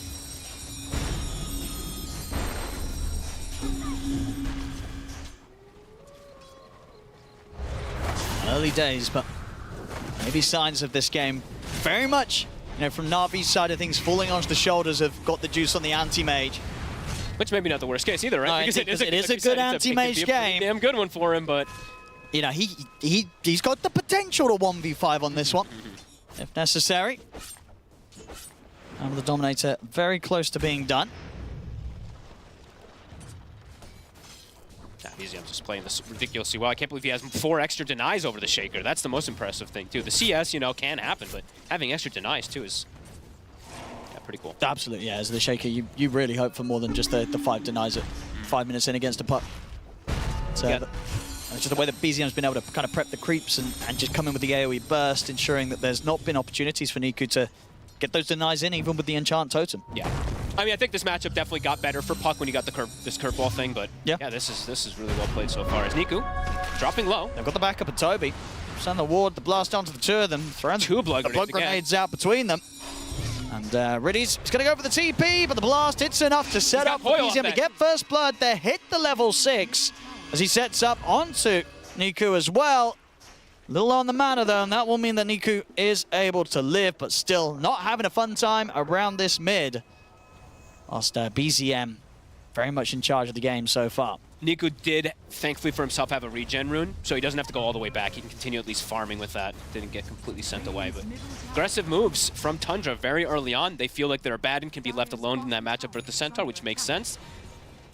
Yeah, I mean, I guess that's the thing on both side things, really. They can just be left alone. Yeah, Chrysalis, he's not going to die, and 33 on the Doom, very unlikely to die. He's just going to continue to sort of trade farm against the Got the Juice AM. Yeah, if it was something other than a Warlock with the AM, absolutely, right? They can go for kills onto the Doom, but the fact that it's a Warlock it's AM, a passive lane. 33 just chills, and he's got the Dominator done. So, very good timing for him. And we did see there Toby blocking some of those stacks that they are trying to continue getting for the side of Na'Vi. Niku, level 6 is hit. He's got the Echo Slam. BZM trying to steal some. Niku wants to Echo Slam some heroes. Chrysalis and Toby are ready to start running at Niku. Chrysalis is not the one you want to go for. Yeah, Niku's looking pretty dead here. Nowhere to go. This is awkward. Oh no, and they potentially can steal them. BZM's low on mana. Yeah, did have to sort of drop the Dream Coil there just to make sure that Niku doesn't get denied by the neutrals and to ensure the kill. And he does get it, BZM. This is devastating, though. He's going to lose the whole hard stack. Sax is going to have another spell combo in a second here with the Avalanche Toss. Avalanche to set up, moves in onto Zayats, toss forward. Be able to dodge the damage here with the disruption. Chrysalis is ready to continue the dive, get the kill, they get the stun onto Chrysalis, but the borrowed time is there. And got the juice in the meanwhile. 33 is down bottom. Okay, that'll do it. Niku comes in. Oh, a little bit of a pause. Right. What's the reason? They were saying they had some ping issues before, so yeah, they were saying they would have some packet loss a bit earlier. So, well, he got deleted. That was quite a bit of damage. That's a nice little kill for Got the Juice to get involved in, and oh, mouse again this time. Okay. All right. Well, he gets involved. But he's probably like, I needed to do this because I lost my stacks. I got to get something out of it. Sorry, got the juice. Niku will steal all your creeps as well. I believe he got like... Did he actually get a few of the waves it was there? like two waves almost, yeah. So we'll take away some of that AM's farm. But yeah, much needed rotation, it felt like. A 2K lead early here for Tundra. A lot of it because of this start from BZM in that top lane. Pressure onto the middle. Jump forward, Zayats. Able to hold back BZM. Junko's going to be back online in just under 20 seconds. He has 1K gold differential between him and the Earthshaker already at this point in the game. Yeah, he did a great job in the mid. And the Doom too. Actually, honestly, 33 is matching the farm of the Anti-Mage pretty much with the Devour plus the Dominator combination. So, very impressive stuff that Tundra's been able to do with that economy.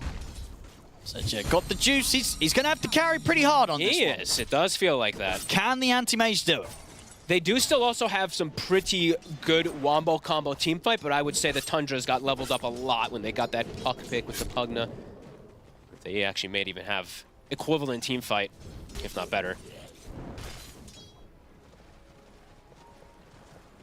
Right, let's see what the Anti-Mage wants to look to do. Got the juice, going through the portal, looking to join his team top. They can't really pressure Crystals. Guess it's a tower push. But losing their... He took the mid tower, Owen. His tower was not even touched yet. It's full HP, literally, in the mid lane. That is very impressive. And the puck having a good time is it's definitely going to cause an issue for Got the Juice, right? Yes. Because now that they are going to have this puck with this advantage, has this solid Dream Coil. If they can get some sort of just Dream Coil into a Doom follow-up from 33, they're you know, in this early period of the game, the Anti-Mage absolutely can die. Oh, absolutely. And BZM's going to be pretty high level. Sure, he's a mid laner, so you're high level anyway, but he's got very high level silence, very high damage burst. And, you know, I was mentioning in the early on, some limited forms of disable, it's really reliant on Niku of catching the puck in almost every situation. The supports will not be able to do almost anything to contribute. So, BZM could get pretty out of control this game. We'll have to see. How's the Blink Dagger for Niku? I mean, it's gotta, I mean, it's, okay, it's done. So he's gotta, I feel like he has to just echo the puck almost every single time, right? Otherwise, I'm not sure how they get the catch. They'll have to just focus BZM early on with this. At least until sort of the, you know, Blink's not going to be there anytime soon for the center of sort of the pipe going first. Yeah, so I yeah, even then you still need the Fisher set up for the Shaker to have a chance of catching him. So it's not going to be easy for Na'Vi. No. But maybe just the strength and power at the Anti-Mage will be enough to carry them through this game. And look what, this is interesting too. Actually, I'll wait for that as they're making the move onto the mid lane. Toby, he's healing a lot.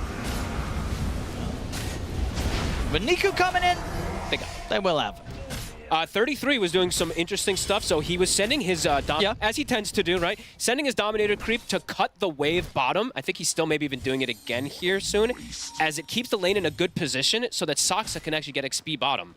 Because then the lane pushes in this weird position that he actually gets something. This is really interesting stuff. I mean, they tend to do this with these Dominators, and 33 always finds something to manipulate the game with. He's just going to be so farmed with the Midas that he's going to have very shortly after the Helm. And if Got the Juice isn't careful, you know, one little slip up too with a misclick of a counter spell, he can still get caught by this Doom. Absolutely, yeah. Any sort of like avalanche into Doom or Dream Coil into Doom, they can get those kills. Fine, Rudy's here. They'll drop the Doom down to make sure there's no Golem drop for the potential turnaround. The Dream Coil locked down on towards him. Backups coming in. Fisher from the side momentarily holds back BZM. The Nether Ward's down, though. Navi's got to distance himself. Sax is going to have Avalanche again in a second. So Navi's got to keep running. 2 seconds on Blink. Still in a bit of an awkward corner of the map, but they should be fine. They've got TPs as well. Although meanwhile, though, the hard carry of the side of Tundra is just farming. Right? They get to just farm on, actually both of the hard carries, I guess you could say. BZM is farming in the mid lane, and Crystals is getting all the space in the world. So this a lot of attention forced. Going to be a pretty quick Radiant. It is. 3,300 gold already into it. He's pretty much got the Relic. 12 minutes in, Crystallis. They're getting nice timings, that's for sure. Oh, Zayats. He's been found. Very dead. Early days, but a 3K lead. Pretty smooth sailing so far from Tundra. Definitely going to be the work cut out for this Anti-Mage this game. Oh, yeah. One of those games where if you're the AM, you kind of mute your teammates, start blasting the music, you know. Cue up the anime profile exactly, picture. Get on all those anime hype tracks and just sort of live in your own little world, hit creeps, and hope that the game doesn't end before you're able to 1v5. I don't know if we have the technology for this, but do we have the timing that he got the Dominator Battle Fury earlier? On Ame in particular? Maybe I'll have to see if I can find that later, but... Juice? He's gonna... Oh, he's gonna live! And Toby, blast off the mark. He's out of there. It should be fine. Blinks up again in a second. That was close, though. I mean, between using the kind of the mana void for the interrupt himself and having the golem dropped, it's enough to give him the protection to get out of there. He pushed the limits. Yeah, that was right close. There. And they really need him to not die. As I said, a lot is resting on the shoulders here. I've got the juice. I'm checking to see what the timing was, if I can find that one for us. From Ame, he got it at... Oh, it's hard to actually see, because he sold it later on and changed it. But he got the Battle Fury and at 16 minutes with Tread's Dominator. Okay, so we've got something to work towards here. It's going to be close then. It'll be pretty similar timing. Oh, bottom? They should have this. That's a big one kill to find there. Crystallis was trying to get some farm out of that bottom side of the map. And you know, he was on track for a very quick radiance timing. You know, talking about carry item times in this game. And that def, of course, will slow him down. That's a big one. Yeah. Definitely a big one there. Niku's starting to reestablish himself. BZM only 600 ahead now.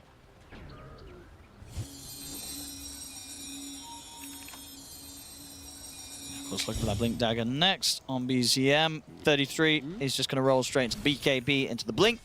And that is the pipe online for PMA. So definitely between the pipe and the Stampede. Further ways to keep Got the Juice safe. If he is getting jumped, if he does even get caught in these Dream Coils, they can keep the anti-mage alive if they're there in position to back him up. Yeah, definitely. I mean, Navi's, they're looking for the long game, right? Absolutely. But Tundra could also be looking for that long game to go for that scaling. But these auras, they could definitely make a pretty big difference here, as I don't know how many we'll actually, right? Will we actually see any, if any, on the side of Tundra? Sometimes we see some of the Dooms do it, but yeah, I don't think 33 really does go down. No, because if he's getting this BKB, it's unlikely he's going to be looking to buy a pipe or anything for the team. So I mean, that pipe is incredibly effective. They actually are pretty limited on physical damage, I would say, on Tundra until later stages for the ABBA, right? It is like all magic. No, absolutely. I mean, that's why the anti-mage is so great this game. Absolutely. So that's going to be pretty cool. Yeah. Definitely some glimmers, I would imagine, from the supports. Yeah, double glimmers queued up on the side of the Navi supports as well. So preparing themselves to buff up that anti-mage as much as possible. Yeah, with this and the stack count that really should be able to get for Got the Juice here.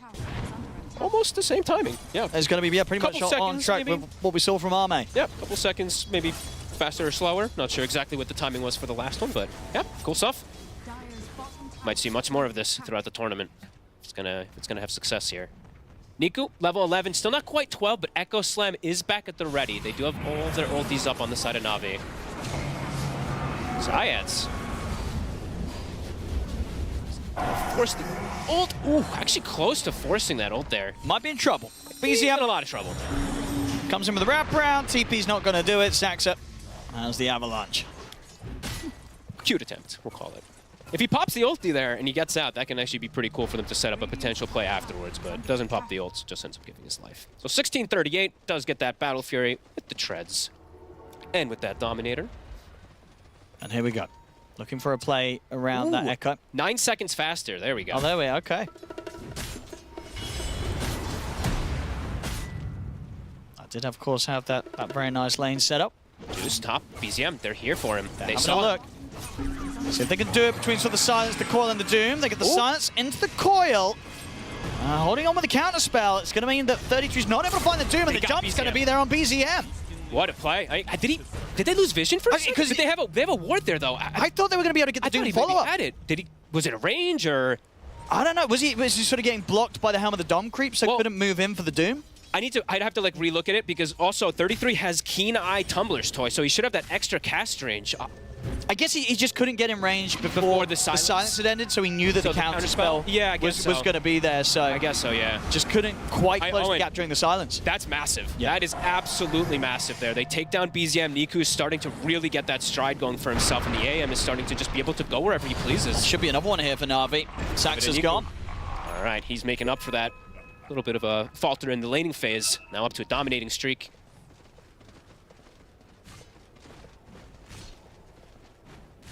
And Juice now, he does claim the top net worth spot. And as we said, yeah, the AM absolutely set up for success. Amp damage, too, for Niku for the next one. Size trying to mess around with Chrysalis. 3 points in that Disseminate now. It's a lot. This spell it's very hard sometimes to see the effect of it, but it is crazy how much damage. So this one we saw but like earlier I was sure, it was before, yeah, when they opened up with the silence, whether or not they could get in position. But either way, I mean, that is probably one of the bigger points in this early game. Yeah, he's able to survive the gank from the 2 cores and get a turn. Yeah, well on the way towards that Manta now. Continuing to cruise through this early game here, got the juice. Starting to get closer toward the glimmers as well, too. So even if he does potentially get caught by some of these spells, there are ways that are going to be there to bail him out. Crimson, Pipe, double glimmers, Stampede. A lot of different ways to just get him out of a fight. And it looks like Niku is going to get time to, he got that kill top with the Echo Slam. It's going to come back up, so he can look to go for another play when it does come available again. Nothing lost during the downtime.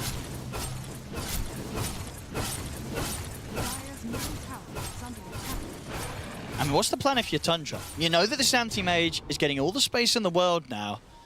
Do you feel confident yourselves in just sort of sitting back and allowing Chrysalis to continue to try and farm and scale as to carry a Baden? I mean, maybe they do, but I would... You'd be a bit concerned. I would be concerned, personally, because the AM just looks so damn good this game, really. But Tundra does like to play for specific timings, and they like to hit the creeps, too, so perhaps do want to wait until they feel good on all of these as well, too. And maybe they have some interesting builds that can actually end up working versus the AM, right? We'll have to see. And in terms of the AM's build, so this Aghanims that he's got queued up rather early in the build, do you like that here?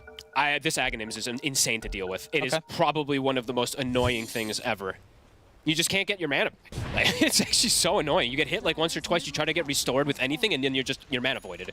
So I actually think it's one of the stronger ones. Which I guess is you, especially when you're saying, right, you're looking at some of these heroes like the Pugna, right, that are quite a beautiful target. So having that Axe, jumping it, bursting that insane amount of mana to start things off with the first hit, follow up a couple up with the Mana Void, it's guaranteed big damage. It's guaranteed big damage, and there's no way for them to restore it, right? You try to pop your wand, you pop your Lotus, it doesn't work. None of it restores once you get hit by that Aghanim, so...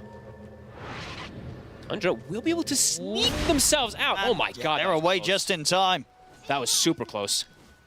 A nice sneak. They are able to take that Torment away. I do not believe that Na'Vi expected that. They were actually, it looks like they were smoking to perhaps to get there in time to do it themselves, but one step ahead Tundra was this time.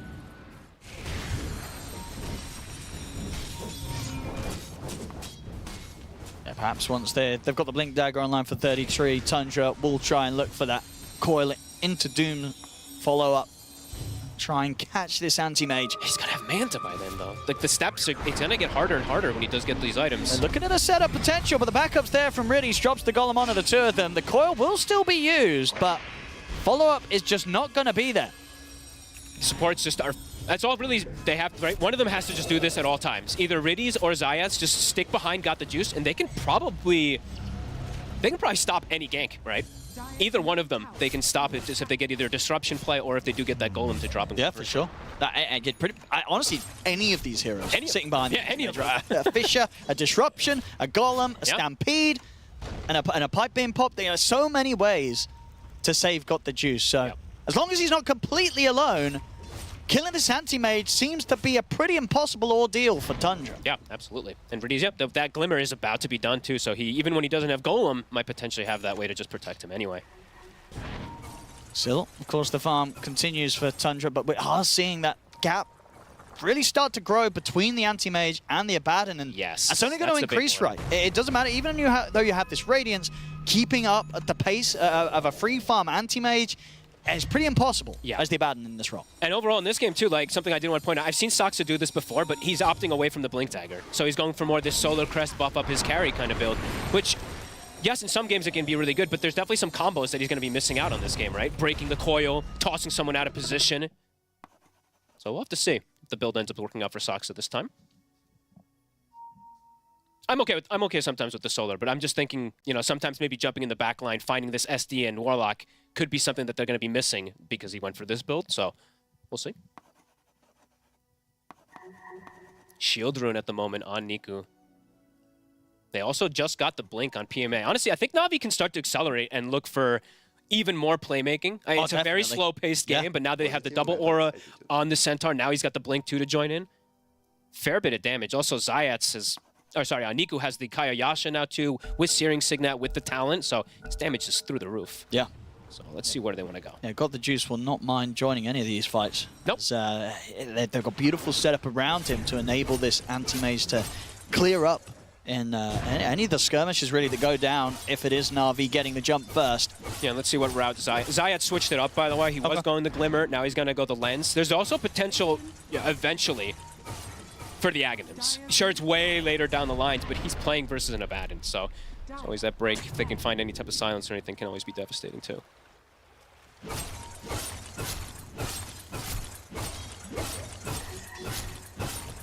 Toby. I had a feeling. We'll get the instant D ward. My goodness, a lot of these games are quite slow pre-30 minutes. Which I think, both carries are probably happy with, but obviously relative to one another, I'm sure, Chrysalis, he's definitely going to be feeling the heat a little bit more. Not just because he's got the Radiance, but because he is indeed in this matchup against an anti-mage that he knows is going to be getting just that much more out of the map whilst the game plays off in its passive state now. Yeah, he's just able to farm way faster. Yeah, this is definitely one of those games where you could die, you keep pinging, anti-mage is missing, anti-mage is missing. Yes, you're getting the farm on you're getting the increased farm on the Doom because of the hero, right? But you're Abaddon, like you said, it's 2,500 now. It's really starting to accelerate how much he's falling behind in terms of gold. He is switching. I'm looking at the build of Chrysalis. He is looking to adapt a bit versus the AM if he does go down this route. Blink standard, but then if he does go for Bloodthorn and Orchid, that could be something that maybe can help him catch. Yeah, because you want to make sure that if you do catch the anti-mage, you can kind of just throw everything on him to kill him. Yes. The problem obviously with this is that even if you do throw everything down onto him and the Shadow Demon's in position, Disruption still comes in, it's not easy to throw everything down onto the AM. Absolutely. Tundra, they're going to get on the hunt though. Here with the smoke, let's see what they can find. As the game progresses too, I imagine, I would think that there's going to be some Lotuses / Lincolns that are going to start getting queued up as well from Na'Vi to throw onto Got the Juice, and then it's a big question of how do you kill him? Do you need to get the Doom on him, and then you just essentially can't, or you're going to reflect it onto yourself, so. Let's see where Tundra looks to strike here, as it's been a very long time since anything has happened. Slowing down a lot this game. The Golem is at the ready. They're gonna smoke. Is it time for a Roshan to fight Force? No vision from either team at the moment around the pit, but Roche is gonna start shifting soon. Looks like they maybe want to get a kill before they want to try something. Chrysalis. They're gonna go for this one here. Consider it. I mean, obviously committing too much under the tier 2 might be risky. They're going to try and burst out the ult. They'll get that. Okay. I mean, it's an Echo trade for a borrowed time. Tundra, Abba actually get some pressure onto the tier 2 bottom. They know that the Abba is not going to be bottom. Do they want to try to maybe fight down here on the side of Na'Vi? Saxa. Toby's getting majority of this tower here. Oh, a good Fisher block here from Niku, but do these two really have damage? They'll drop the Golem. It's a slow game, so dropping a Golem for a support kill doesn't feel too bad at all. Nah. If they get the kill, that is. Saxa's making them work for it. Another Fisher is there. They got him. They'll find it. So if they get anything more, it looks like the rest of Tundra should be out of there. Toby and 33 still sticking around. They do have... They're going to go for him? They're going to try and get the jump. They've got the Doom at the ready, but the Stampede is there. That's going to get him out of this. No, it's not. Dream Coil comes in to lock him down. PMA comes in with the backup, pops the pipe, trying to get that extra bit of protection, but 33 is able to commit him with the BKB, staying on top of Niku and take down the Shaker. Toby also able to get out, or maybe not. No. Banner Void. They're just in time, puts a stop to the TP. Na'Vi will be able to make sure they get a second support kill, but they do lose their mid. So Tundra are able to find something. Does, of course, take the combo again of both the Doom and the Dream Coil to get that one kill. But they get the Shaker, but at the same time also, your spells are used, and Got the Juice is like, all right, well, now I literally cannot die for the next minute and a half or two. Yep, and he's going to be well on the way now to look towards that Abyssal Blade. Yep. After this Aghanims. I mean, some really interesting stuff that we're seeing, right? They throw the Echo on the mid lane just to force the bar time, then potentially look for a fight bottom, but Tundra is just, they're ready, right? They've got the heroes positioned down there to at least get themselves a trade kill. Lotus Orb, PMA. It's close, yeah. It's essentially done. Yeah, he's got it done. So extra tool that he can throw on. It's also level 3 Stampede online now too, so that cooldown, 90 seconds.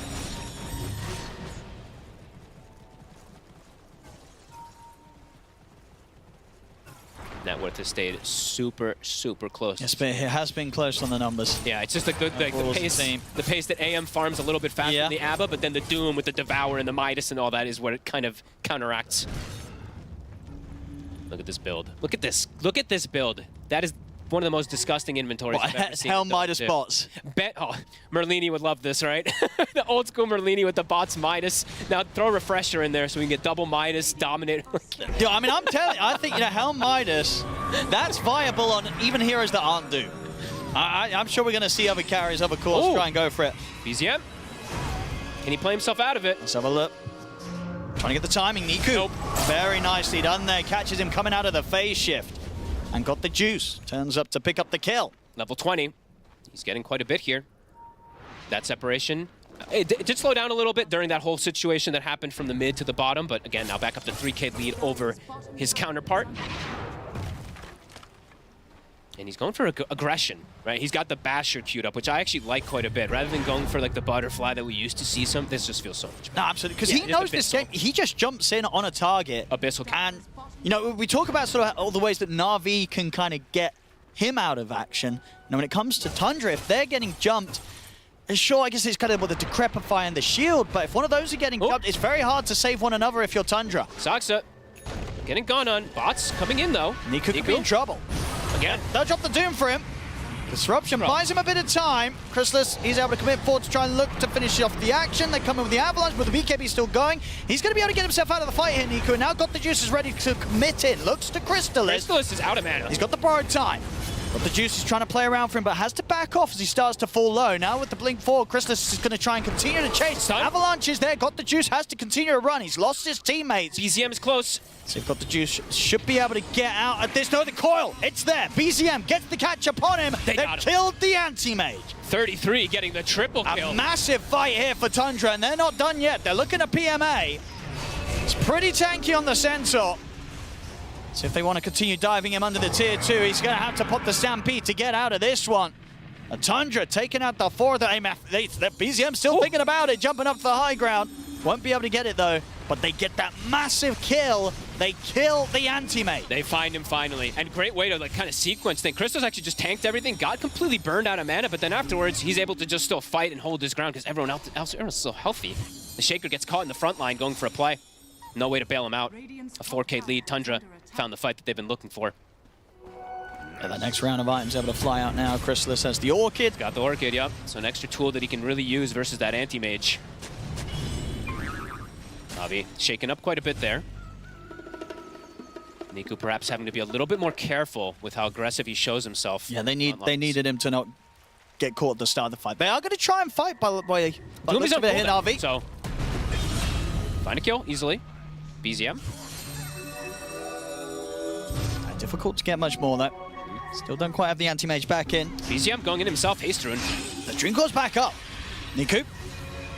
But the BKB turns with the fish. He gets the lockdown onto the 2, and then PMA's in with the jump as well. They're looking towards Chrysalis, but the borrowed time is back up.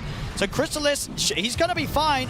They'll try and come in onto him with the Demonic Purge. Got the juice, gets the jump in onto Saxa in the Roshan pit. Chrysalis starting to heal up now with that borrowed time. Saxa will fall. See where Got the Juice looks to target next. He's going to try and go over towards 33. The BKB's there in time. 33 trying to back away here. He's got a blink. He uses the Stampede to close in upon him. So Lion Got the Juice to stand on the target. Decrepify will come out defensively, but the Mana Void's there. Toby trying to heal 33 up. The Silence is in on the Got the Juice, but the Glimmer Cape's there, protecting him. They look towards BZM, but BZM's quick with the phase shift, jumps up to the high ground. And back up towards PMA. PMA just pushing back the back lines of Tundra. Able to get in with the Who Stomp double edge on Toby to finish him off. That was, of course, a dieback there from Toby on the Pugna. Good chase forward there from Navi this time around. AM able to hold his ground. BZM, I think this haste rune actually saves him there. He may have actually been able to die, but ends up skirting himself out of the fight versus that Earthshaker. But they do get some kills. I mean, Navi's shown they can go aggressive when they had that Doom on cooldown for a small moment. But as soon as it comes back up, the build from 33, of course, playing off since he has... Oh my god, Owen, he's doing it. Octarine and now Refresher. Oh, that's the dream. This has to be one of the most disgusting builds I've ever seen in Dota. Think it's of the farm. Octarine, this is actually a U build, Owen. This is the most U build This is my build I've on ever seen. Every hero. Like, you love this refresher It's Midas. the efficiency of the farming. I mean, if you're not, you've got to put that refresher off cooldown to just farm with Midas. He probably won't, because that might be a little too grief. Let's have a look. Use the Midas, pop refresher immediately. Do it. Refresh. Okay, this guy's a professional. Well, double Doom for the next fight. Double Stomp. The next fight's going to be quite a bit harder, I would say, for Na'Vi now. They've been doing a good job of dancing around and not losing too many in the fight, but this next one, 2 cores could be in jeopardy. It just feels like the fights are so volatile, right? If they can kill the anti-mage, Tundra in a great position. If they don't manage to control and kill him, got the juice, he's in such a great position in terms of pick to clean up the fights. And now he actually has another buff. He has a Solar Crest, so this is actually pretty important for him. They got the Fisher set up. Do they want to go in on this? Roche, PMA, going to try and get him with the Who Stomp. Doom's going to get tanked here. And indeed reflected as well. That's really big deal. It's awkward now for Tundra. They don't want to fight this. He is going to be able to go back to base, refresh, and come back with another BKB and Doom, though. That's true, but they will have seen it, right? I hope so. I think so. Let's see if it catches them off guard. Trying to push forward. Nico's just going to get in there with the BKB. He's in onto Chrysalis. It's an early borrowed time having to come out from him. Dreamcore's there to lock down, got the juice. Is there damage? Here's the jump for 33. He's able to get in with the Doom onto the anti-mage. Got the juice, trying to stand his ground. A right-click back, takes down BZM. Looks toward 33. 33's going to fall. Got the juice, will die. But this fight, who's going to take it at the end of this? They get the setup on towards Saxa. The Golem's out, of course, here, cleaning up the fight. And Chrysalis, he can't get in on this. He's trying to disengage. He's going to try. He wants to go back in for this Chrysalis. Toby's still alive at the side. PMA pushing back against the Pug now. Riddy's trying to back off, healing up with the Shadow Word. PMA able to come in with the Stomp to hold back Chrysalis and ensure that Riddy's can survive. The poison, how many stacks is that? And Chrysalis, it's going to be 5 seconds until he has to borrow time back off, but no, it's back up. The kill. Indeed, that gave him enough to get the cooldown down, to put the borrowed time, and ultimately get the cleanup on this fight as he's in on top of the Centaur. That's going to be him dead as well. The cleanup from Chrysalis. All the little things coming into play too, right? I think there was one more Shadow Poison about to stack on him. He gets the kill. Gets the borrowed time up because of that quickening, and he ends up actually surviving all because of it too. What a chase out there from Tundra. A cool way that they initiated the fight too, where he backed up the base, BKB refreshered everything there, got the Doom on the AM. Na'Vi doing a cool thing too, where they just fight through the Doom, but overall Chrysalis standing strong. Yeah, I mean, just getting so much gold and XP, of course, out of that. Top net worth now on the Abaddon. What level was he when he started the fight? I want to say at least like 3 levels lower than this. I think he was like 23. Yeah, I think so too. I think he may have gotten at least he got 2 a lot or so from that. levels. That was absurd. Let's have a look.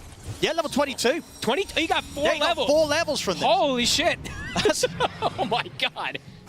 I was going to say, I was pretty sure he was like 22 or 23 at this, and he was just 22. Wow. Yeah, this moment right here, right? They get that Doom, they get all the combos. Yeah, 33 got his job done. You know, dies a second time. Was pulled back in action there. Nearly getting the chance to Doom got the juice again, but he gets out with the counter spell. BZM.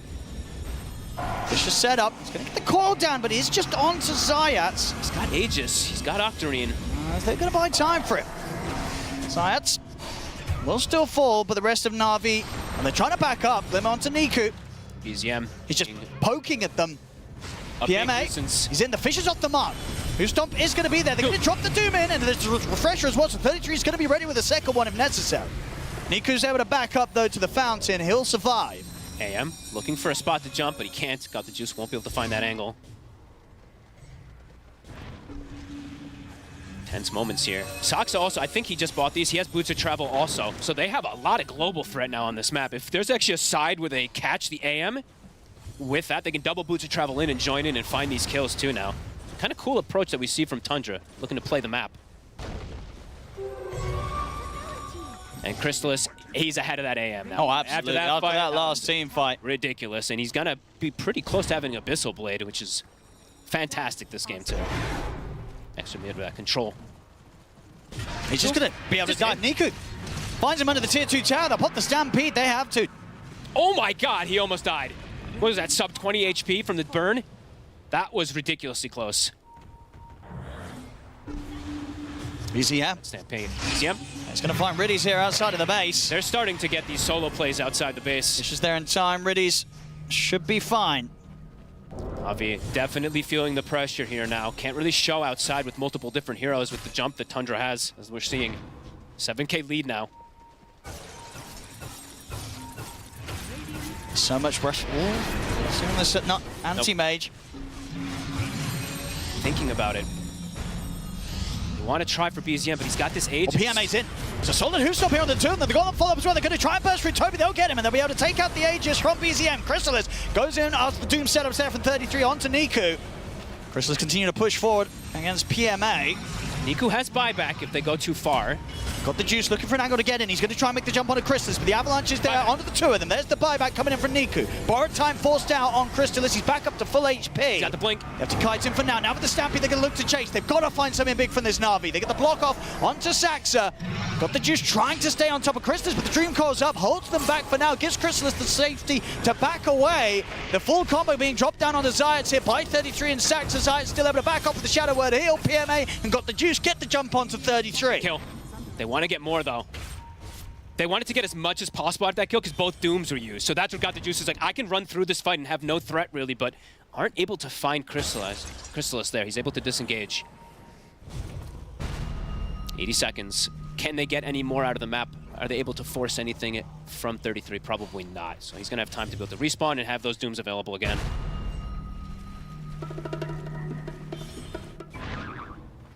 49-51. Very close. Still has faith in the anti-mage. Yeah, I think that's what you're seeing here, right? Pretty much. Tundra's sure they have this 9K lead, but the anti-mage is strong here. Niku is starting to have some difficulties, but if he's able to, he's kind of just going to start to become more of like just 100% just control rather than all the damage, right? If he's able to get to one of these points of these next two items, all his real job is just to provide that control and maybe even just provide the, I'm going to tank a Doom for my AM. That's why he just switched between 3 different items on the Earthshaker, so now he's got the Lincolns queued up to protect himself for his Doom. See if they can get any of that protection versus it. That's one of them. They've got the Aghanims on PMA. Absolutely, could come in with some very clutch plays with that. Yep. Also has hit level 25, so the stun, it's pretty long. It's a 3-second stun now for that Centaur. Tormentor.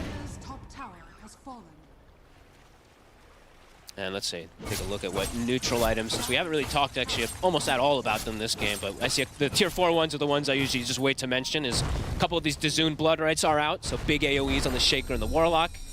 We see a couple Outworld Staffs on the side of Tundra, so they're going to have good ways to disengage. I think 3 of them actually I see, so. Radiant's bottom tower is under attack.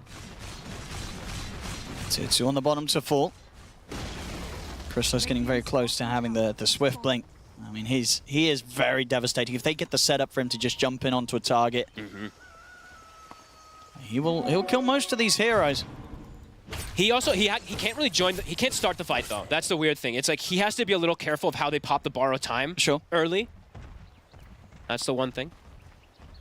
But overall, they have other heroes that are going to be starting the fight, so it shouldn't be him that goes first, unless he sees one of these 2 supports on the side. And we've got the Nullifier now as well on BZM. So kind of between him and Chrysalis, right? They're throwing down this like a Nullifier, Bloodthorn, Abyssal. Oh, it's a whole lot. That's a bit of an interesting one. So Juice got rid of the boots. I mean, he wanted to get this Orchid online as soon as he could. I saw a couple of fights though where you're getting like Doom pops Scorched Earth and he's got bots too, and he's running 530 movement speed. You have 340 movement speed. So at least momentarily, you are going to get the Stampede. He also has Shaker. Gonna have the, and you're going to have the cart as well with the axe. Yeah. Okay, so I guess that's why he has Shaker stunts, he has cart, and he has Stampede. So exactly. He's relying on that. Exactly. He's going to rely on sort of PMA to sort of ferry him around the team fight. And you know what? He's got the crippling crossbow, right? That thing slows them by 80%. Even though I don't think I ever see anybody use it. Very funny looking item. Level 25 has been hit for Got the Juice. He's got that Mana Void. This is an amazing talent. Yep. Can get multiple off inside of a team fight. Can be pretty devastating versus these high mana pools now at this point. There's the smoke. Taking the smoke off that one. See if Tundra's ready for this. They're quite split at the moment, Tundra. Everything's at the ready, so. Tundra can be together fast, though, right? Remember, the boots of travel that they do have on 2 of the heroes. I mean, if Na'Vi can find 33, that's probably the best way to start the fight. Yeah. 33, he's already out at this top side of the map. I would agree. 33 is probably priority target number 1. Yeah, because if they could take him out, the thing that's been ensuring these teamfight wins for Tundra has been 33, getting the Dooms on either the Shaker or the Anti-Mage. So they'll find a quick little pick-off, Saxa. It's caught top. Got the juices quick, dude. First thing he used when he blinked in was the crippling crossbow. Ooh. I usually see people not use it almost at all. I'm going to keep eyes on that. If you have no boots, you absolutely have to use it pretty well. So that's going to be really fun to watch. Doom applies mute. Level 25 has been hit.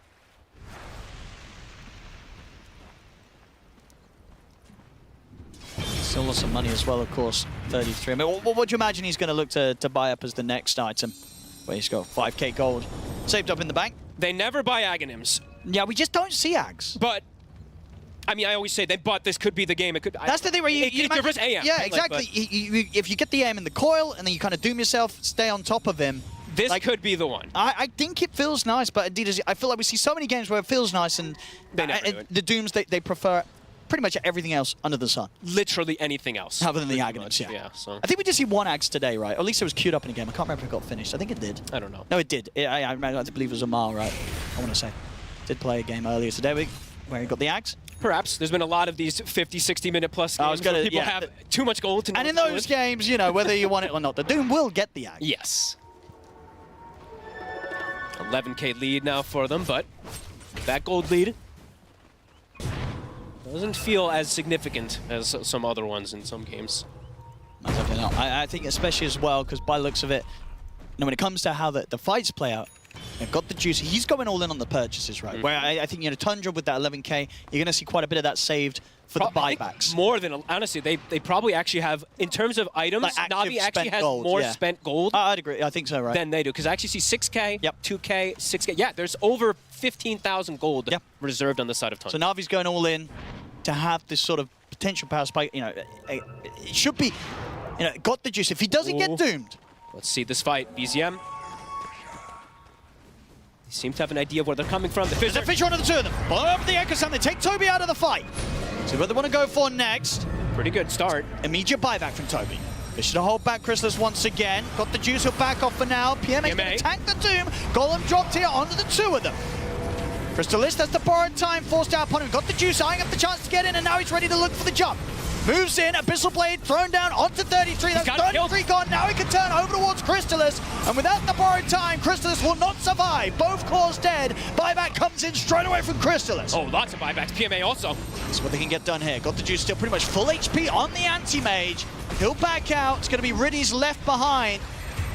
I mean, they'll take that now. They'll take that. 3 I'll buybacks. take that for sure. 3 buybacks coming out there from Tundra. I mean, that shows a lot, right? The 15,000 gold reserved up on Tundra, Na'Vi spending out, and they get a perfect catch to start the fight. That was, I mean, no hesitation at all from the Shaker. Absolutely. And this is, you know, this is kind of the way that they want to play these fights, you know, as the Anti-Mage, right, got the juice. He's able to sit back, wait till the borrowed time's gone, wait until the Dooms have been used, gets in, finds his target, ensures that I believe, 33 can't get the second Doom off because he's in on top of him with the Abyssal Blade, and that they can kill Crystallis whilst that borrowed time's on cooldown. And now these are dangerous moments, right? A lot of buybacks spent out there from Tundra. They have to be, I mean, they're trying to get on the aggressive because they do have the 2 support kills and a couple of these ultis are used, but they have to be careful in this next upcoming fight. They're going to go for a Roche to at least protect. They need this Aegis, Yeah, protect Crystallis in particular since he did use that buyback before. And they should get this. No, I don't think we're going to see Na'Vi try and do anything crazy with the 3 of them up on the map. So Tundra, whilst they might have expended these buybacks, they will at least have the Aegis. That I imagine, who are they going to be giving this to? Crystallis or BZM? I would imagine Crystallis. Sure. He used that buy. Yeah. BZM didn't have to use it. That's true. He's still got his. Yeah. So that'll give him a lot of extra protection in this next upcoming fight. 5 minutes of leeway for the buyback to come back. Niku, 25 has been hit. This is a really cool game. Honestly, 22 to 23, as close as it pretty much can get in terms of kills, in terms of pretty much everything. Everyone just trading all over the place. No base yet to be touched. And this will be nice next as well for Got the Juice. He's probably now going to play with the luxury of saving the money for buyback, especially considering that's something that Tundra's heroes can't all match. But getting that Aghanim shard, it's just going to make the game even more difficult for 33. Because now he's got to consider the fact that there's also going to be counter spells being thrown down onto Niku, onto PMA. This could just completely catch people off guard because I think you don't really see anybody ever really use this, honestly. So. And as we see, Got the Juice, he's ready to press the buttons. He's using active neutral. I watched, by the way, in that last team fight, he used it almost immediately, so heads up from him, even though he has 1, 2, 3, 4, 5 activatable items, and then 1, 2, 3 activatable items. Pretty cool. So yeah, that shard could be really interesting. If he throws it onto this, they kind of have ways to bail each other out, right? Centaur lotuses him, he fake lotuses him with the counterspell. Can be really cool ways to cover each other, and more Lincolns, more lotuses being queued.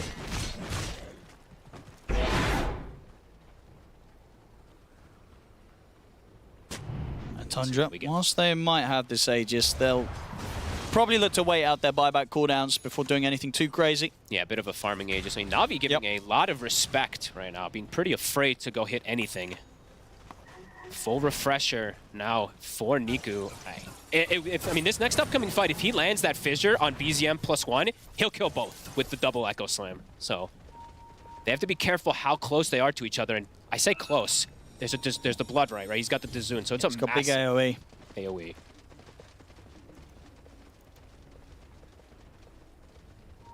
Yeah, these fights are going to be complicated to keep track of, but let's see what we get.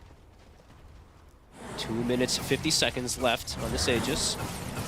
So they're still doing their pairings. Zayat's, he's close to the anti-mage while he gets outside of the base to get something.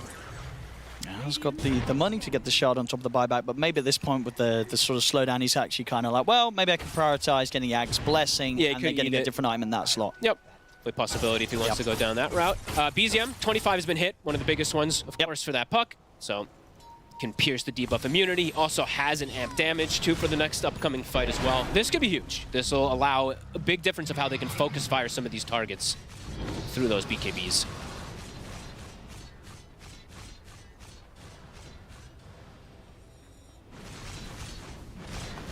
Crystal is getting very close to kind of maxing out, hitting that level 30. Niku is literally not leaving the base. Just literally just sitting there, spamming the Enchant Totem Fissure to keep the waves pushed out while the AM and the support goes and deals with the rest of the waves. Very careful. Yeah, there's no need to really risk it, right? He's pretty much got everything item-wise that, you know, he's happy to play this later stage of the game with. Yep. Now, anything on top of this is just a nice little bonus, but the core stuff, it's complete here for the mid-shaker. For sure. Double Shrines does mean it's going to go the way of the Tundra, since they did not want to step out there, so a good chunk of experience that they get. He does buy the Shard, so does have that. Let's see if he does get a Reflect Doom in particular, right? That would be pretty ridiculous. Onto an ally, not himself. Mid lane. Crystallis will show himself, 70 seconds on the Aegis. Still a few minutes on the buybacks of Tundra. His team is starting to get close by. Niku. He'll walk right into him, gets coiled. Okay. I'm going to get the Reflect on the Nullify. He's going to get the BKB off as well, Niku. They have to jump forward, but the Abyssal gets reflected as well. Stampede's there to get Niku out of there. The Avalanche will come in. They'll drop the Golem and the Echo Slam to hold back Sax. They'll try and burst through the Tiny. They'll get him, and now got the juice. He's got the jump on a BZM. He gets the Abyssal drop down. They've killed off the puck. And now they can isolate and surround Crystallis. He'll get up with the blink for now. The PMA's looking to chase them down here with the cart. They've got eyes on Toby. Sentries drop down. There's the vision for the disruption from Zayats to catch the Pugna.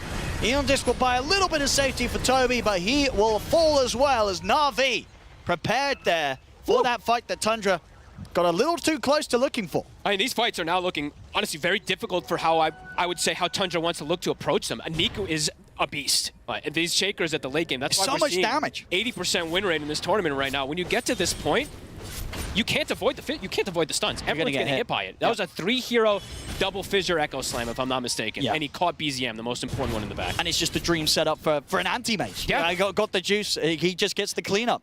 I think we're going to see so much of this, honestly, the Earthshaker, as we already have been seeing.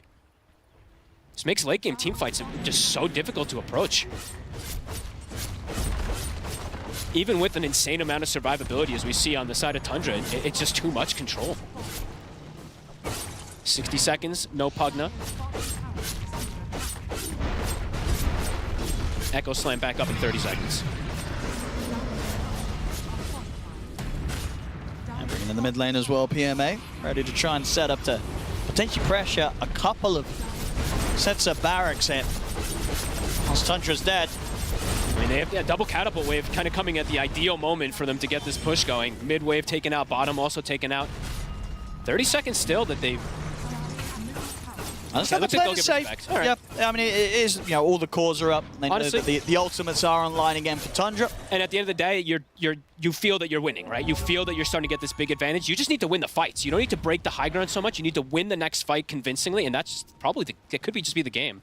Refresher's back up in 60 seconds, so if they can wait for that, sure. I think that's probably the ideal for the side of Na'Vi. Yeah, especially as how close they are to the Aghanims on Shadow Demon as well. Oh yeah, true. That's another big one. Yep, absolutely. BZM. Oh, they actually do have the combo too. He has the Bloodthorn. They're gonna find him. Niku, he's in with the setup, the follow-up silence, the Abyssal as well to lock him down. It's a dead puck. And he does not have a Dispel. As we see now, the Bloodthorn that was picked up from God the Juice is gonna be pretty massive. He's gonna have Bloodthorn, they're gonna have the break from the SD. Chrysalis could get popped. Definitely potential here. He is at some crazy levels of farm on this AM. And Tundra, they've done well to challenge him in this game. But Na'Vi ultimately keeping the cool despite Tundra's best efforts in these mid-game fights. I mean, it was the dream AM pick, really, and we're truly seeing it play He's out. pulling through. Yeah. He's got, I mean, hitting critical mass. He's about to have Disperser finished up. He's almost full slotted. Niku pushing onto the three of them. Jump forward as well for PMA. Also the BKB from Saxo. Get the toss back on PMA, but this is a very tanky Centaur. They'll throw down the Doom upon him. Underneath the tier 4s, they'll be able to kill him. So Centaur's gone. Coil on towards the animation. Refresher from 33s. He's in. Looks for the second Doom, but the Lincolns was there. That was Niku. He threw the Lincolns. Absolutely coming in clutch with that Lincolns. Gonna continue to try and chase. It's gonna be responded to with the BKB TP out there by Niku. Does mean that Riddies gets left behind. So BZM buyback. Indeed, had to spend the buyback. They had to use the 2 sets of Doom from 33 to try and get the job done in that fight. They didn't quite get the big targets they'd hoped for.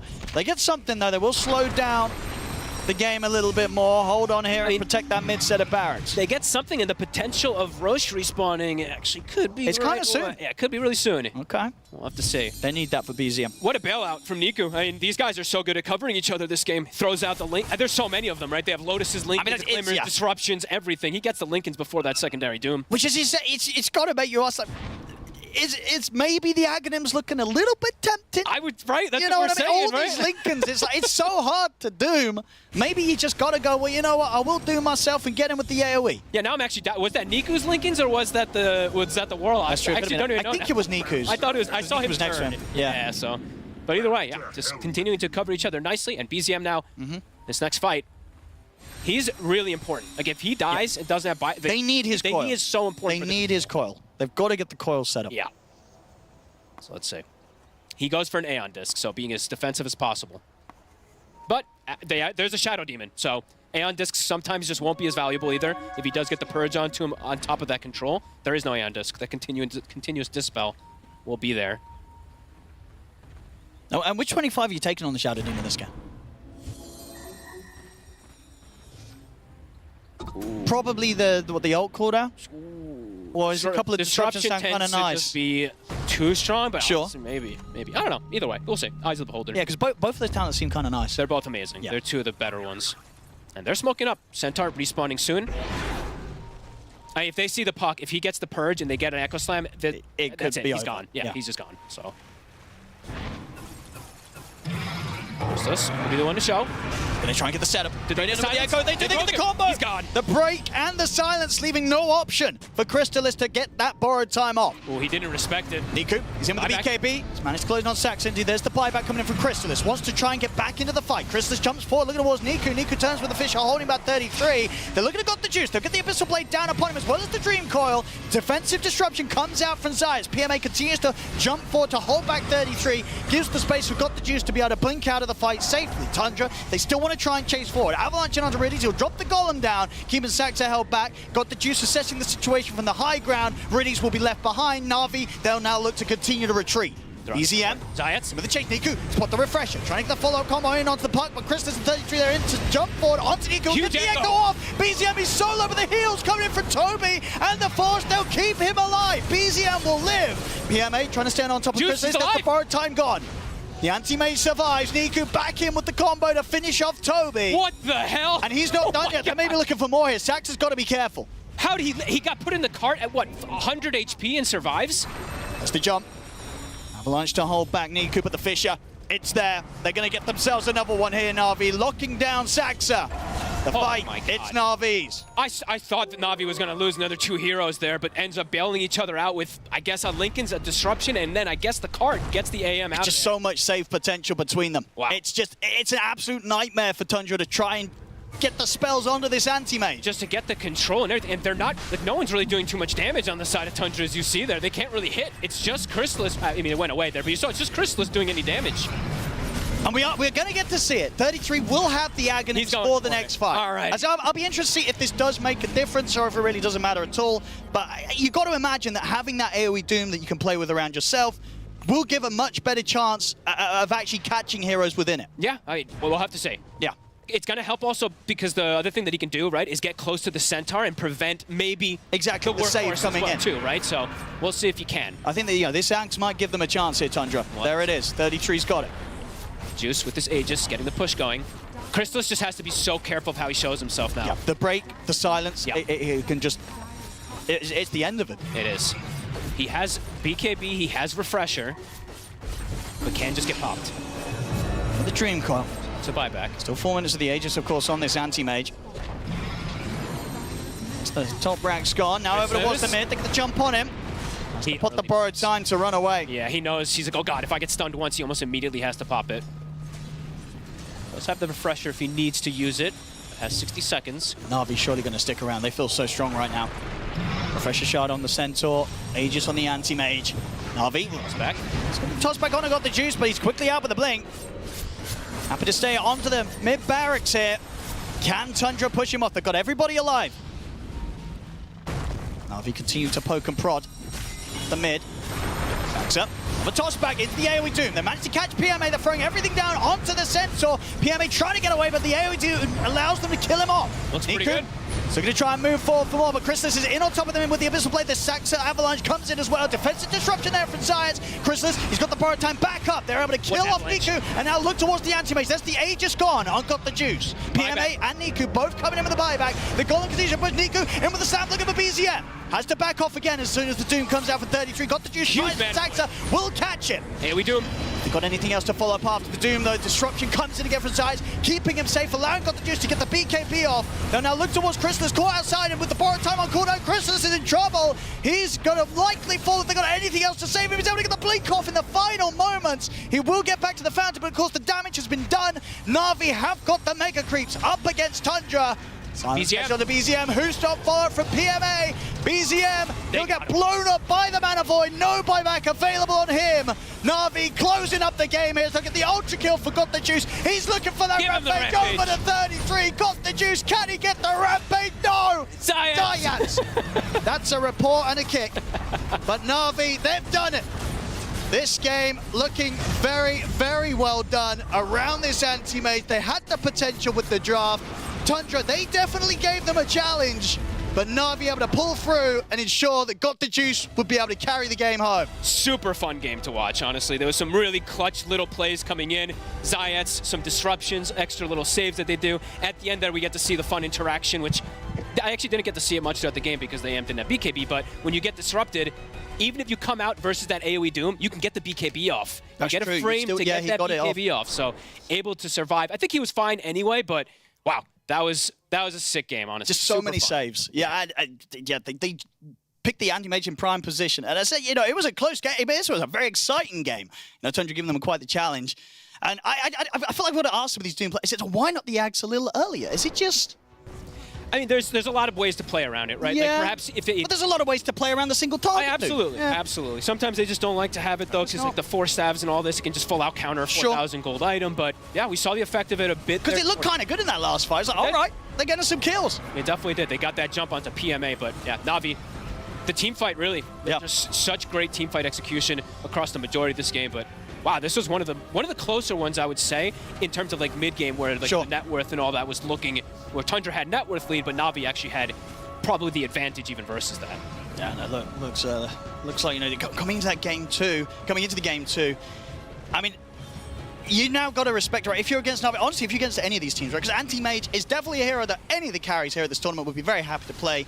You got to watch out, right, in your drafts. If you are giving the chance for an Anti-Mage to come through and sort of have the potential to have this sort of a game where everything kind of has to be executed perfectly to get a chance to kill him. I believe they only managed to kill him kind of 2 or 3 times in the total of this game, and that was definitely something that, you know, could have been seen at the beginning of this one. Honestly, it really, when you look at it all, it looks like such a picture-perfect AM game in terms of what he's against, when it's like 90% magical damage, and he has 1, 2 different saves, so many saves, 2 massive stunners that just follow up to be able to get him that control so he can go for anything. Yeah, super fun game. Yeah, absolutely. Excellent execution from Na'Vi to ensure that the draft plays through and they can get this win in game 1. Tundra, as I said, even though the anti-mage looked as great as it did, there were points of this game where it looked like, all right, Tundra, the execution was going to be there. And there you see, yeah, that you know, the disruption plus the BKB through the Doom still does exist. So, yeah, this was, I mean, for me, a pretty exciting game, even though it did start a little slow in terms of things, but that's going to happen with AM. It tends to be like this. This tournament is just crazy. TI, with 50-plus minute games and Earthshaker, I think we're just going to have so many of these. Yeah. Obviously, though, this last moment, Zayas. He steals it. Was it a right click or something? I think it may have been the disseminate, honestly. Oh, coming in at the, yeah. You can't really control some of that. It's true. It's true. Because the morale boost of giving it, I'm sure Zayas was probably screaming in the team comms, Rampage! You know, he's giving it to, got the juice anyway. But yeah, indeed, 12-2-12, ending this game on the anti-mage. Solid. With a fantastic lineup behind him. And yeah, Tundra, they tried their best. We, of course, had that kind of big comeback in the mid-game where Chrysalis jumped up, what was it, 4 levels? 4 levels in one fight. And at that point, it's like, oh, okay. You know, maybe Tundra's going to have it in them to deal with this AM as a whole. But yeah, wasn't to be at the end of it. No, yeah, too good of an AM game probably, and just really good defensive plays and good defensive itemization. Have to give them credit for that. 3 Lincolns, Glimmers, everything there. Really, really well played. Yeah, and something that I feel like in a lot of other games, you know, it doesn't necessarily work out, especially when you have like the Shadow Demon and Warlock support combo, right? It could be a little bit too defensive. I mean, we talked about how kind of passive the lanes was, right? Yeah. There was not a lot of kills going on in the early stage, but that still played out perfectly. And indeed, you got to give it to him here. Got the juice, 12-2-12, coming through with an excellent anti-mage game. And definitely one that he's going to be feeling very good after playing, right? You know, everyone on the carry wants to play some anti-mage.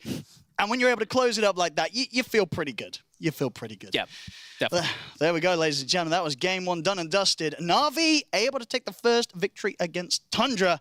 We'll be coming back here with game 2 very shortly. I'm here with Saxa. We're having a chat. How would you describe your guys' season so far, leading up from last TI to this TI? How's it gone? Turbulent, I guess. We've had a lot of roster changes. Even the first tournament we played with stand-ins, we've had to change many people. We had to have stand-ins many times.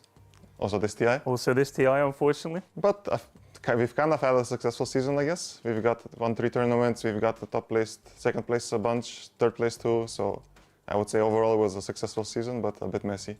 I mean, definitely looking at the results, you guys, like you said, you've had tons of good results, but do you think that losing Whitemon this close to the start of the tournament is going to be a problem, or is it like we've had a whole year practicing with stand-ins, no problem? I mean, it's definitely going to be a problem. Whitemon is a big part of the team, and it was also kind of last second that we realized we weren't going to play with him, so for sure. But we will try to make the best of it. We've kind of, I guess, like you said, we have experience here, so we will do our best. So what are your expectations at this TI as a team? What goal have you set yourself? And how do you think you're going to do in general at this TI? I think for now, no expectations, but our goal is to get at least top 6. We want to make it to the playoffs, play on the main stage, get the top 6, and then after that, I don't know, just try to win as many games as possible. You never know, it's TI, anything can happen, and yeah, we'll just make the best of it. And what about the format this year is using Swiss? Like, is that something the players enjoy, or does it feel like it's more tension for the team? Swiss, it's kind of like a nice breath of fresh air. I think we've had the same format for like years. So having Swiss, I mean, this time the Swiss is even different. There's like 2 groups, not 1. So, I mean, we will see. I like change. I like some new stuff. I like some excitement. So I think it's going to be good. Cool. There was a Tundra vlog before TI that I saw. And it said that you guys play a lot of overthrow. And I want to know, first of all, do you think that's good preparation? Because I know quite a few teams do it. And second of all, what is the most busted overthrow strat that you've seen so far? I think playing something together is good. Playing overthrow, I think probably not good practice. But yeah, we like to play some games, I guess, sometimes before tournaments. Nowadays, the meta is Atomic War, which the others play mostly. The most broken, I guess, any of the Zoo heroes like Meepo, Visage, Enigma, Brewmaster with the Ags, yeah, any of those. So any Zoo heroes in overthrow, you're saying busted? Pretty much. Either Zoo or heroes that kind of kill steal, like Rubik or something with Fate Bolt. Right, right. That's the best way to win. What about Lion? He's average, okay. He's average, yeah. okay. All right, I'll bear that in mind. You guys came third last year. You lost to Gaming. Gaming didn't make it at all. So does that mean you guys automatically make it to the grand final? Sure. No, but I mean, we will see. I think the competition this year is a bit different. It's a lot tougher. It's not like one team. It's like 6 at least good teams that can kind of, I guess, even win TI. So the competition is in that sense a lot tougher. So we will need to perform. And which 6 would you say that is? Spirit, Liquid, PVISION, Falcons, Bed Boom, Aurora, and I'm forgetting one, maybe Tidebound. That's like Tundra. 8. You're meant to say Tundra. Yeah. And Tundra. Tundra, yeah. Saxa, thank you so much and best of luck. Thank you.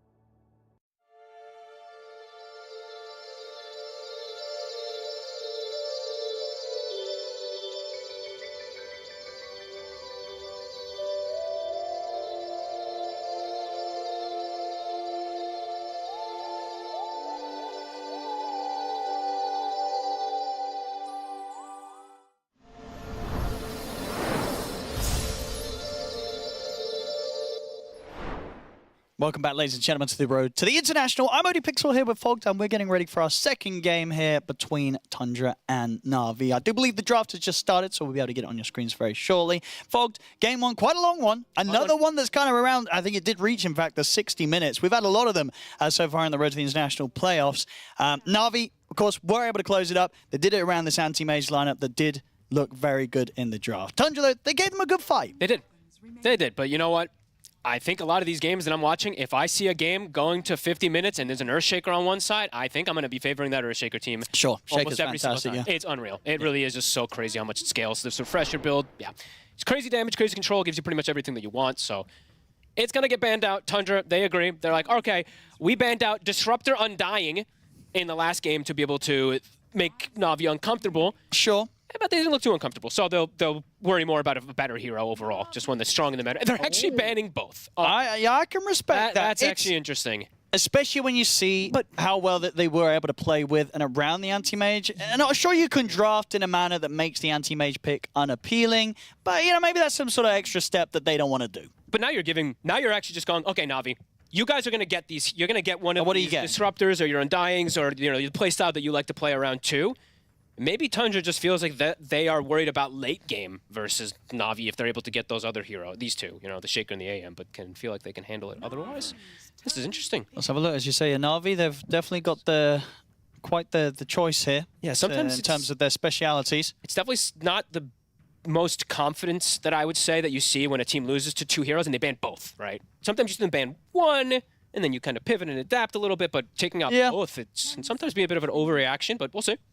No, for sure. I mean, I think, as you were alluding to, like the Shaker ban, sure, Shaker but maybe, banning the anti-mage? AM feels like a bit of a reach, but hey, perhaps it's just something that they literally just hate playing against, that 33 just has no interest in playing worse either. Yeah, someone definitely made that call. They were like, just ban it. Yeah. I don't want to deal with it. I don't want to draft around it. Maybe it was Crystallis also, honestly. Like, it isn't an annoying one for a lot of his heroes to play against that he traditionally likes to play with versus an AM, so.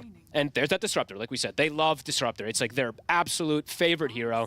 Love to play with it. Very aggressive. And it feels very strong right now, honestly. The new, well, not new, but the Thunderstorm Facet, much stronger in lane than it used to be. Good at always catching. So Tundra, totally different game that we're going to have here. Sanking gets grabbed up. Yeah, I mean, this hero has been pretty crazy. We're seeing some of these mid players look incredible on the Sand King. And yeah, no doubt the BGM will easily be one of those. Can play around Glimpse as well, right? You can play with that Burrow Strike to time it perfectly. You have some type of disengage. A small thing, but definitely something to factor in. Okay. I mean, playing around the kinetic field as well too, right? And yeah, like you said, this hero is just really strong, and I'll say it properly because I guess Synderen misunderstood me yesterday, but the Sandstorm, when you hit towers, it applies the miss rate. He thought that I was saying that the Sandstorm just applies it, so that's what we've been seeing from a lot of these, and how much? It's what? It's 50%. 50% miss rate. And I've seen too many of these Sand Kings now in this tournament that a catapult shows up minute 5, and they tank the entire tower for that catapult with the Sandstorm hitting the tower. So, very strong hero. On Na'Vi, giving a bit of respect to the Pugner, actually opting to ban that one out again, sticking with the Silencer ban. I would say these are the two. From last game. Yeah, I would say the Pugner and the Silencer are two of the best, like these 5 positions that just prevent you from ever getting aggressive in your laning phase. Because we saw there, Crystallis just had an pretty much free laning phase in terms of farming, even though he was versus a kind of strong lane, because he's got the backup of the Pugner. Tundra. We'll see if they feel that any of the other heroes that Na'Vi got through last game are necessary to target in the ban. I feel like it's going to be quite a bit of a different draft, of course, from Na'Vi, because they obviously can't go for those other two heroes, but they can go for their more bread and butter, their comfort that they've been doing throughout this tournament with like their Magnus, some of their Snapfire as well. I mean, I guess that's the question. It is one of their specialities. It was banned out last game. You know that the Sand King's likely going to be going mid. Do you want to run your special Niku mid Undying against it? Like, is it a good matchup? I don't know. He loves to play it. I don't know what this matchup is anymore. Yeah, have you ever seen an Undying versus Sand King in the mid lane, Owen? No. Especially but I'm sure Niku has, right? I mean, he's probably played it in his pubs. He loves the mid Undying. He almost certainly will have at least tried out that matchup. That would be pretty hilarious to see. Okay, Tundra. I think Shadow Demon Stonks are going up, Owen. It's seeming to be like it as these games tend to go very late. Just a disruption save is massive. A potential Ags break is insane. Yep. And can never really write off how strong Disseminate is. It's a very weird ability that most people can't really theorize, but it's like this Fatal Bonds kind of asset. Can steal rampages from your carry. You truly can.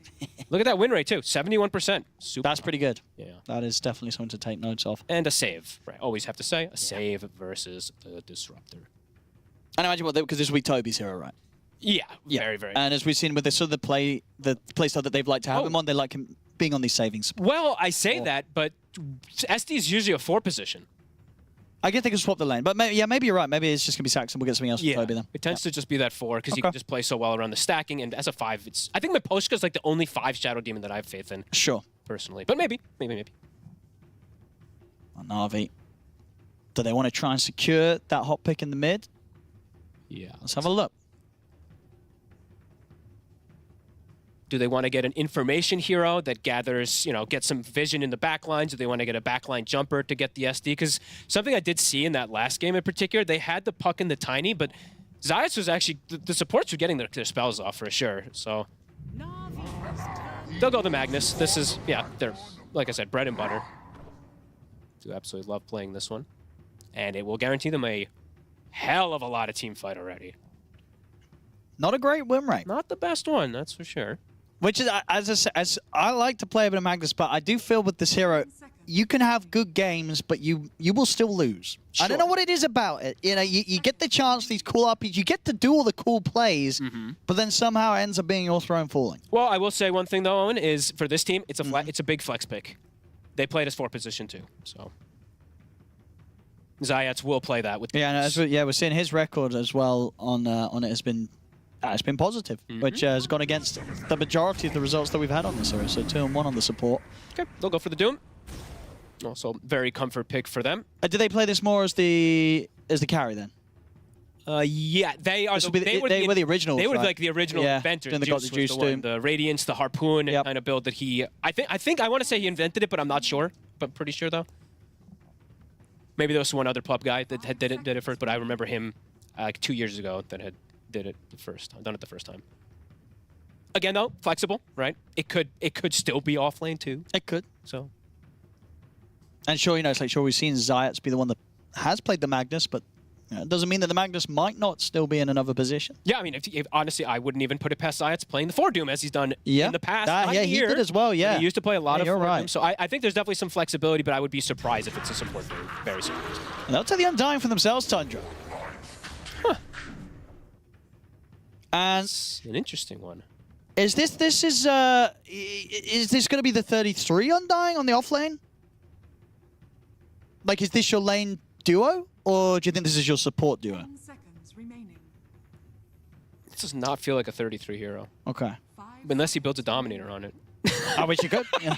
I can't believe I just said that. I mean, I would imagine this is the supports. Yeah. Okay, very interesting.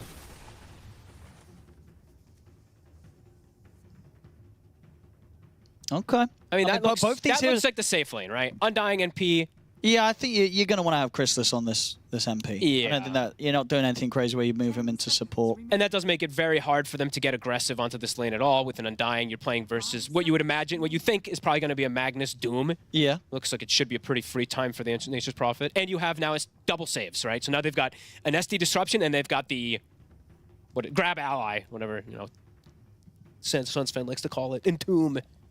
Eventually later on to protect. Honestly, the Entomb is a pretty good option versus Doom, since you're always going to take damage no matter what. They now have 2 abilities that literally remove you from existence. Yeah, so you're great not saves. taking damage versus that Doom. So that's kind of cool. Na'Vi, of course, they're running pretty low into their reserve time. Oh, they're busting out all the old school stuff that they like. They're actually just going as... So who's playing what? So it's Carry Doom. Carry Doom, mid Timber. It's going to be Zayats, Magnus, and and then you're taking Niku with the Timber to the mid. Yeah. Okay. Interesting. Because then that matchup with that does feel good to play against the Sand King mid. I feel like Sand King still is going to get a good amount anyway. Okay. Just playing around, just sitting inside that Sandstorm. 5 seconds remaining. I feel like it's hard. I don't know. I feel like I've seen very big difficulties of punishing these Sand Kings in the mid lane because you can just pull the waves too and pull to neutrals as we've seen good old Malvarine do in the past. And I guess with these bans, so banning the Lesh, so I guess we're still considering that there is a world where 33 could be playing the Sand King on the offlane? Yeah. Definitely. Still possible. We've still have seen a couple teams absolutely flex it toward that offlane. I've liked it so much more in the mid lane, though. 5 seconds remaining.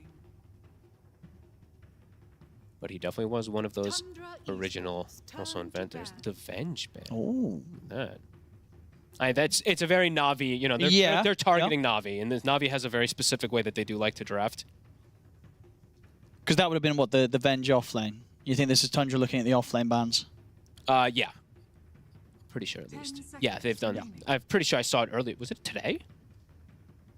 Honestly, this draft looks almost identical to the one I think I saw the other day. Do we have one similar? Yeah, from Na'Vi. Yeah, okay, I found it. Yeah. Oh, yeah. So, what did they have? They had Doom, Venge, Snap, Magnus, Disruptor. So it was Snap and Venge instead of whatever else they might. Sure, we had the Doom, Disruptor, and the potential Venge that Tundra's taken away from them. Yeah. So instead of a Snap, they'll probably maybe have that Timber in the mid lane. So still a spellcasting playmaker from the mid lane.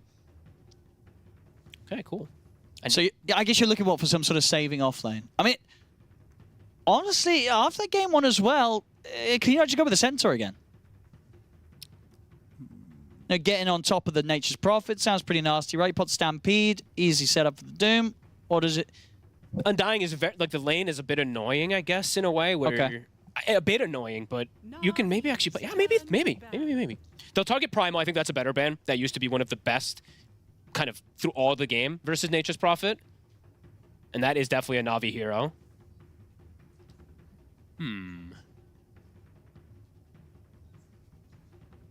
So the Na'Vi with their final ban. We'll see if they do consider just throwing out another ban towards that mid or towards the offlane. Do they switch things up and go for a different carry now, too? Like, do they go for something like a Sven and then you just throw the Doom in the offlane? I mean, I feel you don't feel bad playing the Doom as carry this game. No, I don't think so. It's kind of nice. You jump this Nature's Prophet, he's going to have a bad time. They'll ban out another mid. I'm just trying to think what other offlaners that they might look to do. They have some, yeah, they have a lot of options that they can go for, but I could see them maybe even still pick another carry and then swap things around a little bit here. Okay.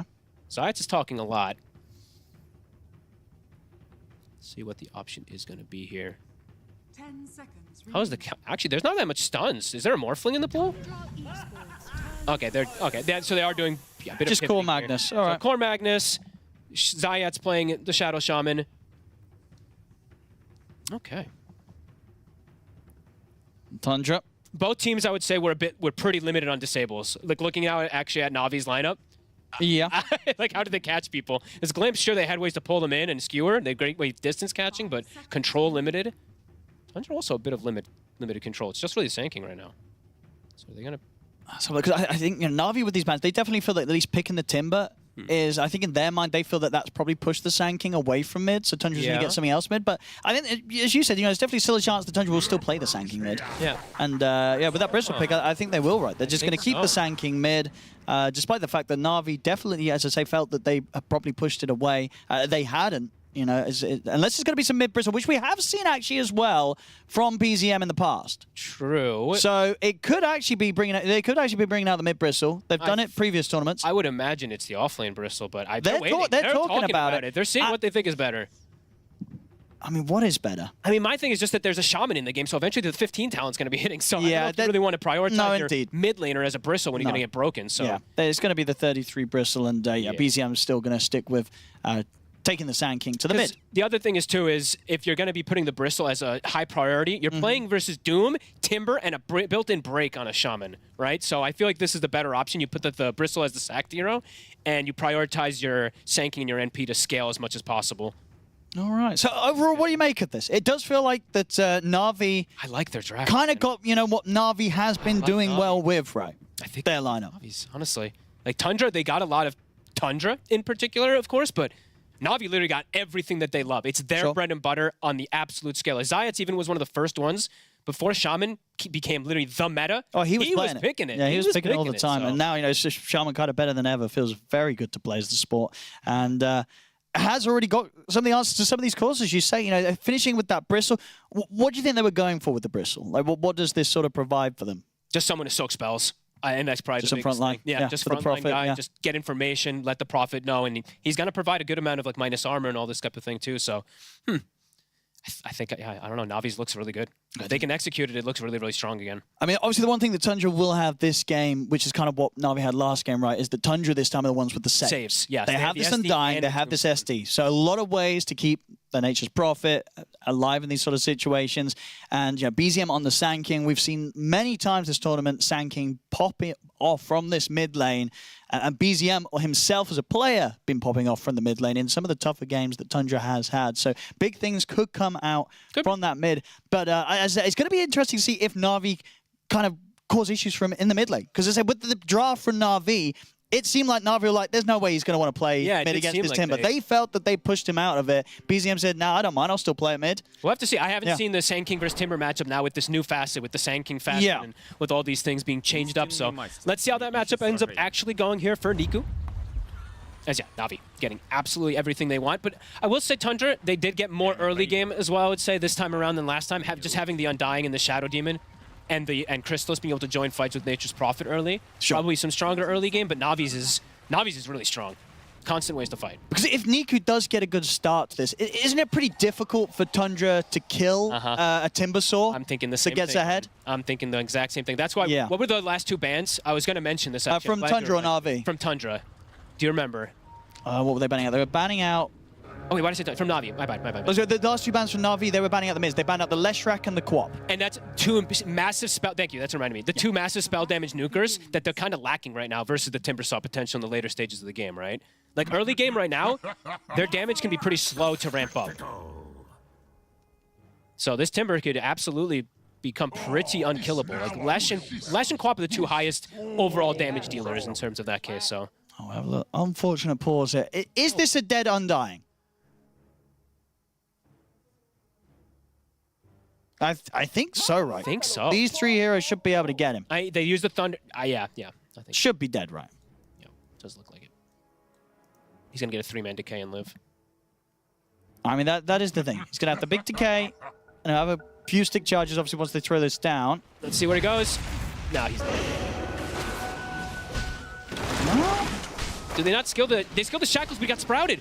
Okay, so... they'll get it. I was like, Science, he didn't cast it. He got greedy with the right click, but didn't matter. And they'll be able to block the wave. So that wave, it's going to likely be under the tower. Crystallis, he's going to immediately run out to try to catch the wave. We're trying to hold that one, yeah. So it doesn't go under his tower. See if he's able to do so. Meanwhile, bottom, Sox is doing the exact same thing. This is just what people do. And how are these side lanes looking? Is anybody going to struggle in these matchups? Let's see. Perhaps the Magnus top, just because of the Undying factor, but let's see if Zayats is able to do the work of trading with an Undying, because it is one of the better heroes in terms of trading with Undying, because you have crazy high base damage. And it's important to point out, too, is he did go Chicken Fingers, Owen, so most people are going for the Gig Award. Yeah, but I think this one is because of the laning phase in particular, that he wants to be able to trade more effectively with an Undying. Let's see how well of a lane he can set up for PMA. Yeah, they have a good position right now already. Like, this is a very good position here for Na'Vi because the lane's pushing. Double range creep. PMA is going to be very happy when you have that happen versus an Undying. I'll be glancing at the mid lane a lot. I feel like BZM is going to get away. He's going to be fine in here. It just depends if kind of the nukes from Niku add up too much for him. But yeah, we're seeing already the kind of the cost stick. Yeah, that's what I was thinking too, is that you can harass back pretty decently inside the laning phase. And it's very unlikely that you do get hit from the double Whirling Deaths. That's usually the only way you die as a mid laner. A mid melee versus a Timbersaw is if he does get that second Whirling on you.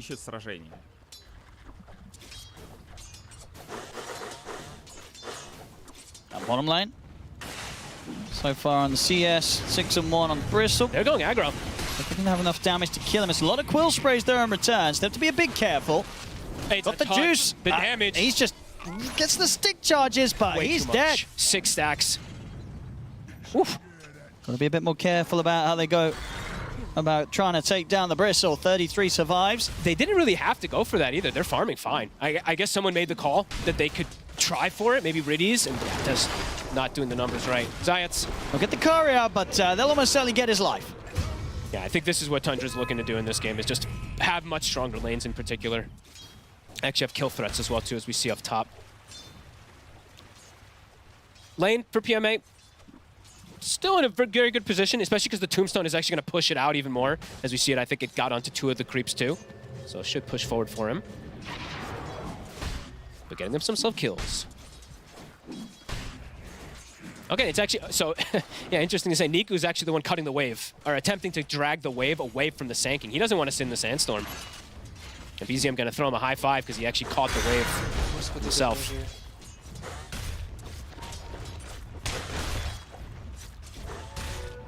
I mean, probably means that this mid will just continue to see BZM be slightly ahead. Yeah, does. But Niku's still going to be able to grab and get the farm. Unlikely that we see anyone from Tundra make any early move over towards him. Yep. But BZM will have an extra couple CS, absolutely. And all 3 lanes, yeah, looking really good right now. With I mean, bottom lane might start to get kind of tricky for the Doom. Yep, teleport coming in. He's stuck. He's very stuck between the disruptions and the Sprout. Soxa did it himself. Sick disruption. And they could keep doing this. This bottom lane is going to start getting pretty tough for Got the Juice to turn up to. Hey, that's probably perhaps also why they were like, we're putting that Bristle in the off lane. It's a Bristle versus a Doom. So those Quills can absolutely start to stack up. Chrysalis, he gets his TP canceled from the Glimpse. Yeah, we'll still be able to get through the Twin Gate. Yep.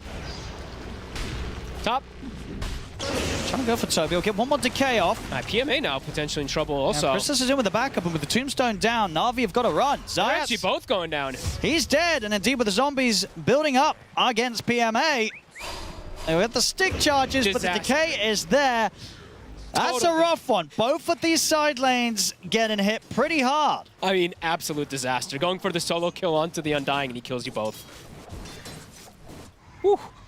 Mid lane going fantastic as well. So yeah, all 3 lanes at the moment in favor for Tundra. Now, seemingly set something up really good here this time. Yeah. With the matchups. Oh, and look at 33. He's going for, is this the old school? What was his name again? Dota-sama, whatever it was? Yep, Dota-sama. Yeah, right. He's going for the Perseverance first item with the no bracer to be able to stay on the map, stay in the lane as long as possible. Yeah, the Dota-sama build in particular, it was like the Lincolns into the Glimmer every single game on the Bristlebacks. Thing has changed, of course, but maybe he does go some route like that again in this game because it does feel very valuable with what he's playing against. He's getting disrupted bottom again, got the juice.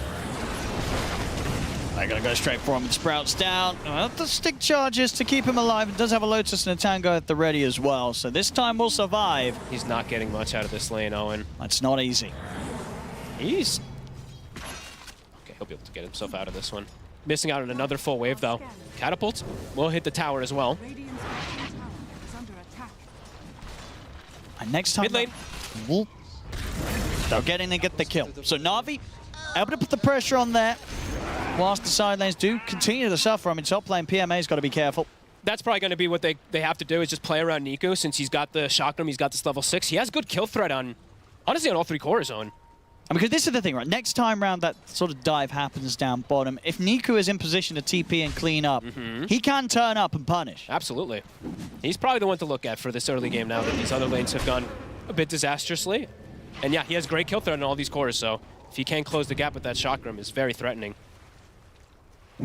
I made sure our obs did not miss that kill. Did you like that, by the way? Just scream out mid lane. No missing kills for the boys. Pulls, 30 seconds, Wisdom Rune. Or Shrine of Wisdom. Here comes Niku. Coming toward that bottom lane. Riddy's setting up with the Glimpse. Gonna indeed have that Glimpse. No kinetic field, but the damage. It's a lot of burst. Saxa, can he do anything to help out here? He's going to step forward, and indeed it's enough to sort of scare them off from continuing to try for the kill on 33. Yeah, not enough burst there. Same time, it is around the 7-minute wisdoms. So Na'Vi, they are going to have to deal with the fact that Tundra, they're going to be able to secure both of them for themselves. So Saxa is trying to fight, but Toby's got the backup of BZM. Oh, it's devastating. Devastating for Na'Vi. Losing 2 lanes, losing both of your shrines. That's going to be so painful for these supports. Yeah, they're going to be pretty experienced starved. Yep. Experienced starved and just, money starved because they lost the lanes too. Yeah. So. Juice. Juice actually isn't as, I mean, he's poor, don't get me wrong, but Crystallis is also almost as poor as he is in a way. 3,000 net worth for the NP, but both of these heroes do have fast ways to accelerate their farm, either from the Wrath of Nature or from that Devour. So it should recover in time. Crystallis has hit 6 though, so can continue to join a lot easier, either with the TP or just with the Wrath. That extra burst could definitely come into play, the Wrath of Nature, even looking to maybe pop Niku in some situations, so we'll keep tabs of how big of Wrath of Natures he does get off. TP coming in on the mid from Toby. He'll hold back on it, Saxon. Already with the disruption used, didn't have any further way to set up. So Na'Vi will be fine. Arcane Rune at the ready for BZM. So pretty hard goes in for them to commit onto Niku. Killing the Timber is not an easy job for Tundra. No. There's actually Na'Vi who are the ones attempting to perhaps go for that play there onto BZM, but Saksa in the area. BZM, is he looking to invade triangle here, check some stacks, or is he going to actually just look for the gank? Looks like they want to walk in. Entering into this high ground, though, is a bit tricky when Niku's around. He's going to start working on it. He's got the Arcane Rune as well, too. So that cooldown is going to come up really quickly for him to move with the Sandstorm. To get a few of those big ones there. BZM now off to the side. Toby drops the Tombstone. Get the decay off, and a big Nature's Wrath comes crashing through as well. Riddies is in trouble, and Toby survives. He's able to walk this off. PMA's going to try and chase him down. Will finally get him, but not before they lose 2 heroes themselves, Na'Vi, beyond the tower. And Toby just instantly respawns anyway since he's an Undying. And BZM can weigh out this Doom. It's not going to kill him. Nope. Oh, big plays. I mean, Tundra, every single one of these moves is really hitting. They try to go for killing this Tombstone, but then the Wrath of Nature bounces through. How much did that do? Quite a lot. Should be able to have a chance of getting Saxa in. They've got the skewer. And BZM was considering if he could do anything to try and help out, but it's not going to be the case. Does help PMA get that little bit closer towards that Blink Dagger, about 1,700 gold towards it. He's actually quite rich. He's going to have it quite a bit earlier than I anticipated. And that's actually pretty big. In terms of how he can catch like the Nature's Prophet, if he does get an early Blink Dagger, it is threatening. Crystallis, the thing is, Nature's Prophet will just show in other lanes, or in other places, so he won't really get caught from the Magnus. But this wraparound top, I mean, Zayas is trying to get the angle onto Crystallis. He's got the wards. He's going to find him. He's going to drop him. TPs are coming in. Just trying to protect himself here with a Sprout. Riddies coming in the side with the Thunder Strike. They have the defensive destruction buying some time for him. PMA is trying to step forward. He'll have to skew away from Crystallis. Crystallis will die. PMA gets the shockwave off. The poisons are stacking up. 33 chases the Magnus down. PMA will fall, but ultimately Na'Vi, they'll get the double for Niku. Can they get away from 33? Looks like they should be able to split and survive. Maybe Zayas ends up getting caught here because BZM is TPing over. They're going to try and find him in the trees. He's got Tranquils. He'll get fast in this for a second. And they have the glimpse. He should be fine. Yeah, between the two of them. He can have the stick charges. He don't even need it. He can just wait out the mana for the TP. Oh, just kidding. Crystallis is here. All right, he's not getting it. Yeah, no chance for TP now. The BZM's in and are ready with the Burrow Strike. So they'll get him at the end of it all. But Na'Vi definitely with that, able to still find something from that aggression, diving the tower. Oh, definitely. They got quite a bit there. I mean, got the juice, got some space also to get closer to his Midas. He still is, honestly, he's still super poor. Crystallis has fully recovered himself. This Doom, not quite the case yet, but some time bought for Na'Vi with that play. And next fight, they will have this Blink Dagger on PMA, and of course didn't use the RP in that last engagement, so they'll have the Blink ult potential. Still not quite having the 6 yet on Riddies, which is going to be quite an important thing. Once that's there, they've got a lot of follow-up, right? Between the Blink RP and then the Static Storm and the Doom. It's a lot to deal with if it gets thrown down onto one of the cores of Tundra. Man, you know what, honestly, too, Na'Vi is a very honest way of playing forward. They don't go Dominator. They don't go Dominator Magnus. They went Dominator Anti-Mage, but they did. They didn't go the Dominator on the Magnus that we've seen, I think, a couple games so far. Yeah, we had it, but Amar had a very good game with the Dominator into Blink. I honestly, in like these type of situations, when you know your Doom is suffering so much, I feel like this is the play where you're going to go try to make some space probably for him. But it all depends on team to team. So clear out the stack. This is going to pretty much keep got the juices Midas gold. Yeah, he's got it done.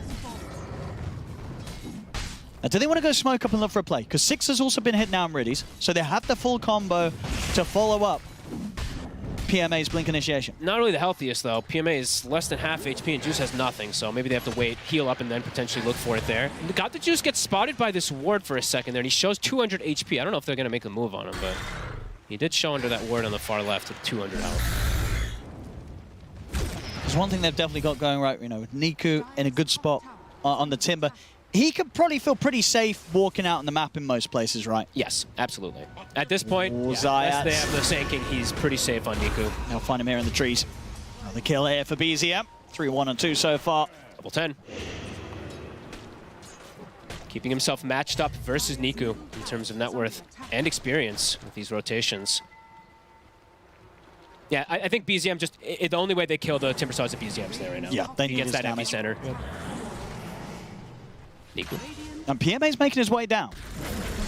Saxa could be in trouble. Reddy's, he's going to have the glimpse to try and drag him back. They'll drop the Static Storm for this one. Niku brings in the burst damage.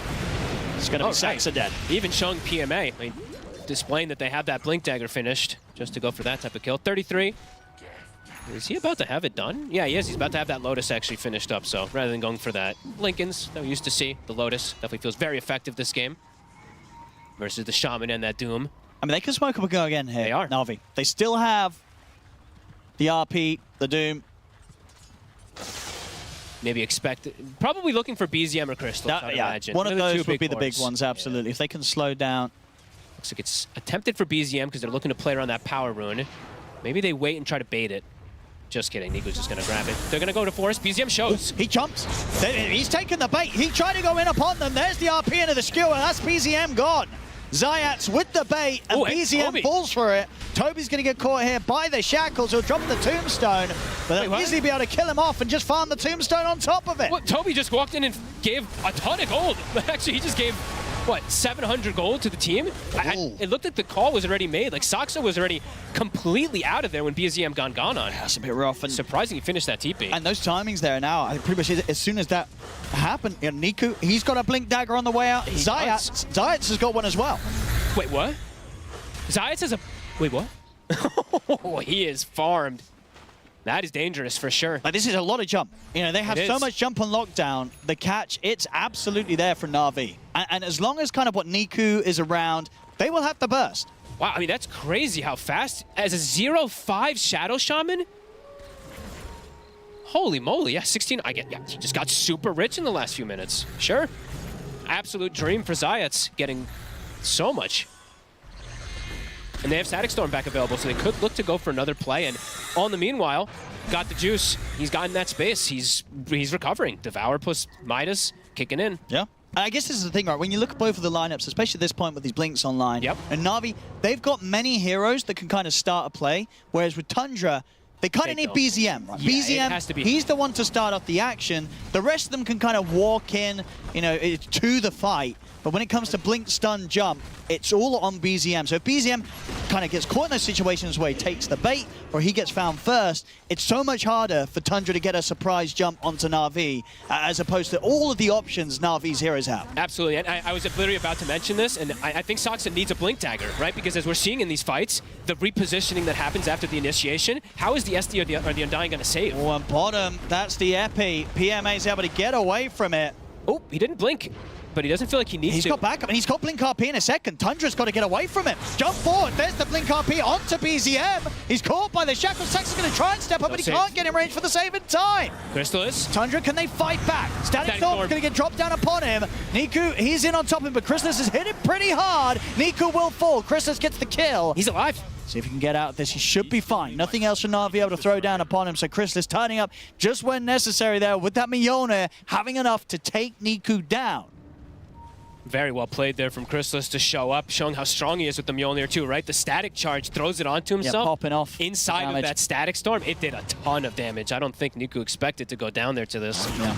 They did overlap a bit though, Na'Vi. The initial jump there, the RP was not necessary. They already got the jump from Zayats, they got the Hex and the control, so not saving that RP ends up actually hurting them a bit for the further scenario.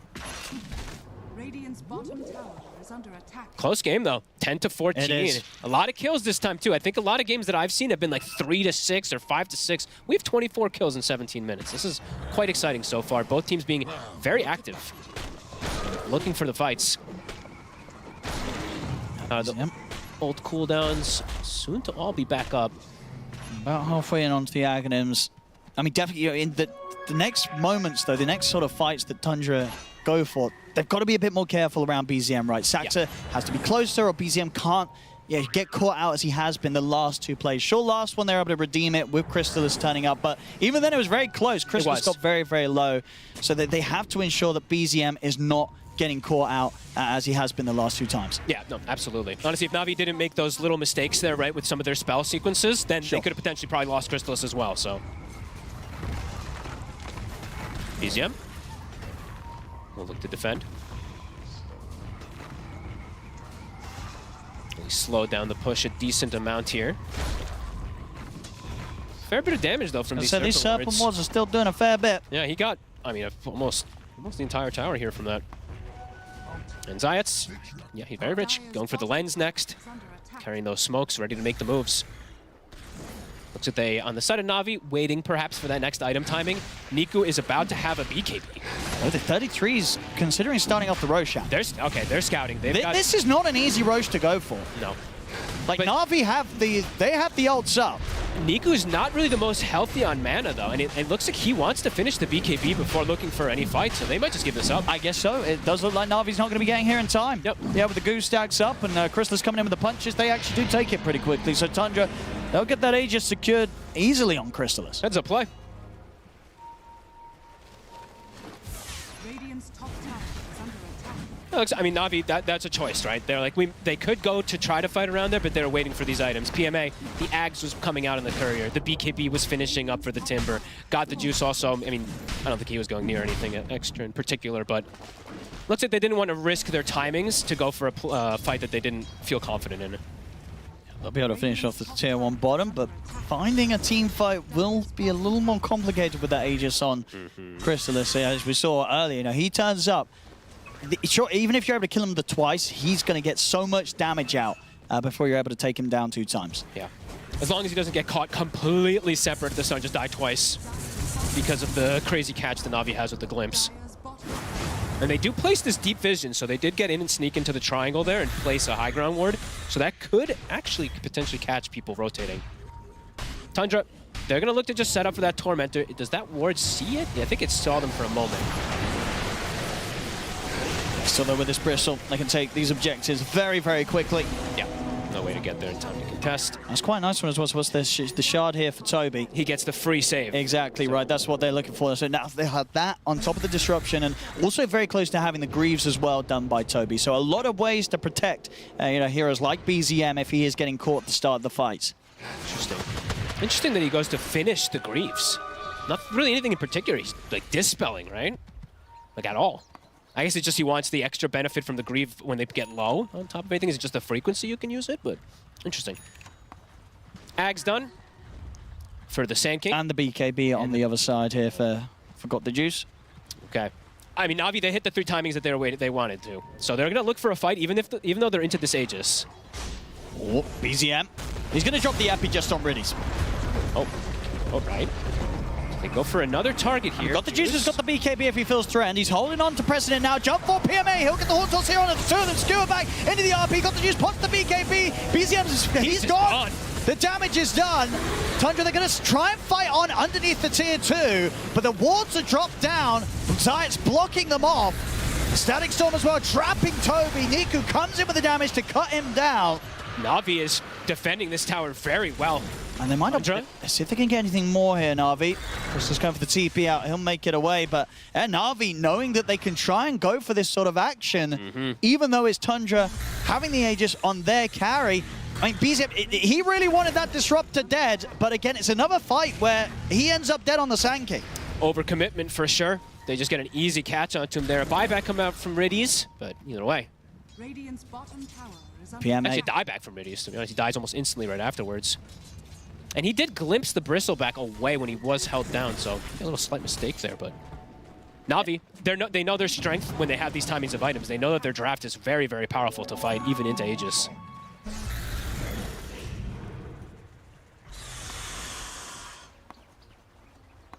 Tundra got to be a little more careful. That also was the reveal of that Aghanims, so now they do know that that Horn Toss is up and going. Got the Juice. You saw right there the damage that he can do. On top of him being empowered and the Alpha Wolf, one attack took BZM down, I think, like half of his HP. Yeah, they've got pretty excellent burst. They do. In terms of different damage types coming in between the Doom and the Timbersaw to follow up on these setups from PMA. Riddy, I'm surprised he's walking over here without attempting for a D ward first, because he just died here. And he'll confirm that there is that ward there, and he'll play with his life again. I thought he might know that that one was there, but maybe he thought it was further south since he placed the sentry there, but what? He's got a PMA. There you go. We do have RP back up. Looks like, I mean, with the Disruptor dead, they probably just have to let this tier 2 go. Yeah, it looks like they're dropping it. They were set up potentially for bottom if someone came in, but it's Crystallis who still has the Aegis, so won't be able to go for that kill. And Crystallis actually will just farm all of the Serpent wards there, so extra influx of gold for him. Yeah, he's going to start getting pretty out of control, Crystallis. Yep. He's going to have a lot of space on the map to freely farm, top net worth, and unless they can find some sort of solid fight or jump, it's difficult for Na'Vi to close that gap. Yeah, he's got top net worth, and he has some really good heroes that can pull the attention to them, right? He's got the Bristle, the Sanking, the Undying that are going to force spells on. But do they want to make the jump on 33? They're going to try. With the skewer back into the Doom, it's a very easy kill for them to have. Toby's got to be careful, steps up, drops a Decay and a Tombstone. And I don't know if he's getting out of this one. There's a Thunderstrike upon him. He's going to get the backup of Crystallis. Crystallis TPing in, tries to get the Sprout to Riddies, but Riddies is able to break his way out of it. Nico with the remainder of his BKB can also Timber Chain away. So Toby will survive. Okay, off to the side, BZM, he's in with the epicenter jump onto Zayats. Zayats will fall. PMA was thinking about jumping in and going for Crystallis, but didn't have the horn toss up just yet. Didn't actually go for it. That Bristle died in an instant, and by the way, this is before Hexbreak is online. Very much shown. They can kill 33 very easily. Yeah. Does still mean, though, as we saw in that situation, when they do drop the spells down onto the Bristle, Crystallis, he's more than ready to assess the situation, knows he can turn up, and have very little to interrupt him. Sure, didn't quite get the kills that he was hoping for, but was very secure in how he turned up. And once things have been thrown on the Bristle, there's not a lot left to target the Nature's Prophet with, which in future fights could get a bit scary for Na'Vi if they don't hold something back ready for when Crystallis TP's in. That's exactly what I was going to say, right? Like, the Doom was absolutely unnecessary there. He died in a fraction of a second. So I think in these further situations, I think Juice is going to save it either for BZM or probably for Crystallis in most situations now. Level 13 on Zayat, so 2 levels until Hexbreak is online versus that Bristleback, of course. And how's the BKB? PMA pretty close to it.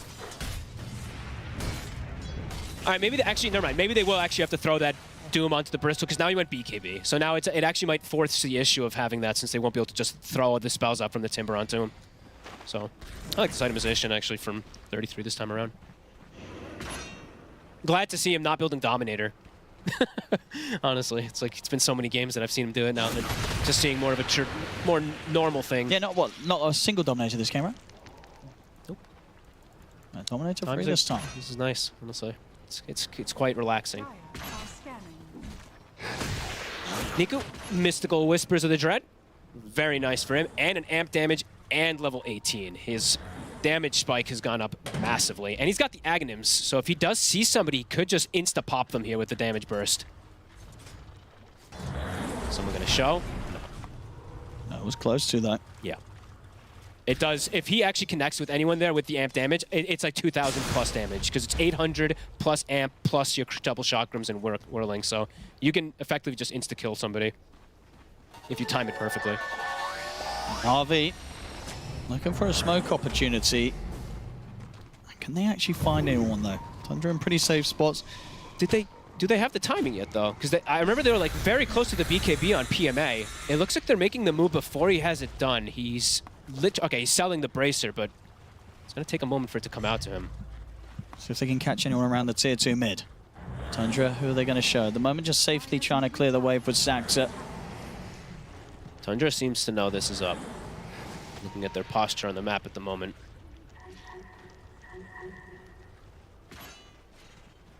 Saxa starting to inch forward here. Yeah, look at the opportunity. Boots back now onto 33. Na'Vi not quite finding the angle they hoped for. Okay, I mean, the Shadow Demon ult is pretty important, I would say, in this game, especially versus Niku, to get rid of that reactive armor. So they don't have that up for the next 60 seconds if they do want to make a play onto him. They are super close to the Silver Edge on Got the Juice. Oh, dude, he's starting to get pretty scary. The damage that he's going to do versus a lot of these heroes is insane, because he's got that level advantage. The level pain really starts to add up when you've got this plus Empower plus the Alpha Wolf. Same to be said there for Chrysalis, so he's just finished his full Daedalus. This is going to be some crazy damage if they're able to connect onto each other.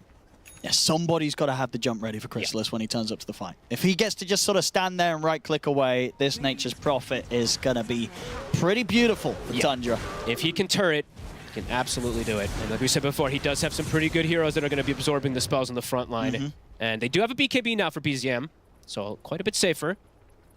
Level 18 also has been hit for him, so max Epi online. Definitely looking for action themselves, Tundra.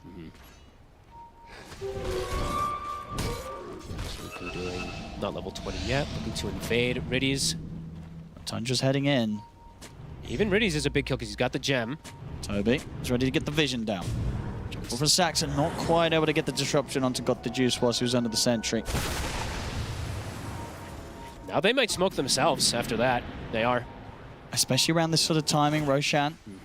It's going to be a point of contest for both of these teams. Hey, they're starting it. Navi looking for the wraparound here. Toby trying to sort of block off any sort of smoke play from the trees, but Navi's going to be able to make their way around it. PMA tries for the blind horn toss, not going to find anyone. They have a ward there, so they did see PMA. Niku is going to show as well now.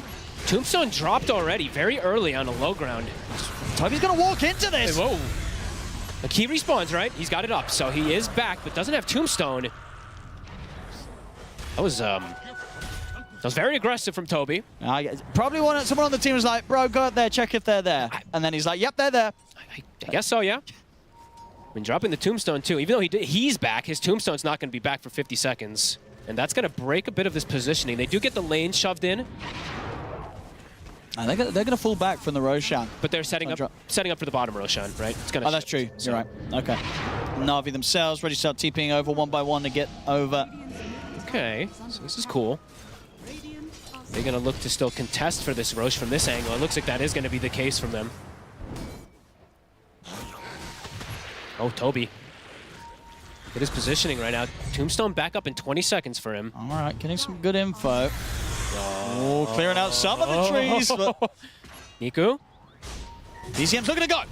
Some of the Boros strike onto Niku. At the same time, Toby's ready to jump out here with the ult. Let's try and chase them down, but he's going to get surrounded. Static Storm down onto the two of them. Toby will try and get his way out on the heal up with the creeps. He'll live. He's caught in the Sprout. Chrysalis has the damage easily to take out the Carry Doom, and now they're ready to turn and chase for more. BZM jumps forward in with the BKB. They're going to catch on to Zayats. Riddies, he's going to offer the TP out, but Sprout's down onto Zayats. Zayats gets caught as well by Chrysalis.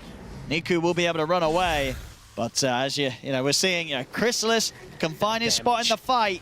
He will clean up any of these cores very, very quickly. This was a nice one there from Toby, right? This one, he's in a prime position, pops the ult, just runs in. He forced, what, 2-3 spells onto himself, and then he just sees the Doom. Chrysalis gets him trapped. He's stuck, literally the worst possible place for the Doom to be in. Stuck between all the trees and then sprouted. Roshan will be theirs. Chrysalis. Now he's got protection of Aegis as well versus these big ultimates. And almost a satanic Niku. He's got to respect the damage here of this Nature's Prophet. He truly does. Oh, one toss.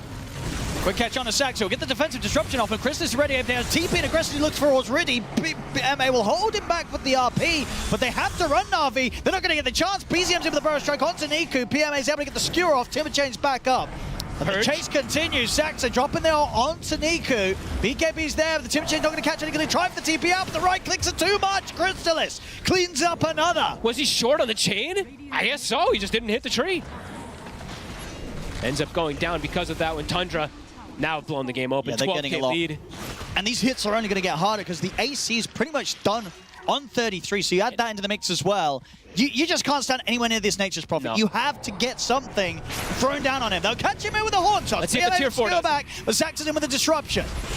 Drop the Serpent Wards down. Chrysalis, he's ready to fight them under the tier 4. Heal it up as well. Got the juice. He's going to die through the BKB. He's dead for 80. They can't deal with the Prophet. How's got the juice popping his Satanic to fight, but he couldn't hit anything. And there's the jump BZM in with the BKB episode. He catches both the supports. That side to Riddy's gone as well. How quick things have just accelerated. Chrysalis 8-1 and 10. Pretty much flawless performance from him.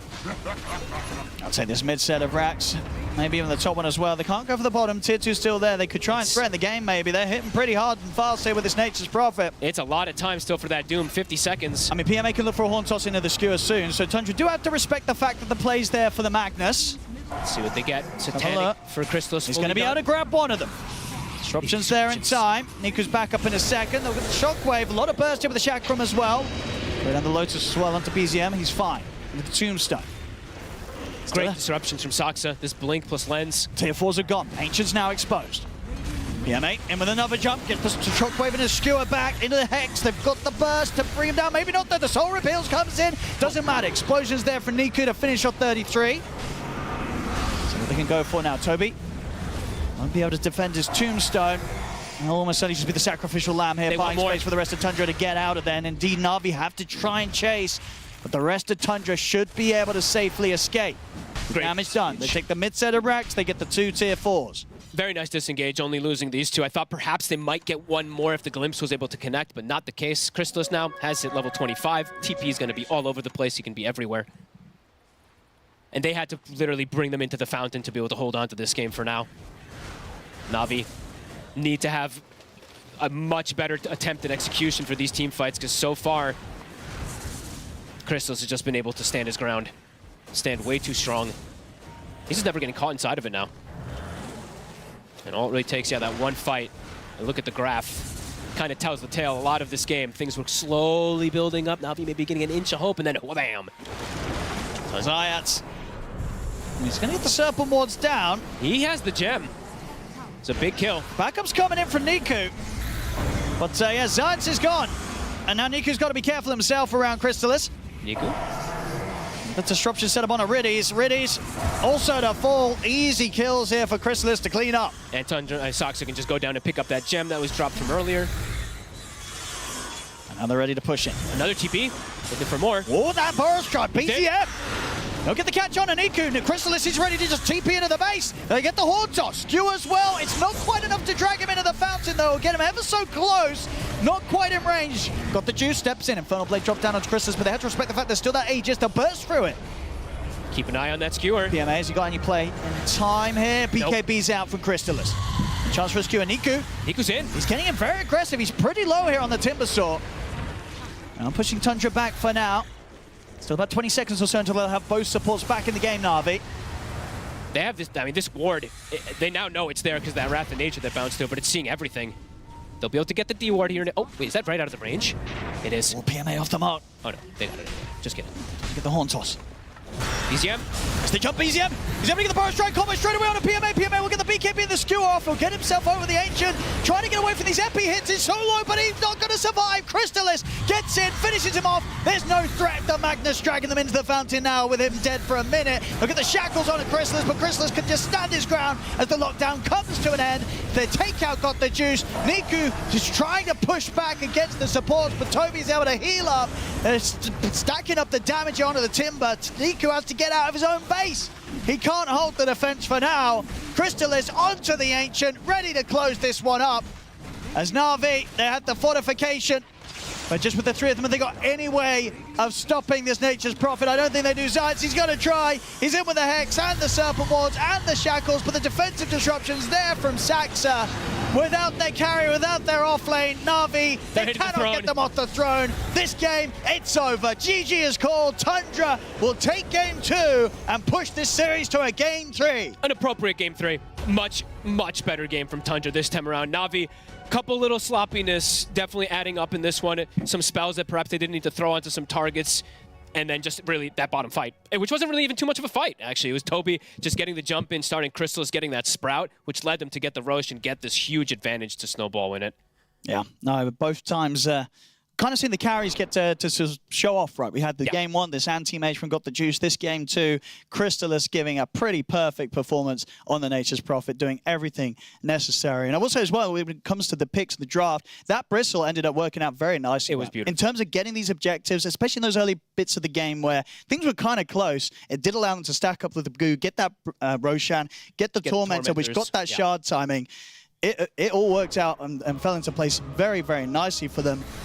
And yeah, we're getting a game 3, Fox. Yeah, I mean, honestly, thankfully we are. I know we've had a lot of game 3s today, and it's been a pretty long one for only having 3 best of 3s in the day. I mean, both days have been pretty insane. The amount of Dota and the quality of Dota's been probably what some of the best for the first 2 days of a road to TI. No, absolutely. And this game, I would say, for Tundra, I really liked the way that they adapted and made their early game so much stronger and better. I think this might be one of the better early games I've seen from them in this tournament. Rather than them playing in some recovery mode, it was them just ready to fight at almost all times. Yeah, and BZM, sure, kind of in the mid-game, a few times they were able to catch him out, but at the end, he really pulled it back together. And definitely showed, as we saw in the draft, it seemed like Na'Vi felt that this was not going to be a mid-sanking. They were banning out these other mids, considering that BZM didn't maybe want to play it to this Timbersaw matchup.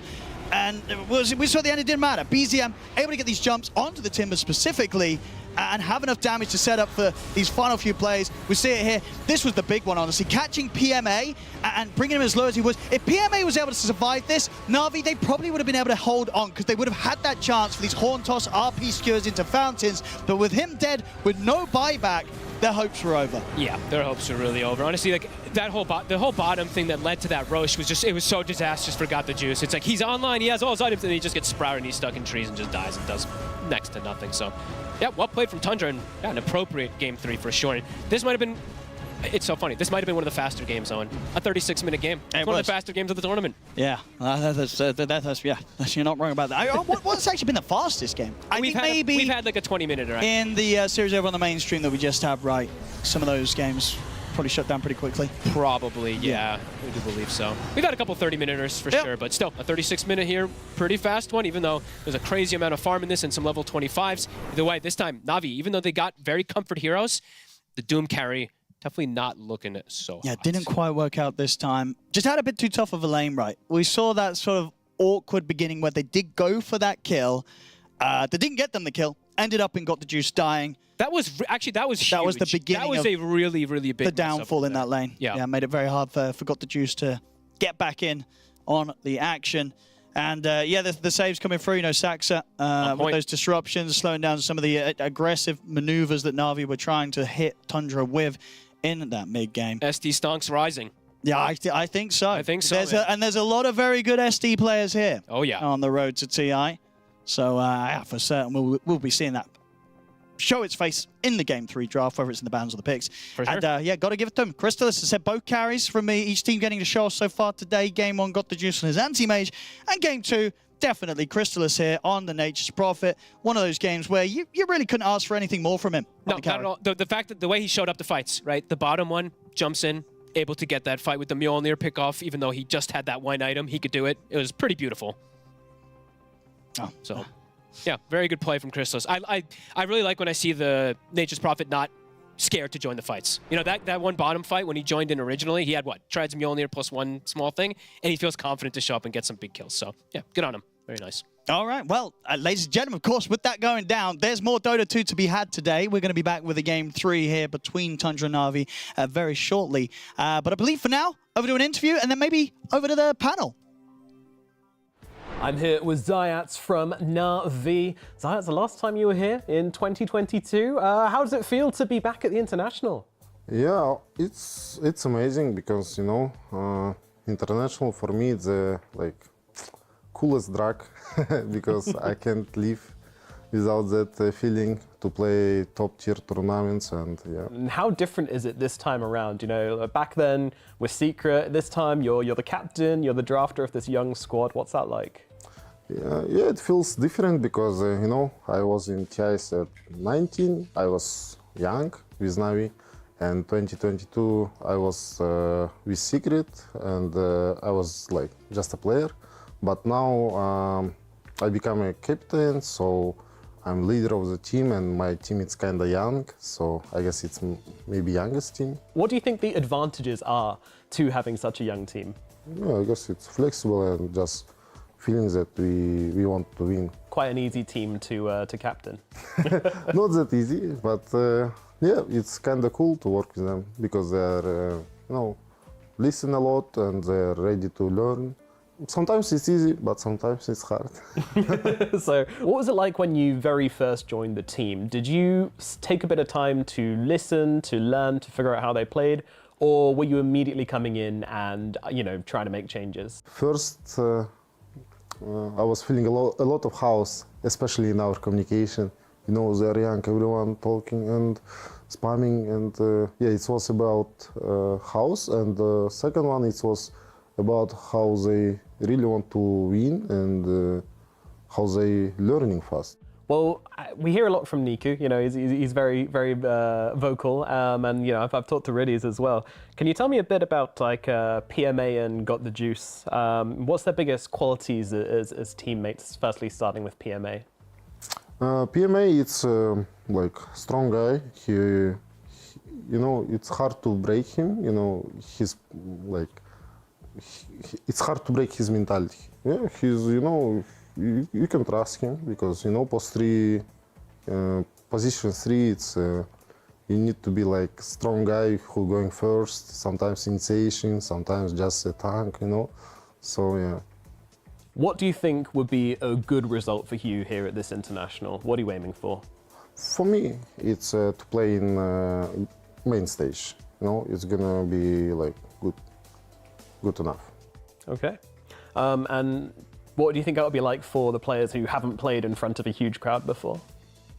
Yeah, that's why I like that, to give our boys that experience. And also I love to play in arena with fans. A long time ago I played it and I want to feel it again.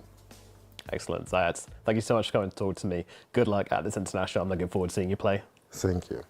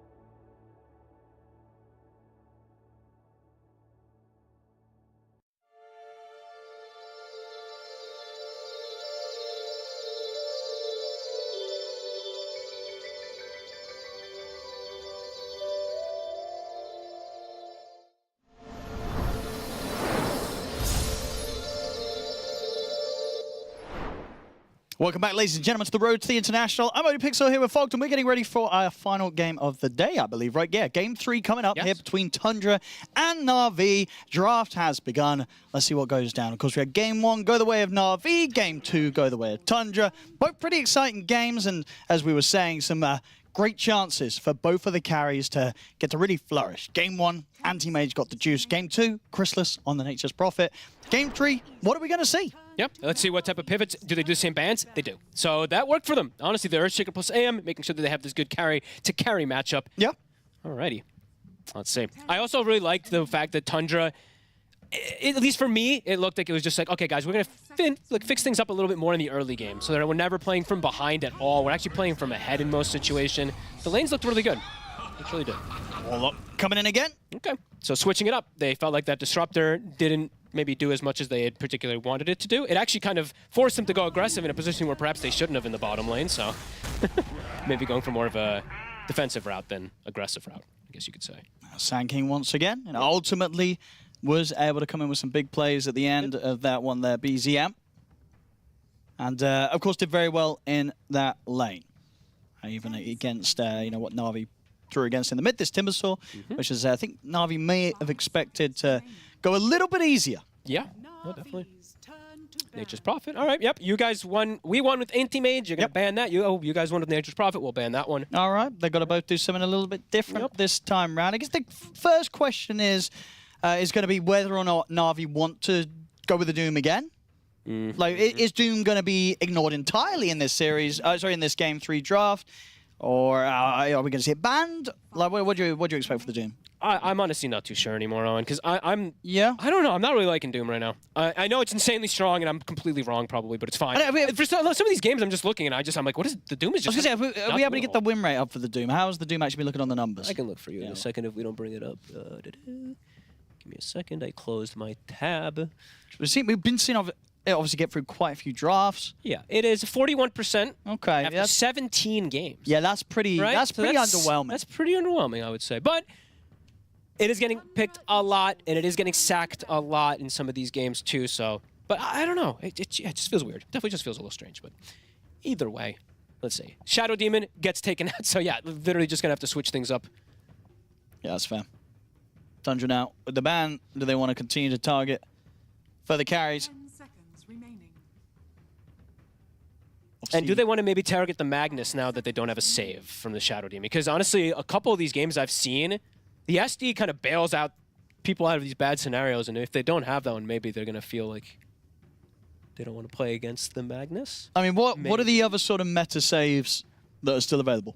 Depends on teams, right? Because I think for Na'Vi, the Venge gets thrown in the midst, but I would say for the more meta teams, it's just SD, Pugna, and Shadow Demon, right? Those are 3 big ones. I can maybe list off a couple more. No, I mean, it's Naga Siren. What do you mean 3? You just said SD and Shadow Demon. That don't count. Didn't I say another one? You said SD Pugna Shadow Demon. SD Pugna. Oh. What? I was thinking of a different hero then. I was thinking Undying. Undying, yeah. There we go. Sorry. My bad. Which is still in. And you know, both teams like to play it. Sorry about that. In a variety of positions. What do we got? No, nothing. Abaddon. Also taken out. Okay, I mean. Oh, that's a save. A lot of things. Yeah, but that's usually the carry. That's true. What others? I mean, Dazzle is another save, but that one's kind of been untouched, it feels like, this tournament, except for by maybe 1 or 2 people. Yeah, we've had it in a couple of games, right? Yeah. Not a lot. No.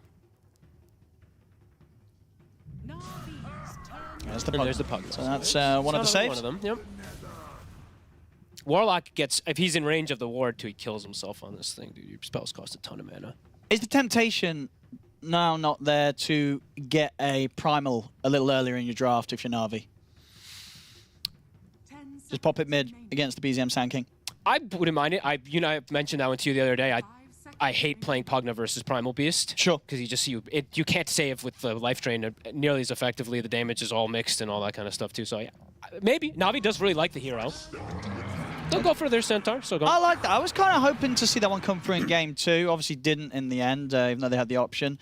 It was played really nicely in Game 1. It has 100% win rate. Yeah. Right? So I feel pretty good for Na'Vi going back for that here in this Game 3. It does both things, right? It's a disengager, but also a gap closer toward those backline pesky save supports, right? You can do multiple different things with this hero. And it's also that hero that can rush the pipe, right? Yes, yeah, true. Very, very true. That's actually probably one of the bigger ones, right? Versus the Sanking and the Pugna. Good call. Let's have a look. Third pick now for Na'Vi. Probably likely to just try and get up that second support hit.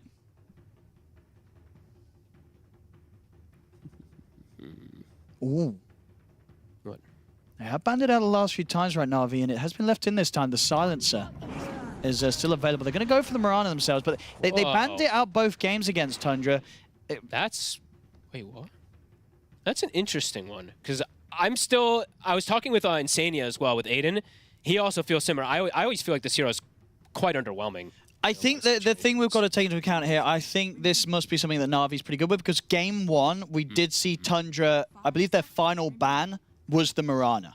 Okay. So I think that one ban we've had in the tournament so far was from game one where Tundra banned it out. Yeah, there we go, first game. They banned it out last against them, and that was even when they had an Abaddon in their team. So if they're still banning out this Mirana even when they had an Abaddon, it just goes to show that Tundra, they respect Na'Vi's Mirana.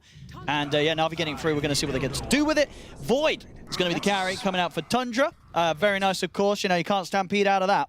No, I mean, it's still just very interesting to me that, you know, you see Pugna, and I think for a lot of teams, when I see the Pugna, I've been thinking about the Snapfire a lot of times because you can kill the ward very easily. You can outrange the ward as well, too, when you throw your kisses. But maybe this is another type of tool where you have this very long range in the lane.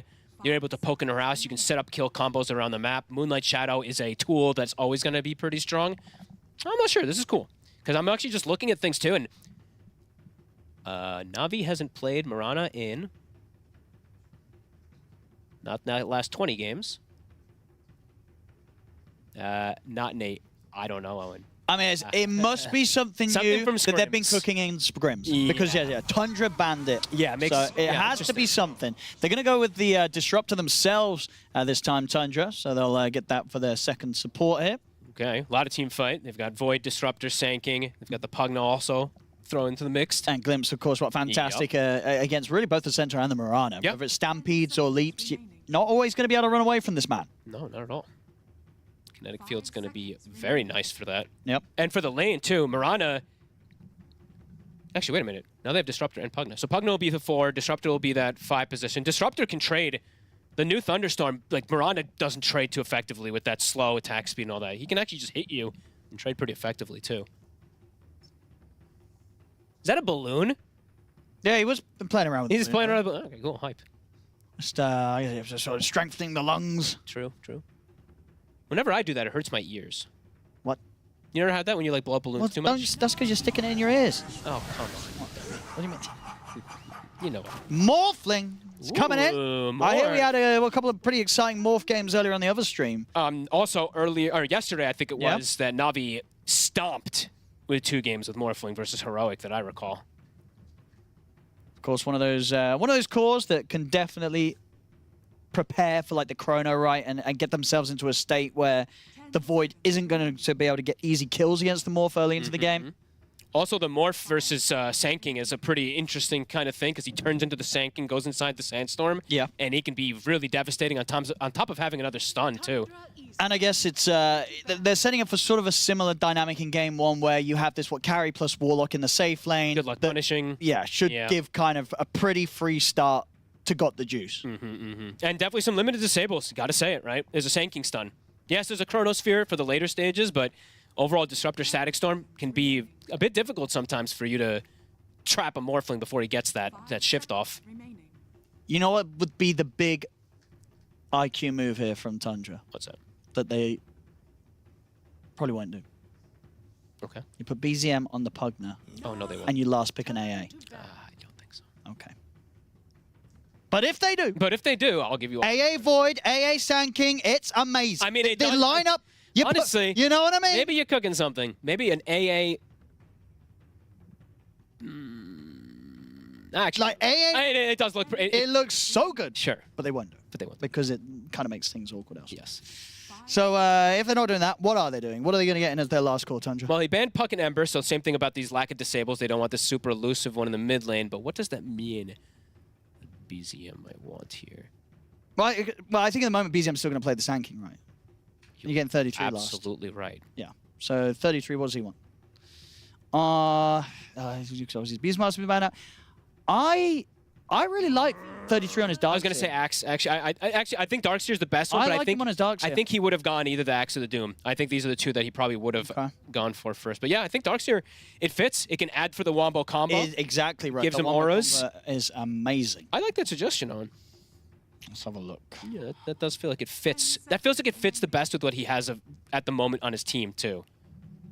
Na'Vi. Morphling's going to get a free lane, but then in the later stage of the game, of course, that illusion's going to be really strong if he does go down for it. All right, nothing crazy from the mid. Safe and simple. DK hit. It's strong, very strong. And now they have a way to play around the arrow, too. So I think that's the other thing that they wanted, is having that extra stun for follow-up. Does make that AA a little... AA in here. Oh, that'd be nasty. Would be pretty hype.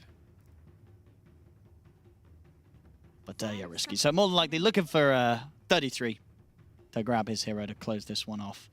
What else could it be? I like his Darkseer. Yeah. I like his Darkseer. It's a pretty nice game for it. Definitely. What else could it be? Then he's. Let's see what else he's. I mean, I feel like I've seen him play Doom and Darkseer every single game, or in Abaddon, right? I feel like that's just what I've seen from him so far here. I mean, Abaddon wouldn't be terrible. A lot of stuns coming out for the enemy team. So wasn't it banned?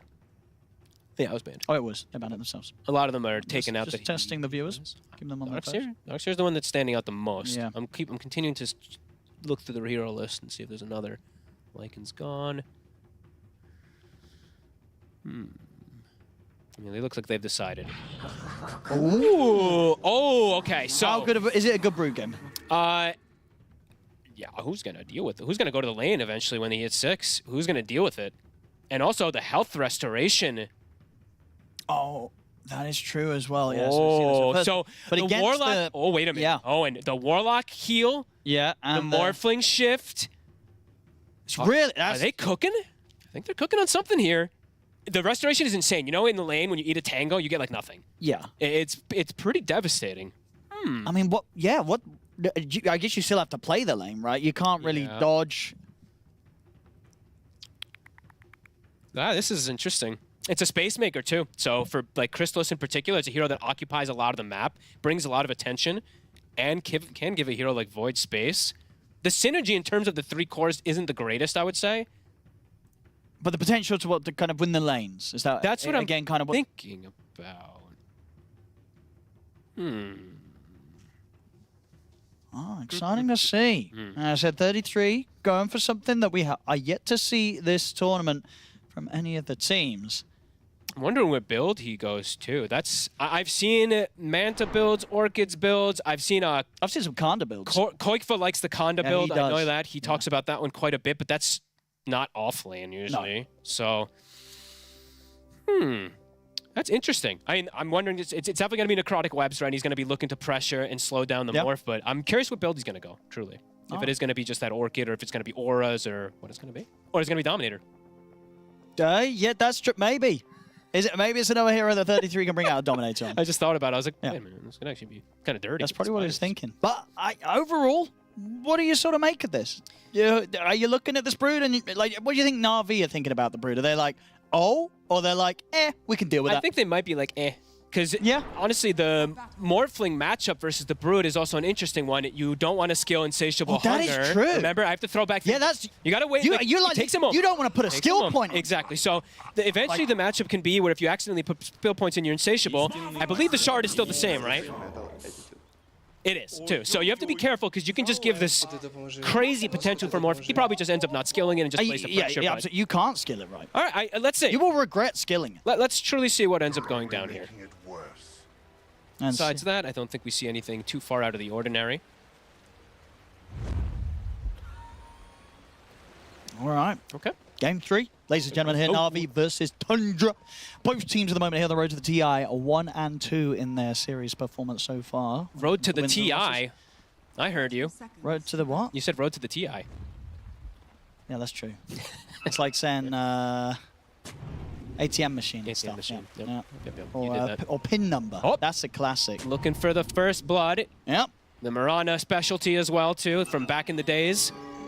Can't quite find it there.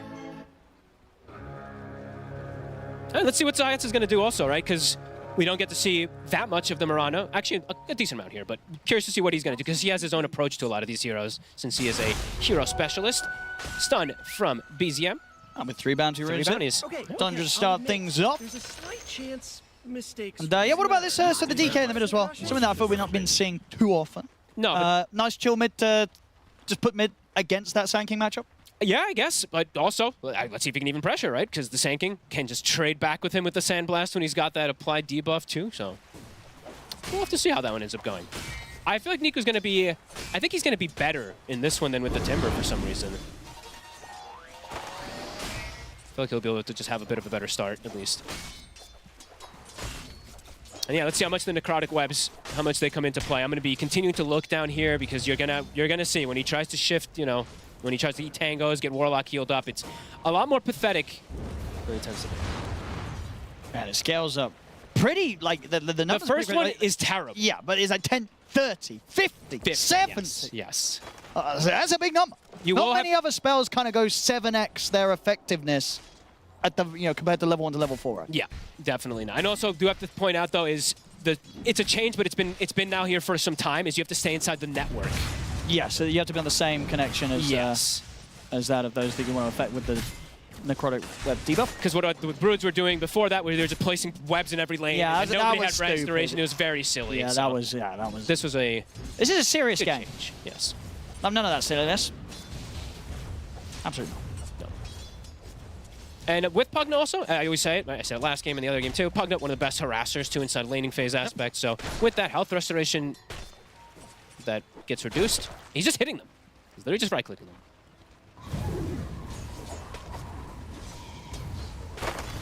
We'll see the build. I'm watching Helmet bottom. Dom. Well, yeah, what are we getting? I mean, I'm watching bottom because they're trading a ton. So there could be a moment where the kill just happens. Yeah. Na'Vi definitely living on the edge here, these two in the lane. He's got incapacitating bite too. This is also incredibly strong level 1 ability. 30% miss chance, level 1. So you're able to trade pretty much with anybody in the game in that laning phase. I mean, I've got to imagine as well, when you do sort of do this against this Morphling, you know, you're probably taking the smile away off Got the Juice's face pretty quickly, right? Because he was planning his lovely little lane where he's playing a Morphling with the Warlock, nice and safe, all the heals, and then suddenly, no, it's not going to happen. There's a Brood ruining your day. He's going to shift all the way down, get out of the web, get that tango going. Yeah, pop that one, maybe. Yep. There you go.